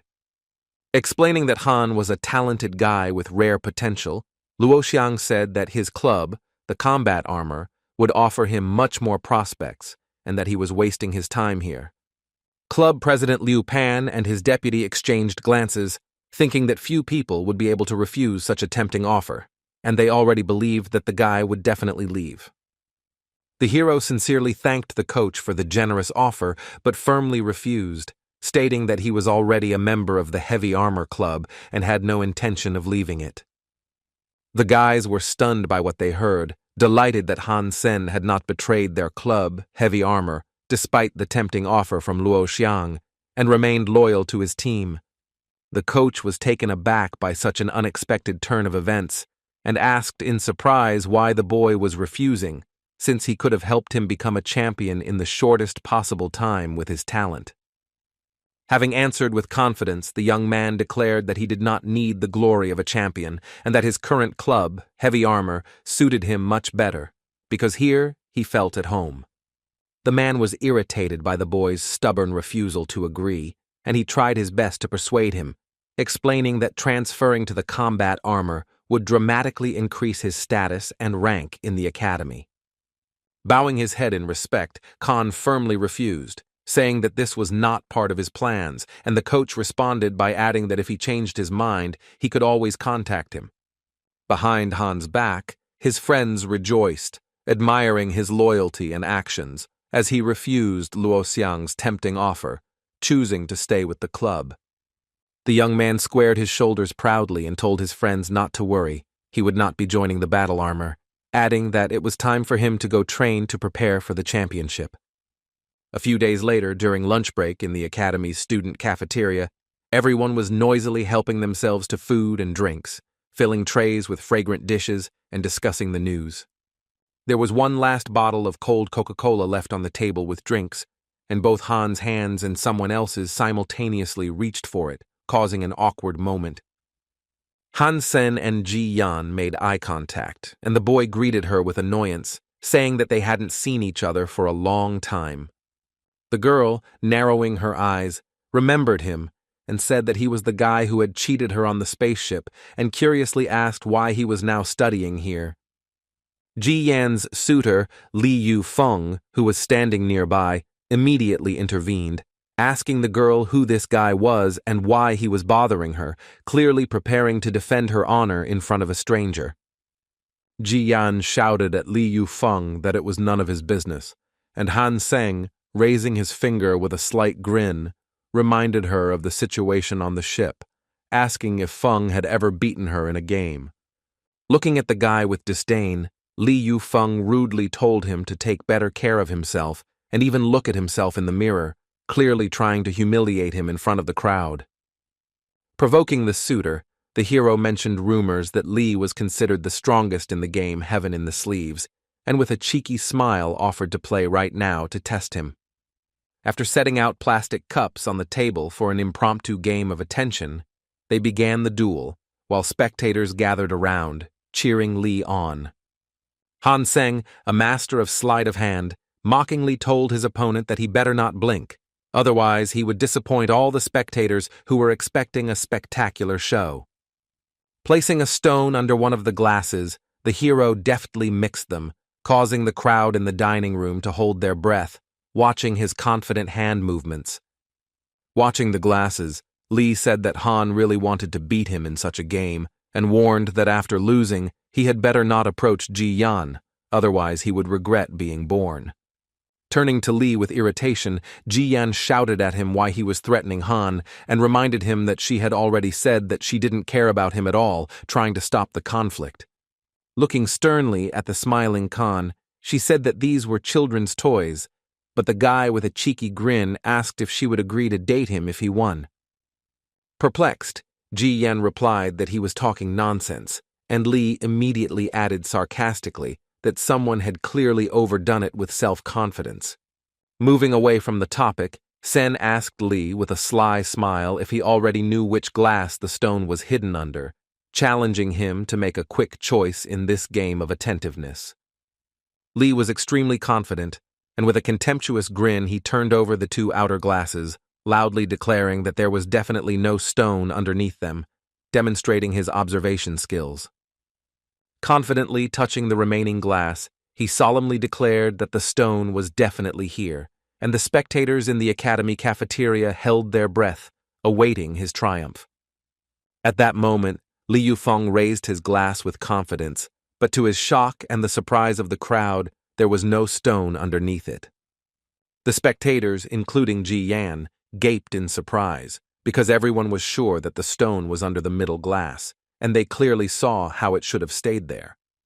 Showing the stone in his hand with a sly smile, Seng told Li that he had quietly removed it from under the glass, advised him to be more careful, and announced to Ji-yan that they were going on a date.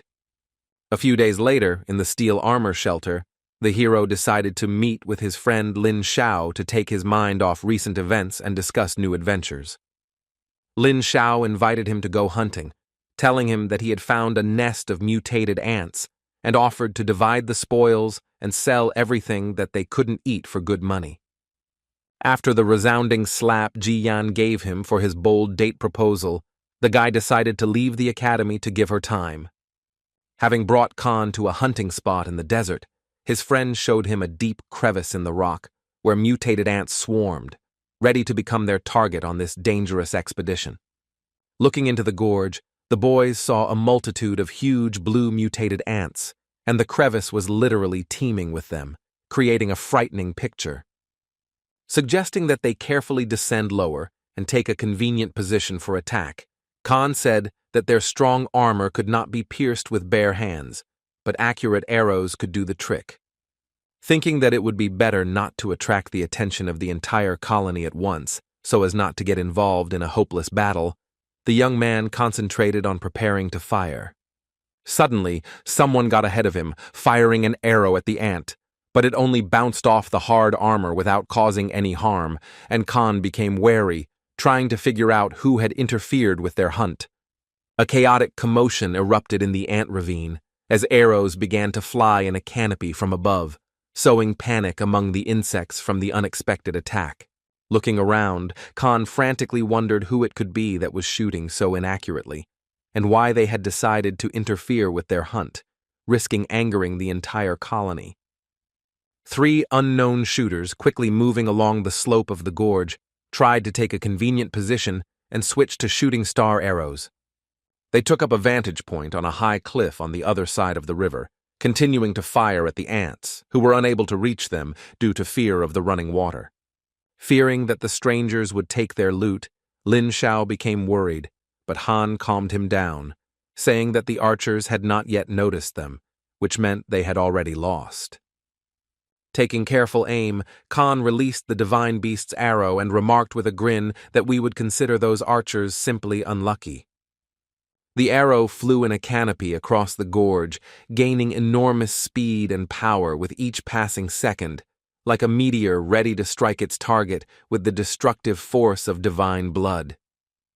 Khan's arrow hit its target, the cliff face on which the unsuspecting archers stood, and the powerful blow caused the cliff to split, causing a sudden collapse into the gorge. The shooters began to slide down along with the rock, panicked, and unable to understand what could have caused such a collapse, threatening their lives among the mutated ants. Watching this chaos from behind the bushes, Lin Shao excitedly told Han that this was incredibly cool, and now let's see how these guys can steal something. They fell right into the river next to the blue ants and were forced to retreat hastily, escaping from the inevitable attack of the insects that surrounded them from all sides. They had to flee with all their might, because there were too many ants, and their powerful jaws could easily tear the strangers to pieces in this wild gorge. Some of the mutated ants continued to pursue the fleeing shooters, driving them away from their gorge, while the rest remained in place, guarding the nest. Seeing the insects' chaotic behavior, Hansen wondered why the ants continued to attack the intruders even after driving them away from the area. Deciding that it wasn't that important at the moment, the boy switched to hunting and, taking aim with a hunter's arrow, targeted one of the ants, preparing to deliver a precise blow. The arrow hit the ant's body precisely, bypassing its strong armor, and pierced the insect completely, instantly knocking it to the ground under the admiring gaze of Lin Shao. Thanks to the hunter's arrow, Khan dragged the ant's carcass to his feet to study its weak points, and his friend, having carefully examined the prey, said that the vulnerable spot was the neck.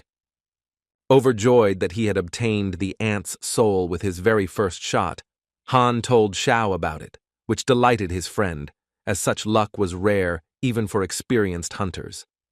He was about to buy the ant's soul, but Khan suggested finishing the hunt first and then sorting out the division of the spoils so as not to be distracted from the current task. The boys pulled out one ant after another like skilled fishermen, eating their meat right on the spot, and Khan said that they needed to eat faster before the ants noticed them.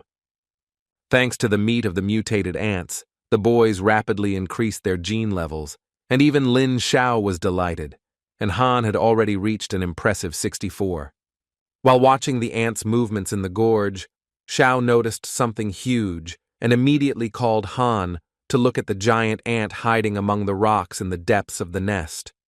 Seeing the divine blood mutant ant, the friends froze in shock, and the hero understood why the ants so fiercely drove away the shooters. They were protecting their mighty leader from a threat. Drawing his powerful divine blood arrow, Hansen said with a cheeky grin that the leader ant was unlucky to have been spotted by them, and took aim. The arrow struck the ant with great force but bounced off its incredibly strong armor with a clang, causing no damage, causing Khan to frown. Having received a blow to the shell, the leader of the ants noticed the attackers and began to move threateningly in their direction, his massive body causing the ground beneath his feet to tremble. Lin Xiao, in a panic, informed Han that they had been spotted and asked anxiously what to do now, as the enraged leader and his colony could crush them in a matter of minutes in this gorge. Jumping out from his hiding place with a determined look, the hero told his companion to hide in a safe place, assuring him that he would deal with the ant leader himself in order to protect his friend. Running back to the shelter of the rocks, Xiao shouted at Han to be careful, knowing that fighting a divine blood ant was a mortal risk even for such a skilled warrior. Thanks to his super particle acceleration lessons, the boy could move much faster than a normal person, easily avoiding small ants, as long as he didn't get caught in their dense surroundings. Deftly maneuvering and avoiding the small ants, the boy quickly got close to the leader, using his speed to avoid attacks and get closer to the main target. The ants were too slow for Khan, because thanks to the Empress's transformation, he saw their movements as if in slow motion, and he aimed at the open mouth of the leader. Khan's arrow hit its target, entering the ant leader's body through its open mouth, dealing a fatal blow and causing the giant to collapse, causing chaos among the others. Tearfully begging Han to sell him the souls of divine blood, Lin Xiao envied his friend's incredible luck, but Han refused, explaining that he himself lacked these souls and genes. Looking at the boy with an insistent gaze, Xiao offered the super biological armor in exchange, adding with confidence that it was definitely worth such a valuable soul. Intrigued, but not understanding what was going on, the hero asked his friend to tell him more about this armor and why it was so valuable, expecting to hear something impressive. Xiao explained that this is the latest military development, created from rare materials. His company supplies resources to the military, and he has a test sample. Asking again for clarification, Han asked if the test armor was ready for use, and Xiao replied that it was fully functional, just not equipped with weapons. The armor's drawback is that it cannot be used inside the shelter, as it is created using particle bio-recombination technology and folds into a small suitcase. Filled with enthusiasm, the young man said that the suitcase-shaped armor sounded simply wonderful, and his friend's proposal greatly interested him. In accepting the deal, Khan explained that he needed the divine blood souls he had just received, but he could offer the soul of a mount and a one-horned fox. Agreeing to the exchange, Xiao said that 2 mutant beast souls sounded good and promised to hand over the super biological armor as soon as they returned to the shelter. While pondering what to do with the spoils, the boy said that their genes no longer grow, no matter how many ants they eat, and there are still a huge number of them left. Suddenly, Han came up with the idea of feeding the ants to the sandworm soul he had received earlier, in the hopes that it might be of some use for his future battles. Looking at this with surprise, Xiao asked the hero why he was feeding ants to the beast's soul, not understanding what purpose his friend was pursuing with such a strange undertaking. While eating the ant leader's flesh and receiving divine genes, he explained that he didn't yet understand what exactly this soul was for, but hoped that it would be useful in the future. By chewing the ant flesh, Han had already received 45 divine genes that strengthened his strength, and he decided to save some dried meat for the future. Lin was deeply offended that Han did not share the leader's meat and envied his friend, who already had the genes and souls of divine blood, while he himself received only mutated ones. Having gone to the designated place in the forest outside the academy, Khan found the promised suitcase with super biological armor and was glad that his friend had not deceived him. Upon opening the suitcase, Han heard a system notification announcing that the scan was complete, the analysis had been performed, and the Silver Death Machine armor was successfully launched. At that very moment, a strange, flowing liquid burst out of the suitcase and began to quickly envelop the young man's body, as if alive, merging with him and causing a mixture of surprise and alarm. When the liquid almost completely covered his body, the hero felt a sharp surge of incredible strength and opened his eyes wide in surprise, feeling how the armor merged with him. The transformation was successfully completed, and the guy cried out in delight that it was incredibly cool, comparing himself to Iron Man, ready for feats in this super armor. Deciding to test its capabilities, Han performed several combat moves and techniques, testing how the armor responded to his commands and enhanced his physical abilities. After completing a series of quick dashes and maneuvers, he realized that the movements were so swift that they almost seemed like teleportation, opening up new horizons for his skills. Khan realized that the Silver Death Machine armor was tens of times superior to the Builder robot, and even as a test sample, it made its exchange incredibly profitable.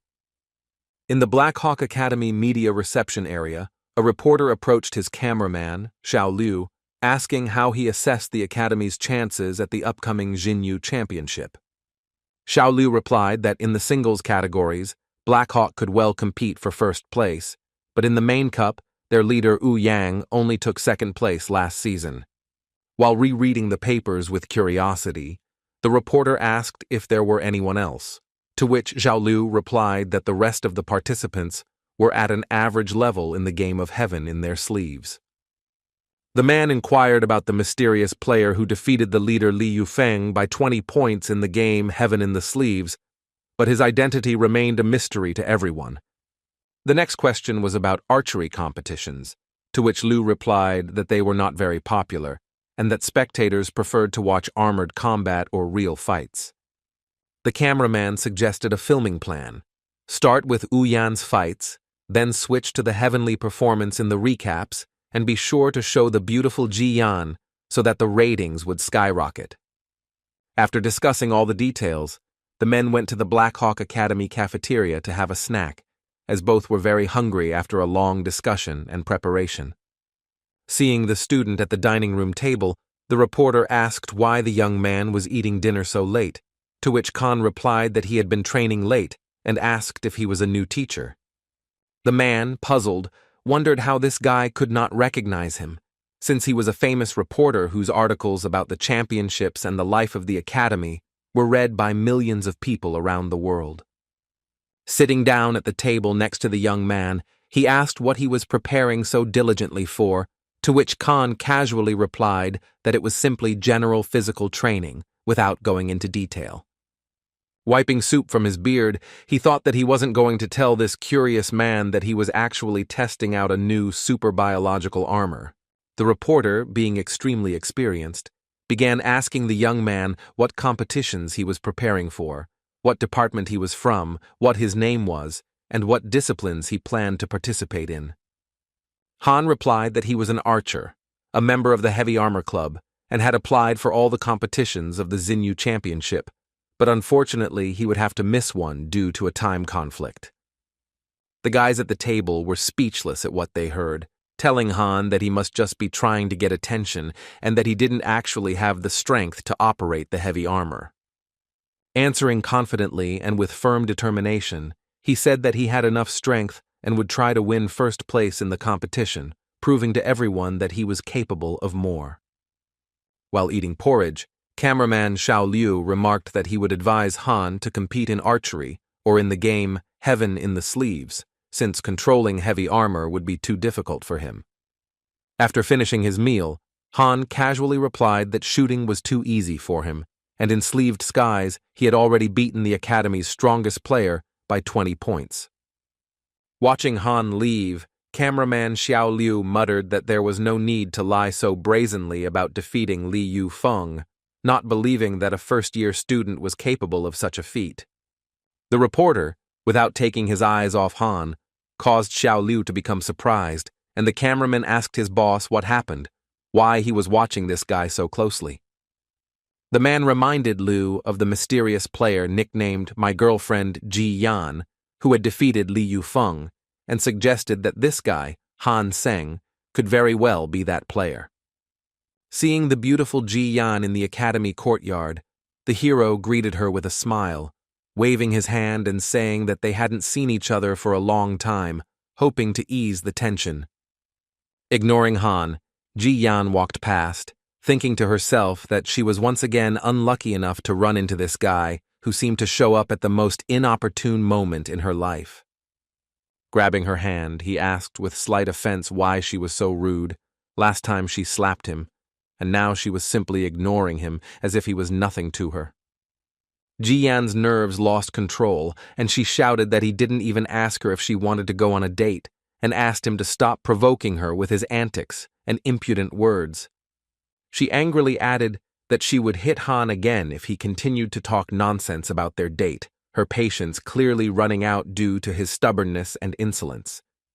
Without listening to her objections, he continued to press his point and asked with a smirk if she would agree to go on a date with him if he won the Xinyu championship, proving his strength. Responding sarcastically, she asked if he really thought anyone could win such a prestigious championship, but added that she would think about it if he won 5 competitions. She looked at him with a sly smile, wondering to herself what his big words were really worth and whether he would be able to back them up with actions in the Xinyu championship arena. The guy asked Ji if she would regret her promise because he had already been deceived once and he did not want it to happen again, reminding her of the past incident.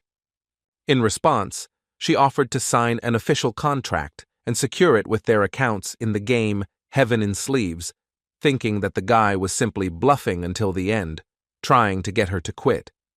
Signing the contract with a confident smile, Khan said that it couldn't have been better, thinking to himself that this time Ji would definitely keep his word, since they had formalized the deal. The beauty took this step, confident that it was impossible for a newcomer to win 5 competitions at the Xinyu Championship, and decided to teach Han a lesson in this way.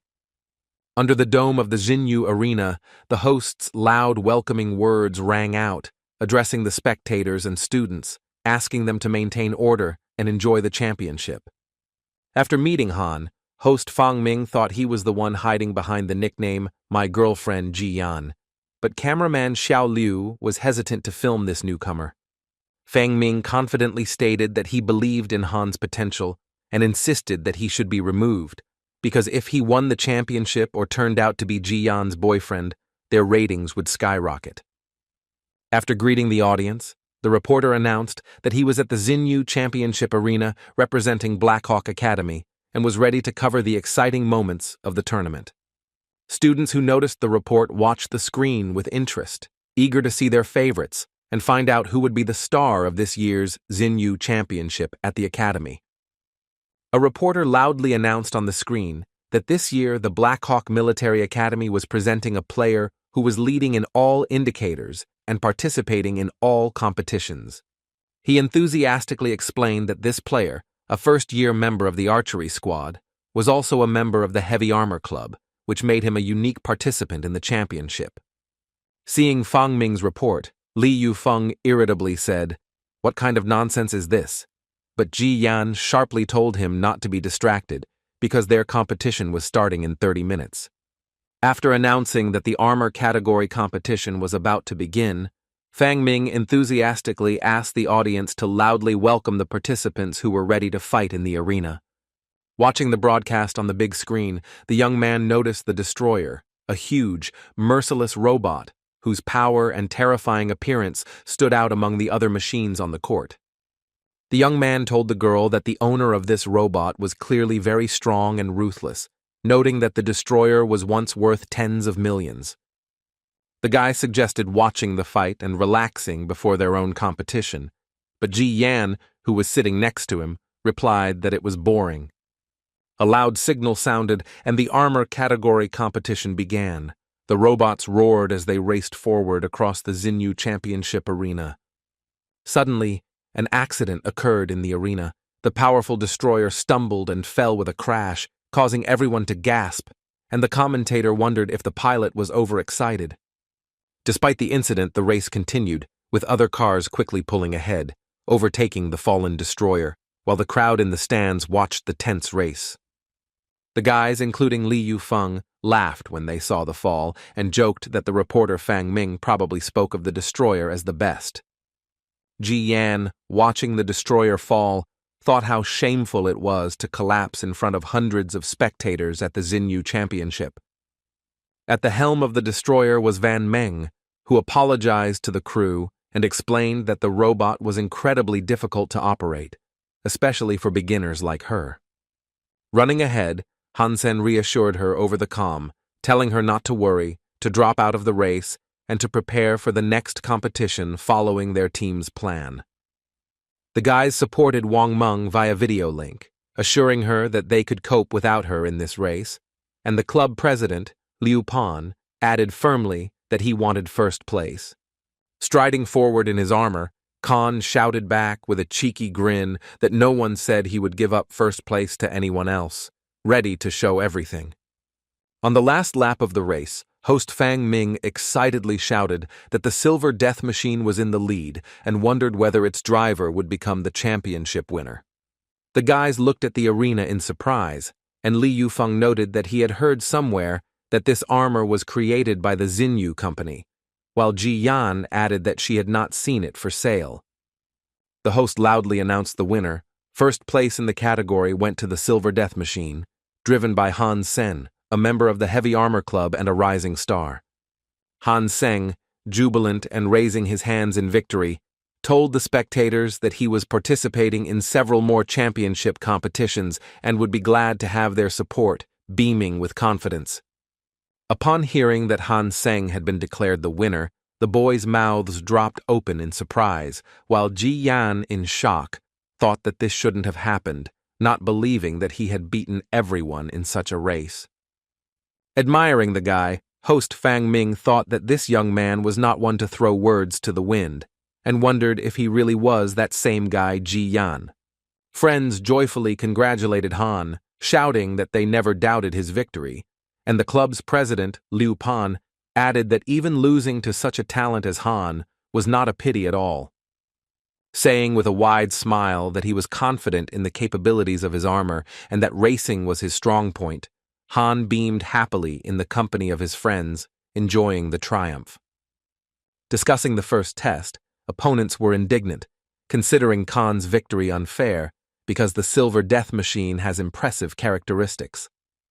Hearing the disgruntled voices of his boys, Coach Luo Xiang sternly said that there was no point in belittling the opponent's victory and ordered them to go and prepare for the next test.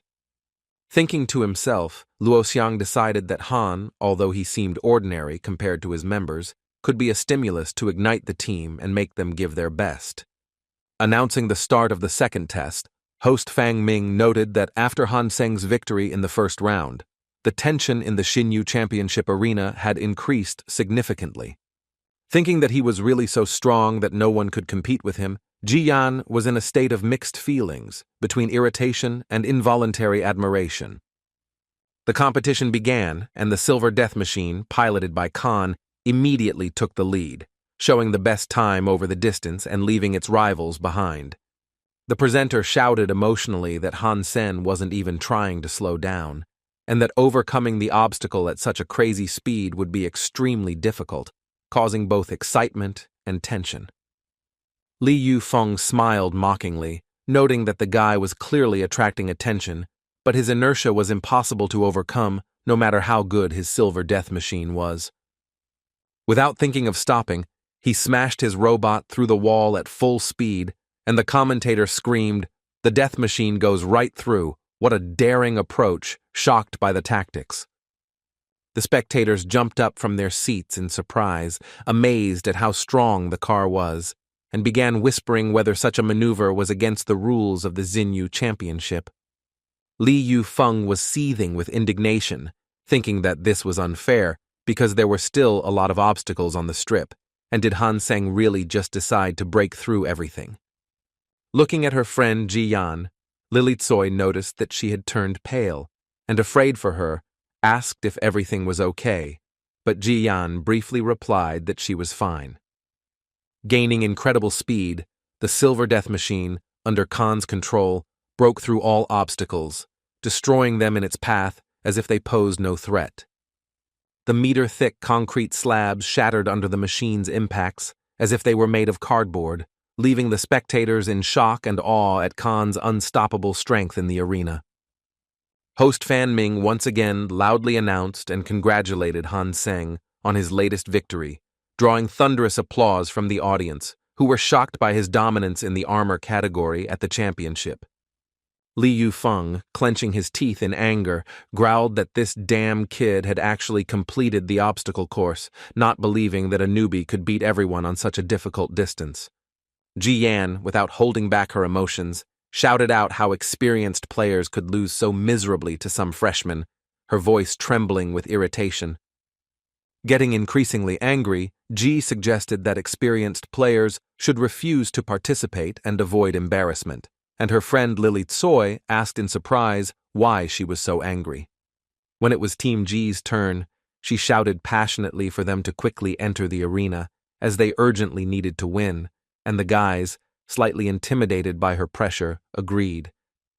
Hansen's team was genuinely happy about his success, praising his incredible skills and the silver death machine, saying it was simply superb and even admitting to a little envy.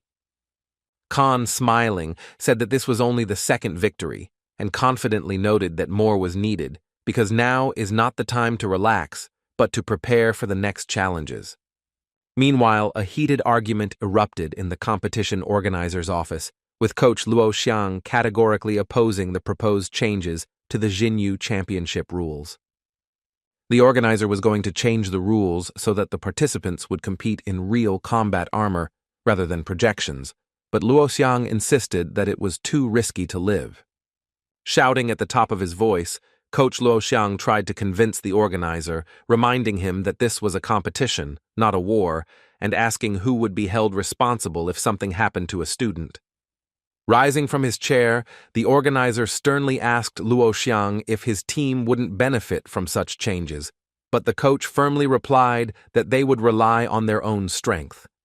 The next competition of the Xinyu Championship was announced to be a mass robot battle. 50 machines would simultaneously face off in the arena, and only one would emerge victorious.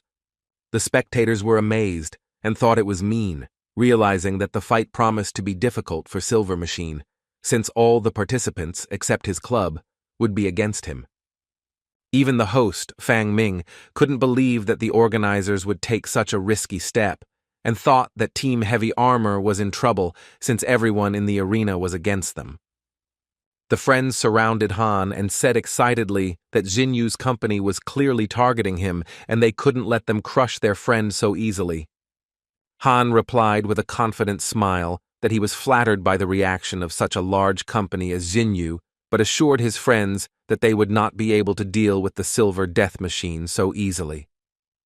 The young genius Liu Mei, thoughtfully adjusting his glasses, said that it was urgent to develop a plan to protect Han in order to resist the combined forces of the rivals in a massive battle. He quickly sketched out a plan of action on a piece of paper and explained that the enemy would attack them en masse, so they needed to break into their ranks so that they would become a hindrance to each other in the chaos. Han had the most difficult task to give the boys a chance to break through, while Liu Pan and Shou Ho would cover from behind, ready to sacrifice themselves if necessary. He tasked the beautiful ladies, Wang Meng, Zhen, and Wang Chun, with suppressing the enemy's firepower, to which the girls happily agreed, preparing to use their skills to support them. The team clasped their hands in a circle, and Hansen said with determination, "Let's put up a great fight and take the victory," inspiring everyone before the massive battle at the Xinyu arena. In the arena, the heavy armor team stood in the center, surrounded on all sides by other robots, and it was obvious that all the opponents were united against them. Liu Mei looked around the arena and said that he was right in predicting that everyone was against them, and Liu Pang added that besides the Battle Armor Club, there were many other strong people here. Inspiring the team, Han Seng declared with firm confidence that they needed to strictly adhere to the plan, and then they would definitely succeed despite the numerical superiority. At the command, the boys rushed forward, following Liu Mei's strategy, determined to break into the enemy's ranks to sow chaos and use their numbers against them. Covering the boys with powerful fire, the girls Wang Meng, Zhen, and Wang Chun lit the flamethrowers, creating an impenetrable wall of flame in the arena, which cut off the opponents from the team. Hansen, rushing forward on his silver death machine, shouted that they needed to pounce on the enemies with all their might and not give them time to recover, using the chaos to their advantage. Deftly slipping through several massive enemy robots, Han threw them into confusion by maneuvering with incredible speed and disrupting their coordination in the arena. In a rush to attack, the opponents fired flamethrowers at each other in panic, falling into the trap of Liu Mei's plan where their own numbers turned against them. Catching up with the two opponents, Hansen prepared to attack, but Liu Mei communicated over the radio to save his strength for a powerful combined attack by the team. He informed Han that he and Lao were holding the left flank, while Liu Pan and Shou were holding the right, and that he needed to deal with the opponents in the center of the arena, to which the young man agreed with a smile. Leaping up on his mech, Han opened fire from above on the two enemies running ahead, hitting them from above and sowing panic among the opponents. Landing with agility, he managed to reload his armor's weapons, and, ready for another attack, shouted, "Come on!" provoking the remaining enemies to attack him. Outpacing his opponents in speed, Han fired at 3 enemy robots before they could react, and his precise strikes forced them to retreat under the onslaught. Watching the battle, host Fang Ming commented admiringly on the heavy armor team's tactics, which managed to outsmart everyone by doing something no one could have expected. The organizer of the competition, who had tried to arrange the defeat of the Silver Death Machine, was indignantly fidgeting in his chair, not believing that his plan was crumbling before his eyes. Gritting his teeth, he hissed in irritation how such an army of robots could not cope with a small club of heavy armor, whose audacity and coherence turned the tide of battle. By running around the enemy from different sides, Khan provoked them to attack, knowing that they had orders to conduct concentrated fire, and he used this to disrupt their coordination. Provoking the enemies, Hansen shouted at the enemies that this was all they could do, and that it was time to show the true strength of their heavy armor club. The enemies, confused by the maneuvers, kept hitting their own due to the rapid movements between them, and their disorganized actions and poor coordination only made the situation worse. By luring the enemy into a tight group, Han gave his team a chance to counterattack, and they dealt a devastating blow to several enemy robots at once. Hitting each other in the confusion, the enemies began to quarrel among themselves, accusing their commander of idiocy for giving incorrect orders, which further weakened their position. Jumping up from his seat, host Fang Ming shouted into the microphone with admiration that the Heavy Armor Club had counterattacked brilliantly and had completely taken control of the situation on the battlefield. Equipped with the Empress's transformation, which enhances his vision and reflexes, and covered in super biological armor, Hansen wreaked havoc on the enemy with his tactics. Suddenly, 2 enemy robots appeared behind the team, and Zhang Yan didn't even understand how it happened, but Liu explained that the enemy was using invisibility technology. Covering themselves with armor under heavy fire, the team found themselves trapped and desperately begged for help from Khan, who was their only hope of salvation. Rushing to the aid of his friends, Khan raced at full speed towards the attacking enemies, shouting over the radio that he thanked them for their support and would now deal with these robots. By delivering precise blows to his opponent's vulnerable spots, he impressed the spectators, who admired his skill as they watched him easily dispatch their enemies. Throwing a cup of coffee off the table in anger, the tournament organizer furiously ordered that the manufacturer of Khan's car be found immediately and promised that the guy would never receive sponsorship. After finishing with the last of his opponents, he heard the announcer, Fang Ming, loudly declare him the winner, praising Hansen and his unrivaled armor. Khan's friends enthusiastically congratulated him on his victory, and the boy, with a smile, thanked them for their incredible support in the battle, emphasizing that he could not have succeeded without their help. 2 girls, Ji Yan and Lily Tsoi, were walking down the academy corridor, and Lily noticed that Ji was very upset, asking what was going on with her, since even at the tournament she had been playing at half strength. 3 guys were walking towards them, discussing the silver machine, and, upon learning that it was not sold anywhere, one of them declared that Khan was incredibly cool, and now any girl would fall in love with him.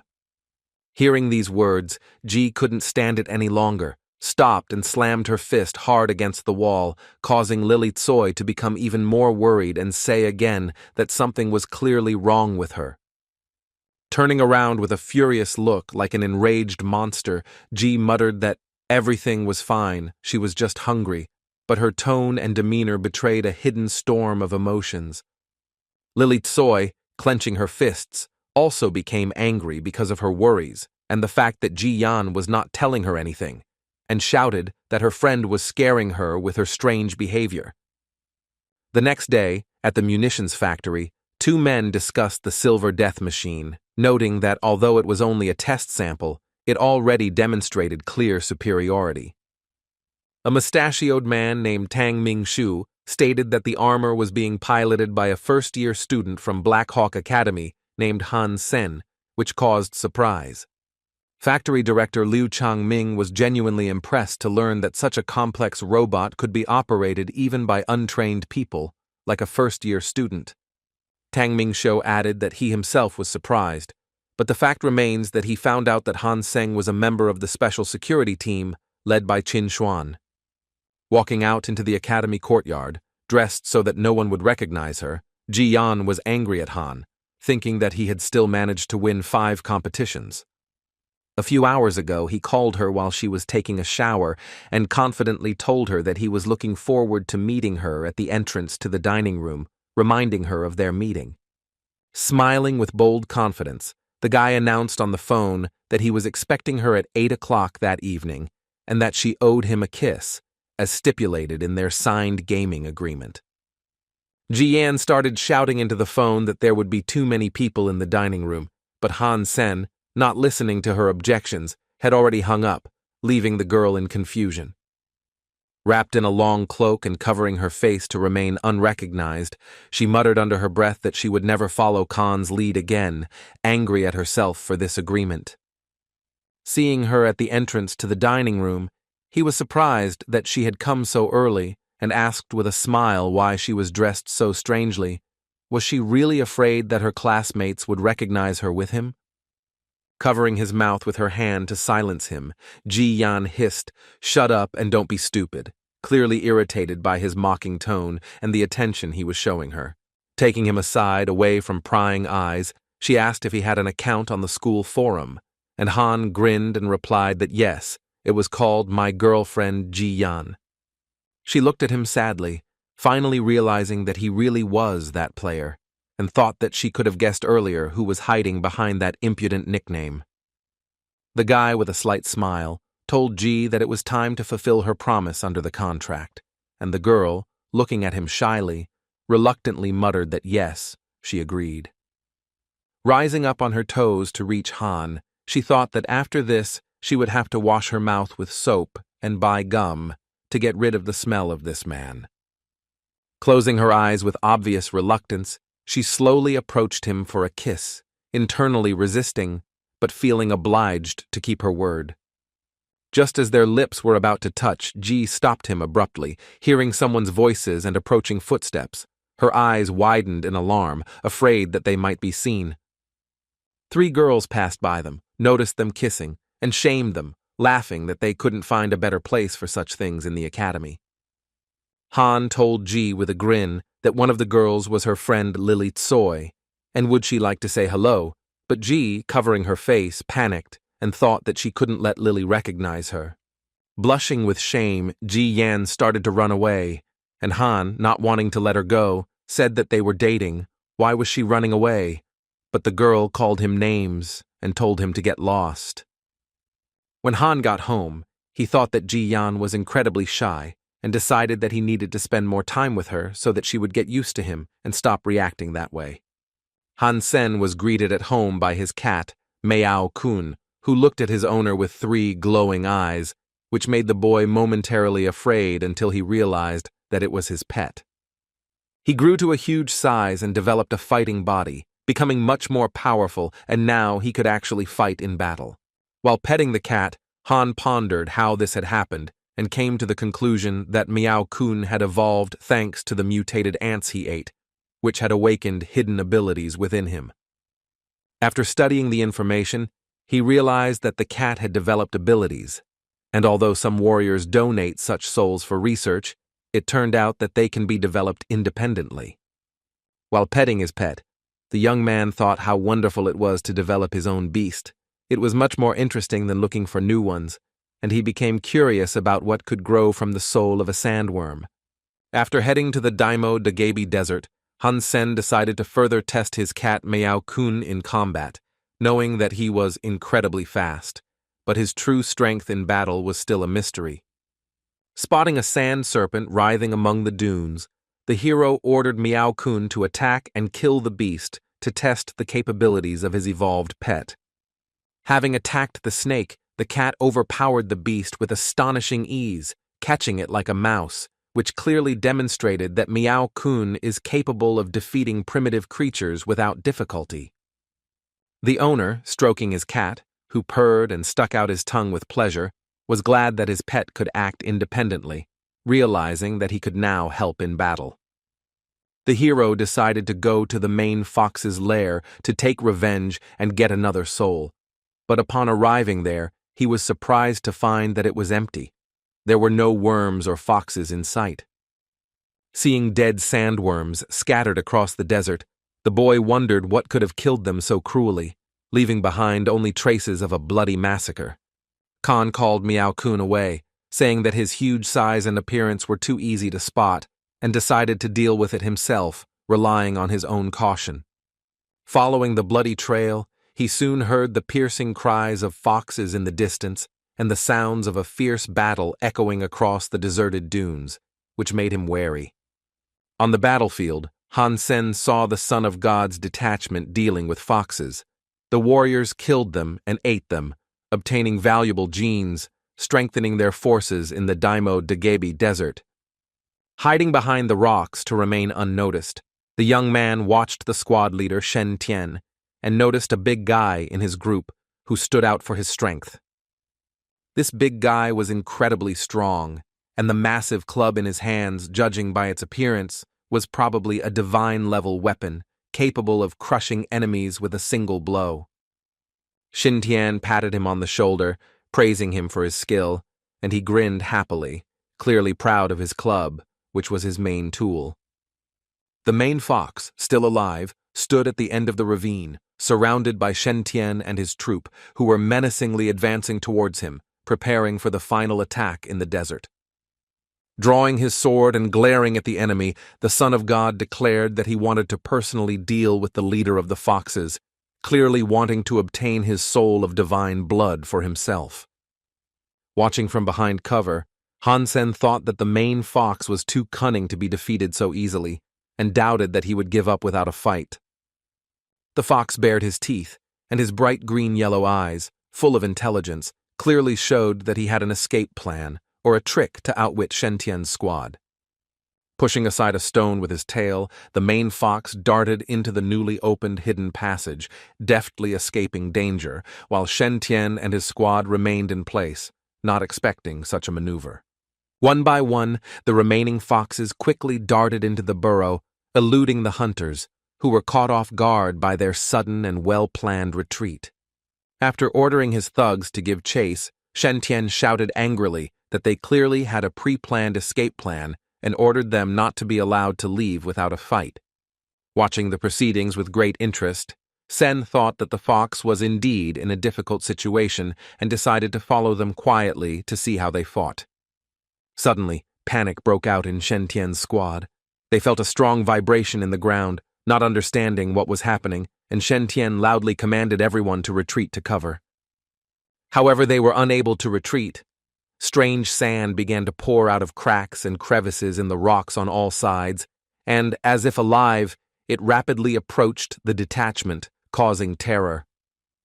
Taking a closer look, Hansen noticed that it wasn't just sand, but a swarm of golden ants that were devouring everything in their path, moving at an alarming speed. Seeing how the golden ants surrounded the detachment of the Son of God from all sides, he was sure that his enemies would soon become dinner for these insatiable insects in a deadly trap. One of the squad members had already begun to be eaten by golden ants when a small escape hatch appeared in their surroundings, giving the Son of God's squad a chance to escape the swarm. The big guy named Gu, swinging his powerful god-level club, began to swat away the ants, shouting that they were fragile and he could easily scatter them.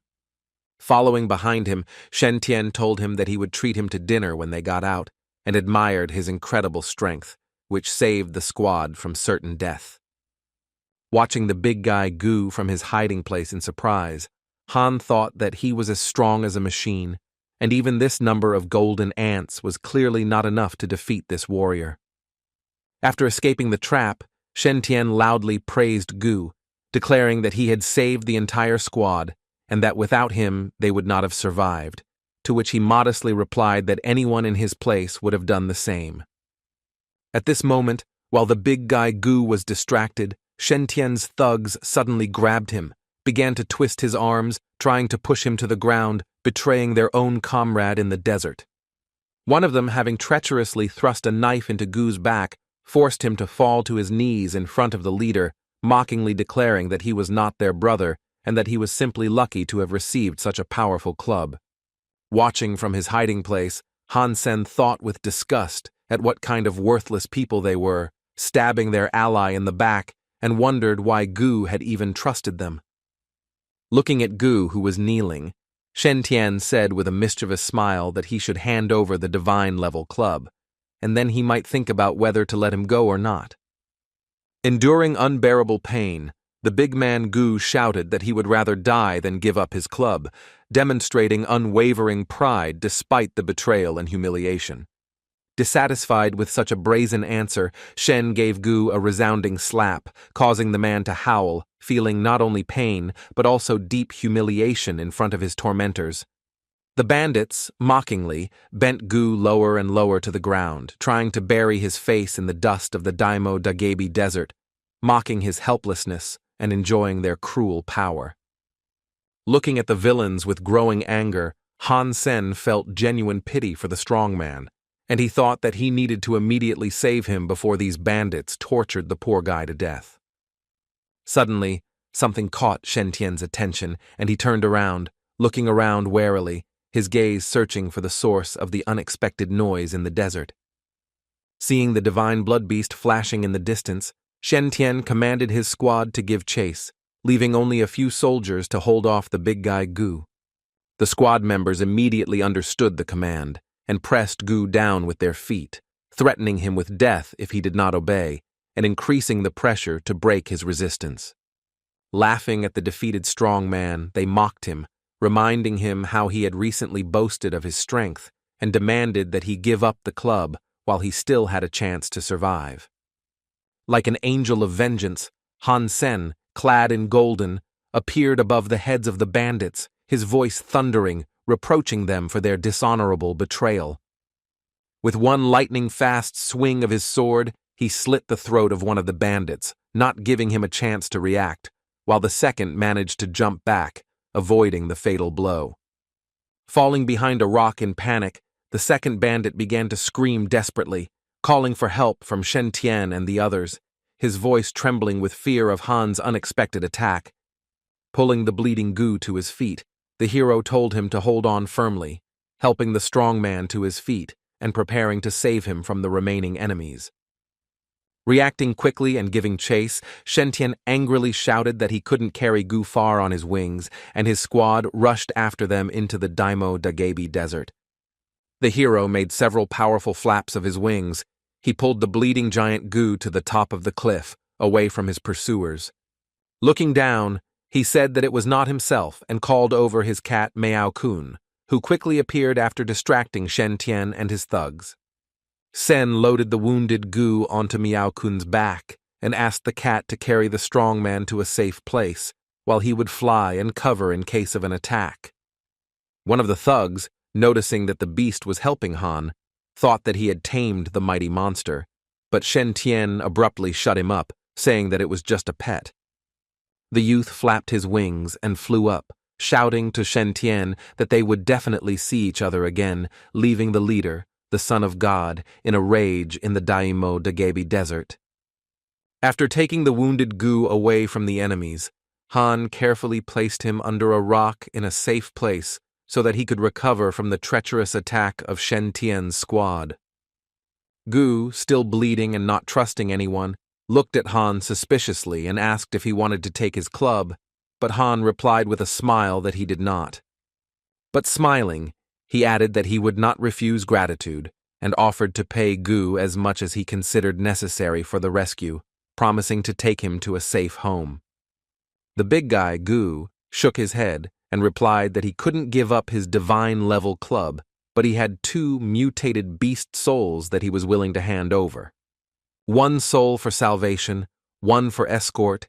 The deal was made, and Khan, pleased with the outcome, accepted the souls with a smile, realizing that they would enhance his abilities in the future. 2 days later, at the main office, Chinuan summoned her deputy, where important missions determine Han's fate. The girl came and asked why she was looking for her, wondering what had happened, expecting unexpected turns and decisions. She asked Deputy Yan Man to contact Han's son and have him come to her urgently tomorrow. The Deegan Company wants him to represent their new biological armor. The girl asked again how it was possible that such a company was looking for a simple student at the Black Hawk Academy for an important mission. Arriving at the office, the guy was surprised because he was offered to star in a commercial, and he refused, saying that it was not for him. Jan said there was nothing complicated about it, and these guys already considered him a star, and no one from Black Hawk Academy had ever had such an opportunity. Stopping the deputy's persuasion, Chin told the guy that he had misunderstood her, and that this was not an offer, but an assignment. Looking at him sternly, the girl said that our special group could not refuse such an offer. Shoving the contract into Han's chest, Chinuan ordered him to carefully study its terms, and the guy, puzzled by her pressure, looked at her, trying to comprehend what was happening. As Hansen studied the contract, he said that since it was an order, he had no other choice, but when he saw the salary listed, he was pleasantly surprised, realizing how generous the offer was. However, he stated that he wanted to add 1 more clause to the agreement, and Chinuan looked at him in surprise, asking what exactly he was going to propose. Hearing that the guy was also going to bargain, Ji Yan, who was standing nearby, widened her eyes in amazement, thinking that Han was being too brazen in interfering in the matter.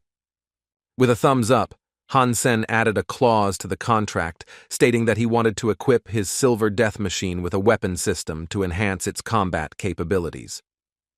While sitting in Professor Yang's lecture, John excitedly turned to Han, saying that he heard the professor invited 2 stars for a teaching demonstration today.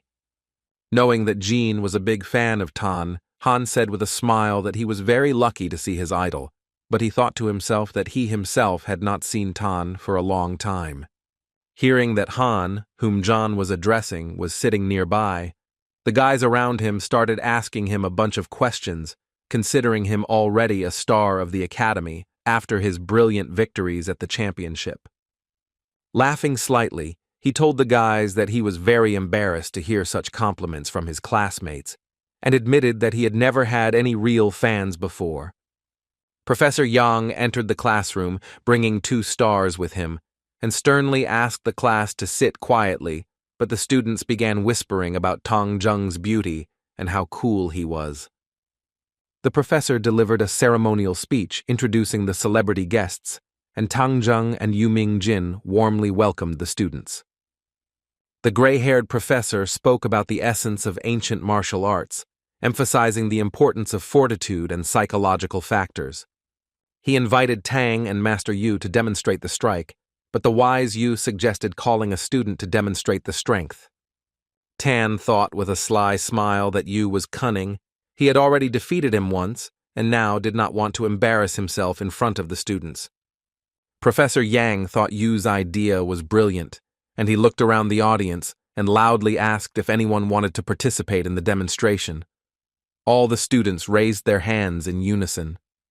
The only one who didn't raise his hand was Hansen. He didn't want to participate, and thought to himself that he should let the professors choose someone randomly, not wanting to attract unnecessary attention.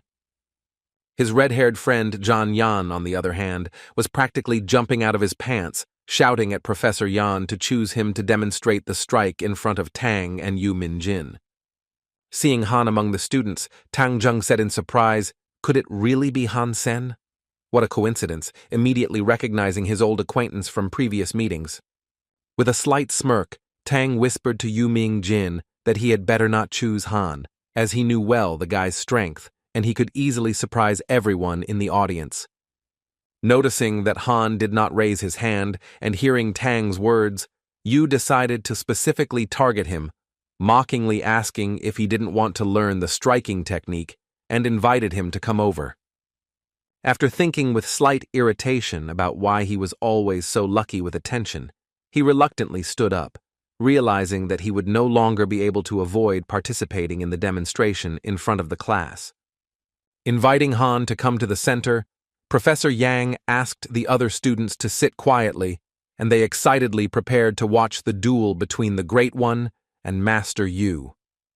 Martial artist Yu smiled when he heard the boy called Great, and thought that this spoke of his growing popularity among the students of Black Hawk Academy. The professor explained that the Kabai strike is a technique that combines psychological pressure and physical strength, requiring the ability to dodge and block mental attacks. Giving Han the advantage of the first strike, Yu Ming confidently smiled and invited the boy to attack, preparing to demonstrate his skill and test the student's abilities. As soon as Yu Mingjin finished speaking, the guy was already there, striking with lightning speed, using his incredible speed. The young man hit the master so hard that he lost his breath, and Yu Mingjin, not expecting such power from the student, staggered, trying to regain his balance. The students' mouths dropped open, amazed at the speed of Khan, who moved so quickly that his movements seemed almost imperceptible. Professor Yan praised Han for his excellent strike and perfect timing, but sternly added that for Kabai's technique, the strike should have been to the nose or head. Smiling through his teeth, Yu said that Han had great potential, hiding his slight irritation that the student had managed to surprise him so much in front of the entire class. Attacking again, he shouted with a cocky grin for more training, challenging his master and clearly enjoying the opportunity to show off his abilities. Master Yu, calling it posturing and a simple psychological attack, confidently raised his hand, thinking that he could easily parry Han's next attack, relying on his experience and technique. But Han, deftly bypassing the master's mental block, delivered a powerful physical blow, breaking Yu's nose as the master had mistakenly predicted what kind of blow the young man was about to deliver. This blow is connected with the ability to deceive the enemy. The young man reproached the master that he was not very good at it. Having put up a mental block, Yu Mingjin was sure that Han was going to strike by, relying on his intuition and experience to predict the actions of the impudent student. However, Hansen, cleverly deceiving his opponent, instead delivered a mental blow to He, catching the master off guard again and demonstrating his skill in front of the class. Reeling from the unexpected mental blow, Yu admitted that Han was a very capable student, and he had clearly underestimated him, adding that it was now his turn to attack. Having decided to seize the initiative, the master planned to feign a blow to He, but in fact to deliver a powerful physical blow to Bai in order to win the duel and prove his superiority. Catching Yu Mingjin's hand just as he was about to strike, the young man confidently said that he had long ago realized that this would be Bai's strike, revealing the master's deception and seizing the initiative in the duel. Watching Han's psychological game, Professor Yang was delighted with such a capable student, and Tang Zheng thought that even he was no match for this cunning man in these games. The students were delighted and joyfully rejoiced, because Han literally destroyed TV star Yu Mingjin, defending the honor of the class. At lunch in the student cafeteria, everyone was already heatedly discussing what had happened at the lecture, whispering about how Hansen had outplayed the master and become the real star of the day. While eating their lunches in the Black Hawk Academy cafeteria, Lily Choi and Ji Yan were chatting pleasantly, and Lily excitedly recounted how Han Seng defeated Yu Mingjin in a lecture, surprising everyone. Holding her chopsticks, her friend replied that Yu Ming was only pretending to be strong, but she thought of Han, wondering why he never called her after their kiss.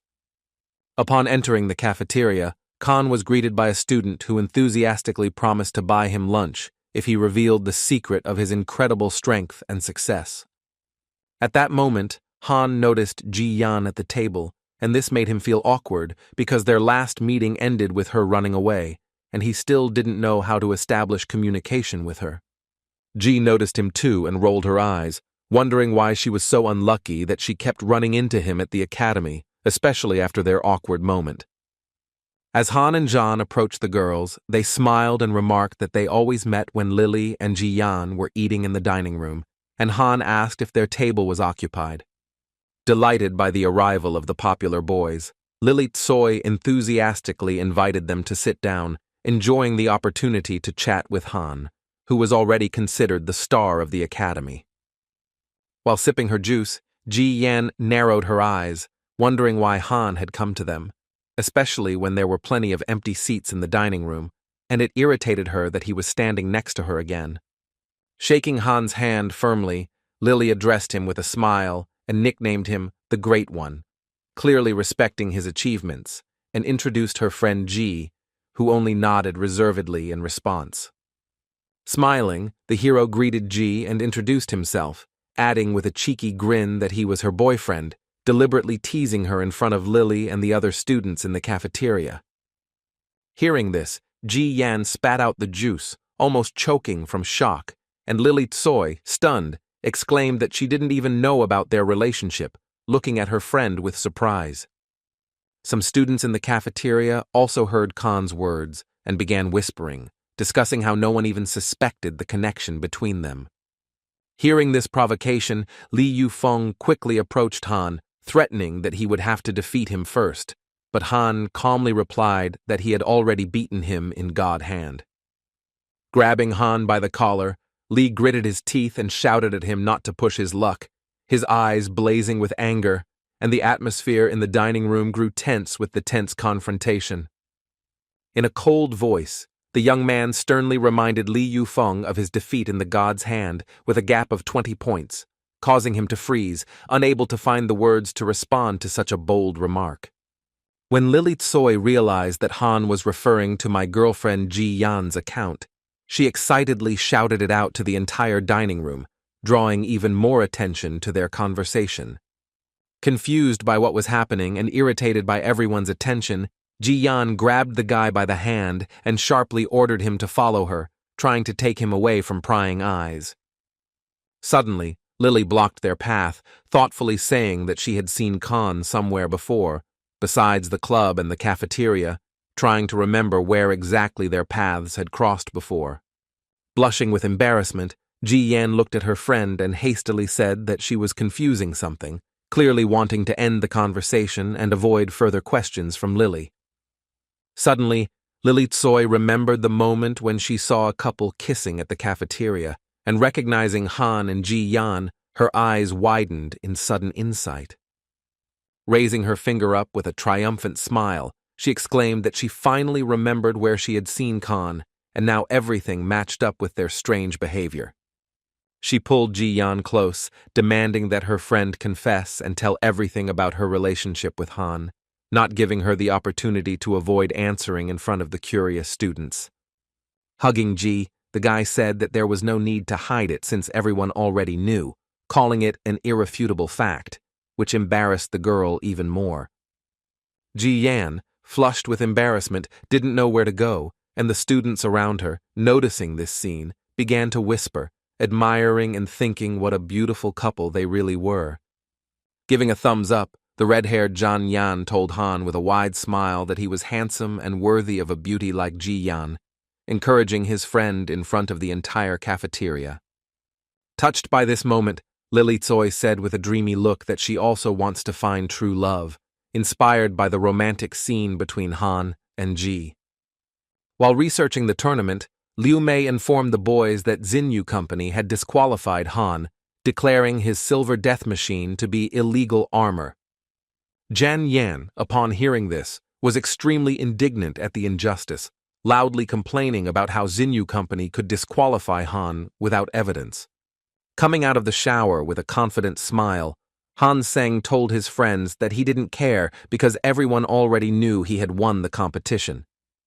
While discussing the news, Liu noted that the Xinyu Cup final would be held next month, but many people would not watch it due to the controversial disqualification. Hansen shrugged and said that he had more important things to do now and didn't care about the cup, since his reputation as a winner had already been established in the eyes of the academy students. In the high-rise building of the Digang TV Center, a heated argument broke out between TV star Anshun and CEO Liu, who were discussing the filming of a commercial for a new armor. Anshun protested, insisting that she wanted to appear in the armor commercial alone, but Liu Changming firmly stated that student Han Seng must also be in the frame. Annoyed by the script, Anjun complained that she was not even allowed to drive the armor in the commercial, considering it unfair given her status and popularity in the media. Coldly noting that Anjun was the academy's top student and a member of the Special Military Armor Unit, Liu Changming added that she should be able to control her emotions. The girl opened her mouth to object, but found nothing to say and fell silent, realizing that arguing with the general director of the Deegan Company was useless in such a situation. Liu Changming frowned and firmly stated that this was an order, and Anshun had no choice but to agree to participate in the advertisement with Han, despite her displeasure. As she left the office angry, she thought that she wanted to personally see the one who had taken the lead role in the commercial from her, deciding to judge this student with her own eyes. When Han Seng arrived at the Digang TV Center, he was warmly greeted by director Liu Changming, the director, and the cameraman, who were ready to begin filming the commercial for the new biological armor. After shaking Liu Changming's hand, the young man looked with a smile at this influential man, who, as it turned out, was also a major general, which added to his authority in the eyes of the young man. After showing off the new bio-armor for publicity, he explained that they had made some improvements and suggested that Han try it out right now to evaluate its capabilities. Looking at the suitcase, the guy noticed that it was significantly larger than the previous one, which made him curious about what changes were hidden inside this new model. Opening the suitcase, he found 2 vials of living fluid, which was unexpected, and realized that this armor was probably even more advanced than his silver death machine. The liquid quickly enveloped his body, completely covering him, and Han felt how its characteristics significantly surpassed his previous armor, giving him unprecedented strength and speed. Hansen noted that the cockpit of the new armor was much more ergonomic, and the control interface was more convenient and intuitive than that of his previous silver death machine. The new armor, named Silver Secret, amazed him. Using several combat techniques, he was stunned by its responsiveness and power, which exceeded all his expectations. He moved so abruptly in the armor that he almost tripped, not yet accustomed to its lightning-fast reaction, since his body was tuned to the rhythm of the previous, less perfect model. Suddenly, he noticed a quick movement nearby, but did not immediately understand what was happening until his gaze caught a figure in similar armor rapidly approaching him. The enemy, driving the same vehicle, suddenly attacked Khan, shouting reproachfully that he wanted to check whether he was worthy of driving this advanced armor. The unknown opponent threateningly demanded that Khan show his strength or leave, giving him no time to think and forcing him to engage in combat on the training ground.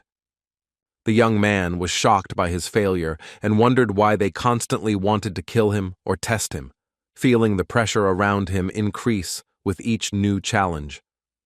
Director Liu Changming, observing the events on the training ground, realized that the attacker was Anjun, but it was too late to intervene. He explained that Anjun was an extremely stubborn woman and could not be stopped once she decided to prove her superiority, especially in controlling such complex armor. They knew of Anjun's outstanding ability in controlling battle armor, and doubted whether Han, despite his talent, would be able to withstand her in this spontaneous duel. The blue-haired Anjun furiously shouted that she would now show who was worthy of the leading role in the advertisement, her eyes blazing with the determination to prove her superiority. The robots simultaneously drew their weapons, and Hansen, not expecting an attack, rushed forward, driven by rage at the fact that he constantly had to prove something. He was furious that he had to fight for recognition again and again, and with this anger, he quickly closed the distance between himself and Anjun, preparing to deliver a crushing blow. He struck his sword sharply, catching his opponent off guard, and Anjun barely managed to block, trying to defend herself from the swift, intensified attack. The speed of the sword strike was so incredible that it easily disarmed Anjun, leaving her dumbfounded in front of the onlookers. The girl was shocked, not understanding how this was even possible because her weapon was considered advanced, and the guy was able to destroy it with one move in this fight. Using a complex combat maneuver, he knocked Anjun down with one precise blow, using the full power of the silver mystery armor to dominate the court. With a back swing of his leg, the hero delivered another powerful blow, which shamefully sent her flying to the side, proving his superiority over her. Anjun's defeat was symbolic.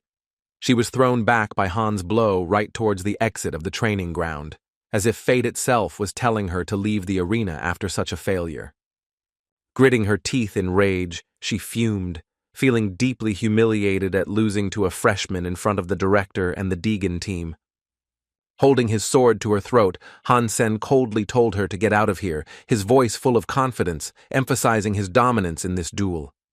Lying at the feet of her opponent, she found nothing to say in response. Her pride was trampled, and she silently endured the defeat, unable to object to the winner. The onlooking technician and director Liu Changming exchanged glances, realizing that Han's skill had reached the level of a combat armor competition, and he was truly worthy. With a defeated look, Anjun removed her armor and slowly walked out of the training area, her steps heavy with shame at losing in front of such an important audience. Seeing that his opponent was the world-famous TV star Anjun, the guy was stunned, not expecting to fight with such a celebrity, and his victory became even more significant. Approaching Han, Anjun asked in surprise if he was really a freshman, to which the young man, apologizing for his victory, said that he did not know who controlled his opponent's armor. She asked curiously how he trained, and he replied with a smile that the key to success was 99% genius and only 1% hard work. The beauty, frowning, asked with a hint of sarcasm whether it was the other way around, hinting at the traditional view on the importance of work, but still impressed by his skill on the court. With an awkward smile, Khan confirmed that in his case this was indeed the case, and that his natural talent did indeed play a key role, which slightly puzzled the TV star. Repeating his phrase with a thoughtful look, Anjun said that she would remember his words and added that she hoped they would get along well on the set of the commercial for Daigen's company. Han was surprised to learn that they had not been warned about filming together, and finally understood why Anjun was so angry, realizing that her irritation was related to his sudden appearance in the project. The set was a hive of activity, with everyone rushing to meet a tight schedule to complete a commercial for Deegan's new bio-armor on a tight schedule. The company's director, Liu Changming, personally handed Han a briefcase containing an improved version of the Silver Secret, supplemented with a weapons system. Not expecting that they would be able to reduce the armor while maintaining its power, and very happy, the young man sincerely thanked the director for such a technological masterpiece. The director praised the young man for his excellent work on set, noting his professionalism, and as a token of gratitude, officially presented him with the Silver Secret. After showing 2 models of armor, Liu Changming clarified that the blue one was intended for Han, adding that it comes with a lifetime warranty and free service from the company. Beaming with delight, the hero thanked her for the valuable gift, but he thought to himself that Ji Yan would definitely kill him if she found out that he had starred in an advertisement with Anjun. Anjun, watching the armor in action, noted with admiration that the Deegan company's research had advanced incredibly far to create such advanced technology. Turning to Khan, she offered him to fight in the new devices to test them in combat, but the guy refused, thinking that she was still angry with him. While they were talking, the director approached them and hurriedly informed them that they needed to immediately go to the location of the commercial shoot, as the company's film crew had a tight schedule. Watching them leave, director Liu Changming thought that Han and An were really good as a duo and looked forward to the upcoming conference, anticipating the success of their collaboration. He imagined that the results of the advertising campaign would be amazing, and the new armor would attract huge attention in the market thanks to the stars. On September 1st, at the Deegan Company conference, the hall was full of people, and the Silver Secret was presented on a huge screen along with a new commercial. In the video, the beautiful An Jun sat under a tree in the garden of Black Hawk Academy, thoughtfully reading a book. Her image was calm and refined, attracting the attention of viewers.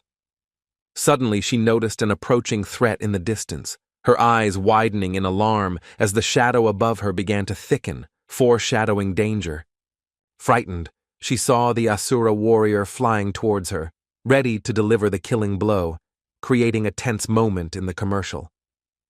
The Asura warrior landed with a deafening thud, dealing a powerful blow to the ground, and the audience at the conference gasped, amazed by the spectacular special effects of the commercial.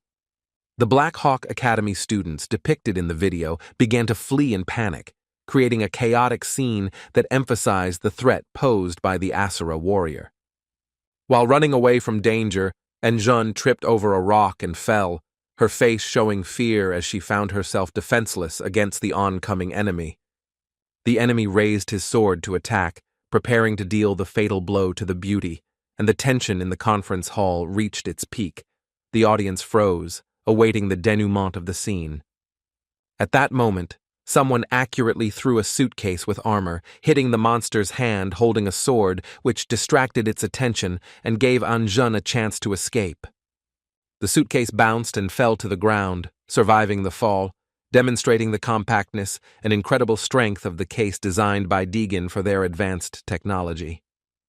Opening with a soft hiss, the liquid armor Silver Secret burst out of the suitcase and instantly covered the body of its owner, the young man Hansen, turning him into a hero.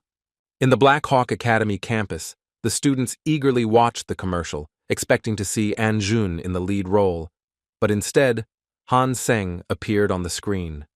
As the silver mystery liquid armor covered Nero's body, the spectators immediately recalled his triumphant victories at the Xinyu Championship, and their admiration for the hero only grew.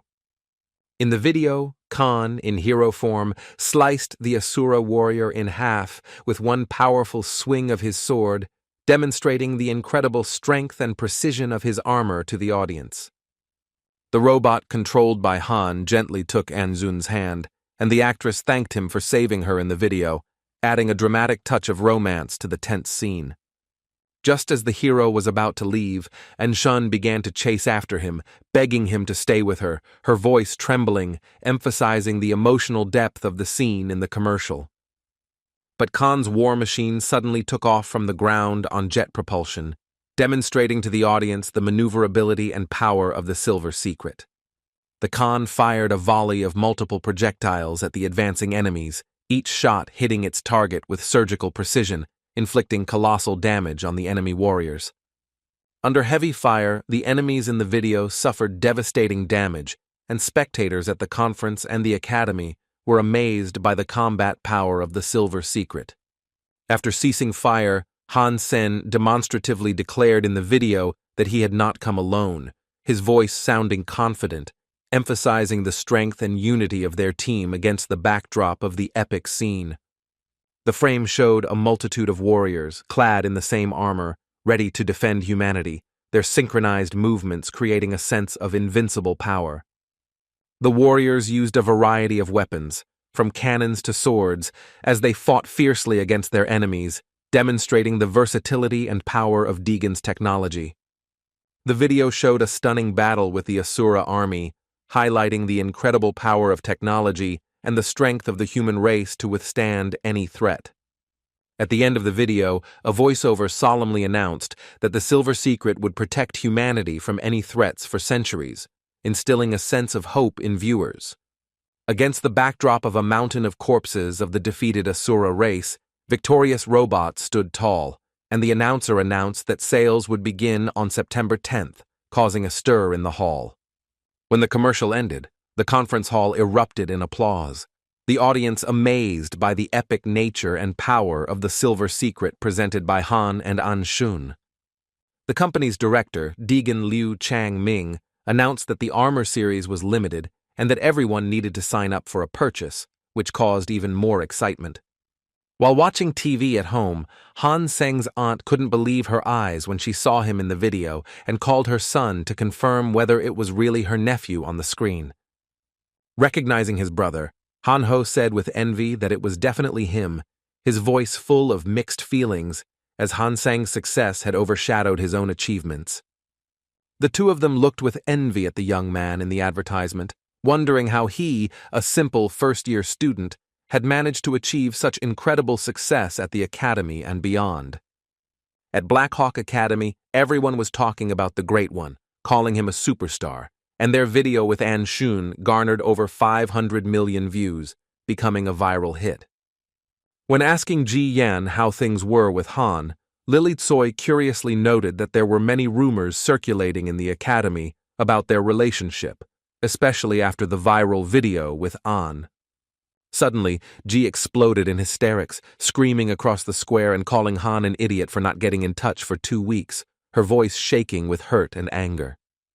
A day later, when Han returned to Black Hawk Academy, Ji gave him a real dressing down, being extremely jealous because of his collaboration with An Shun in the advertisement. Khan calmly explained that it was his mission and he couldn't say anything because he had signed a non-disclosure agreement with Deegan's company that bound him to it. Not believing him, the girl reproached him for lying again and making something up, imagining that he and An Shun were in true love, fueled by rumors and their chemistry in the video. Khan sincerely replied that he hadn't even thought about it, and added with a smile that his girlfriend Ji was much more beautiful than the celebrity, trying to calm her down and diffuse the situation. Unable to calm down, Ji grabbed him by the collar, demanding an explanation, and Han jokingly shouted about domestic violence, which caused laughter from students passing by. Hysterically, Ji screamed that she wanted to break up with him, but Han hugged her tightly and kissed her, seriously telling her that she shouldn't say such things when showing her feelings. Ji got even more angry, blaming him for another sudden kiss, and the guy, apologizing, admitted that he made a mistake by signing a contract with Deegan. Arriving at Chinuan's office, the hero asked to be released from his collaboration with the Deegan company, which greatly surprised the warrior, who had not expected such a request from her protege. The guy explained that he wanted to focus on developing his fighting skills, and working with Deegan, especially filming and commitments, took up too much of his time. Chinuan, impressed by his determination, was pleased that Han was so serious about his growth and said that she would pass on his request, then asked about his future plans. After answering, the boy said that his task of protecting Wang Meng was not yet complete, and he wanted to go with her to the Daimo Dagabi Desert again to help develop her mutated gene. Heading into the desert, he once again accompanied Wang Meng, preparing for new challenges and hoping to enhance her abilities as well as strengthen their team bond in dangerous conditions. While wandering through the Daimo Dagabi Desert on their pets, Hansen and Wang Meng were looking for mutated monsters, and the boy asked the girl if it was true that she was hunting with another group. She replied that she had indeed gone hunting with another team, but there were very few mutated animals, and she had gained almost no experience in developing her gene. Driving through the endless dunes, the boys suddenly noticed a flock of black-feathered animals circling above their heads, their wings ominously cutting through the hot desert air. The flock was numerous and loomed over the heroes, posing a threat, but did not attack, merely hovering menacingly, as if watching their every move in the desert. Feeling a strange sense of danger, the young man wondered why these beasts did not attack, but simply hovered above them, as if they were standing guard, protecting something or someone nearby. Suddenly, Wang Meng heard a strange sound and, after listening closely, determined that it was the sounds of a furious battle coming from afar, which immediately alerted both of them. The boys, without hesitation, rushed forward on their pets to find out what was going on, their hearts beating faster in anticipation of a new challenge in Daimo Dagabi. When they reached the place, they saw several warriors desperately fighting against a huge flock of feathered beasts. The battle was fierce, and numerous corpses were lying on the sand. The archer Ping Ching skillfully shot down the flying feathered beasts, her arrows accurately hitting their targets, while the warrior Dong Ling with 2 blades furiously chopped down those who descended. Wang Meng's eyes widened as she recognized Ping Ching, and Hansen, noticing her reaction, curiously asked who the girl was, clearly interested in her fighting skills. Wang Meng explained to Han that her family had a long-standing business relationship with the family, but that she and Ping Ching's sister were not very friendly, to which Han replied that in that case there was no point in interfering. This seemed incomprehensible to the young Wang Meng, but the boy explained that it was too risky to interfere, especially since Ping Ching and Dong Ling, judging by their actions, were already coping. Suddenly, Dong Ling summoned the wings of the divine soul beast. His figure was enveloped in radiance, and he soared into the air, intensifying his attack against the flock of feathered beasts in the desert. Taking to the skies, Dong Ling began to swiftly cut through the feathered beasts with his 2 blades, his movements precise and lightning fast, causing admiration among those watching. Seeing this, Wang Meng was delighted with Dong Ling's skill. The young man said that Sister Ping Ching was probably stronger than him, pointing out her incredible effectiveness in battle. Han explained that Ping Ching used a standard archery stance, but the power of her shots was extremely powerful, each one causing devastating damage to the birds. Her target was all the beasts soaring in the sky, and she confidently delivered fatal blows, striking them with astonishing accuracy, demonstrating her skill. Confirming Han's words, Wang added that Ping always has plenty of animal souls in her collection, and these feathered beasts will most likely become her new trophies as well. After another unsuccessful attack, the beasts, having lost many of their brethren, began to leave the battlefield, and the heroes thought that they realized that they would not be able to cope with their opponents. Feeling a strange presence, the girl loudly said that she knew they were being watched, and demanded that the boys come out of hiding, her sharp gaze scanning the surroundings. Emerging from behind the rocks, Wang Meng immediately apologized to her sister, explaining that she was worried that their intervention in the battle could be misunderstood, and they decided to simply observe. Understanding her sister, Ping Ching replied that it was not a problem since she and Dong Ling had already successfully dealt with the feathered beasts, and they did not need help in this battle. Seeing a familiar face, the archer turned to Hansen, asking with a slight mockery whether he was the guy who represented the silver secret armor in the sensational commercial. Smiling with obvious mockery, she added that there were rumors that he was a great warrior and protector of Wang Meng, and it was probably his idea not to interfere in the battle, and not her sister's. Having wriggled out of it, Han calmly explained that his mission was to protect Wang, and Miss Ping was already gifted with outstanding abilities, so their help would be unnecessary. Curious, Wang asked her sister why she was here in the desert, since she was supposed to be in a shelter, not hunting animals. Clarifying the way to the steel armor's shelter, she turned to Han, offering to take them there, but the guy refused, explaining that he and Wang did not intend to return. Thanks to her keen intuition, the archer realized that the guy was trying to drive her away and thought that he was very vigilant, not trusting strangers in their mission. Inquisitive, Ping Ching said she wanted to stay with them to get to know Han better, adding that she was in no hurry and hadn't seen her sister, Wang Meng, for a long time. The girls, smiling, joined hands, deciding to hunt together, and Khan had no choice but to agree, despite his wariness of Ping Xin. The squad moved through the Daimo Dagebi desert on their mounts, and Pin interrogated the young man, retelling rumors of his exploits and curiously asking if it was true. Khan felt that this woman was not interested in him with good intentions. Her questions seemed too persistent to him, and he suspected that there was something else hidden behind her smile.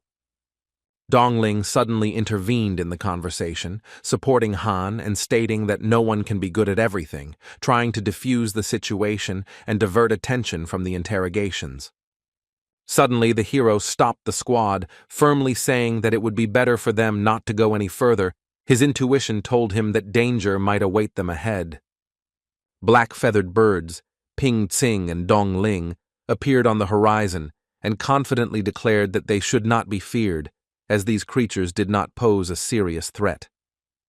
However, the young man was sure that it was better not to get involved in a fight, and trusting his intuition, he told Wang Meng to move on to his pet in order to be ready for a quick retreat. Opinions in the squad were divided. Ping Ching and Dong Ling, inspired by their previous victory, were eager to fight the feathered creatures again, not seeing any danger in them. While the boys were arguing and hesitating, the sky suddenly darkened, as if a huge cloud had blocked out the sun, and thousands of black, feathered, winged animals began to fly rapidly toward the squad. Thousands of these creatures, burning with a thirst for vengeance, flew to the attack, their wings creating a deafening noise, and Khan realized that their group was in grave danger. The overconfident Dong Ling, looking at the horde of black-feathered beasts, boasted that he could kill as many of them as he wanted, ignoring the scale of the impending threat. Hansen knew that there was a special king of divine blood level hiding among the pack, and tried to persuade Dong not to talk nonsense and not to act like a hero. Spotting a creature of divine blood standing out among the pack, Dong Ling rushed headlong into battle, seeking to obtain its divine gene for his mistress, Ping Ching. Realizing that her servant was in mortal danger, the girl shouted to the warrior to return immediately, knowing that he would not be able to cope with such a powerful enemy. Looking back at the brave man, Hansen thought that Dong was a self-confident fool whose reckless bravery could cost him his life, and he prepared himself to fight. Summoning his bow, he ordered Wang to run towards the cliff in the south and not stop, his voice stern as he wanted to ensure her safety in the midst of the attack of the feathered beasts. Firing his divine arrow, he struck several creatures at once, his shot piercing the air with incredible force, demonstrating his skill. Seeing the young man kill 2 beasts with 1 shot, the archer was amazed by his strength and accuracy, finally convinced that he was truly not an ordinary first-year student. The girls raced forward on their mounts, raising clouds of dust, their movements swift, and Wang Meng tried to keep up, following Han's directions to the safety of the cliff. The archer fired her bow on the move, her accuracy matching that of Khan's, her arrows striking the feathered beasts with the same deadly efficiency as his. Ping Ching desperately shouted to her servant Dong Ling to come back immediately, otherwise they would not be able to save him, her voice trembling with worry for his life in the midst of the battle.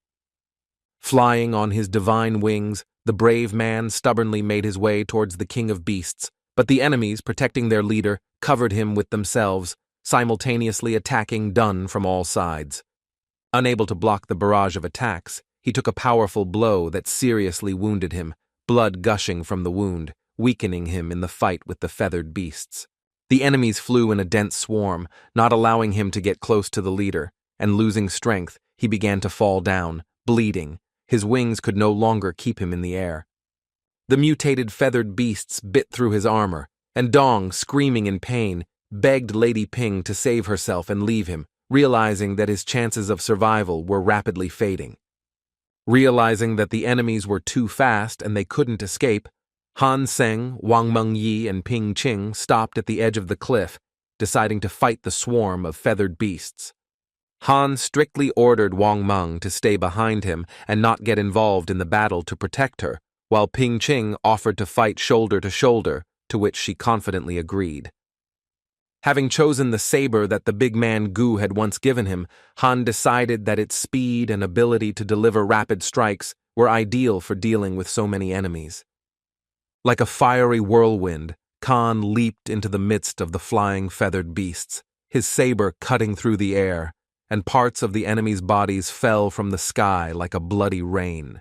Fighting with her dagger, the girl was initially unsure of Khan's abilities, but refusing his help in such a critical situation would have been foolish.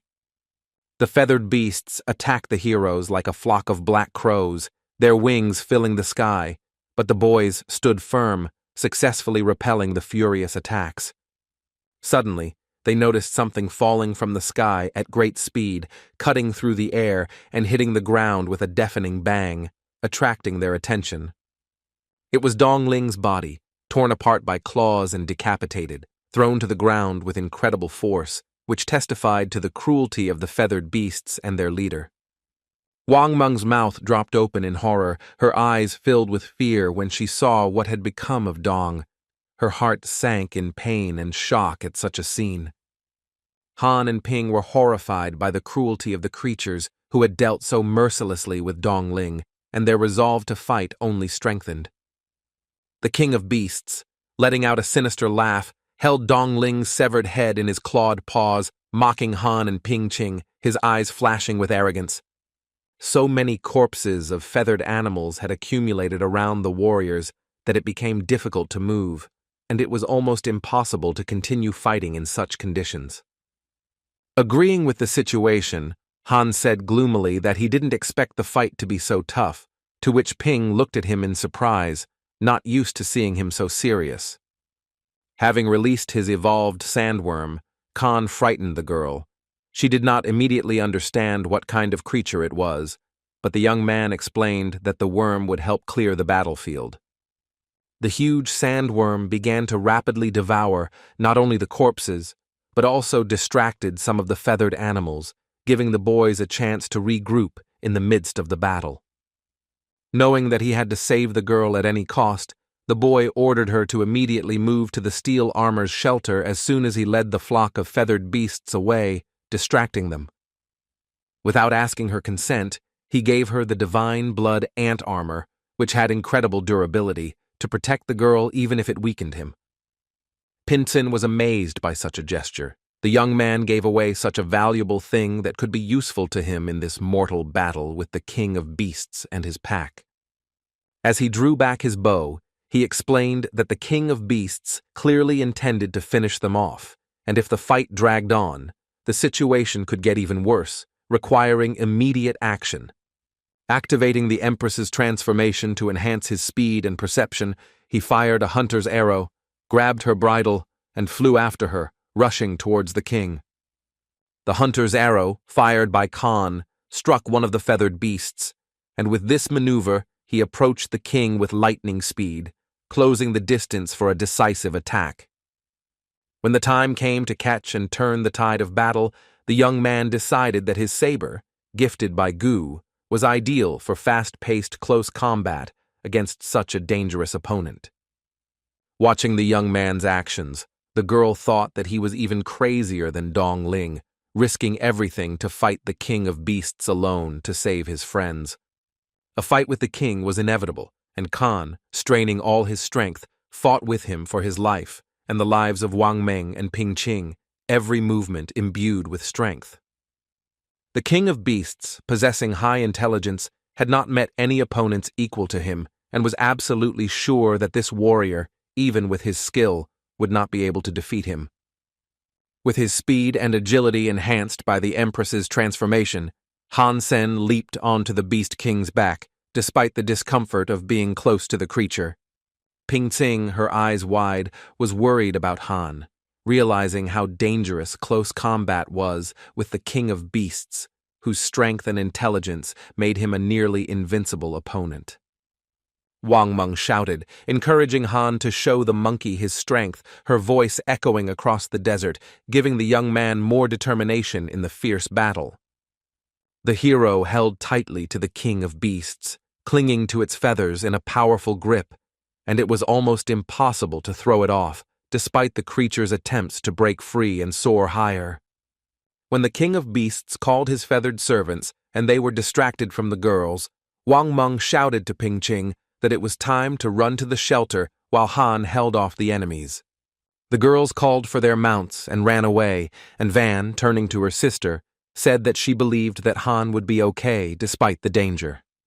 Pin agreed, admitting that there were too many enemies, and that retreat was the only way to save herself from becoming easy prey for a flock of feathered beasts.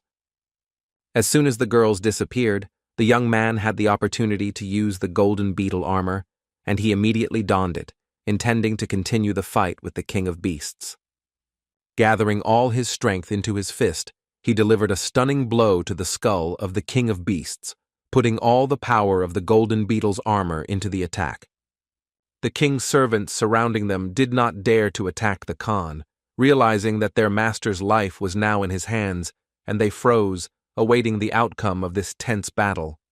Flying down with the King of Beasts, the boy hoped to crash onto the rocks to crush the enemy's head, using the force of the fall and the power of his armor. The beast struggled to dive into the sand dunes, trying to soften its fall and avoid a fatal impact with the hard rocks, its wings beating wildly. Falling like a meteorite, they pierced the sandstone, and the stones flew in all directions, creating a cloud of dust that momentarily hid them from view. After breaking through the ground, they found themselves in an underground cavern surrounded by dark stone walls, where the echo of their fall resounded loudly around them. Looking around, Khan realized that the beast had deliberately lured him here. In the cramped cave, the king had more chances to use his brute force. The caves did not frighten the young man because he had fought many battles in them, becoming accustomed to their darkness and cramped conditions, which gave him confidence in the fight with the King of Beasts in the dungeon. As he was about to deliver the decisive blow to the king, strange cave butterflies began to appear around him, like little blue lights, which began to surround him. Taking out his dagger, Khan easily killed one of the butterflies, thinking that the feathered king clearly planned to use them as part of his cunning strategy in this cave. As soon as one butterfly died, the rest instantly began to turn into small blue lights that pounced on Khan and the King of Beasts. Their attacks were burning. The flames became too numerous. The blue flames grew, burning both Khan in his armor and the feathered king, who, it seemed, did not expect that his plan would turn against him. Hansen knew that if the temperature from the blue lights continued to rise, his armor would not be able to withstand the heat, and he needed to urgently change his strategy in the cave. Having gathered the last of his strength and come to his senses, the King of Beasts, taking advantage of the moment when Khan was distracted by the attacking butterflies, slid into the underground river like a lizard. Instantly drawing his bow and hunting arrow, Khan, not wanting to let go of his enemy, took aim and fired, his movements lightning fast despite the pressure of the surrounding lights. The arrow pierced the King of Beasts like a harpoon, and the animal's powerful body, jerking in pain, dragged Khan along with it into the turbulent waters of the underground river, drawing him into the depths. The Khan was surprised to realize that the King of Beasts had mastery over 3 elements, including water, and could move freely in the river, using it as an advantage against the young man in this fight. Holding his breath and holding tightly to the boom rope, he thought it was a pity that he couldn't breathe underwater, feeling his lungs begin to burn from lack of air. Realizing that he couldn't hold out for long, he let go of the beast and began to surface, thinking that this time the monster had been lucky enough to escape him in the turbulent waters of the underground river. Breaking the surface, he gasped for air, unable to hold it in any longer, his chest heaving as he tried to catch his breath after the contraction. Having reached the shore, he sat down to catch his breath and began to examine the souls obtained from the defeated enemies, including those very cave butterflies that almost burned him. The butterfly soul turned out to be a throwing weapon, a one-time use weapon, and he thought with regret that although it was powerful, such a weapon could only be used once, limiting its value. Driven by curiosity, he threw his soul forward, wanting to test how this disposable weapon worked and see what it was capable of. The shuriken exploded as it hit the wall, creating a powerful blue flame with an enormous temperature that illuminated the cave and left a charred mark on the stone. Seeing this powerful explosion, the boy was delighted, realizing that the butterfly's soul possessed incredible power, and he immediately wanted to find the mutated version. Looking up, he saw thousands of cave butterflies, their wings glowing like the starry sky, illuminating the cave with a mystical glow that was breathtaking. Khan smiled as the idea of collecting as many of these souls as possible came into his head, realizing that such a disposable hidden weapon could become his trump card in future battles. Swinging the saber given to him by Gu, he deftly destroyed the cave butterflies with swift and precise attacks, absorbing their souls that shone like sparks in the dim light of the cave. Smiling, he thought that he was lucky that the feathered king had lured him here, because this cave turned out to be a real treasure trove of souls that could significantly strengthen his arsenal. Having collected several dozen primitive souls and even a couple of mutated ones, he figured that he would sell some for a good price and keep the rest for himself for future battles. The butterflies emitted intense heat, and Han felt his armor's temperature level reach its limit, forcing him to urgently begin repairing it. After making his final attack, destroying another butterfly, he suddenly noticed something unusual, something he had not seen before, and it caught his attention. As he peered into the remains of the cave butterfly, he noticed traces of blood, which alarmed him, making him wonder if he had imagined it in the blue flame.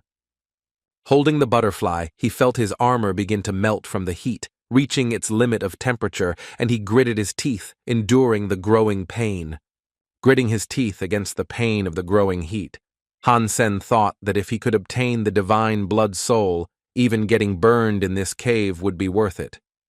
At the last moment, he jumped into the underground river, deciding to leave, as he had already collected enough souls, including the valuable soul of a mutated feathered beast, which could help him escape. A few days later, in the academy auditorium, students were waiting for the teacher, quietly talking among themselves. Khan thought that he should order a few regular shurikens from the blacksmith for training to hone his aim, and save the ones with souls for real battles.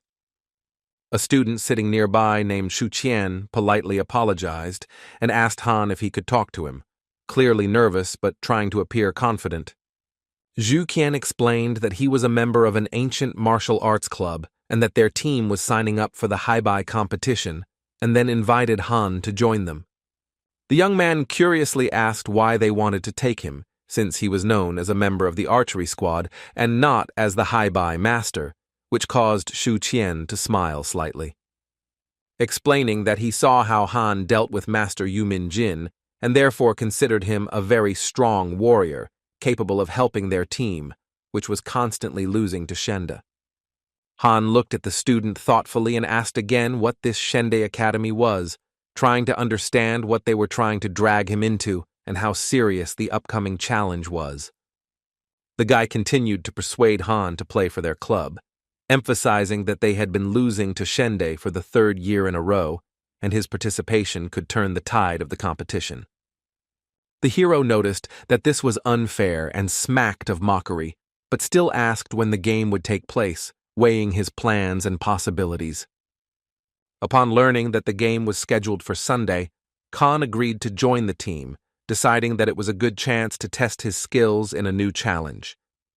After receiving the application for participation in the competition, the boy thought about what nickname to choose, deciding to sign as Emperor of the Hay Strike, reflecting his confidence in the Haibai technique. It had been a while since Hansen had last tested his fitness level, so he decided to head to the training center on the academy grounds. Approaching the first machine designed to test strength and agility, Khan began preparing enthusiastically, determined to show his best. Like a machine, he began to pound the punching bag, delivering powerful blows at a breakneck speed, each blow echoing, demonstrating his strength and precision. On the second machine, which measured running speed, Khan was giving it his all, his legs flapping like wings, and the sensors recorded his incredible agility. Evasion was tested in a special room where Hansen was bombarded with multiple attacks, testing his reactions and agility in conditions simulating real combat. Looking at the results on the screen, he saw that he had received a grade point average of 16, which was considered a very good result, especially for a freshman. Waving the towel over his head, he rejoiced like a child, realizing that his training had not been in vain, and this success strengthened his confidence in his abilities. He thought that if he continued like this and completed filling his genes, he could easily reach the 20 mark, which would make him one of the best in the academy. At that moment, a guy came up from behind and said that he didn't expect to meet Hansen himself here, clearly impressed by his reputation. Introducing himself as Wu Yan, The boy said he heard Han agree to fight against the Shengda Military Academy, and Han confirmed this by asking if Wu would participate as well. For reasons unknown to him, Wu Yan replied that he did not want to participate, despite being an expert in the art of haibai, which left Han slightly surprised. Intrigued by his words, he asked why Wu was refusing to participate, wanting to understand what was behind his hesitation, despite his obvious talent. Looking away, he explained that he was unsure of their team's victory over Shenda and did not want to waste time on a losing cause, preferring to avoid unnecessary effort. He smiled and added that he had seen Han's fight with Yu Mingjin and hoped that he would perform, but Han, with a sly grin, replied that he would only agree if Wu Yang defeated him first. Wu Yan was once the champion of the Black Hawk Academy and was ranked among the top 20 warriors, which made him even more interested in sparring with such an experienced opponent. Han offered Oh a sparring match on the condition of 5 wins out of 9 fights, and Oh accepted, smiling as he noted that if it had been anyone else, he would have refused such a challenge. Deciding to flip a coin to determine who would go first, Wu Yan chose heads, hoping for luck in this impromptu duel at the Academy's training center. The coin landed heads up, and Wu Yan was lucky enough to get the first start, giving him a slight advantage in the sparring match against Han. Wasting no time, he immediately raised his fist in a swift attack, taking advantage of the surprise to catch Khan off guard and try to seize the initiative in the first round. After assessing Wu Yan's strike power and technique, Hansen thought it was a very good move, demonstrating the former Academy champion's skill. Han stood motionless as a stone, accurately determining that this was Bai's psychological attack, and Wu Yan admired his courage because the guy didn't even try to block. Concentrating, he mentally decided that the first defeat in the round meant nothing, and he must focus on seizing the initiative in the following fights. Distracting his opponent, the hero asked with a sly smile if Wu knew what nickname he had chosen for the competition, trying to throw him off balance. Preparing to take the blow, the opponent coldly replied that he didn't care about Khan's nickname, focusing entirely on the upcoming attack and their sparring. Shouting out that his nickname was Emperor He, Hansen tried to confuse Wu Yan by raising his fist to attack in order to confuse him in the intense sparring match. Confidently declaring that it was a bluff and that he trusted only his intuition, the guy thought that he had already figured out Khan's tactics, preparing to repel what he thought was a predictable blow. This turned out to be his mistake, and he missed a powerful blow to the nose, which the opponent delivered with unexpected speed, completely deceiving the expectations of an experienced fighter. Clutching his bloody nose, Wu was shocked to realize how skillfully Han had tricked him using psychological trickery combined with the haibai technique. Handing him a handkerchief, Han said with a slight grin that he had warned him about his tactics, but Wu had not listened, falling for the deception, which gave him an advantage in this round. The irritated Wu Yan pushed away Han's handkerchief hand, sharply saying, "Go! Your move!" His eyes burning with the desire to win back after the first defeat in sparring. Han chuckled and remarked that if Wu didn't listen to good people, he would have to suffer, and he struck again, preparing to use his cunning again. Wu concentrated his gaze and watched Sen closely, trying to figure out his technique, knowing that Hei's muscles should be tense when he struck, but he didn't notice it. Confident that Han was preparing to strike Bai, Wu put up a mental block, fully convinced that he could not make a mistake twice and prepared to repel the attack from this position. But it was Hei's strike again, and the boy delivered a powerful blow to Wu's chest, after which he noted that he had excellent physical training, since he was able to withstand such force. Angered by the chatter, Wu shouted at Sen to stop talking nonsense and continue the fight, his irritation growing due to his opponent's constant tricks in sparring. Scratching his ear with a slight smile, the guy asked if he was sure he wanted to continue, and if it wouldn't be better to take a break, deliberately provoking him to throw him off balance. After taking another hit, Wu realized that it was impossible to predict from Hansen's movements when he was about to deliver a powerful blow, and his tactics based on experience were not working. Looking sternly at Wu, Han declared that he had already collected 5 points, and according to their agreement, he was now obliged to participate in the high-bai competition against Shende. Not wanting to lose the fight outright, Wu shouted out that he realized his judgment was at odds with Han's actions, and confident that he had figured him out, asked for another round to prove it. Making a hand gesture with his face, with a slight mockery, Sen said, "Does he really think that high-bai's strike is such a simple thing?" emphasizing the complexity of the technique in their sparring. Tensing the muscles in his arm and gritting his teeth, Han raised his fist, his posture looking threatening, as if he was preparing to deliver a crushing blow, increasing the tension. Assessing his opponent, the young man thought that he was trying to confuse him with a powerful blow. All this time, he had been expecting a blow from Bai, but now he was sure that it was definitely He and decided to dodge. Han suddenly stopped his fist right in front of Wu's nose, grinning widely, while his opponent froze with wide eyes, shocked at how the young man had fooled him again. Explaining, the hero said that Heibai's strike has 3 levels. You need to look at the person, his mind and body, but Wu focuses only on the body's movements. This is his mistake. Wu watched Han leave, and he turned around with a smile and reminded him not to forget to sign up for the competition, emphasizing their agreement after the sparring. The ancient martial arts club's training ground was bustling with activity, with many students honing their skills in preparation for the upcoming competition. While reviewing the list of participants, the ancient martial arts coach, Chen Ling, expressed her desire for Han Seng and Wu Yang to join, as their participation would strengthen the team. Keeping his word, Wu entered the club hall, drawing surprised glances from the trainees, who did not expect to see the former champion returning after a long break. Approaching the coach, he asked for a registration form and confidently declared that he would go into battle against Shende, ready to prove his strength in the competition. Walking along the shady alley of the academy, the young man suddenly heard someone call out to him and turned around, feeling a slight curiosity about the familiar voice. Ping Tsin sat on the bench, smiling dazzlingly and clearly attracting Han's attention with her charms. Her confident demeanor made him freeze for a moment. Noticing her, Han blushed, thinking that during their last meeting in the Daimo Dagebi desert, he had not noticed how beautiful she was, distracted by the battle and danger. The girl asked what he was doing at the academy, and Han replied that he was studying here, to which she said that she had also come to study, and now he could simply call her older sister Pin.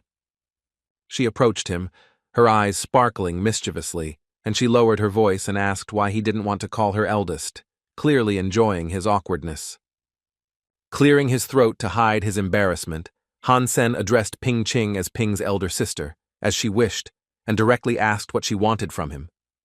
The beauty, with a slight smile, announced that in 2 days she would be heading to the steel armor shelter to auction off the souls of the beasts, adding that it would be interesting. Intrigued by the auction, the guy asked what kind of souls she was going to sell and why she was so friendly towards him, since their acquaintance did not start out very well. Pin replied that after his actions in the Daimo Dagebi desert, where he fought the king of beasts, he had proven his talent, and then showed him the list of souls. After reviewing the list, he was surprised to see many interesting items, including rare souls that could significantly enhance his arsenal. Hansen was mesmerized by the soul of the divine blood-level divine phoenix, whose wings surpassed even those he had obtained from the purple dragon. He also noticed the divine blood trident, which was ideal for close combat, and Khan thought that such a weapon would be a valuable addition. Smiling, he asked elder sister Ping how much these treasures were worth, hoping to gauge his chances of acquiring at least one of these rare souls at auction. Pin, praising his choice, replied that she would not sell the weapons and souls of divine blood for less than 250 million, which literally made Khan's jaw drop, amazed by such a sum. Putting her hand on his shoulder, the beautiful Pin said with a sly smile that there was another way to find an animal with such a soul, and, shooting her eyes, invited him to join their club. After apologizing, the young man politely declined Ping Ching's offer to join her club, realizing that it would add responsibility and take time. Leaning her chest against him, Pin gently but insistently told him not to rush to refuse, hinting with a playful smile that she could offer him special privileges. Suddenly, someone's hand appeared between them, and Ji Yan's stern voice sharply asked what was so unclear about the fact that Han had already refused. Her tone did not tolerate objections. Enraged, Ji pushed Ping away from Han in one motion, clearly annoyed that this girl was so blatantly hitting on her boyfriend without hiding her intentions. Grabbing Han by the elbow, Ji pulled him towards her, angrily telling him not to provoke her and to stay away from this woman, her eyes blazing with jealousy. Looking at Ji's angry expression, Ping thought that the rumors about her gentleness and sweetness were clearly exaggerated, and was disappointed to face such a furious reaction. With sparks flying from her eyes, Ji reproached Pin for brazenly seducing her boyfriend, but the brunette began to justify herself, assuring that they were only discussing business matters. The passing guys, noticing the altercation, stared at Ping Ching, drooling and thinking that this seductive brunette had bigger breasts than her head. The students whispered that Hansen was incredibly lucky to have such beauties practically fighting over him, but at the same time, they sympathized, knowing that Ji Yan would definitely give him a dressing down. Seeing the girl's furious reaction, Han felt a bad feeling, realizing that he was probably in trouble. Ji firmly stated that her boyfriend had outstanding abilities and did not need Pin's help, to which she retorted that Ji was hindering his bright future. Waving her hand, the brunette decided to end the argument, sarcastically saying that Ji could forget about it and not worry about Han, but she would talk to him next time. Rolling up her sleeves, Ji turned her anger on Han, accusing him of lying to her and actually being a womanizer, her voice shaking with jealousy and irritation. Realizing that he could now get a good beating from Ji, Han started running away, shouting that this was not at all what she thought, trying to avoid her wrath. A few days later, at the high-by competition held at the academy, reporters gathered to interview the teams. Reporter Wen Shu, waiting for the high-by competition to begin, was outraged that she was forced to interview the low-level Black Hawk Academy team. She thought she was lucky that she didn't have to be there in person for the championship, and she could just write the article without wasting time on what she thought was a lot of work. Taking a look at the newcomers from the Ancient Martial Arts Club, she was skeptical that there was nothing unusual about them, and they didn't look like ordinary students. Approaching Coach Chen Ling, Wen Shu began asking a lot of questions, asking with a slight mockery how the team was going to defeat the formidable opponents from Shenda. The coach responded coldly, stating that they had no secret tactics, but they intended to win this time. Her confident tone made the reporter slightly wary. With a forced smile, Wen Shu noted that Chen Ling was speaking too confidently, but she thought to herself that the Black Hawk Academy team didn't stand a chance. The reporter approached Wu Yan and asked him what he thought of his opponents, hoping to glean something interesting for her article about the upcoming Heibai competition. The warrior, remaining laconic, coldly replied that he thought nothing of his opponents, but knew that he would win. His confidence seemed more like arrogance to Wen Shu. She grimaced, thinking that Wu Yang was an incredibly boring conversationalist, and decided that she would just write a few lines about him later, not expecting anything remarkable from him.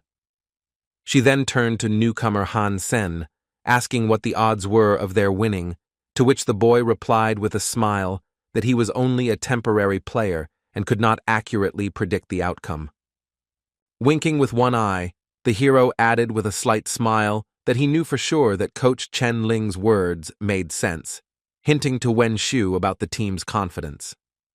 After seeing this report, the opponents from Shenda Military Academy felt that the Black Hawk team was overconfident and their claims of victory sounded like an empty ballad. Liu Yunsheng and the blonde Ma Changkun, ranked 17th and 15th in the Heibai League, were surprised that their opponents seriously thought they could beat them. While reading the comments online, Yanjun noticed that users were actively discussing how Black Hawk had no chance of winning against the strong Shendi team. As the game was about to begin, Shendi's captain, Xiao Nuo, who was ranked second in the league, calmly asked who their opponent was today without showing any concern. Laughing, Yan chided Xiao that despite his second place in the league, he should at least take a little interest in his opponents and not just chew gummies before a fight. Xiao now shrugged, and the coach said that their opponents were the Black Hawk Academy team and assured them that there was nothing to worry about, since they were clearly stronger. The guys from Shenda's team started discussing who the coach would send first, whether it would be Xiao Nuo, so as not to leave Black Hawk a chance, or whether he had another plan. Coach Shende decided that the competition format would be a battle of attrition, and selected rookie Li Yu for the first round in order to save the strongest players for later stages. While watching the tournament table, the teams saw information about the first round. Shende fielded a player nicknamed Wind Talker, which aroused the curiosity of their opponents.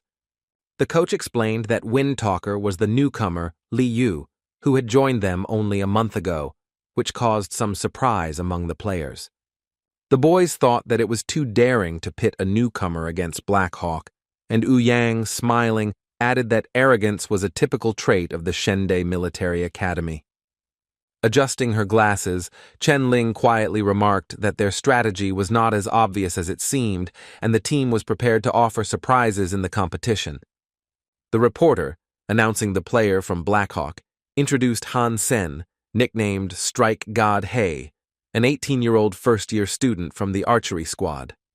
Surprised, the Shende opponents thought that Black Hawk seemed to have no strong players at all, and thought that the opponent had saved Wu Yang for the final round. Deciding that the battles would be boring, the captain of the Shende team and the second number of the Haibai League, Xiao Nuo, went to the store to buy more gummies, confident of an easy victory for his team. The commentator introduced the players and explained that the battle takes place in virtual space using a wear and tear system, where the first to score 3 points wins. The commentator added that the system randomly selects who will attack and who will defend, creating additional intrigue for participants and spectators. The fight began, and Hansen, who went by the nickname Punch God Hei, rushed forward, preparing to deliver a swift blow. His movements were fast and confident. Li Yu, a newcomer from Shenda nicknamed Windtalker, thought Han would strike by and set up a mental block, but Han bypassed the defense and hit the target. The blow Hei delivered to the warrior caught the newcomer off guard. He did not understand how he was so easily fooled, because he was sure that he had guessed correctly. Watching the fight, Yanjun was amazed, not understanding how Han was able to strike Hei without any visible force in his movements, which was contrary to his usual technique. Han delivered another powerful blow, and Li Yu missed a crushing uppercut, which staggered him, unable to react to the swift attack of the god of Strike Hei. Shendi's team tensed up, suspecting that there was some kind of glitch in the virtual space, as Han's strikes were completely different from Hei's classic strikes, confusing them. Coach Shende loudly shouted at Li Yu not to get angry and calm down, not to fall for Han's tricks, which were clearly designed to exert psychological pressure and deception. Wiping the blood from his face, Li Yu let Coach Shende know with a look that he had heard him, but he thought to himself that Hansen really knew his way around Heibai, mastering the technique. Addressing the enemy, the hero said with a slight mockery that he had heard that Li Yu was the weakest in the Shengde team, and that by going into battle without knowing anything about the enemy, he would technically lose. Enraged by these words, Li Yu shouted at Han to shut up and swore that he would not lose another point, his eyes blazing with anger in the virtual space. Han's next strike was accompanied by provocation, challenging Li Yu to try to determine whether it would be Hei's strike or Bai's. Looking closely at the movements, the boy did not see the aggressive, murderous aura characteristic of Hei's strikes, and could not accurately determine the type of attack, which baffled him. Another blow from Hei, delivered by the young man, hit Li right in the nose, causing him to fly to the side, not having time to react to the swift attack. The Shende team was completely baffled, unable to understand how they lost 3-0, and the coach looked stunned, realizing that their newcomer was no match for Han. Reporter Wen announced the score, adding with regret that the young warrior from Shenda was too young, but their team still had many strong fighters ready to continue the fight. Ji Yan and Lily Tsoi were sitting in their room watching the match on the broadcast, rooting for their academy, and Ji especially for Han. Turning to her friend, Lily noticed that the first round was being hotly discussed online. Viewers were initially skeptical about Blackhawk, but now they were actively supporting him. Coach Shende, who was in a serious mood after Li Yu's defeat, gave strict instructions to be extremely careful and sent the more experienced Yang Jun into battle. As he prepared for the fight, Yan looked ahead, thinking that he would now show the true strength of the Shenda Military Academy to restore the team's reputation after the first round. Standing face to face, the opponents exchanged glances. Yang confidently promised to send Han home, implying an easy victory over the first year from Blackhawk. The first move went to Khan again, and he rushed forward, shouting that he would go home only if the enemy really had enough strength to defeat him. Studying him, he thought that he had just defeated Li Yu with 3 haze strikes, had the nickname Haze Strike God, and was emitting an aggressive aura, meaning it would most likely be Haze Strike again. Yanjun was confident that he needed to dodge Haze Punch to score a point, relying on his intuition and experience. The warrior deftly dodged, but Hansen suddenly struck by, disguised as Hei, and Yang received mental damage before he could adapt to his opponent's trick. Looking at Han, Yanjun couldn't understand how the newcomer was able to change the strength and type of his strike so quickly, which left him confused in front of the spectators and the Shenda team.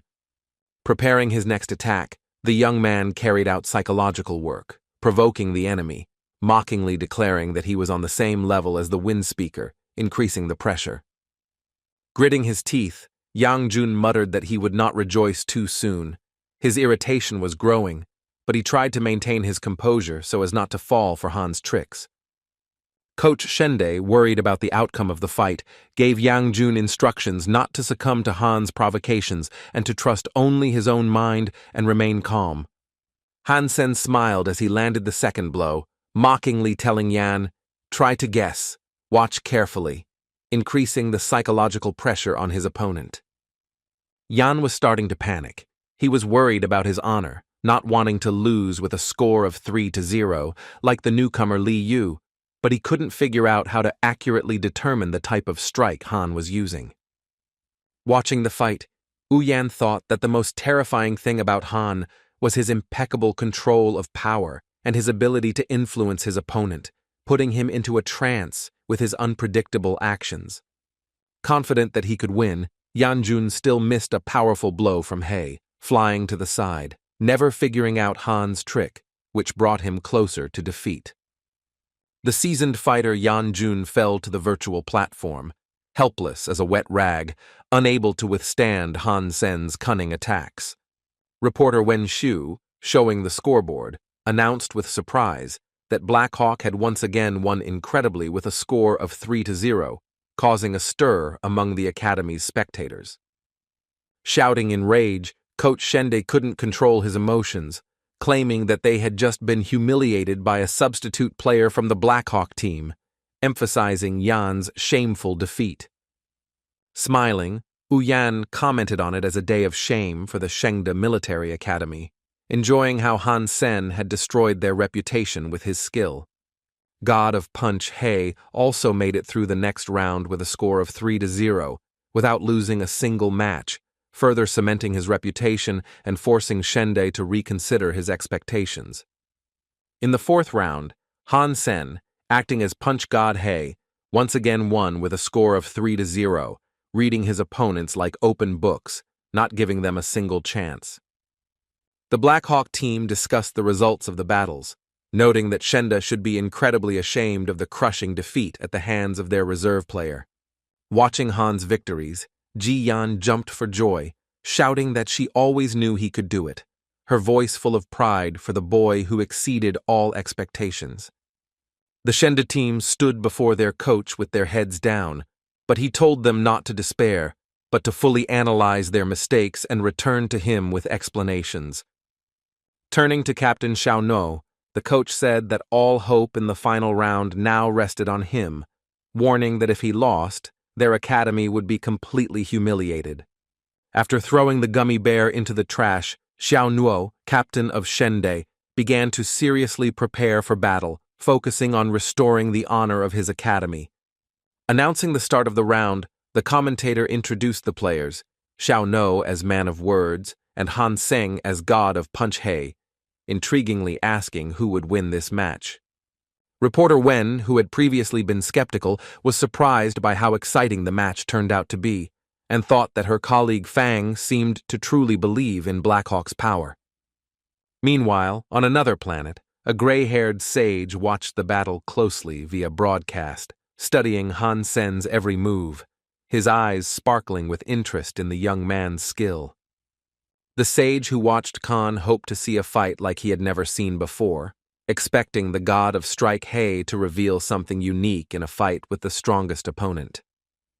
The gray-haired Professor Bai Yishan, the honored elder of the temple, had long ago taken notice of Hansen, seeing in him the potential to master the yin-yang force, which he considered the key to a new technique.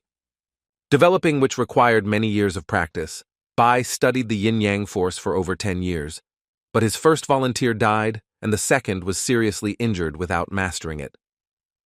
The professor was confused. His initial choice was Xiao Nuo, the second in the High Bai League, but the appearance of Hansen, the god of hay strike, unexpectedly changed his plans. Before the fight, Han and Xiao Nuo shook hands and exchanged a few words. Han, with a slight mockery, suggested calling him simply God, if the full nickname, God of Strike Hay, was inconvenient. Xiao Nuo, remaining cold and detached, showed with his whole appearance that he didn't care at all what Han's name was, focusing only on the upcoming final battle. Hansen realized that he was indeed facing a worthy opponent. Xiao Nuo's eyes were clear and his mind was pure, making him a dangerous opponent in the final round of Heibai. Coach Shende was confident in his fighter, because Nalan Xiao Nuo had trained in the hypernuclear technique of unearthly mantra since childhood, and his mirror-like mind allowed him to see everything. Standing opposite Khan, Nalan was convinced that his opponent would be unable to hide either his movements or intentions from him, relying on his honed intuition and skill. As he studied his opponent, he was surprised to find that he could not clearly read his desires and thoughts, which caused him some confusion before the fight began. Watching Khan strike, the warrior decided to focus on his opponent's movements, sensing even the slightest vibrations in the air in order to anticipate his actions and seize the initiative. Having put up a block, he was confident that the enemy was attacking Bai, relying on his technique of unearthly mantra in virtual space. A moment later, he felt a powerful blow from Hay that caught him off guard, leaving him confused as his judgment of his opponent was proven wrong. When the team leader missed the blow, all the warriors opened their mouths in shock, not believing that their best fighter and captain was losing to a first year from Blackhawk. Coach Shenda thought it was impossible, because no one could defeat Nalan except the legendary monster from the Central Military Academy. The Blackhawk team cheered, chanting Hansen's name, and Wu Yan, watching the triumph, thought that it looked like he and the others would not have to perform. Jumping up from her chair, Ji Yan shouted that he was stronger than the leader of the Shende team, and Lily Tsoi, supporting her, confirmed that this time Han had really surprised everyone. Wiping the blood from his lip, Nalan Xiaonuo admitted that he had met a worthy opponent and now understood how Han had been able to defeat their entire team. Thanking the compliment with a slight grin, Khan launched another blow, continuing the fight, his movements remaining swift and unpredictable. Noticing that Han was smiling slightly and twisting the corner of his mouth before he struck, Nalan decided to use this clue, hoping to anticipate his next move and turn the tide of the fight. Confident that it would be Bai's strike since Han looked calm at the moment, Nalan prepared to defend himself, relying on his observation and technique. Mistaking himself again, Nalan missed Hay's powerful strike, failing to anticipate Hansen's tactics, whose attack caught him off guard. The Black Hawk team was jubilant with the second point, and Uyan, watching with a smile, added that it was a masterful shot with shortening the distance. Studying Han through the broadcast, Professor Bai Yishan was amazed. Han's mind was as clear as a cloudless sky, yet he possessed incredible strength, perfect for the yin-yang force. In the final round, the fight moved into the air, where Khan, using his wings, once again overpowered Nalan, demonstrating superior maneuverability and tactics. Announcing the results, reporter Wen Shu congratulated the new champion, Punch God He, adding that this fight would go down in Haibai history as a legendary battle. By emerging victorious without missing a single punch, Hansen proved his insane talent, winning the hearts of television viewers who admired his skill. Witnessing the triumph, Professor Bai Yishan finally decided that he would be the one to become the disciple to master the great power of yin-yang, seeing him as the ideal candidate. That evening, under the shady trees of the Black Hawk Academy, illuminated by the moon and stars, Han met with his girlfriend Ji Yan, whose eyes sparkled with pride for him. Ji looked at Han as if he were a real superhero, and hugging him, asked him to close his eyes, her voice full of tenderness and anticipation at this romantic moment. As soon as Han closed his eyes, Ji passionately kissed him on the lips, putting all her feelings into the kiss, rejoicing in his victory and their closeness under the starry sky. As the couple kissed, leaves slowly falling on them and stars shining from the sky, Ji whispered that he had won, and her kiss showed that he had won her heart. At this romantic moment, Han's phone vibrated in his pocket, but he didn't want to pick it up, wanting to prolong the moment of intimacy with Ji under the starry sky. Thinking it might be something important, Ji insisted he answer, and to his surprise, it was Ping Ching who, according to the video, was speaking from her bathroom.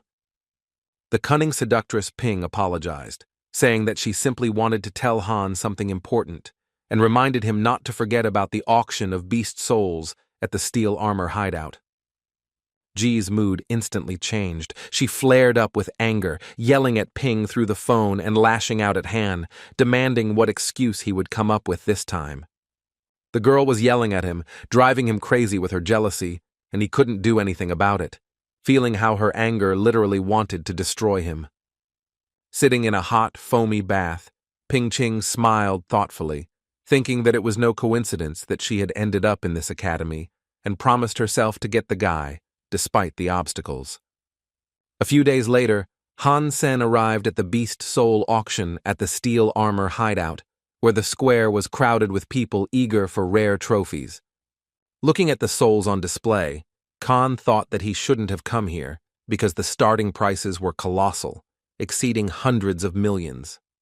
The auctioneer announced that the soul of the Divine Phoenix now belonged to Lin Feng, an old friend of Han's, who apparently decided not to miss the chance to acquire such a valuable acquisition. The Trident of Divine Blood was acquired by the warrior known as the Son of God, and he rejoiced at the valuable acquisition, realizing that he now had a powerful weapon. As Hansen left the auction, he looked back and thought that he would never return here again, knowing that Ping Ching had deliberately sold the souls he desired, such as the Phoenix and Trident, to others. Ping Ching spotted Han among the crowd of spectators in the Steel Armor's hideout square, silently watching him go, her eyes concealing a cunning plan she had not yet uncovered.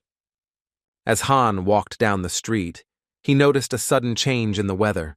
The sky was covered with dark clouds, and it seemed like it was about to rain, creating a gloomy atmosphere around him. Looking up, he saw a sight he had never seen before, something so astonishing that the people around him froze, unable to tear their eyes away from the sky above the shelter. The legendary island of Asgard slowly descended from the sky, eclipsing the sun, and the people in the shelter could not believe their eyes that the mythical island really existed. Hansen rejoiced, amazed by the miracle, because Asgard appeared extremely rarely, and he never even dreamed of witnessing such an event, standing under the clouds ready to burst into rain. Rumors had it that the island was guarded by beasts of divine blood, and that killing them guaranteed the acquisition of souls with a 100% probability, making Asgard a target for every hunter. Khan rushed forward, rejoicing at his luck, realizing that he could only reach the island, hovering at an altitude of over 10,000 meters, with the help of the wings of the beast's soul. In the entire shelter, only 2 people possessed souls with wings: Han himself, thanks to the purple dragon soul, and Lin Feng, who bought the divine phoenix soul at the auction. The boy grinned and imagined the son of God and Ping Xin burning with frustration. The first had not bought wings, and the second had sold the soul of the phoenix, depriving herself of the chance to get to Asgard. Running into the bushes to hide from prying eyes in the steel armor's hideout, Han summoned his souls, preparing to activate the purple dragon's wings for flight.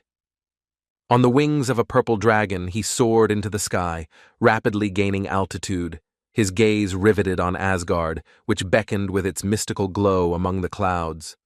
Ahead of him, Han spotted Lin Feng, who was moving with impressive speed on the wings of a divine phoenix, demonstrating that his new soul gave him an advantage.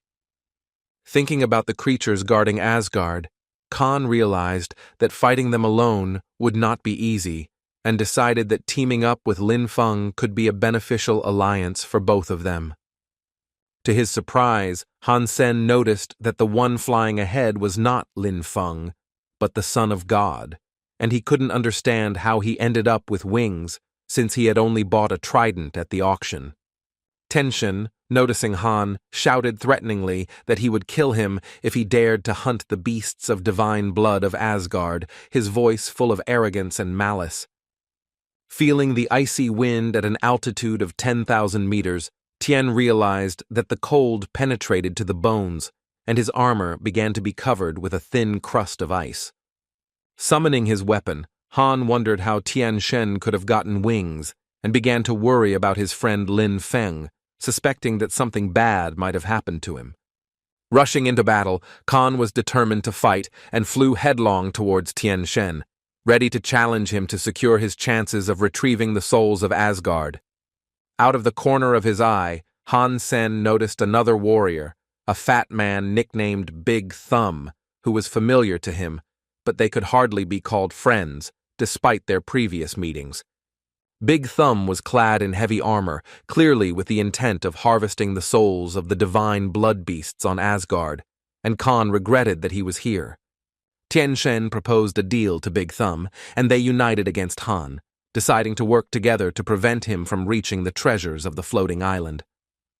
The fat man, looking at Han slightly guiltily, apologized, saying that he did not hold a grudge against him, but Tian Shen's offer was too tempting to refuse. Realizing that a fight was inevitable, Hansen shouted out that he would not let them reach the island, his voice booming above the clouds, and the wings of the purple dragon were ready to carry him into battle.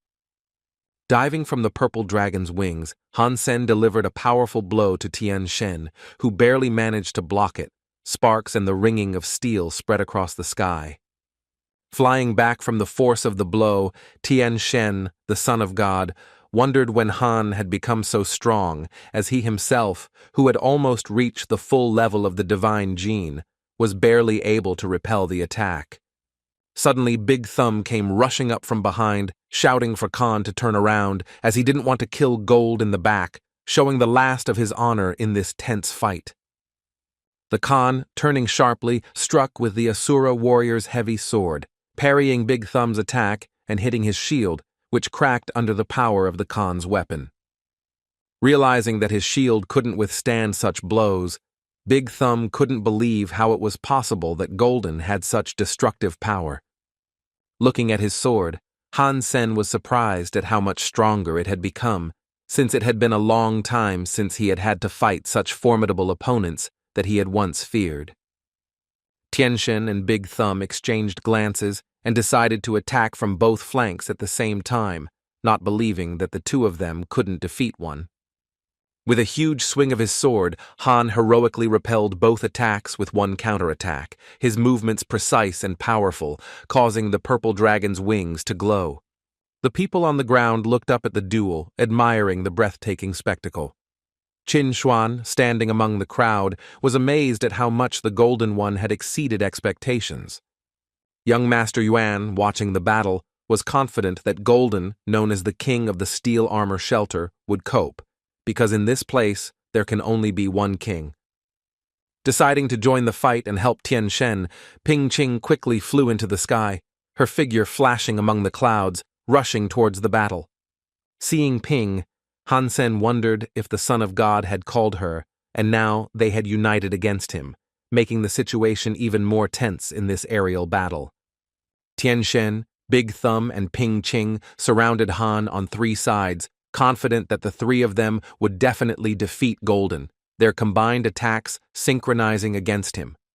While fending off a barrage of attacks with the Asura warrior's sword, Han realized that Ping Qing and Tian Shen were from the same clan, and that this woman was a master at concealing information, which explained her appearance. Warrior Qin and her deputy Yang, watching the battle from the ground, looked at each other, wondering how Tian Shen, Ping, and Big Thumb could not be ashamed to attack one with three of them. Tian Shen, Ping Qing, and Big Thumb attacked Han simultaneously, with one of them delivering a sneak attack, their coordinated actions creating overwhelming pressure. Diving like a fighter jet, Tian Shen thrust forward a sword as sharp as a needle. His attack was swift and aimed at breaking through Han's defense in one blow. Blocking this powerful blow, Khan felt the Asura warrior's sword give way and shatter into pieces, which was a heavy blow for him. As the sword crumbled in his hands, the hero was frustrated, realizing that his weapon was inferior in quality to the equipment of his opponents, which put him in a dangerous position in battle. Chinuan, watching from the ground, began to worry about Golden, but young Master Yuan reassured her, confidently stating that he definitely had a plan to get out. Tian Shen raised another blow, ready to crush Han, his sword flashing in the air, aiming to finish off the Golden One in a furious fight. Han's eyes flashed as he activated his Centaur transformation, giving him incredible strength and resilience, ready to counterattack. With lightning speed, he delivered a powerful uppercut to Tian Shen, stunning him. The blow was so powerful that the Son of God staggered, losing his balance in the air. Pin Xin, noticing her ally's weakness, was already flying to the rescue, preparing to attack to take revenge on the Golden One, her wings cutting through the air. Her blow hit Han's armor, but did not penetrate it. The boy realized that the auction was just a show, and Tian Shen probably bought the lots, including the wings, for an additional fee. The transformation allowed him to make a powerful, high-speed dash to escape the battle. The young man needed a weapon of divine blood to continue the fight.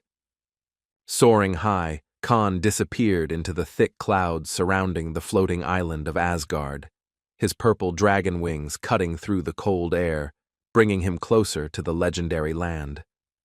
Looking around the vast territory of Asgard, the mountains floating in the clouds, the sharp rocks and ancient trees, he thought how beautiful this mystical island was. Seeing a god-level being resembling an angel with a huge sword in his hands, Khan decided that this weapon was a priceless trophy, and he became eager to get his hands on it. He knew that the humanoid creatures of Asgard were incredibly strong and fearless in battle, especially on this island, and he feared that he alone would not be able to defeat the enemy. Knowing that it was too risky to engage in battle alone, he decided to lie low and watch what would happen when his rivals, Tian Shen, Ping Qing, and Big Thumb, attacked. The warriors flew between the rocks, carefully studying the territory, and soon their gaze was drawn to a humanoid creature of divine level, reminiscent of an angel. They immediately realized that this was a creature of divine blood, the only one on the island, because, according to rumors, there could only be one such beast on Asgard, and it was impossible to be mistaken. Ping Qing, having assessed the power of the angel with his huge sword, quietly told her allies that even the three of them might not be able to cope with such an opponent, her voice full of anxiety. Realizing they needed another fighter, Tian Shen shouted loudly into the valley, demanding that the Golden One come out and offer a deal, as no one could defeat the beast alone. His voice echoed throughout the valley of Asgard, explaining that the island would soon disappear, and if they did not unite, then everyone would be left with nothing, with no chance of obtaining the soul of divine blood. Hearing Tienshin's cry, Han asked what he wanted, to which the Son of God offered him 50 million for help in the battle with the angel, but he would take the beast's soul for himself. Khan replied that he would only agree to the soul of the divine beast, otherwise he saw no point in negotiations. His tone was firm, despite the tense situation on Asgard. Ping Ching frowned and said that Han was asking for too much and offered to increase the amount to 100 million, hoping that this would make him agree to their terms. The Golden One, without hesitation, replied that the soul of this beast was priceless and resolutely refused their offer, preferring to act alone than to give up such a trophy. Annoyed by his stubbornness, Ping Ching shouted that it was useless to hide and released a hail of arrows, declaring that she had found him. Powerful explosions thundered, and he soared upward. Tienshin's squad chased after Khan, but Golden One fearlessly declared that he advised them to agree to give up the beast's soul, otherwise they would regret it. Tienshin shouted back that his only regret was not killing Han sooner, causing a slight smile to appear on the hero's face as he clearly enjoyed their fury. Flying towards the angel of divine blood, he hatched a cunning plan, his wings cutting through the cold air, bringing him closer to his goal. Seeing Han about to attack the monster, Tienshin, Ping Ching, and Big Thumb were shocked, realizing that they would have no choice but to join the fight as well. Realizing that his plan had worked, the Golden One confidently flew into the attack, intending to strike the angel first, forcing his pursuers to follow him into a dangerous fight. Slamming his massive sword into the ground, the angel of divine blood created a powerful shockwave, demonstrating his readiness to destroy anything that stood in his way, protecting the sacred grounds. Taking off, he spread his shining wings, ready to engage in battle with all the uninvited guests who had invaded his island. Hansen somersaulted through the air, deftly maneuvering to avoid the angel's swift attack, his wings allowing him to avoid the crushing blow. Tienshin, Ping Ching, and Big Thumb knew that a fight was inevitable when the angel spotted them, his blazing eyes making it clear that he would not spare any of them. Ping Ching, watching the enemy with alarm, noticed that the speed of this creature was significantly greater than their own, and it was almost impossible to escape from it. The divine blood beast, like an angel, easily caught up with Hansen, looming over him like an angel of death, its eyes blazing, ready to take the soul of the daring warrior. Han swung his axe and fought off his attack with difficulty, using all the power of his Centaur transformation, but the enemy's power was overwhelming, threatening to crush him. The axe shaft gave way and broke into two halves under the angel's blow, whose strength was too great, making the young man realize how dangerous this enemy was. Shouting out at his enemies, he urged them to think quickly and not hesitate, otherwise they would all face certain death at the clutches of this creature. Summoning another weapon from his soul collection, Han gritted his teeth and dodged the powerful attack again. The divine blood beast's onslaught was ferocious, and another blow from the angel cut Han's sword in half as he tried to block the attack, displaying terrifying strength. The dragon's wings carried Khan forward, allowing him to elude the furious attacks of the ferocious enemy, each maneuver requiring the utmost concentration and dexterity. He smiled and thought that despite everything, he was holding his own well against such a powerful opponent, which gave him confidence in this mortal combat. Suddenly, the angel turned his attention to Big Thumb, raising his sword in a powerful strike, clearly intending to cut the heavily armored warrior to pieces in one motion. Big Thumb gritted his teeth and held up his strong shield, trying to block the attack, but the strain in his eyes showed that he doubted the strength of his defense. Muji, aka Big Thumb, was sent flying head over heels from the angel's blow, the incredible force of the impact nearly crushing him despite the protection of his heavy shield. Having transformed into a huge bear with the help of the beast's soul, Muji shouted to Han, asking him to forget all the grievances and unite, assuring him that only together did they have a chance to defeat the angel. Having commanded that they should descend to the ground, since they were no match for this beast in the air, Khan rushed down, his wings cutting through the clouds, leading him away from danger. Holding back the angel's blows with his shield, the bear Muji growled that he could not hold out for long under such an onslaught, and urged the squad to quickly join the fight on the ground. As he rushed to attack, he shouted to the Golden One to wait a bit, promising that as soon as he dealt with the angel, he would kill him too. Landing on the ground, the hero suggested that everyone use transformations, warning that without them, the angel of divine blood would kill them, given his powerful attack. Tian Shen, incarnated into a huge lion with the help of the beast's soul, agreed with Han that this was their only chance to survive the fight with a formidable enemy. Ping King, the archer, stated that the transformation would only weaken her, and decided to cover the squad from afar, drawing the string of her bow, preparing for pinpoint attacks. Big Thumb, in his giant bear form, went first, using his shield with its high defense stats to block the angel's crushing blows. The ferocious bear counterattacked, swinging its sword, trying to break through the defense, each blow full of force, but the creature's armor seemed almost invulnerable.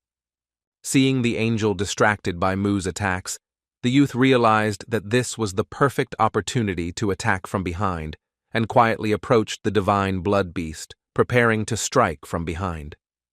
Khan's raised dagger only slightly scratched the angel's back, flying off to the side like a toy, which made the young man realize how strong this creature's defense was. Tianxian was the next to pounce, in the form of a ferocious lion, trying to tear the angel apart with his sharp claws, his roar echoing across the rocks, but the attack was full of despair. The angel deflected the lion's attack with a deafening blow of his sword, sending Tian Shen flying backwards, and he realized that their squad had no advantage against this invulnerable enemy.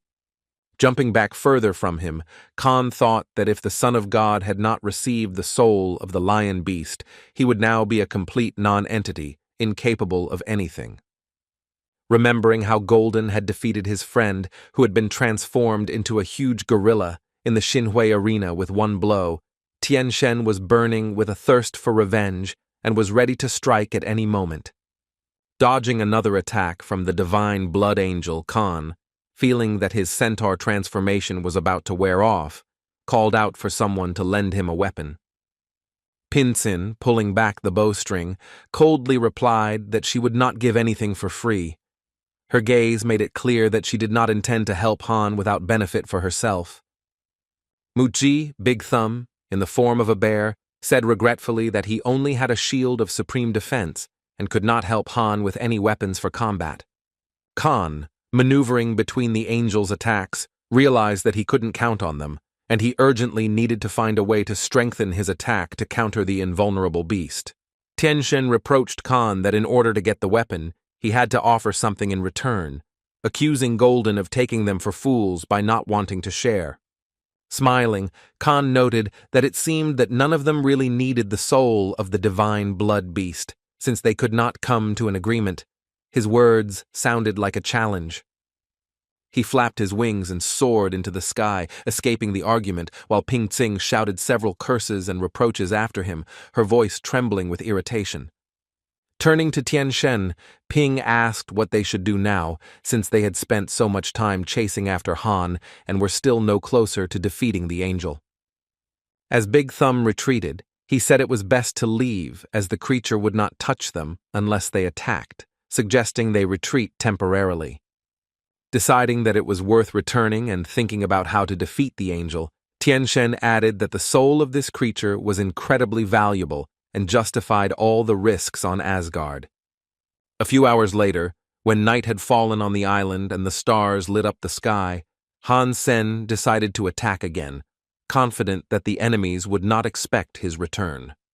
Approaching the divine blood angel alone, Han was confident that Tian Shen, Ping Qing, and Muji were unaware of his plan to attack the beast without their help.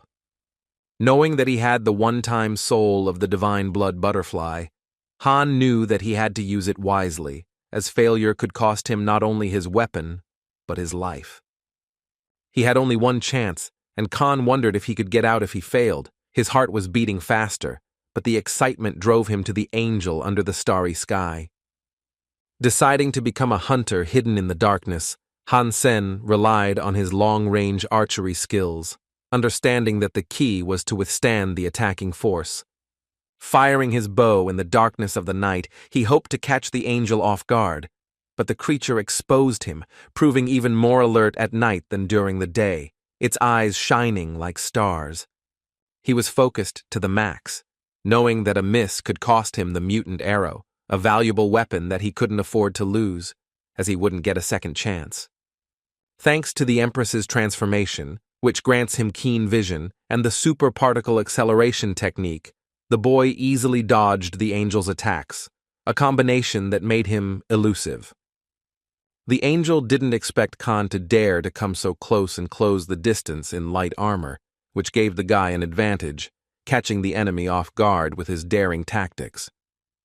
As Hansen dodged the angel's attack, he looked into his shining eyes and realized that the moment had come for the decisive blow that would determine the outcome of the battle on starry Asgard.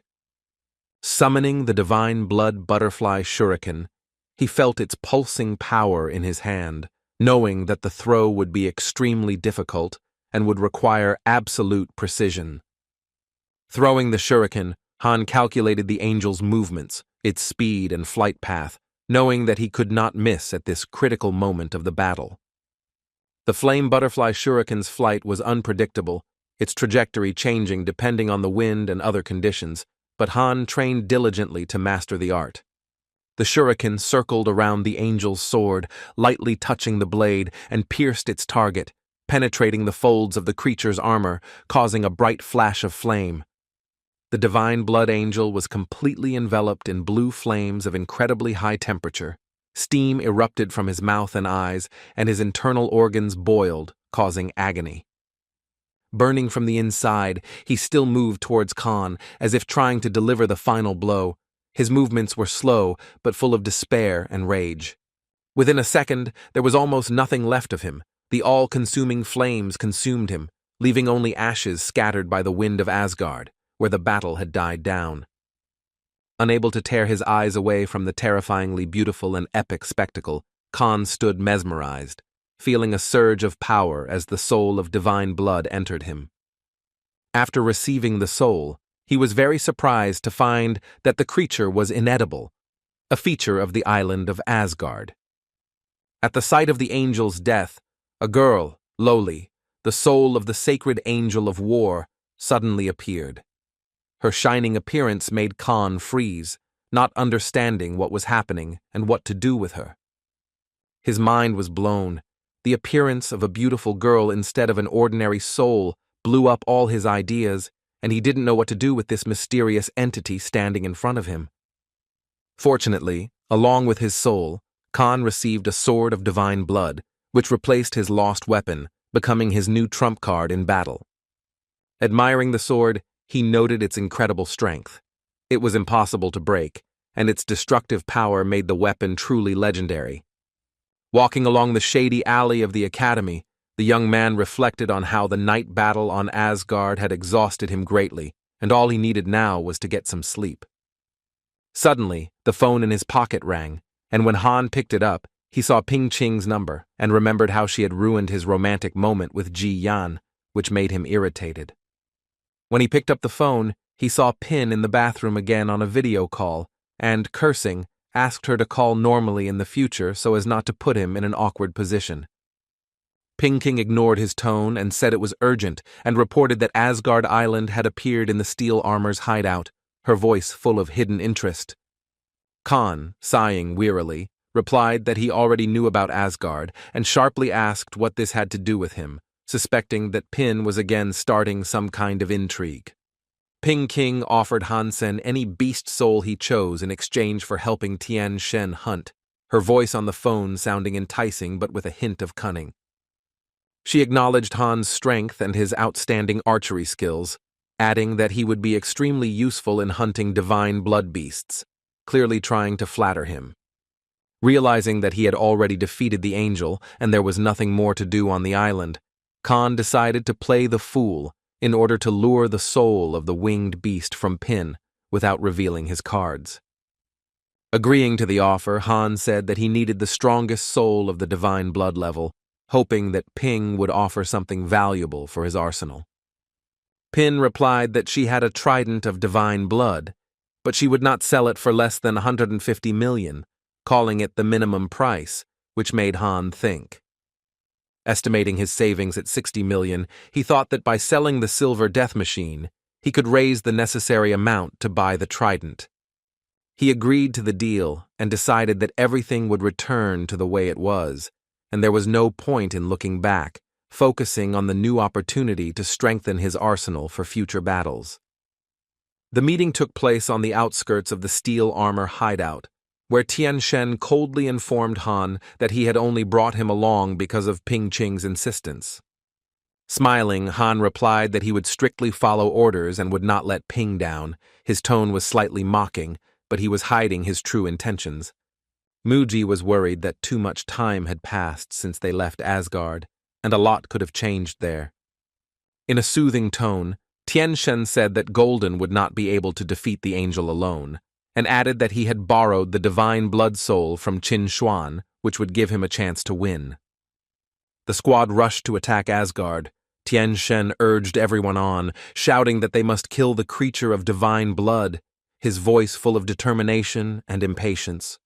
Smiling to himself, Hansen thought that the Son of God had prepared well this time, and he was already looking forward to seeing the disappointment on his face when their plan collided with reality. Bravely flying forward, he gave orders. Han was to cover the detachment from afar, shooting with an arrow, and Muji was to be responsible for defense, relying on his shield.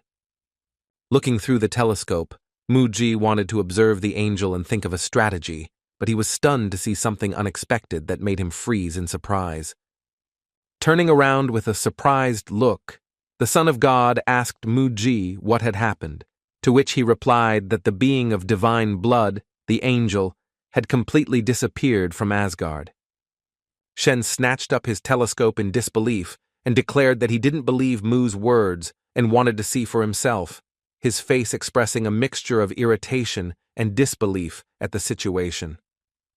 Looking at the place where the angel had been, Tian Shen saw that the beast was indeed gone, and shocked, he could not believe that such a creature could simply disappear. He rushed forward, ordering the squad to search for the monster, believing that it was probably hidden somewhere among the rocks and trees of the floating island. After searching the area, they found no trace of the angel. Big Thumb firmly stated that monsters could not leave this area.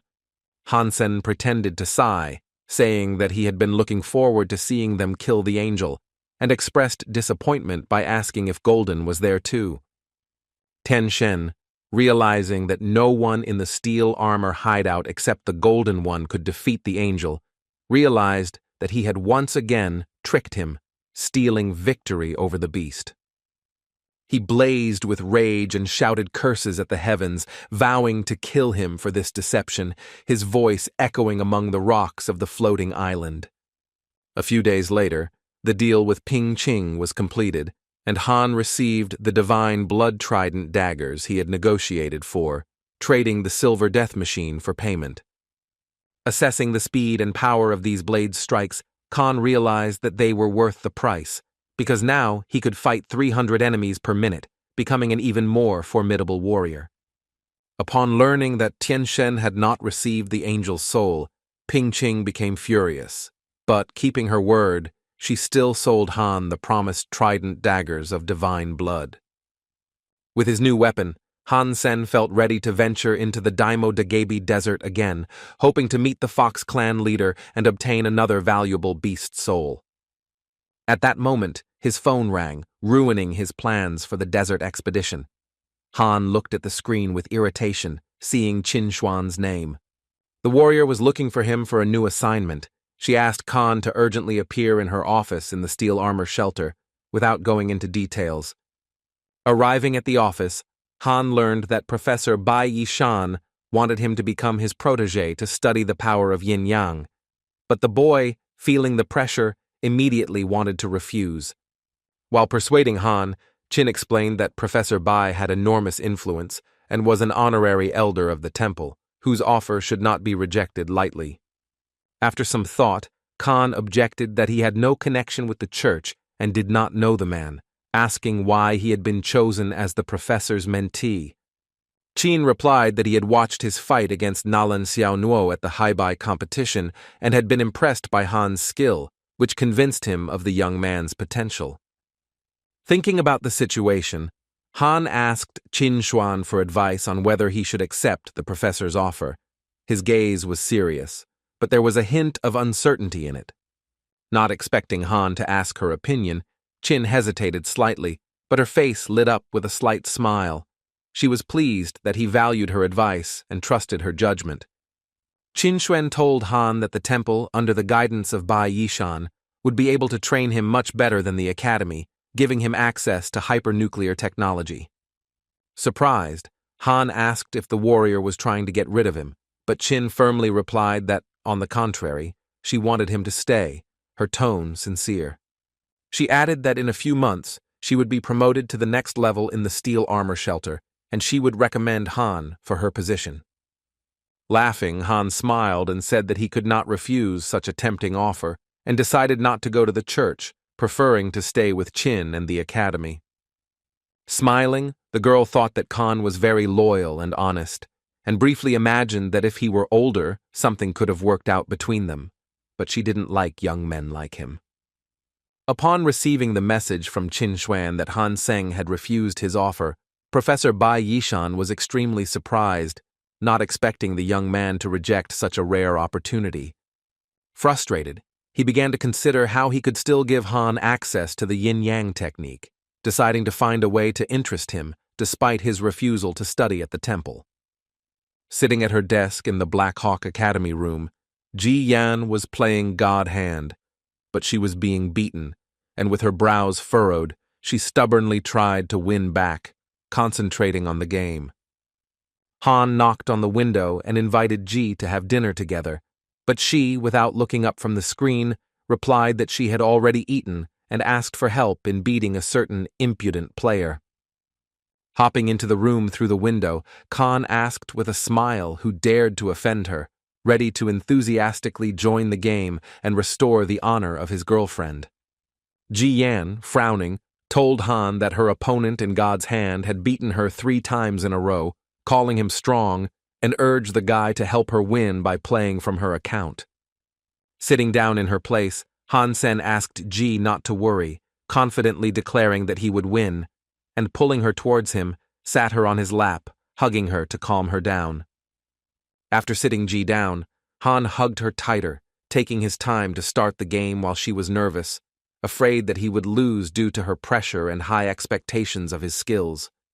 He invited his opponent to the first fight, confidently telling Ji that whoever it was, he was no match for him, his tone full of determination to show his skills. Suddenly, a voice message came from the enemy, asking if it was Ji Yan from the Black Hawk Military Academy, and Han wondered where they knew each other. Ji Yan, puzzled, did not understand how the enemy knew that this was her account in the God's Hand, especially since he clearly hinted at wanting to get to know her better, which made her wary. Hansen became angry when he heard such a pickup line. His jealousy towards Ji flared up, and he clenched his fists, ready to put the insolent man in his place right there in the virtual game. The brazen player introduced himself as Lu Botao, who was ranked 3rd in the league in the game, and arrogantly declared that Ji would now be his girlfriend. Lu's friend Liang Ming approached him from behind, curiously asking what he was doing and who he was talking to, clearly interested in what was happening in the game. Lu Botao happily showed Liang Ming who he met in God Hand, boasting that Ji had been his dream ever since he saw her in the Black Hawk Academy commercial. Liang Ming advised Lu Botao not to show strength when playing with a beauty like Ji, and to act like a gentleman to impress her. The game began, and the first 4 points appeared on the screen, the tension building as Han and Lu Botao battled for victory in the virtual space. Smiling wickedly, Nosha was determined to win not only the match, but also Ji's heart, believing that this 4th game would be his triumph. Playing under Ji's account, Hansen quickly took the first 4 points, making Lu surprised by the speed and thinking that Miss had decided to play seriously. Having accepted the challenge, Lu Botao, the third-ranked player in the league, was confident that he would still take the points and win, unaware that behind Ji's account was Han's skill. Once again, Lu Botao was out of his element, realizing that this girl was not a weak player, but he had never seen such incredible speed in the god's hand, which threw him off balance. Recalling the warning, Liang Ming chided Lu for unnecessarily complicating things by trying to show off instead of simply being friendly. Sweating and shaking with tension, Lu couldn't score a single point, desperately trying to prevent Ji from winning, but his efforts seemed futile in front of her skill. Having lost all his points, Lu began to doubt that it was really Ji Yan behind the account, since even in the Central Military Academy, no one had such speed. Watching his comrades defeat in amazement, Liang Ming couldn't understand how this was possible, since Lu, the third in the league, should have been better than any player from the Black Hawk Academy. Looking at his score of 0 in the God Hand, Lu Botao knew that it was a shame, especially for a player of his level, third in the league. When Han and Ji arrived at the hypernuclear technology store, they learned that according to the rules, they could purchase 2 B-level techniques and 4 C-level techniques to enhance their skills. When Lily Tsoi asked which technique would be best, Han and Ji advised her to focus on her body type so that the technique would best suit her fighting style. Professor Bai Yishan, who happened to be nearby, recommended that Lily try kinetic acceleration and wind gust, confidently pointing out their compatibility with her training. Looking at the professor in surprise, Lily asked how he knew these techniques would work for her. Bai replied that she was currently practicing the strength of a true samurai. Lily Tsoi's eyes widened in surprise. Because no one could know about her practice of the power of a real samurai, she thought that Professor Bai Yishan was probably a new teacher. He explained that her acceleration stats should be close to 13, and by practicing kinetic acceleration and gust of wind, she would achieve the best results. Lily was delighted, amazed at how accurately the teacher had guessed her scores, which had indeed been the same on the last test, which convinced her of his competence. By agreeing to acquire these 2 techniques, Lily trusted the professor's advice, and Han thought that the teacher was indeed right, and these techniques would complement his powers perfectly. The professor offered Han a new C-level technique that he said would help him beat anyone, but Han, thanking him for his concern, politely declined. Han explained that C-level martial arts weren't much help to him, as his current technique was significantly higher in rank, and he saw no point in changing his fighting honed style. The professor insisted, explaining that C-level techniques should not be underestimated, as they are diverse and serve as the foundation for mastering hypernuclear technology in the future. Lily turned to Han and said that the teacher was indeed very smart and spoke the truth, and asked him to trust Bai Yishan's advice, seeing it as an opportunity for growth. Unfortunately, Han didn't have enough money on his card to buy it, but Ji Yan volunteered to pay for it, saying that money was no problem if it would help develop his potential. Khan felt awkward, as if he was being supported by a girl, and he thought that he should give her a nice gift to thank her for her support and care. After selecting the technique recommended by Professor Bai Yishan from the store terminal, Hansen noticed that it was somewhat similar to his superparticle acceleration technique.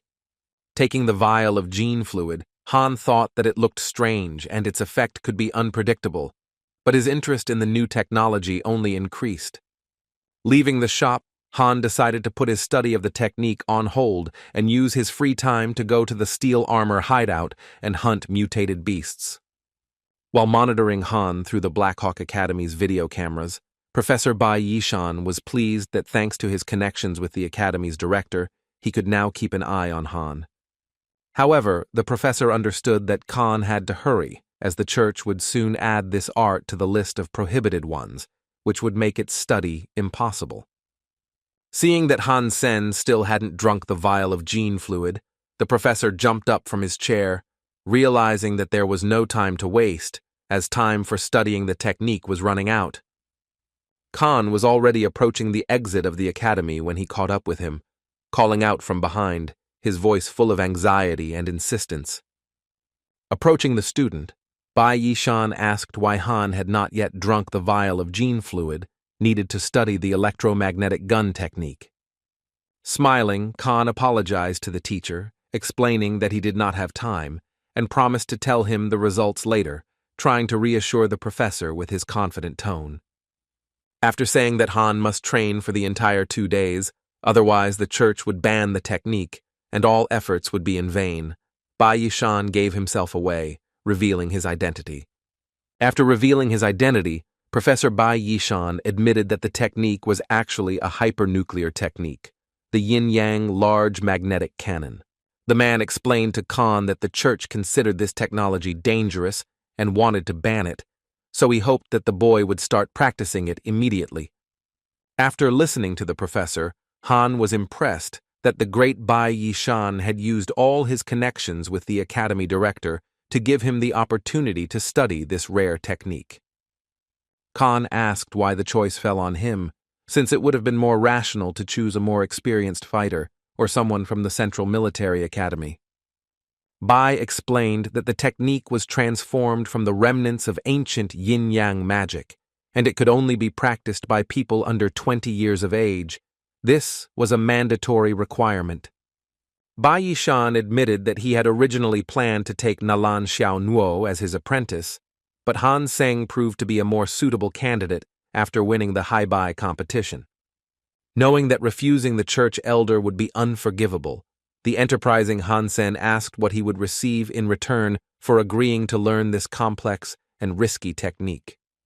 Hearing this, the professor was stunned, not expecting that the boy would dare to demand anything from him, an honorary elder whose influence in the temple was almost unquestionable.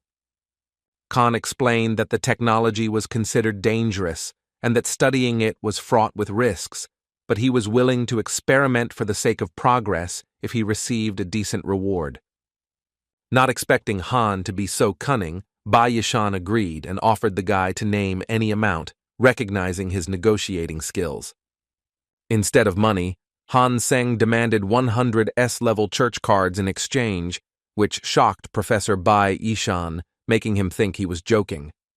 The professor's mouth dropped open in surprise, and he asked Khan again, hoping that he wasn't serious, since such a demand was unheard of even for the temple elder. Bai explained that the church had strict restrictions, and even he couldn't obtain 100 S-level cards, adding that without the corresponding gene fluid, they were useless. Smiling, Khan said that he was sorry, but in that case he couldn't help, thinking that if he hadn't pressured the professor with such a demand, he would have forced him to practice anyway. As Han was about to leave, Bai Yishan called out to him, offering a compromise: 5 S-level cards, which the church issued 2 a year, along with the corresponding gene fluid.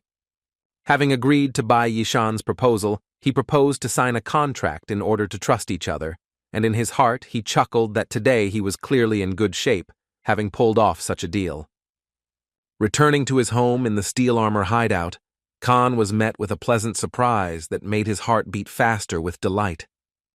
His little beast, which he had nurtured for a long time, had reached the level of divine blood, and its skin could now blend with the surrounding environment, making it practically invisible. Khan was eager to obtain the beast's soul and its unique ability of invisibility, which would be the perfect weapon for stealth attacks and assassinations in combat. With one precise blow, Khan killed the creature, instantly receiving a soul of the divine blood level, feeling a surge of power and realizing that he had now become even more dangerous. Hansen rejoiced, happy that he had received another soul of divine blood, thanks to which his genetic progress reached half, bringing him closer to a new level of strength. Having summoned the soul, he decided to test its ability. His skin began to merge with the surrounding environment, making him practically invisible, which caused him delight. The guy thought it was good that such a powerful soul hadn't fallen into the wrong hands, and chuckling to himself, he was already looking forward to testing out invisibility in battle against the mutated beasts. Returning to the academy, the young man learned that he had to take a mid-year exam and his friends were worried about whether he would be able to pass it due to missing training. As they walked down the corridor, Liu Mei warned Han that the instructor already had mixed feelings about him and was noting all his absences, which could affect the exam results. Remembering Instructor Situ, Hansen even forgot what she looked like. He was sure that her training for his level was a waste of time, considering his skills. The academy hall was full of students, and Instructor Situ loudly announced that everyone should enter one by one and not create chaos during the mid-year exam. Seeing Hansen, the students were glad that the Great One had appeared and wanted to see how he would pass the exam. Han modestly replied that enough praise was enough and went to take the exam. Lu Dong, a member of Chinuan's archer squad, approached the instructor and announced that Hansen was here and was also in their squad, emphasizing his importance to the team. Situ, looking at Han, did not want to allow him to take the exam because of his absences, thinking of turning to the director, believing that the guy only cared about his popularity. Having chosen the first 4 guys, including Khan, she called them to the exam, giving the guy a chance to get a grade. The first task of the exam was shooting at a stationary target. Hansen easily aimed and fired without even blinking, demonstrating his skill. Khan's arrow hit the bull's eye and the students burst into applause, admiring the great man whose reputation was only growing stronger. Observer Liu Dong, knowing about Han's abilities, remarked that this student was incredible, but Instructor Situ coldly replied that he was just a stationary target. The remaining tasks included shooting while jumping, running, and at moving targets, each of which required exceptional accuracy and speed under test conditions. Hitting every target perfectly, Han delighted and amazed the students, proving once again that his archery skills were unattainable for most at the academy. Liu Dong stated that Han Seng was worthy of S-level and urged Instructor Situ to be objective in her assessment, recognizing his outstanding abilities. Situ, after some reflection, acknowledged that Han was indeed strong and decided to invite him to join the marksmanship club to defend the honor of the Black Hawk Academy. She called her father, the academy's director, to share the good news that she had found a unique student and invited him to personally evaluate Khan's talent.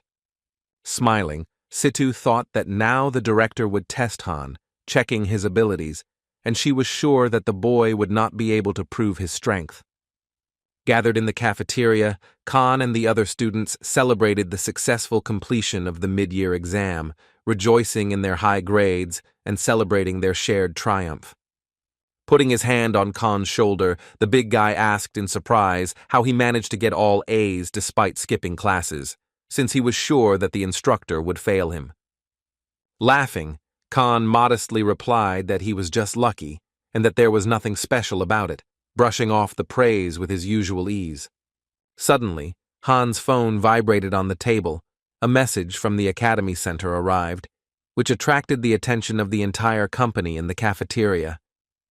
Situ wrote that due to Han's excellent academic performance, the Academic Affairs Department approved special training for him, which left him puzzled about the nature of these activities. Han didn't understand what was going on or what kind of training was being carried out, and his friends, including Ji and Lily, gaped in shock, stunned by the unexpected news. John explained that the person behind the special training was Director Situ, the shooting instructor's father, a legendary archer who personally invited Han Seng. Knowing what Han was about to face, Liu Mei warned his friend not to go, as Director Situ's training sessions were exhausting people to the limit, leaving them exhausted and injured. He said that all the students who went through these training sessions returned exhausted, and some even wrote complaints, but it was useless, given the director's influence. Approaching Han, Liu Mei hugged him as if for the last time, dramatically saying that he hoped that he would return alive, his words filled with genuine concern for his friend. The special training hall was located on the outskirts of the academy, a place Han had never been before, and as he walked there, he felt a mixture of curiosity and apprehension. Looking around, Hansen wondered where everyone was, as he had expected to see a crowd, and thought that perhaps he had arrived too early. When he entered, he saw that instructor Situ and the director were already waiting for him. They explained that this training was intended exclusively for him, who had received the highest score. Instructor Situ introduced Han to her father, Situ Chin, who would be his coach. The man shook Han's hand and said he hoped Han would live up to his high expectations. After shaking hands in return, Han introduced himself, but noticed that he and the instructor had the same last name, Situ, and he had a bad feeling about this family. Leaving the men, the girl went off to do her work, thinking that in a few days Han would crawl to her, begging her to take him away from the stern supervision of Situ Tsin. Handing over a knowledge stone that glowed with blue light, the man said that he was a rising star of the Black Hawk Academy, and he was ready to impart all his knowledge to him. Holding out his palm, which was as blue as the stone itself, the teacher explained that he wanted to test Han's skills first to ensure his readiness. Khan had never seen anything like this in real life before, and with the help of hypernuclear technology, Situ transformed his blood and flesh, turning them into a metal alloy, which amazed the young man. The Khan thanked the teacher, calling the Stone of Knowledge a valuable gift, realizing that it would give a powerful boost to his development, especially in mastering new techniques. Situ Chin made Han stand in a horseman's stance and hold it for 3 hours to strengthen his stamina, and the young man said that afterward he would like to practice the Heibai strike. The teacher was surprised to learn that Hansen was interested in the art of Heibai, and he immediately wanted to test the young man to check his mastery of this style. Suddenly striking, Situ shouted that there was no need to wait for the training to end, suggesting that they start right away, since he himself loved the Heibai style and was eager to fight. Han deftly parried the teacher's attack, and Situ praised him for his quick assessment of the blow, adding with a smile that it looked like they would have fun in this duel today. Now it was Khan's turn to attack, and he raised his blow, thinking to himself that he would now show this old bastard by putting all his strength into the move. Assessing Han's strike, Situ noticed that the young man had not put his full force into it, and that his expression remained calm, and decided that it was most likely Bai's strike. The coach's expectations were wrong. The boy delivered a clear and powerful blow to Hei, breaking the teacher's nose and demonstrating his mastery of the art of Heibai. Wiping away the drops of blood from his face, Situ was amazed by the young man's skill. Unable to understand how a first-year student could achieve such a level, his eyes expressing a mixture of shock and admiration. At that moment, the instructor burst into the room, seeing my father on the floor. She shouted out in alarm what was going on here, her voice trembling with worry about what was happening.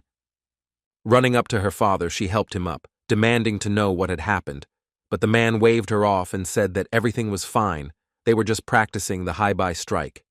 The teacher approached Khan, asking how he had achieved such impressive mastery, to which the young man modestly replied that he was exaggerating, not wanting to reveal all the secrets. Han explained that his Heibai technique is based on stealth, preventing the opponent from noticing the muscle contraction, which is the true purpose of the strike. Teacher Situ Chin, admiring such a capable student, put his hand on Han's shoulder and led him, saying that there was no need for him to waste time on the basic exercises of the academy. He promised to pass on his knowledge and technique to Khan later, but for now, he led him in a friendly manner, simply wanting to communicate with the talented student, whom he considered a real find. Xiaoxiang was seething with anger at seeing her father break the academy's rules, but he brushed them off, throwing the rules to hell, and told her to mind her own business. She was angry that Han had won her father's favor so easily and wondered if he was really so strong as to deserve such exclusive treatment. 10 days later, Instructor Situ called Hansen into her office to invite him to participate in the archery competition as part of the academy team. Han asked when the competition would be, explaining that Chief Chinuan could call him at any time to carry out a mission, which would complicate his schedule. Situ explained that the competition would be short and would take place in a few months at the end of the semester, adding that they had plenty of time to prepare, and Khan agreed. As he was leaving the office, he took out his phone to check his messages, and saw that it was Ping Ching who had called him and left a message about a new divine blood creature. The next day, Han went hunting with Pin's squad, hoping to get something valuable from her for her help. Riding through the desert, he asked if she couldn't cope without him. She began to tell the young man that this was an inedible creature of divine blood, which her squad had already tried to attack, but could not defeat. She explained that the beast had incredibly tough skin covered in steel armor, making it a rarity, and emphasized that it needed to be destroyed today. Pin added that this huge beast, despite its size, is incredibly fast and extremely difficult to handle, which makes the hunt even more dangerous. Riding to the edge of the cliffs, she pointed to the creature in the quicksand, saying that several of her warriors had succumbed to the blows of its sledgehammer. One had died, and the other had been seriously wounded. A huge beast stood in the middle of the sand, surrounded by a whirlwind of sand, clutching a giant sledgehammer in its paws. Its terrifying appearance made Khan wary. Looking around, Hansen realized that anyone who fell into the quicksand around the beast would inevitably die, and that wings were necessary to attack the divine blood creature. Ping Ching handed Han a divine blood level arrow, hoping that he would be able to hit the beast since she had no wings and was counting on his archery skills. Khan refused the arrow, stating that he had another plan to deal with the monster, and asked Ping what she would do if he obtained the beast's soul. Pin replied that he would have to give her the beast's soul and its sledgehammer, but in exchange he could ask for whatever he wanted. Her tone was serious, but with a hint of a deal. Taking a running start and jumping off the cliff, Han spread his purple dragon wings, shouting at Ping to think about how she would pay, and added with a smile that dinner was on her. Flying forward on the wings of the purple dragon, the hero frowned, dissatisfied with their speed, realizing that they were too slow to remain unnoticed. The divine blood beast quickly spotted him from afar and began to prepare for battle, his eyes flashing and his body tensed in anticipation of an attack.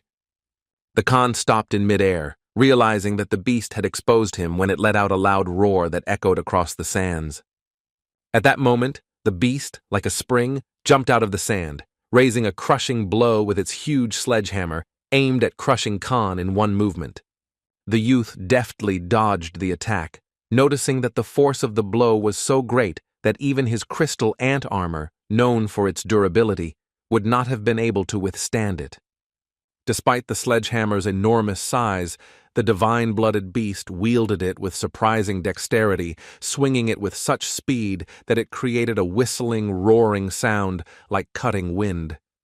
Before he could dodge, Hansen got too close and was forced to block the sledgehammer's blow, straining with all his strength to withstand the force of the beast's attack. Ping Tsing, anxiously watching the battle from the cliff, thought that this creature was too strong for Khan, and only warriors with the super god gene could defeat it, fearing for the life of the young man. Raising her arrow, she shouted that she didn't want him killed and decided to cover from afar, preparing to shoot to distract the beast and give the guy a chance. Dodging the next attack, Han released his pet worm into the sand and shouted at Ping not to interfere, but to simply watch his actions. As soon as Han touched the sand with his foot, he established mental contact with his pet sandworm, something no one, including Pin, could have foreseen.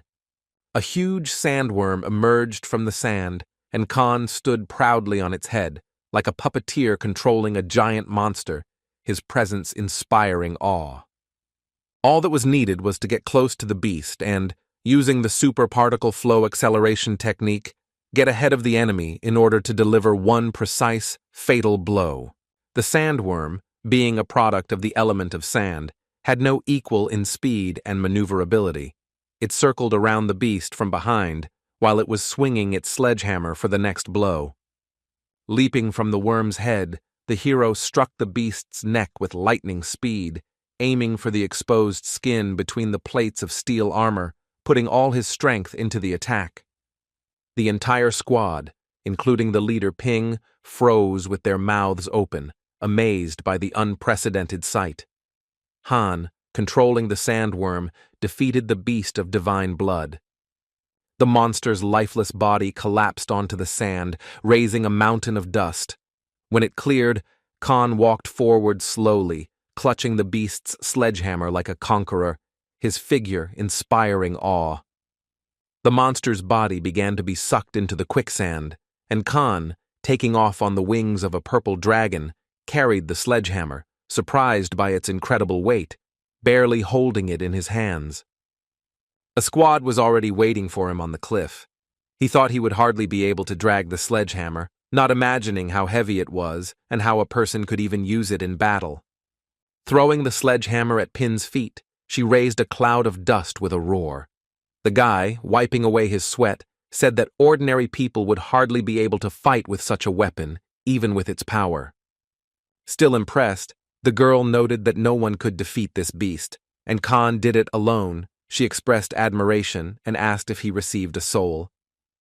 With sadness in his eyes, he replied that he had not managed to obtain the soul as the monster's body was immediately sucked into the quicksand, but there was hope in his voice that Pin would not doubt his honesty. Coming closer, the woman said in a gentle voice that he was not to blame, and she was very pleased with his feat, noting that Khan had once again proven his worth. A few days later, Chinuan gathered all of her charges at the steel armor hideout to announce something important. The commander-in-chief announced that she would complete her transformation in a month, reaching the 2nd level, and during this time, many remaining issues would need to be resolved. Chinuan recommended Yan Man to become the head of the steel armor shelter and take charge of the 2 squads, emphasizing her reliability and leadership qualities. Regarding the position of the Special Forces squad leader, she appointed Hansen, which shocked her deputy Yang, and everyone in the room froze in surprise.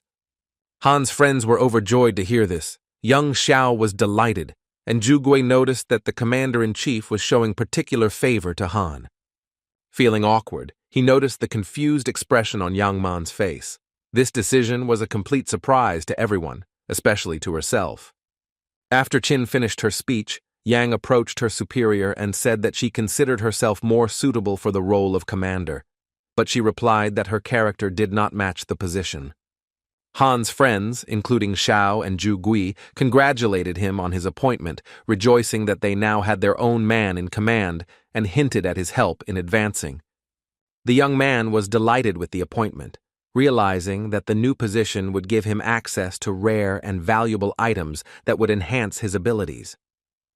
Yan Man, unable to calm down, fought to the last. Pointing her finger at Han, she demanded to fight him for the position of commander, her eyes burning with resentment. Sighing, Chinuan understood that with such a character, Yang would not calm down so easily, and Han, more than anyone else, also realized that her stubbornness could not be stopped without a fight. Challenging Khan, the girl sternly pointed her finger at him and told him not to even try to fool her, demanding a fair fight for the right to take the position of commander. The commander-in-chief devised a competition for Han and Yan Man, bringing them to a room with holographic equipment, where each must pass a test in the virtual world, while in a separate room. Her colleagues agreed, recognizing that this was a fair way to determine the best, but Yan cast angry glances at Han, wanting to prove her superiority. At that moment, Su Xiaoqiao emerged from one of the rooms, cursing at the difficulty of the test and complaining of back pain, clearly dissatisfied with his result in the virtual program. Seeing Han, Yang, and Qin and hearing their conversation, Su was surprised to think what they were doing there, and decided to stay to watch how their competition unfolded.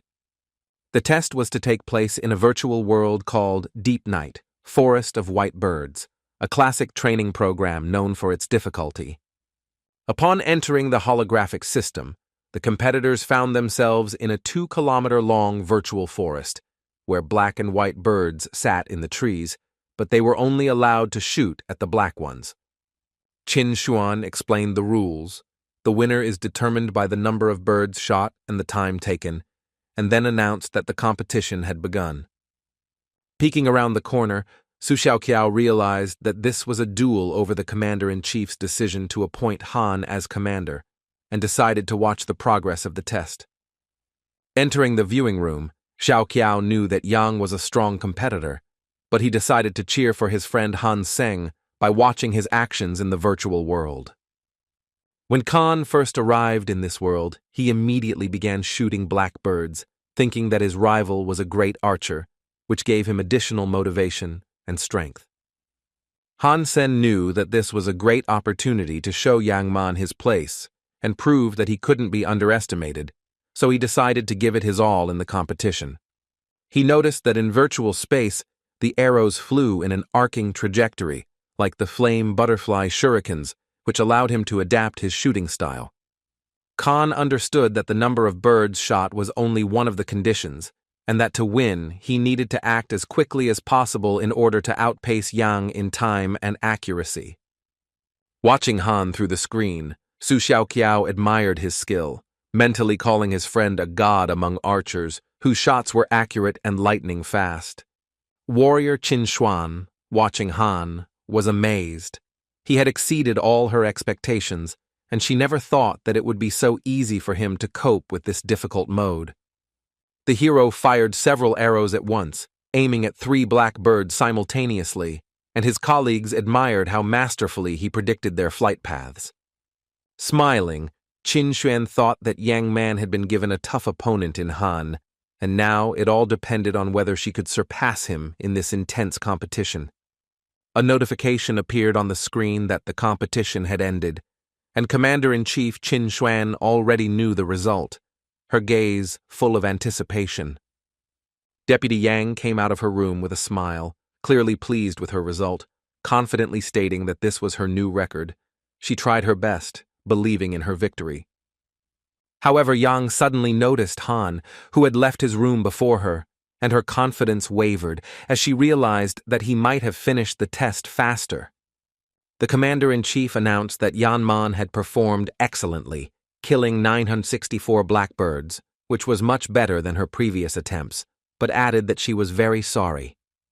With a trembling voice, Jan asked why he felt sorry for her and what had happened, because she was confident of her victory, her eyes expressing a mixture of pride and growing anxiety. Hansen winked and showed his scorecard, apologizing with a slight smile and saying he had done a little better, trying not to look too smug. Smiling, Chinuan explained that Han had killed exactly 1,000 birds without missing a single one, and had done so 10 minutes faster than Yang, setting an incredible record. The beauty was stunned with amazement, not understanding how Khan had managed to achieve such a result, because it seemed completely impossible even for archers of her level. Turning around, Chinuan sternly announced that the outcome was clear, and Han and Yang would soon be entrusted with their duties, expressing hope that they would be able to handle their new responsibilities.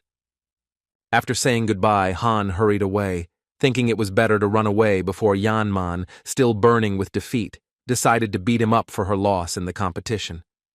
Yang called after him, admitting her defeat, but swore that if they ever had to face each other in a competition again, she would definitely win.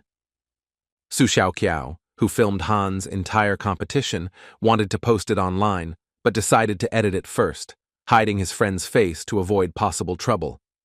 Hiding Han's identity, Xiao came up with a catchy title for the video and quickly posted it online, eagerly imagining how many views it would garner in the next few hours. While walking down the street, Yan Man heard some guys talking about the video Su Xiaoqiao posted and thought that Hansen really had natural talent. Arriving at the Black Hawk Academy training ground, Han met his friends and asked if they wanted him to be part of their team, and the guys happily answered yes. Instructor Situ gathered the students to demonstrate some archery skills and showed them a holographic image of their main rival. It was Jin Wu, the captain of the Central Military Academy's archery team, whose reputation commanded respect and made the students wary. This guy competed in archery, godhand, and combat armor, winning all of them by a wide margin, making him a formidable opponent. Because of him, the competition rules were changed so that each student could only participate in one discipline, and he chose shooting, which made him a key competitor. Looking at Hansen, Instructor Situ asked what he thought of Jin Wu, expecting his assessment of this formidable opponent known for his victories. Khan calmly replied that he could not predict whether it would be a victory or a defeat, and they would only know the outcome in battle, maintaining confidence and composure. Someone from the crowd of students muttered that there was no point in participating if the outcome was already known, but John advised Han to ignore it and sign up. Khan, without losing his composure, replied that there was no point in throwing words around and suggested looking at the result. Instructor Situ suggested that the students watch another online video to inspire them before training for the shooting competition. She played a viral video of a competition in Deep Night, Forest of White Birds, where Hansen, whose face was hidden, hit targets with incredible accuracy. Seeing himself on video, the hero was taken aback, wondering if he had been filmed again without his knowledge, and felt slightly irritated that his actions had been leaked online. Situ tugged at Han's shirt to bring him back to his senses and asked him if he thought this guy was better than him. Keeping his cool, he replied that they were on the same level. Raising her fist in the air, Situ shouted in a victorious tone for everyone to start training and show what they were capable of, igniting the fighting spirit in the students before the battle with Jin Woo. The next day, the weather at the academy was wonderful, and Hansen was walking along the alley with his friends, talking and laughing happily. Along the way, they met the beautiful Pingting, who greeted Han warmly and asked if they could talk in private, her smile friendly yet mysterious. Pin politely asked her friends if they would mind if she took him away for a while, to which they looked at each other curiously, but did not object. The big guy Xiao whispered a tease to Liu Mei, saying that Han already had one beauty, and now he had picked up a second one. His friend replied that beauties don't like such rude men. Ping Xin led Han aside, and he, unaware of what awaited him, asked what it was about. She replied that she wanted to thank him with dinner for his help in the Daimo Dagabi desert. Sitting at a table in a restaurant, Han Sen and Ping Qing watched the fight between two evolutionists in the arena below. The restaurant combined spectacular fights with exquisite cuisine. Over dinner, Pin explained that this was the business of her martial arts school, God of War, and students were required to perform in the arena, demonstrating their skills and attracting new students. Handing Khan a glass, she asked him what he planned to do after graduating from the academy. The guy replied that he was expecting military service and that he had no other plans for now. She suggested that if he wanted to become the best, he should join her martial arts school where he could hone his skills to perfection. Smiling, she added that Han shouldn't rush into an answer, as he still had a few years before graduating from the academy, and he could think it over while enjoying his dinner. The hero asked the woman why this place was called the Empress's Dining Room, to which she replied with a mysterious smile that he would soon understand everything himself. A stunning girl entered the arena and was greeted like an empress, her majestic gait captivating the eyes of everyone in the restaurant, including Han and Ping. Feeling her aura, the guy realized that in front of him was an evolutionist who had reached unprecedented heights, as if emerging from a sea of corpses and blood. Her presence radiated terrifying power. The girl raised her finger, and the hall erupted in shouts of praise for their empress, whose fame in the God of War martial arts school was almost legendary. Her opponent, Shuji Qiang from the Iron Fist Martial Arts Hall, who had also reached the evolutionary level, appeared in the arena, ready to challenge this formidable warrior. Seeing Shuji Qiang's hands, he realized that this was hand metallization, the best version of super alloy, a S-level martial art that turned fists into devastating weapons. The warrior struck so quickly that even Khan, with his keen eyesight, did not have time to notice the movement, amazed by the speed of the attack. Han watched with interest as the Empress did not even try to dodge. Ping Qing clarified that she never loses. Shuji Qiang's powerful blow hit her right in the head, but the Empress didn't even falter, and the warrior froze in shock because his fists were considered unrivaled weapons. Having raised her blow, the Empress coldly said that it was now her turn. Her voice sounded like a sentence, and the hall held its breath in anticipation of her counterattack. Hansen stared at the Empress with his mouth open, amazed by her strength. Shuji Qiang's super-alloy-enhanced fists didn't even leave a scratch on her, which seemed incredible. The ferocious warrior stepped back and summoned a massive sword, hoping to crush the Empress, putting all his might into a desperate attempt to turn the tide of the battle in the arena. The Empress turned out to be faster. With one swing of her hand, like a sword, she delivered a series of lightning-fast blows. Ping explained that this woman had fought thousands of battles and was invincible. The enemy fell at her feet, defeated, and the Empress raised her hand in triumph, drawing a thunderous ovation from the audience, delighted by her dominance. Khan thought about it. He had seen many videos of evolutionary battles online, but he had never met such an invincible fighter, and now he understood what level he should strive for. Placing her hand on Han's shoulder, Ping said that if he wanted, he could reach the Empress's level and even surpass her, because he had innate talent. The girl unexpectedly proposed to Khan to marry her and become part of her family, promising to help with development. The guy almost choked on his wine, splashing it out of his mouth in an epic manner. As he passed through the city gate of the steel armor shelter, he reflected that the Empress's strength was not only due to the war god's school of martial arts, but was something she had created herself.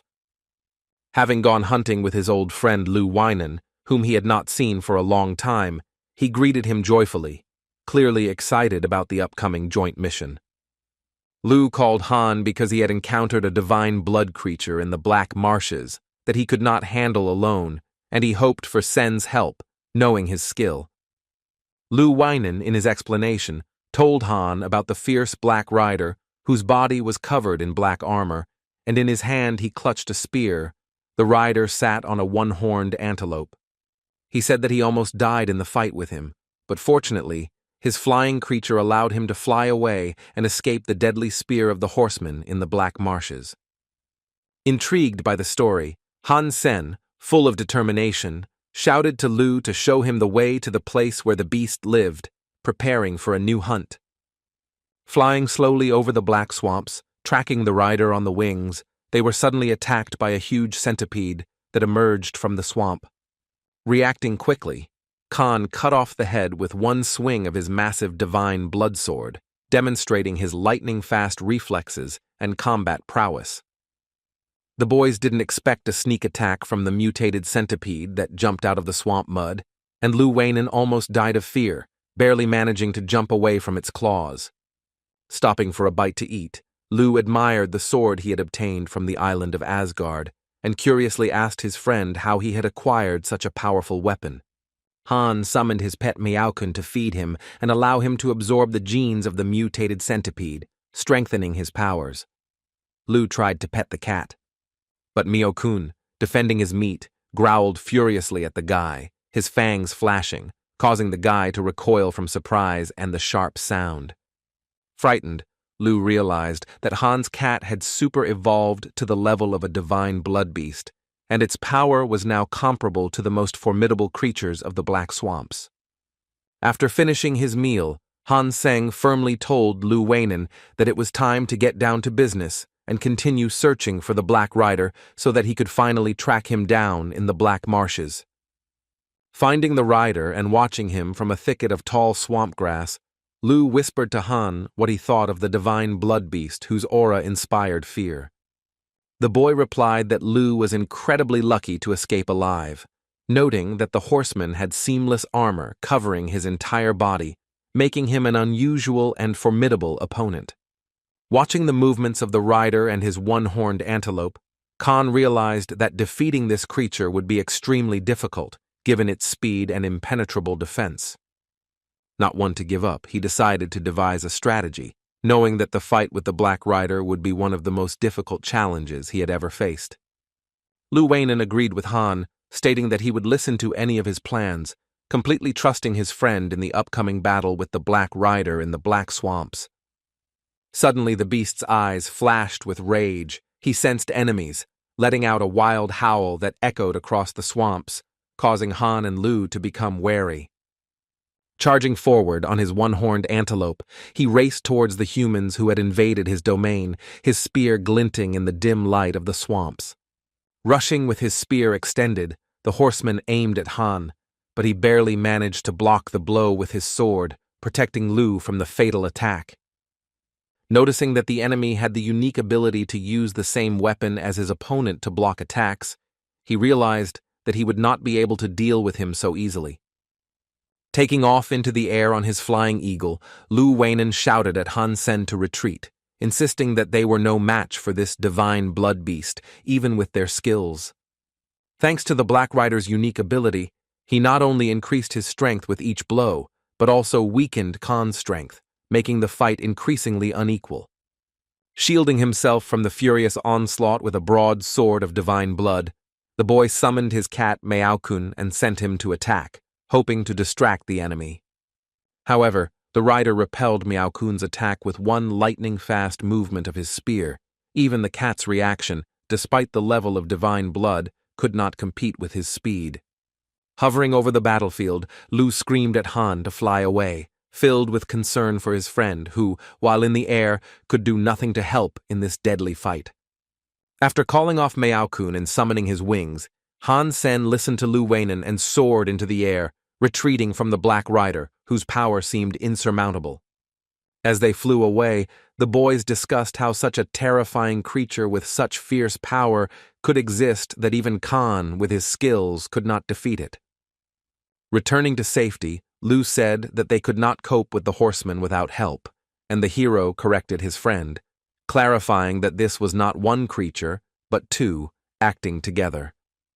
Lu's eyes widened in surprise as Han explained that the one-horned antelope, a separate divine blood-level creature, was no less dangerous than the rider himself. He added that fighting two such enemies is very difficult. It makes the fight more difficult, and so he has to rely on Meowkun to even the odds. Standing up and stroking Meowkun, the young man resolutely walked back into battle, and Lu was amazed at his friend's persistence, despite his recent retreat. Seeing the Black Rider standing half in the water, the boys were surprised, assuming that he might be washing himself, and laughed that a creature of divine blood loved cleanliness. Taking advantage of the horseman's vulnerable moment, Khan and his battle cat, Meowkun, charged forward, hoping to catch the enemy off guard. As soon as Han swung his divine blood sword, the enemy instantly blocked it with his spear, demonstrating incredible reflexes even in the water. The Khan attacked using various striking techniques, but the horseman, as if anticipating every move, easily repelled all attacks. As Hansen fought, he held on with all his might, desperately trying to land at least one attack that could hurt the Black Rider, but he skillfully blocked every blow. The rider counterattacked with lightning speed, striking Khan with a powerful spear blow to the jaw with such force that the youth's feet left the ground. Watching the fight, Lu Weinan was horrified to think that even Han, with his extraordinary strength and techniques, could not cope with this creature, suffering crushing blows.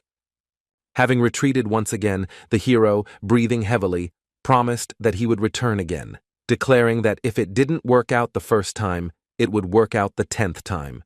His determination did not wane. Bent over under a tree, exhausted, trying to regain his strength, Lu begged his friend to stop trying, reminding him that he had been fighting unsuccessfully for several days. Breathing heavily, he told Lu not to worry and to give him another chance, assuring him that he had figured out the essence of the Black Rider's technique despite his defeat. He explained that the horseman's counterclockwise strikes weakened the opponent's strength by drawing it out, making his attacks especially dangerous. The rider anticipates attacks, blocks them with precision, and then uses a backspin kick to drain the opponent's strength, making combat nearly impossible. Falling exhausted onto the grass, Khan thought that the enemy seemed to be reading his thoughts, anticipating his every move, which made him feel helpless in front of this creature. After half a month, Han trained hard, honing his yin-yang technique, and was finally able to activate the large magnetic cannon. Returning to the Black Swamps, the hero wondered who to call for help, since he did not have a suitable weapon to use the large magnetic yin-yang cannon technique. The Black Rider was already racing towards him at full speed on his one-horned antelope, intending to pierce the Khan with a spear, his aura radiating deadly power. This time, the boy decided to give up the sword and fight bare-handed, believing that this would make it more difficult for the horseman to predict his movements, depriving the enemy of an advantage. He decided to throw the same blow, realizing that even if the enemy predicted the move, it would be impossible to guess the strength, since the effect of yin or yang changed each time. This time, Khan managed to land a precise blow to the horseman's chest, damaging his internal organs with a powerful yin-yang blow, causing the enemy to stagger from the unexpected force. The black rider staggered, nearly falling off the one-horned antelope, which reared up in pain, its roar echoing across the black marshes. The yin-yang technique's strikes had a penetrating effect. Hansen clenched his fists and rushed into the attack, deciding to intensify the onslaught before the enemy recovered from the first blow. Blood gushed from beneath the horseman's helmet as Khan's blow pierced his seamless armor again, and the young man realized he had done the right thing, using the power of yin-yang to destroy the defense. The damage he had taken made the horseman even more furious, his eyes blazing with anger as he raised his deadly spear, preparing to deliver a crushing counterblow. The Khan covered himself with his strong sword of divine blood, blocking the direct attack. Sparks flew in all directions, illuminating the swamps. Blocking the rider's attacks, the boy realized that he couldn't withstand the onslaught for long, and called off Miao Kun to retreat and save his pet. Soaring into the sky on his wings, Khan barely managed to escape the swift attack, feeling the wind from the spear burn his skin. The rider threw a spear, which whistled dangerously close, almost touching Khan's wings, causing him to flinch at the awareness of the imminent danger. Confident that he had almost defeated the enemy, he decided that he needed to attack again and finish him off before he recovered, taking advantage of his weakened state.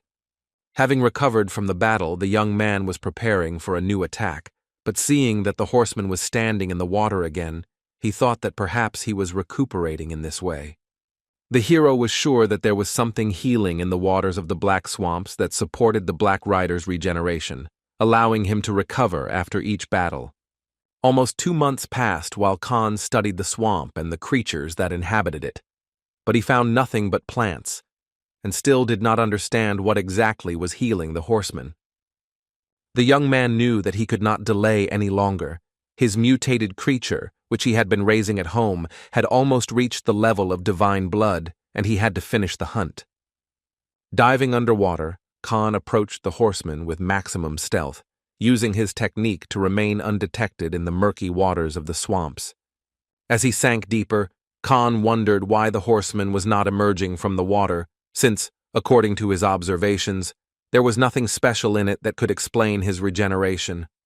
Hiding in the murky water, the hero moved ever closer to the enemy, like a crocodile to its prey, his movements silent and precise. In the blink of an eye, he launched a sneak attack from the water, smashing his trident into the one-horned antelope's belly, causing it to collapse from the fatal blow. Seeing his pet fall, and the rider himself fall from the saddle, Khan realized that there was no time to waste. This was his chance to defeat the enemy while he was vulnerable.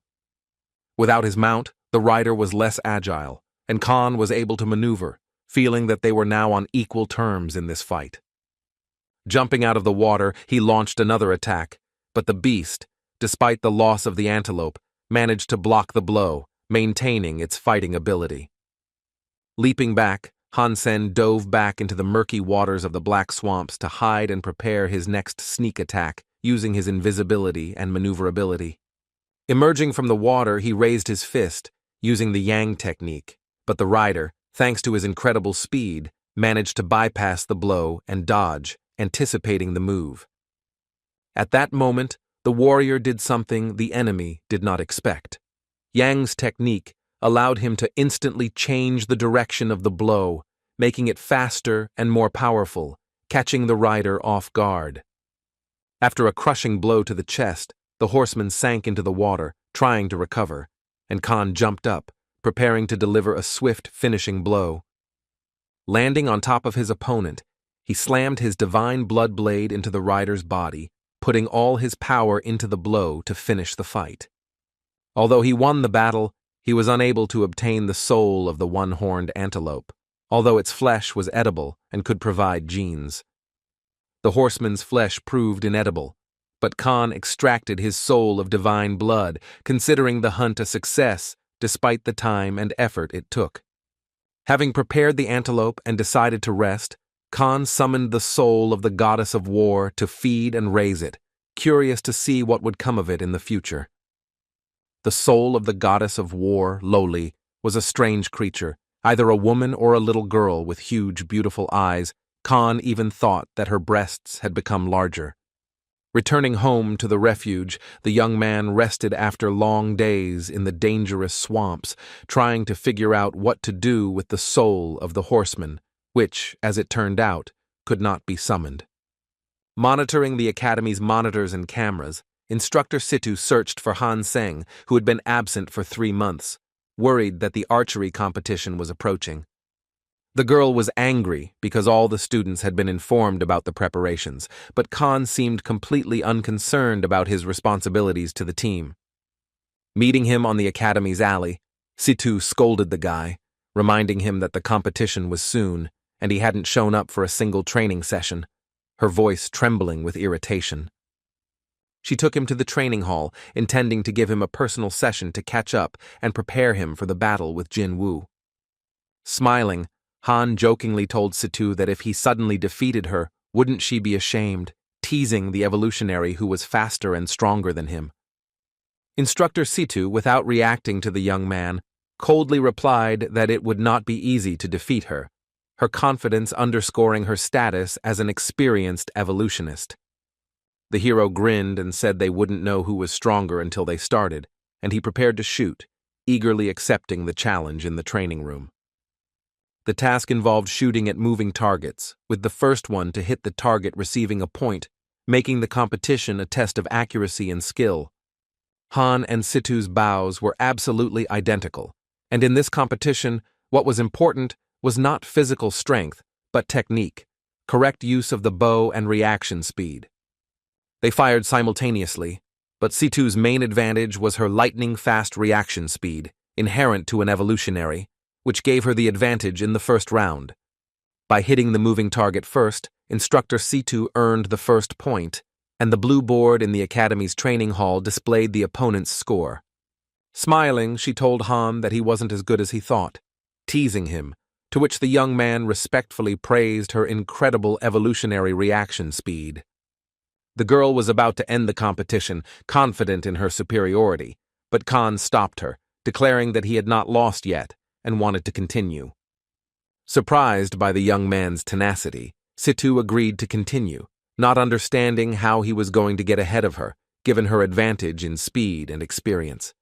As Situ fired at the next target, she saw her arrow fly first, and with a slight sneer, told Han that he was still too slow for her. Suddenly, Han's arrow touched Situ's arrow in flight, changing its trajectory, allowing his arrow to hit a moving target in the training hall.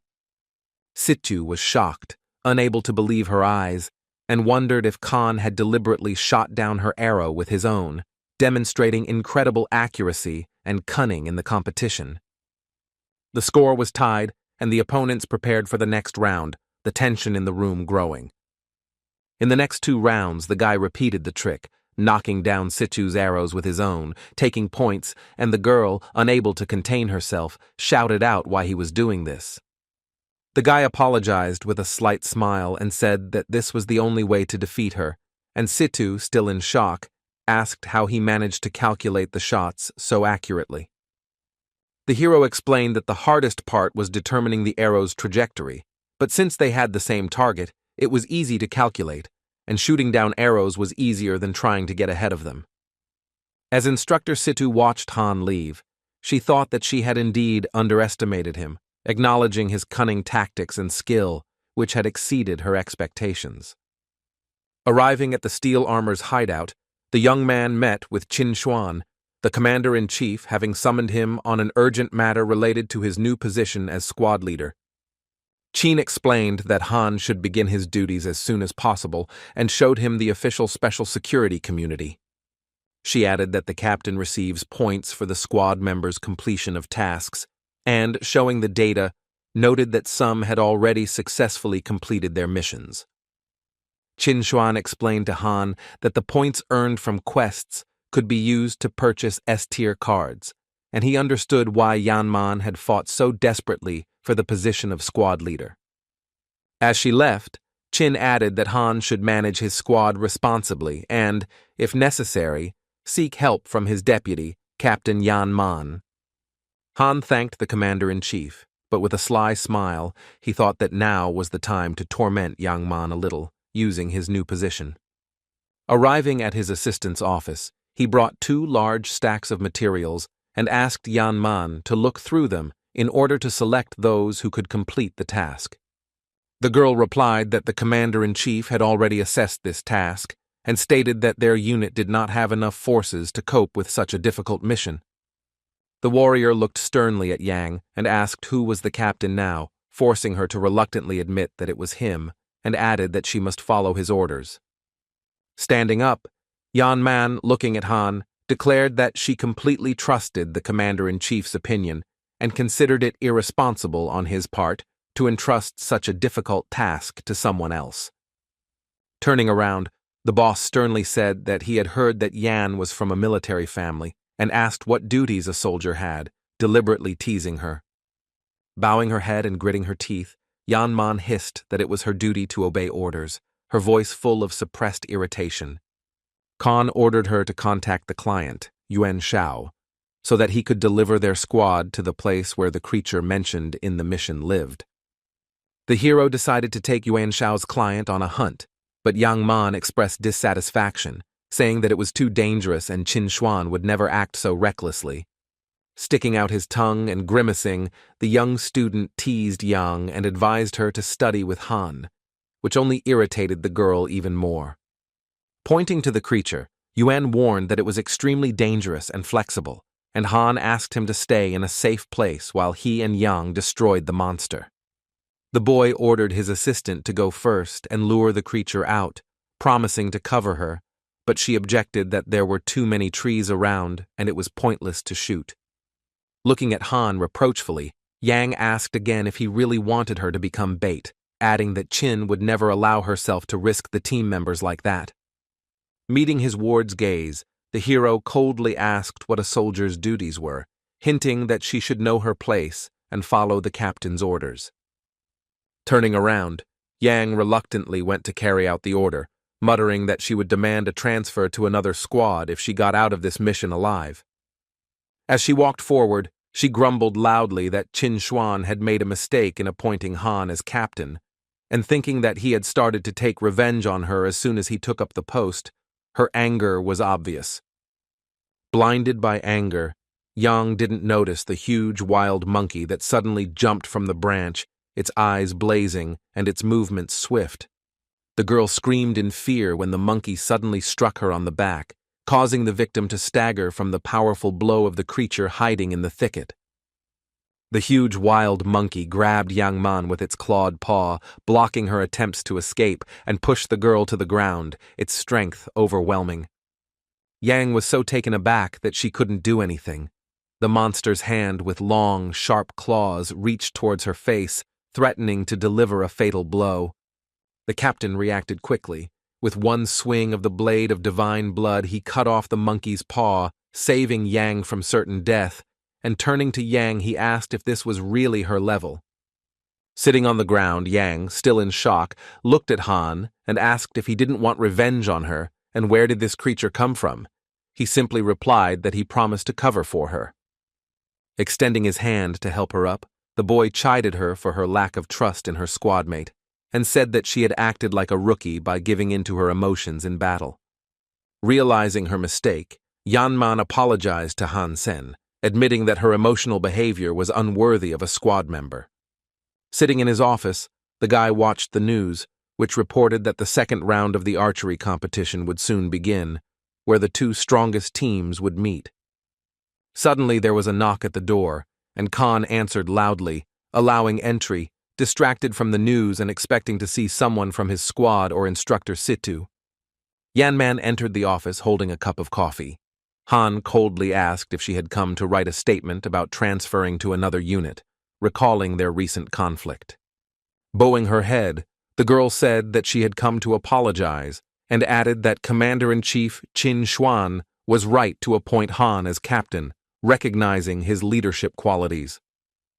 The captain accepted Yanman's apology, noting that it was good that she was able to admit her mistakes, and expressed hope that something like this would not happen again in their squad.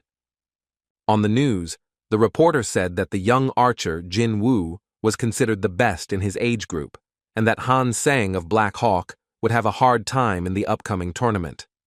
Listening to the news, Instructor Situ sighed heavily, wondering why they were so unlucky that their academy would have to fight the Central Military Academy. While having lunch together, Ji Yan asked the guy if he would meet Wu in the second round. Han, not understanding her interest, was surprised why she asked such a question. Ji explained that she had a grudge against Jin because last year at the God's Hand competition he had prevented their team from reaching the finals, leaving her with a bitter feeling of defeat. The girl told the guy that he had to win because the winner would get a trip for two to the presidential suite of the best hotel, which sounded like the perfect reward. Han's eyes lit up with delight. He really wanted to win a trip to spend time with Ji in a luxurious setting, and this thought gave him additional motivation. While brushing his teeth, Han watched footage of Jin Woo's previous competitions, studying his shooting style and realizing that defeating such an opponent would be extremely difficult. Suddenly, his phone vibrated, interrupting his viewing of the materials. A call from his friends Tang Zheng and Lin Feng distracted Han from analyzing Jin Woo's tactics. Friends asked if Khan was really going to participate in archery competitions, their voices laced with doubt, but also support for his decision. Friends informed Seng that his rival, Jin Woo, had studied with them and warned him that he was an extremely dangerous opponent whose skills should not be underestimated. Khan wasn't nervous and had no intention of losing, but his friends were worried about him and his reputation, knowing how high the stakes were in the upcoming competition. Lin Feng asked Han not to be too confident, calling Jin Woo the most hard-working and talented youth he had ever known, which made Han wary. He thought about it. Lin Feng had never spoken of anyone with such respect, and it made him realize that Jin Woo was truly an outstanding opponent for his friends to think so highly of him. At the Central Military Academy, Jin Woo was also preparing for the fight, carefully studying the videos of Hansen, when his friend Qin Cheng approached him and asked what he was doing. Handing over a can of beer, Qin Cheng told Jin Woo that he had heard of Hansen, who had defeated Nalan Xiaonuo in the Heibai Championship, acknowledging his skill. Opening the beer, Jin Woo agreed that Han was a worthy opponent, and Qin Cheng remarked that few were honored with such words from Woo, highlighting his reserved nature. Taking a sip, Jin Woo added with a slight mockery that it was a pity that the rest of Han's team weren't as good, hinting at their weakness compared to him. Arriving at the Central Military Academy on yellow buses, the Black Hawk Academy team was greeted by a crowd outside the fence, enthusiastically welcoming their idols. Upon seeing Hansen, the beautiful girl Ming Mei, a fan of Shengwu Academy, ran up to greet her favorite, her eyes shining with delight. Approaching Hansen, Min Mei said that she really liked his viral commercial and asked for an autograph, her voice full of sincere admiration. The big man Liu Mei, standing nearby, whispered to Han that Ming Mei was the most popular girl in Shengwu Military Academy, and Han had signed her notebook, leaving an autograph. Taking the notebook, Ming Mei smiled sweetly, thanked him, and said that she hoped that they would meet again. Her gaze was warm, and her words sounded promising. An excited Liu Mei hugged Han, enthusiastically declaring that this cute creature had led Shengwu to the semi-finals of the last tournament and that she was incredibly beautiful. The team entered the stadium of the Central Military Academy, looking around the vast hall and watching the participants training for the archery competition. Upon seeing Jin Woo, the big man Shuji Kang pointed his finger at him, and the boys from the Black Hawk Academy immediately turned around to look at the legendary archer. Jin Woo was shooting at the target, honing his skills, releasing arrows one after another with such precision that each one hit the center of the target in the stadium. His target was strewn with arrows, all of them bullseyes, and Liu Mei, delighted, said loudly that Wu always hits the target, his voice full of respect for his opponent. As the boys moved on, Jin Wu suddenly fired an arrow into Han's back, not intending to kill him, but merely wanting to attract his attention and test his reaction. Sensing the arrow with his inner vision, enhanced by the yin-yang technique, Hansen was ready to catch it, his reflexes and intuition working at their limit. Catching the arrow with his bare hand, Hansen said that shooting someone in the back looked pathetic, glancing at the legendary archer. An unknown student from the Central Military Academy approached him and asked if he was really the legendary Hansen that everyone was talking about. It was a cheeky guy named Fan Wending, who admitted with a cheeky smile that he wanted to punch Han in the face, believing that he was too conceited. Hearing this, the big man Shiji Kang rushed at Fan in a rage, but his friends, including Liu Mei, restrained him in time, otherwise he would have crushed the impudent youth. It turned out that Fan Wending, the captain of the Mansi team, was Hansen's first opponent in the upcoming archery competition, adding intrigue to the tournament. Hansen frowned and coldly told Fan Wending that he should hold his tongue and think about how to cover up his shame when his team lost to Black Hawk Academy. Gritting his teeth, the brash and hairy Fan growled that victory in the tournament, and at the same time over the Central Military Academy, would be his, and advised Han not to anger him before the fight. As he passed by, Jin Wu, overhearing the exchange, remarked with a slight mockery that the Black Hawk Academy seemed to be quite popular, his tone calm but with a hint of challenge. With a friendly smile, Jin Wu extended his hand to Han and introduced himself, his gesture polite, but his eyes filled with confidence. He added that he wanted to meet Khan in person on the battlefield, but since they met here, he was glad of this opportunity, looking forward to their fight in the tournament. Hansen was also pleased to meet Jin Wu, noting him as a worthy, surprisingly polite and friendly opponent. The Kusan Television Company's reporting center was in full swing, with reporters preparing to broadcast the competitions, checking equipment and materials. After studying Hansen's past fight results, the reporter realized that if he had participated in the Haibai Championship, he could have achieved impressive results. After learning that Han had chosen archery over Haibai, she found photos of him today online and began to suspect why he had made such a choice. After seeing the photo of Han and Jin Wu shaking hands, the reporter realized that they had both deliberately chosen archery to duel. Each team at Morningstar Stadium had its own room, and outside Blackhawk's room, work was in full swing, the team discussing tactics under the guidance of the coach. Instructor Situ explained to the boys that the most important thing on the battlefield is determination and the desire to win, emphasizing the importance of morale for success in the tournament. The big man, Shiji Kang, bowed his head and held onto the doorframe, looking very nervous. Hansen approached him to calm him down and encourage him before the match.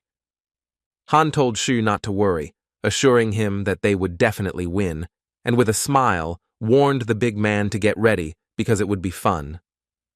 A reporter from Husing Company asked expert Fengju Long about Black Hawk's chances against Mansa Military Academy, and he replied that the odds were 40-60 in Mansa's favor.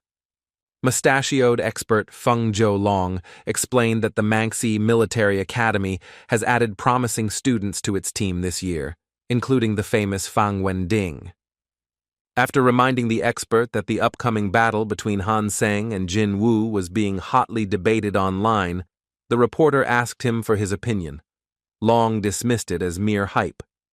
Hearing the expert's words, the crowd at the Morningstar Stadium exploded with indignation, but Jin Wu and Qin Chung sat quietly, covering their faces, trying not to attract attention to themselves. When choosing a weapon before going out onto the field, Hansen took a Model 11 bow, and the expert was surprised, not understanding how it was possible to participate in the competition with such a weak bow.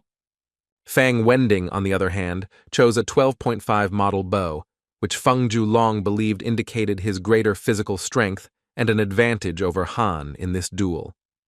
Expert Feng Zhoulong said that the choice of bow reflects the level of shooting skills and physical strength of the participants, emphasizing the importance of weapons in the competition.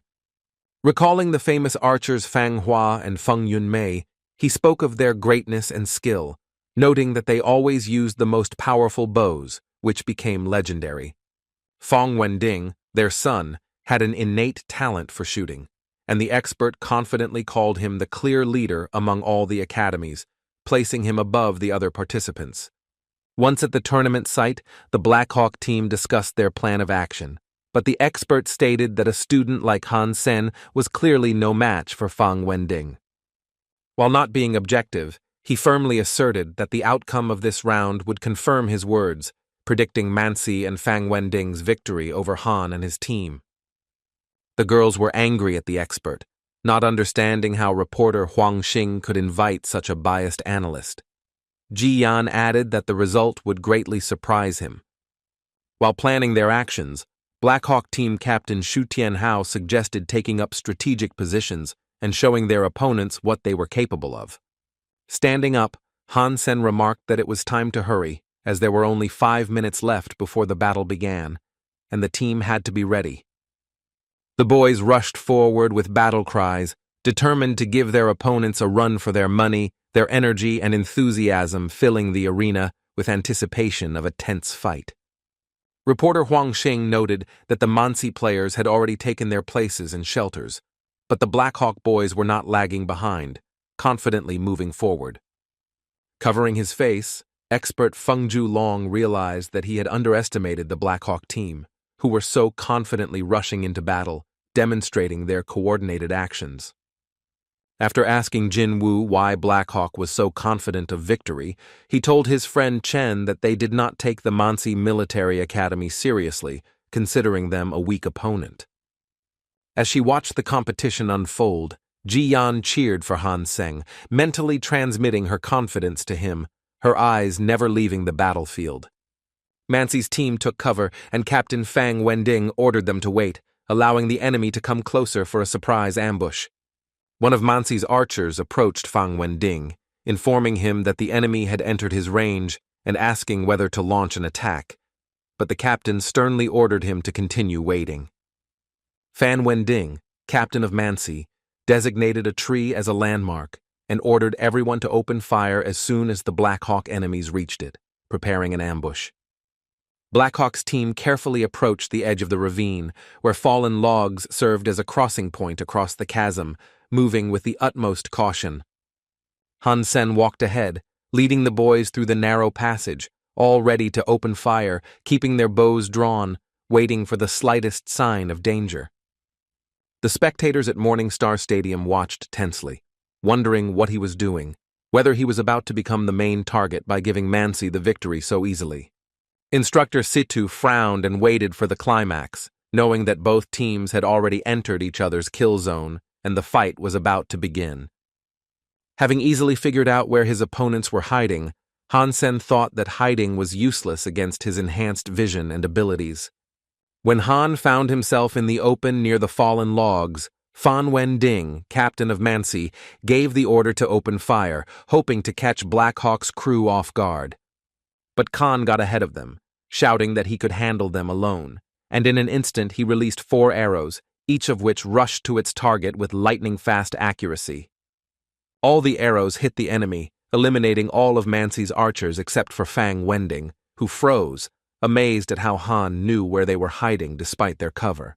Reporter Huang Xing was stunned with her mouth open. The shooting had just begun, and Mansa had no players left. Expert Long turned pale, gritting his teeth. Rising from his seat, Wu called out to his friend Chung, telling him that they could leave, as there was nothing more to see in the stadium after Han's victory. Taking a look at the winner, Chung wondered what he would do if he were in his place, impressed by how the freshman had dominated the fight against the Mansi Military Academy. Having seen Khan in action, he realized that this young student was in no way inferior to him.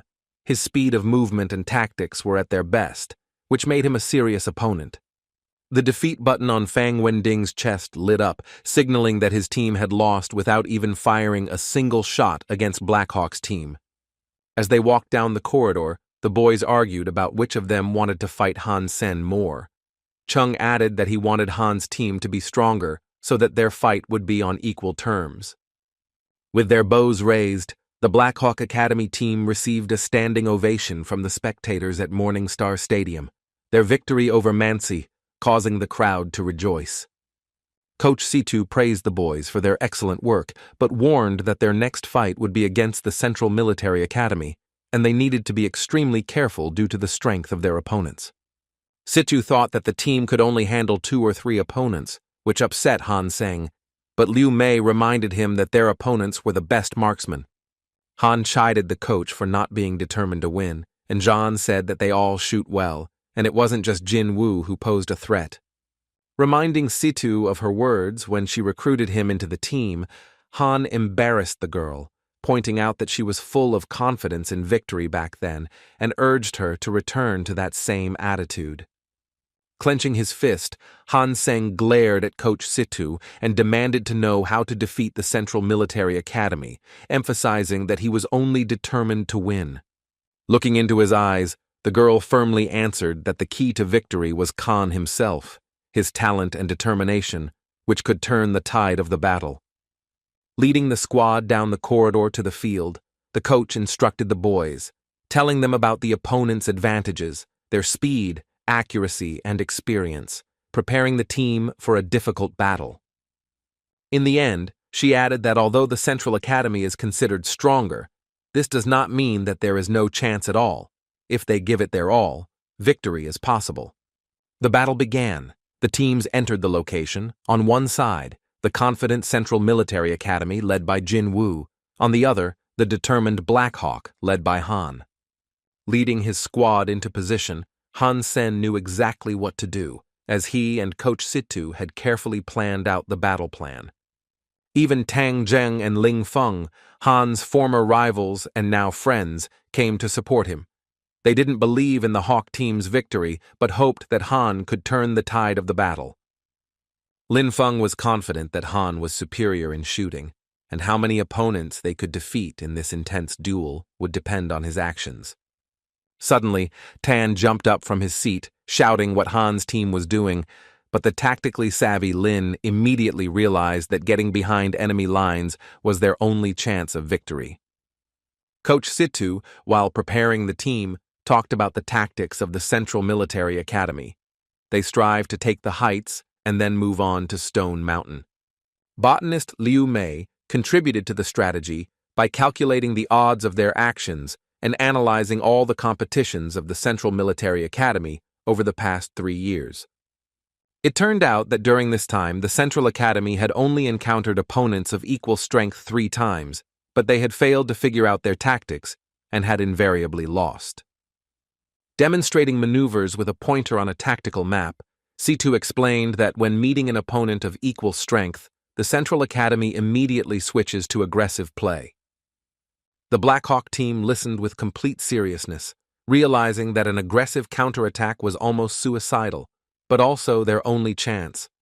Finally, Situ added that Central Academy is wary of Hansen, and their team could change their playing style at any time if they felt threatened by him.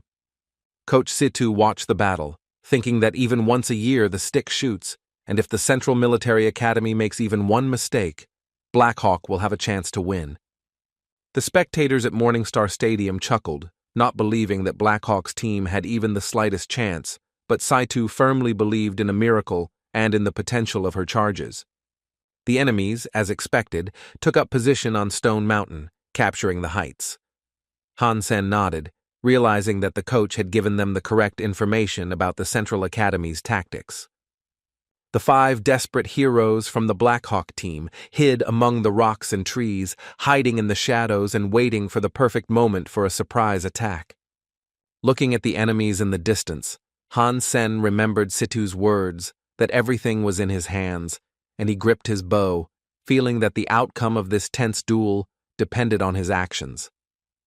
Raising his hand, Hansen signaled his team to get ready, and his loyal comrades drew their bows, preparing to attack the Central Military Academy's positions. Pointing to the screen with the photo, Situ announced that their main target was not Jin Wu, but Chin Chung, which surprised the team. Everyone was puzzled as to why she chose Chin Chung instead of the legendary Jin Woo. Han himself didn't even know who Chung was and was waiting for an explanation from the coach. Situ explained that Chung had superior tactical skills and was an excellent marksman, leading her team to victory in the heavy armor competition. She added that attacking Jin Woo in the first place could fail due to his skill, but eliminating Chin Chung as the key tactician was necessary to weaken the team. Suddenly, Jin Woo noticed the Black Hawk team's sneak attack and loudly warned Chung of the danger, his keen eyes catching the movement of arrows in the shadows. Instantly turning around, Chung fired 3 arrows, repelling Black Hawk's attack, and thought with a slight mockery that this was all they could do. His arrows accurately deflected 3 arrows aimed at him, causing the crowd in the stadium to roar with delight, amazed by his skill and speed of reaction. However, Chin Chung realized that the sneak attack was not that simple. He noticed another arrow, but it was too late to react to it. Hansen, who was shooting from cover, couldn't get Coach Situ's words out of his head, saying that the team had only 1 chance in 100 to win, and that chance was himself. Having timed the moment correctly, the hero fired an arrow, accurately hitting Chung, knocking out the first enemy from the team. At this moment, Coach Situ exhaled, biting her lip in pleasure, delighted by the magnificent performance. She knew that only Han Seng could shoot so well. As Chung left the field, he told Wu to be careful around Han, warning him that he was more dangerous than they thought. Reflecting, he realized his mistake. The first 3 arrows were distractions, and he noticed the 4th, decisive one, too late, when it was already flying straight at him. Remaining on Stone Mountain became dangerous due to the lack of cover, and Wu, taking command, ordered his team to descend to reorganize their tactics. Retreating from Kamenaya Gora, the opposing team fired bows at bushes and shelters, covering each other to avoid further losses.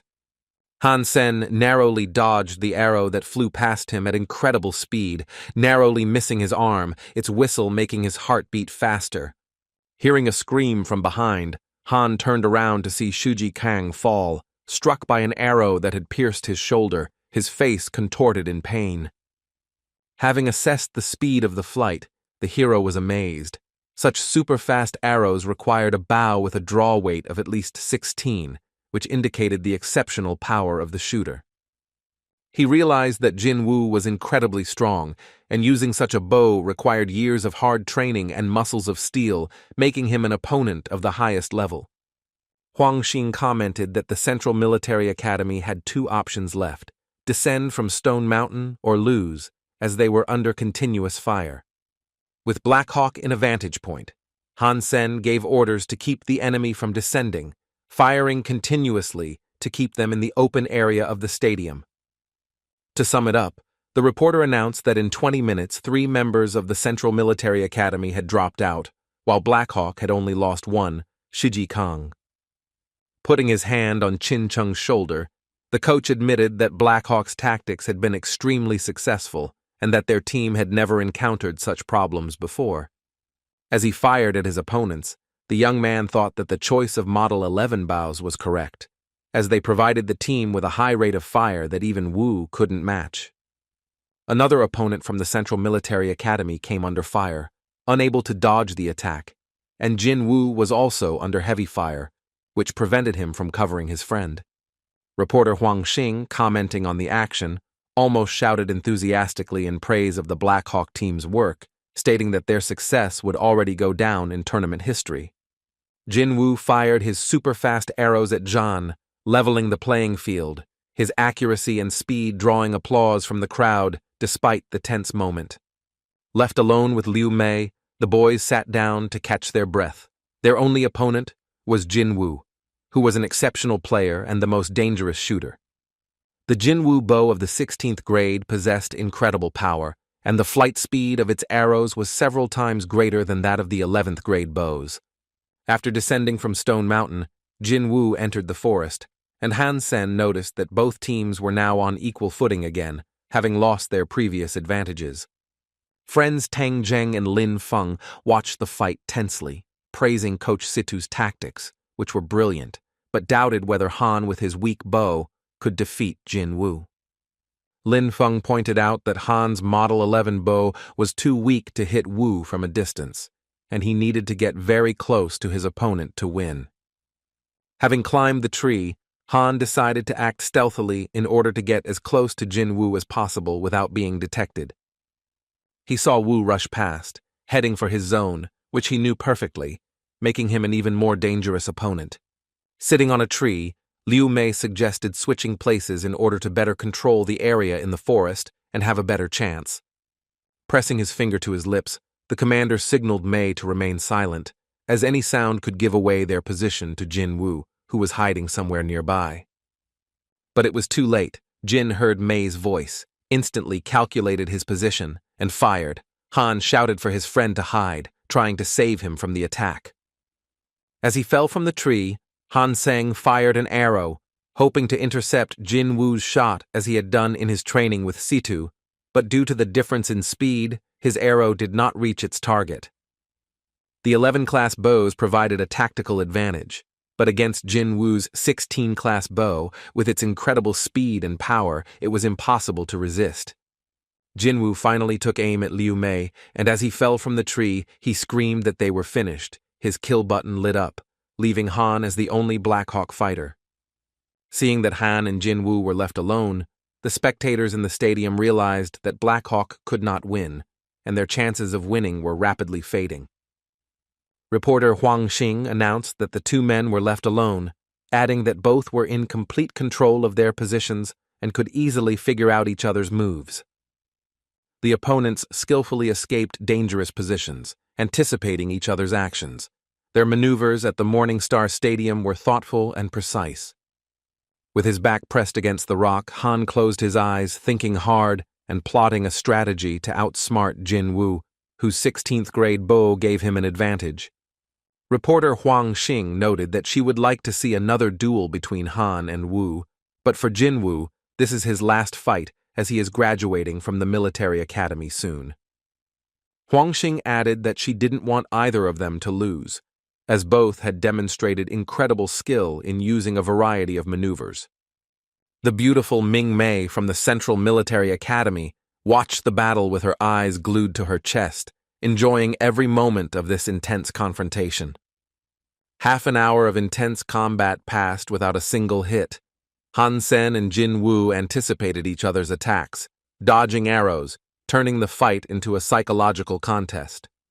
Lying in ambush in the forest, Han thought that as soon as Jin Woo entered his range, the final battle would begin, which would decide the outcome of the duel. Reporter Huang Xing praised Han for his skill, but added that he was unlucky in his choice of bow, which was inferior to Wu's powerful 16th grade bow. The Black Hawk crew watched tensely. Captain Shu Tianhao, unable to bear the tension, slammed his fist on the wall, shouting that Han must not give up. The friend tried to cheer up the captain by saying that they would definitely win next year, but Shu interrupted him, reminding him that he was graduating from the academy. Tears welled up in Coach Situ's eyes, realizing she had made a mistake in not advising Hansen to take a more powerful bow that might have given him a better chance against Wu. Captain Shu Tianhao's emotions were running high, and he screamed loudly, declaring that he was ready to give 10 years of his life for the Black Hawk team's victory in this decisive battle. Zhu begged Han to perform a small miracle, and Han, fighting, did everything possible to justify the team's hopes and snatch victory. Jin Woo was forcing Han out into the open, and the young man knew that running without cover was pointless, as his bow was no match for Wu's might at range. After reaching the top, Jin Woo sadly said that it was a pity that he would no longer have the chance to fight Han, but he needed to finish this game, preparing for the final shot. Hansen looked at Jin Woo, his gaze making it clear that there was no need to wait for next time. It was time to finish the duel right now. His determination was unwavering.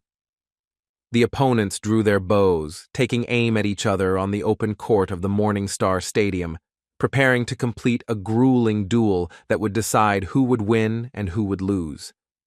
Han's friends, Tang Zheng and Lin Feng, watched the field tensely. Tang said that Han seemed to have no chance, and only Lin could possibly defeat Wu. Standing in the open, the opponents simultaneously shot at each other.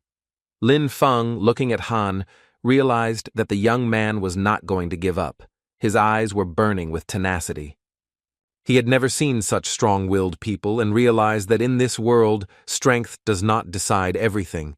He believed that Han still had a chance to crush Jin Wu with his skill and will. Dodging, jumping, and shooting, Jin Wu did his best to avoid losing and defeat Hansen. But even with his powerful Class 16 bow, it was incredibly difficult. The arrows chased after Han's gliding shadow, who moved at such a speed that even Wu's high-speed arrows couldn't target him. His maneuvers were lightning fast. The spectators at the Morning Star Stadium couldn't take their eyes off him, as Wu fired 2 arrows in quick succession, but Han dodged both of them, demonstrating his cunning and incredible agility.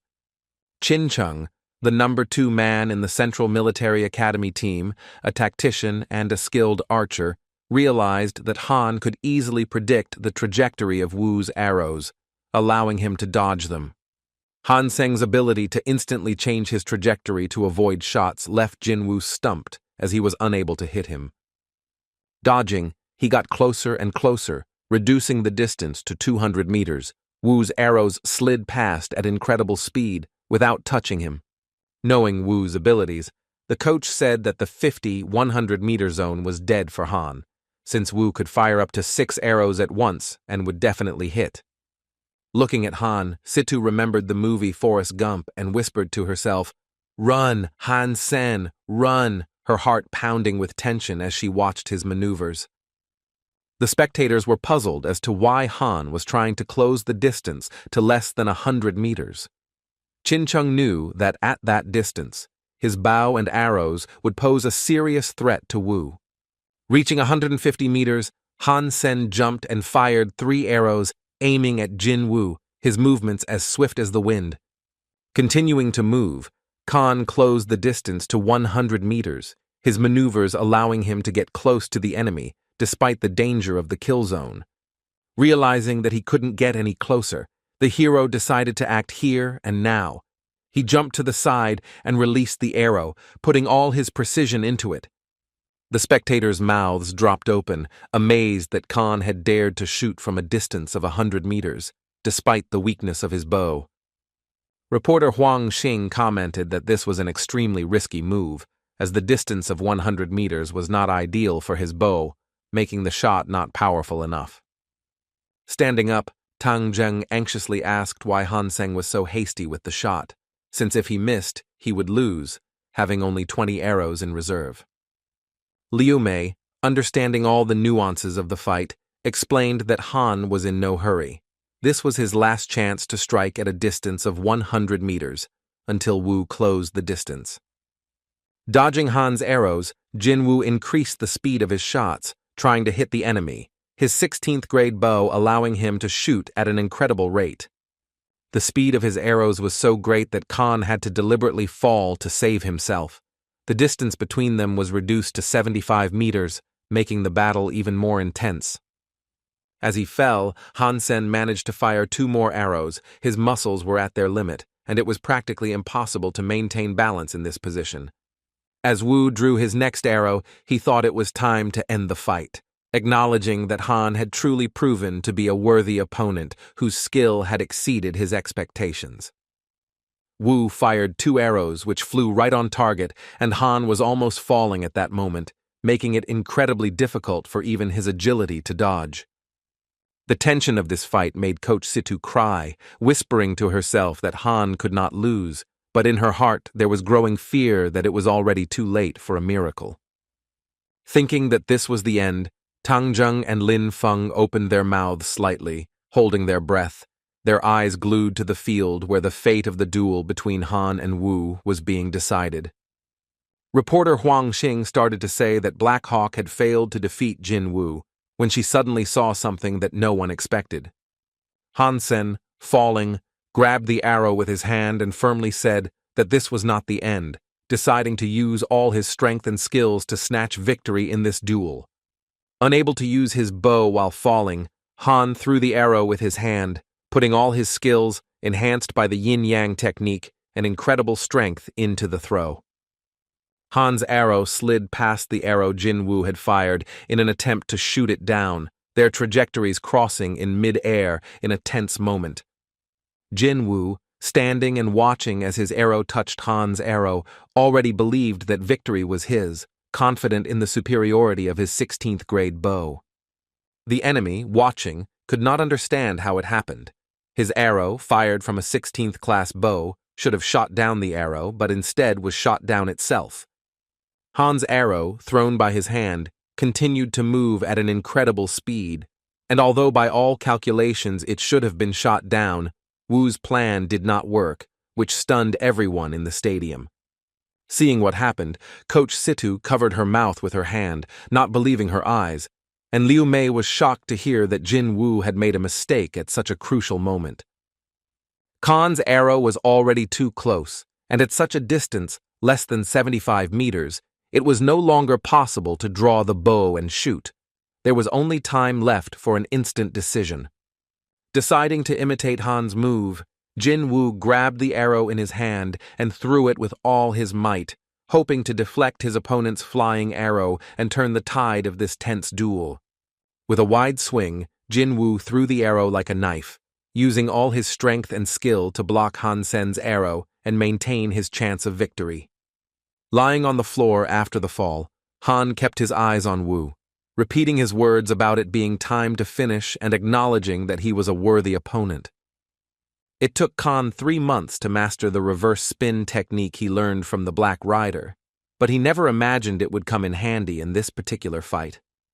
By using the power of yin-yang in combination with reverse spin, Han gave his arrow incredible speed and a stable trajectory that could not be disrupted even by Wu's shot. At the moment of collision, the reverse spin technique caused Wu's arrow to deviate from its course, while Han's arrow, enhanced by yin-yang, continued to fly. Hansen's arrow hit Jin Wu, and his badge lit up with a signal of defeat. The Black Hawk Military Academy achieved an incredible victory at the Morning Star Stadium. The audience was amazed. No one expected such a turn of events. Khan proved that the impossible is possible, turning all the predictions and expectations of the crowd upside down. The reporter, Huang Xing, had forgotten all her words and couldn't believe her eyes and muttered in shock. Did Jin Wu really lose, or did she just imagine it? Her voice trembled with surprise. Han's friends rushed towards him, shouting with delight, to congratulate him on his victory over the legendary archer Jin Wu. Coach Situ and Captain Shu Tianhao's dream came true. Black Hawk Academy took first place, and the tears of happiness in Situ's eyes reflected the scale of their triumph. Tang Zheng and Ling Feng looked at each other in surprise. Ling said that Jin Wu couldn't possibly lose, but the arrow flew along an incredible trajectory that was impossible to predict.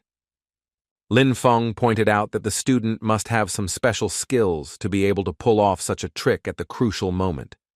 Announcing the winners, reporter Huang Xing commented with a smile that a miracle had indeed happened, and now the Black Hawk Academy took the honorable first place.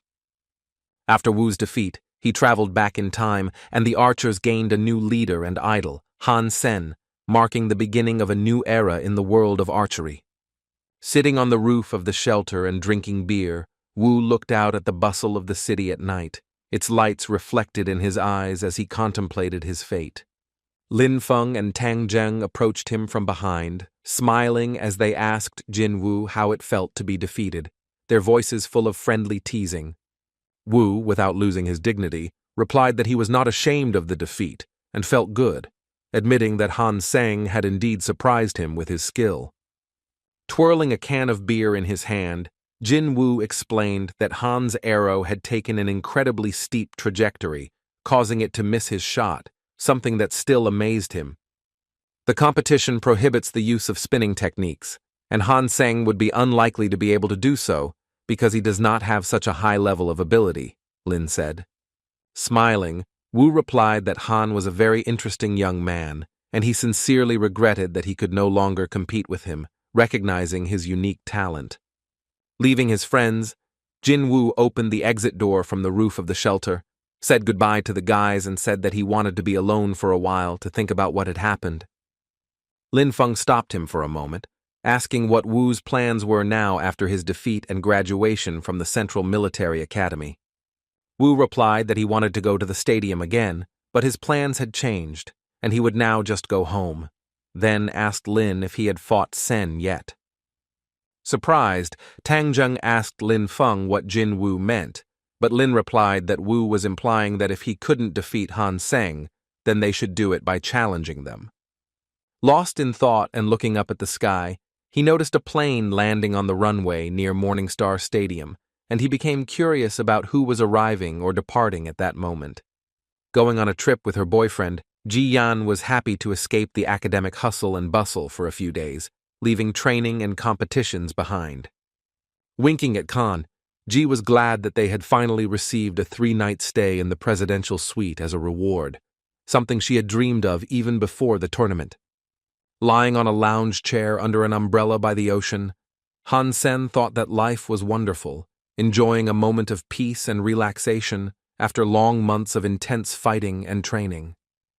Approaching Hansen, Ji Yan, wearing a swimsuit, invited him to swim in the clear water of the ocean, her beauty shining under the bright sun on the private beach. Pulling the girl closer, Khan said he didn't want to get into the cold water, preferring to relax on a sun lounger, enjoying a cocktail and the view of the ocean. Han jokingly asked Ji if this entire luxurious beach belonged to her family. She replied that it belonged to her cousin, which surprised him. Upon learning of the Ji family's wealth, Han nearly choked on his cocktail, amazed by the extent of her family connections and their influence. Pressing close to her, Khan teased with a smile that she was a rich girl and that he was now dependent on her, causing a playful push in response. Suddenly, the boys noticed someone coming down to the private beach, interrupting their privacy. It was Brother Ji walking down the steps. Accompanied by 2 burly bodyguards, Ziyang greeted his sister warmly and curiously asked who the guy next to her was. Hugging her brother, Ji happily announced that she was studying at the Black Hawk Military Academy and introduced Hansen as her boyfriend, her voice full of pride. Han, slightly embarrassed by his relaxed appearance in shorts, smiled and waved at Ziyan, greeting him in a friendly manner.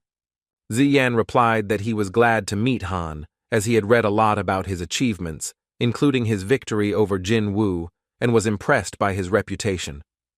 The 2 men chatted for a while until Brother Ji left. Han learned that Ziyan was a master of the Haibai technique, which intrigued him, and they decided to spar sometime. Returning home to the shelter after resting, Khan examined his new beast in the cage and realized that it would take him just over a month to reach the level of divine blood. It was too long for him. He wanted to progress faster than others and decided to look for new ways to speed up his development and strengthen his abilities. As he began searching for new hunting locations, he discovered the Yulong Mountains, a place said to be home to many divine blood beasts, perfect for his purposes. While reading the information, he came across a story about how a team of 30 people went to the Yulong Mountains, but after encountering powerful creatures, only 2 survived. His interest piqued. The hero realized that the Yulong Mountains were the perfect place for him, as they were home to creatures of divine blood, and this was a new way to test his powers. Arriving at the Yulong Mountains, the young man was amazed by their grandeur. There were rumors that creatures of the bloodthirsty level lived there, making this place extremely dangerous for beginners. As he explored the area, he expected more, as he hadn't encountered a single creature in several hours of searching, which made him question the correctness of his approach. Deciding to use bait, he took out a small bag of fragrant herbs, which the merchant assured him would attract the creatures. Suddenly, the ground beneath his feet began to shake. The vibrations grew louder with each passing moment, and the boy thought it might be a volcanic eruption. Turning around, he saw something huge rushing towards him at full speed. Such a gigantic creature he definitely did not expect to meet in the Yulong Mountains. The mammoth, clearly intending to trample the intruder with its massive feet, approached with a deafening roar, causing the earth to tremble under its steps. As he ran, Khan realized why there were no other creatures in the area. They had all probably scattered, scared off by this colossus whose presence dominated. Wiping sweat from his forehead, the boy frantically thought about how to get rid of his pursuer, realizing that even with his skills, dealing with such a creature would be incredibly difficult. Running towards the rocks, he decided to take refuge in the narrow passages where the huge mammoth would hardly be able to squeeze through, hoping to gain time and develop a plan of action. Unexpectedly for Hansen, a huge lion jumped out from behind a rock, grabbed the mammoth with its fangs, and grabbed it like a fat rat, easily overpowering the giant. Startled by the roar at the lion's paw, Khan couldn't understand what was happening. One being of divine blood was stronger than another, and he realized that he needed to leave immediately. Noticing a pack of wild creatures approaching from the other side, the boy realized that he had been mistaken in thinking that there were none in this area. The mountains were teeming with dangerous creatures. Finding himself between two enormous forces, the lion and the pack, the young man felt like a bug compared to their power, realizing how dangerous the situation was. Luckily, he had a divine blood soul with a unique camouflage ability, and the guy decided to immediately activate it to hide from the impending danger. The warrior began to climb the mountain in Yulong, realizing that he was surrounded by huge creatures from behind and in front, and he did not want to be trampled in this deadly situation. Looking up, he saw a flock of flying creatures circling in the sky and realized that he would not be able to fly away using the purple dragon's wings, as he would be noticed. The flying predator's vision was incredibly keen. They easily spotted Khan despite his camouflage, and it didn't work. He had only one option left, to move towards the huge lion, the largest creature. He hoped that it would choose a victim larger than a small man. Deciding to take a risk, Khan jumped and grabbed the lion's thick mane, thinking that the lion would mistake him for a flea and not pay attention, allowing the young man to buy time. Hansen clutched the lion's thick mane with a death grip as the flying predators pursuing him began to attack the beast, diving from the sky. With his huge clawed paw, the lion easily fought off the impudent birds, tearing them apart in the air with his sharp claws. His power forced even these creatures to retreat. Breathing a sigh of relief, the boy realized that things weren't so bad after all. He had managed to mount the lion and was holding on tight despite the chaos around him. In the heat of the attack, the lion jerked in different directions. Khan was shaking, and he could have fallen at any moment, but his strong arms allowed him to hold on, clinging to the mane with a death grip. The lion easily dealt with huge mammoths, like a cat with a pack of mice. His power and fury suppressed all opponents who attacked him in the mountains. Looking down, the young man realized that the mammoths were finished. The lion had easily killed them all, leaving behind a bloody massacre. The lion tore apart the carcasses of mammoths, devouring their flesh. A real massacre unfolded around him, with huge pools of blood soaking the ground beneath his paws. Vultures joined the feast, tearing apart the remains of the slain mammoths, leaving only gnawed bones, their cries echoing across the mountains. The Khan, still clutching the lion's mane, wondered how he had ended up in this situation and why he had decided to go to such a dangerous place as the Yulong Mountains. For several days he had been sitting on the lion's neck, hiding from the flying predators that circled above him, as if waiting for him to descend so they could pounce on him. The hero needed to find a way to escape. There were too many predators in the flock of birds circling above him, including at least 2 creatures of divine blood.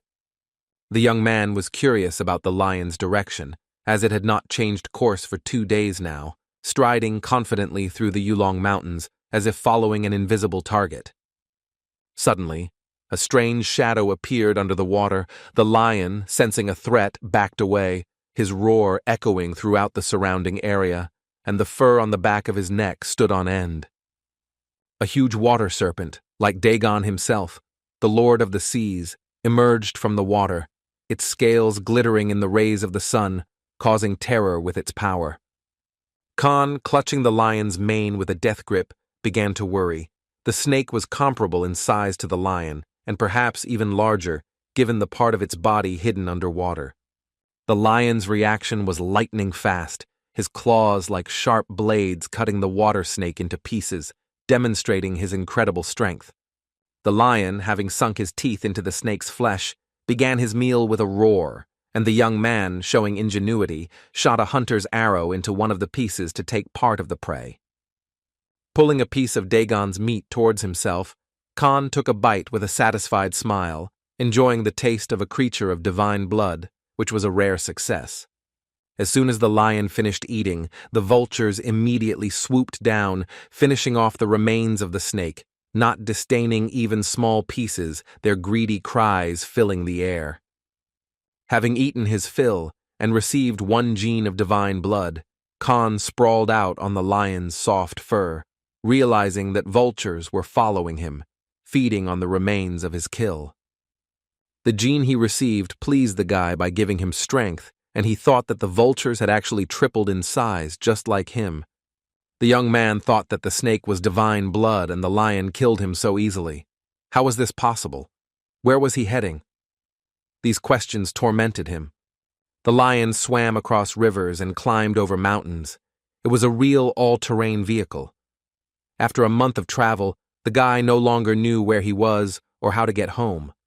Noticing that the feathered predators had begun to fly away, the hero rejoiced, thinking that he finally had a chance to get out and escape from the deadly threat.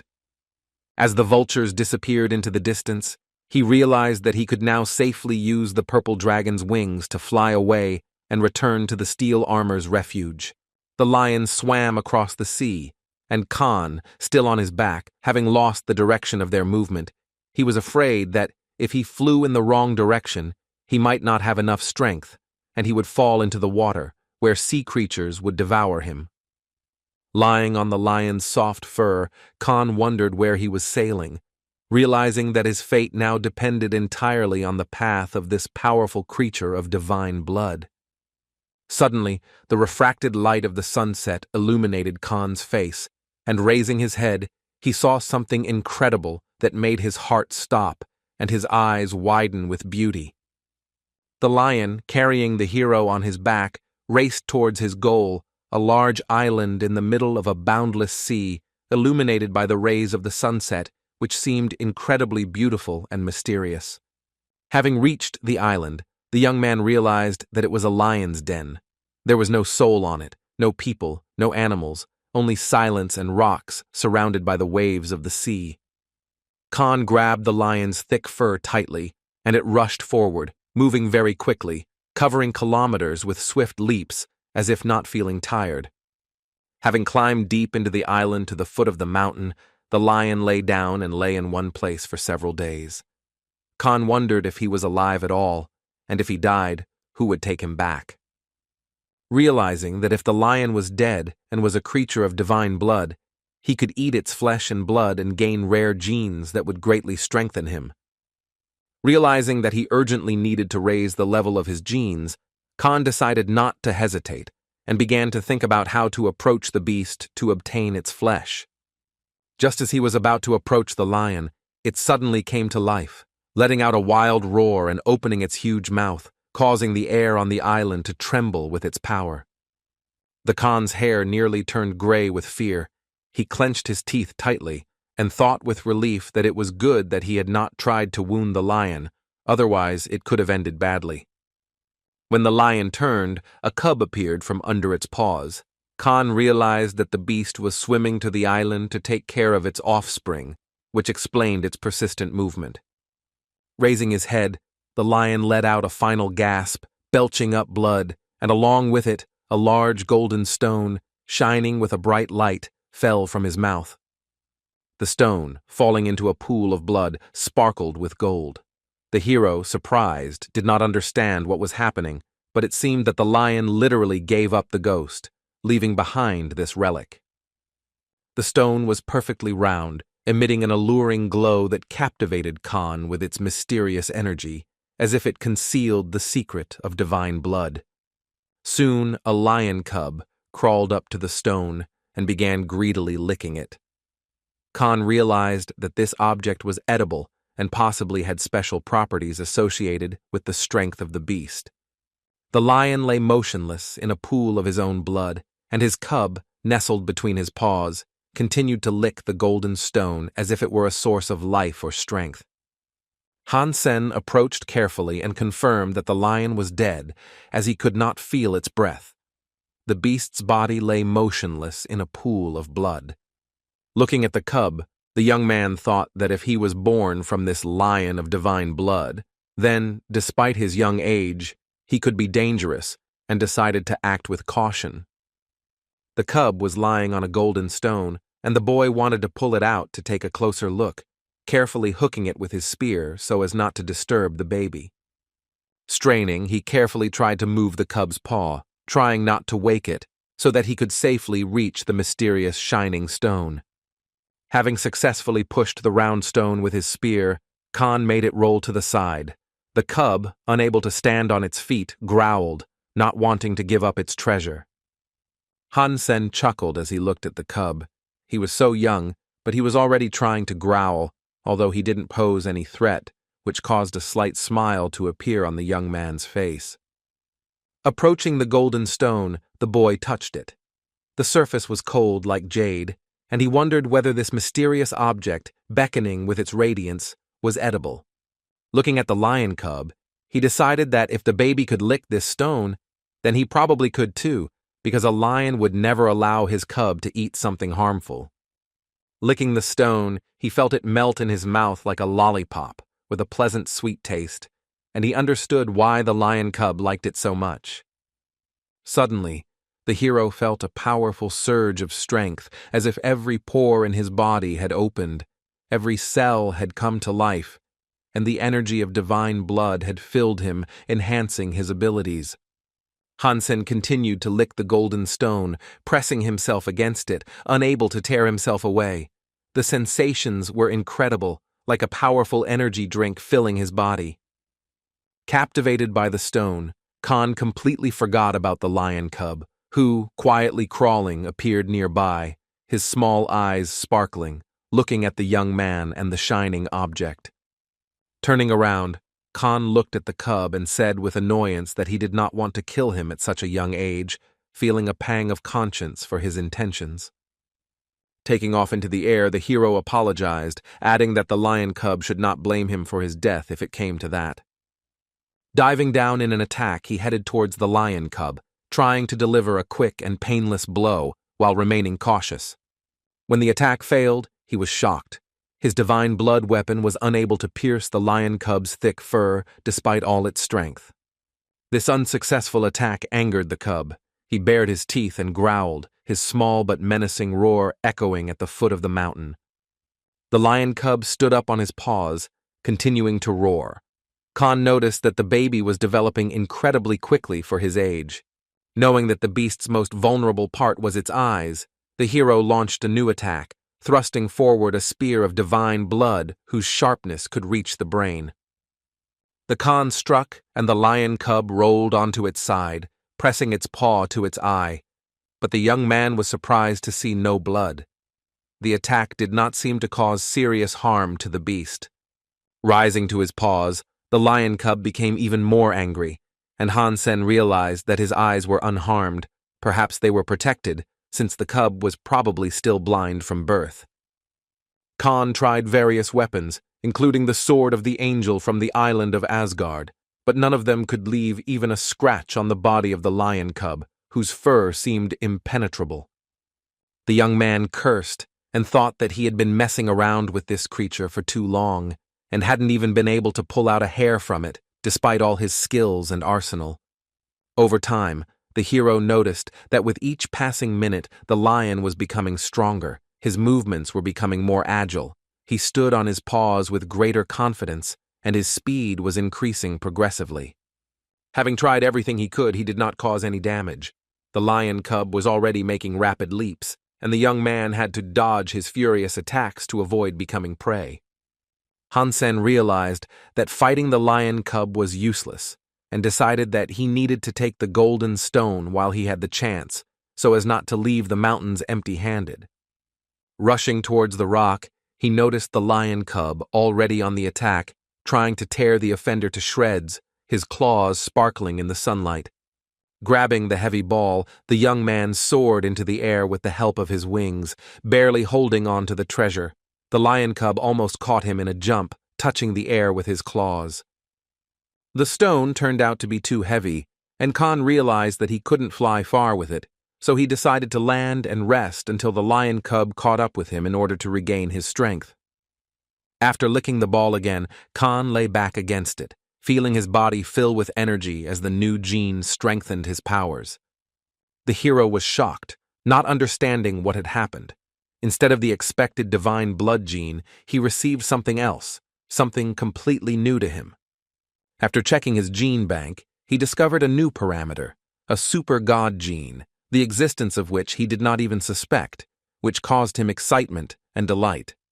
Excited by the discovery, he realized that in addition to the known 4 types of genes, common, primitive, mutant, and divine blood, there is also a super god gene. Stranded on the island, the boy learned to fish.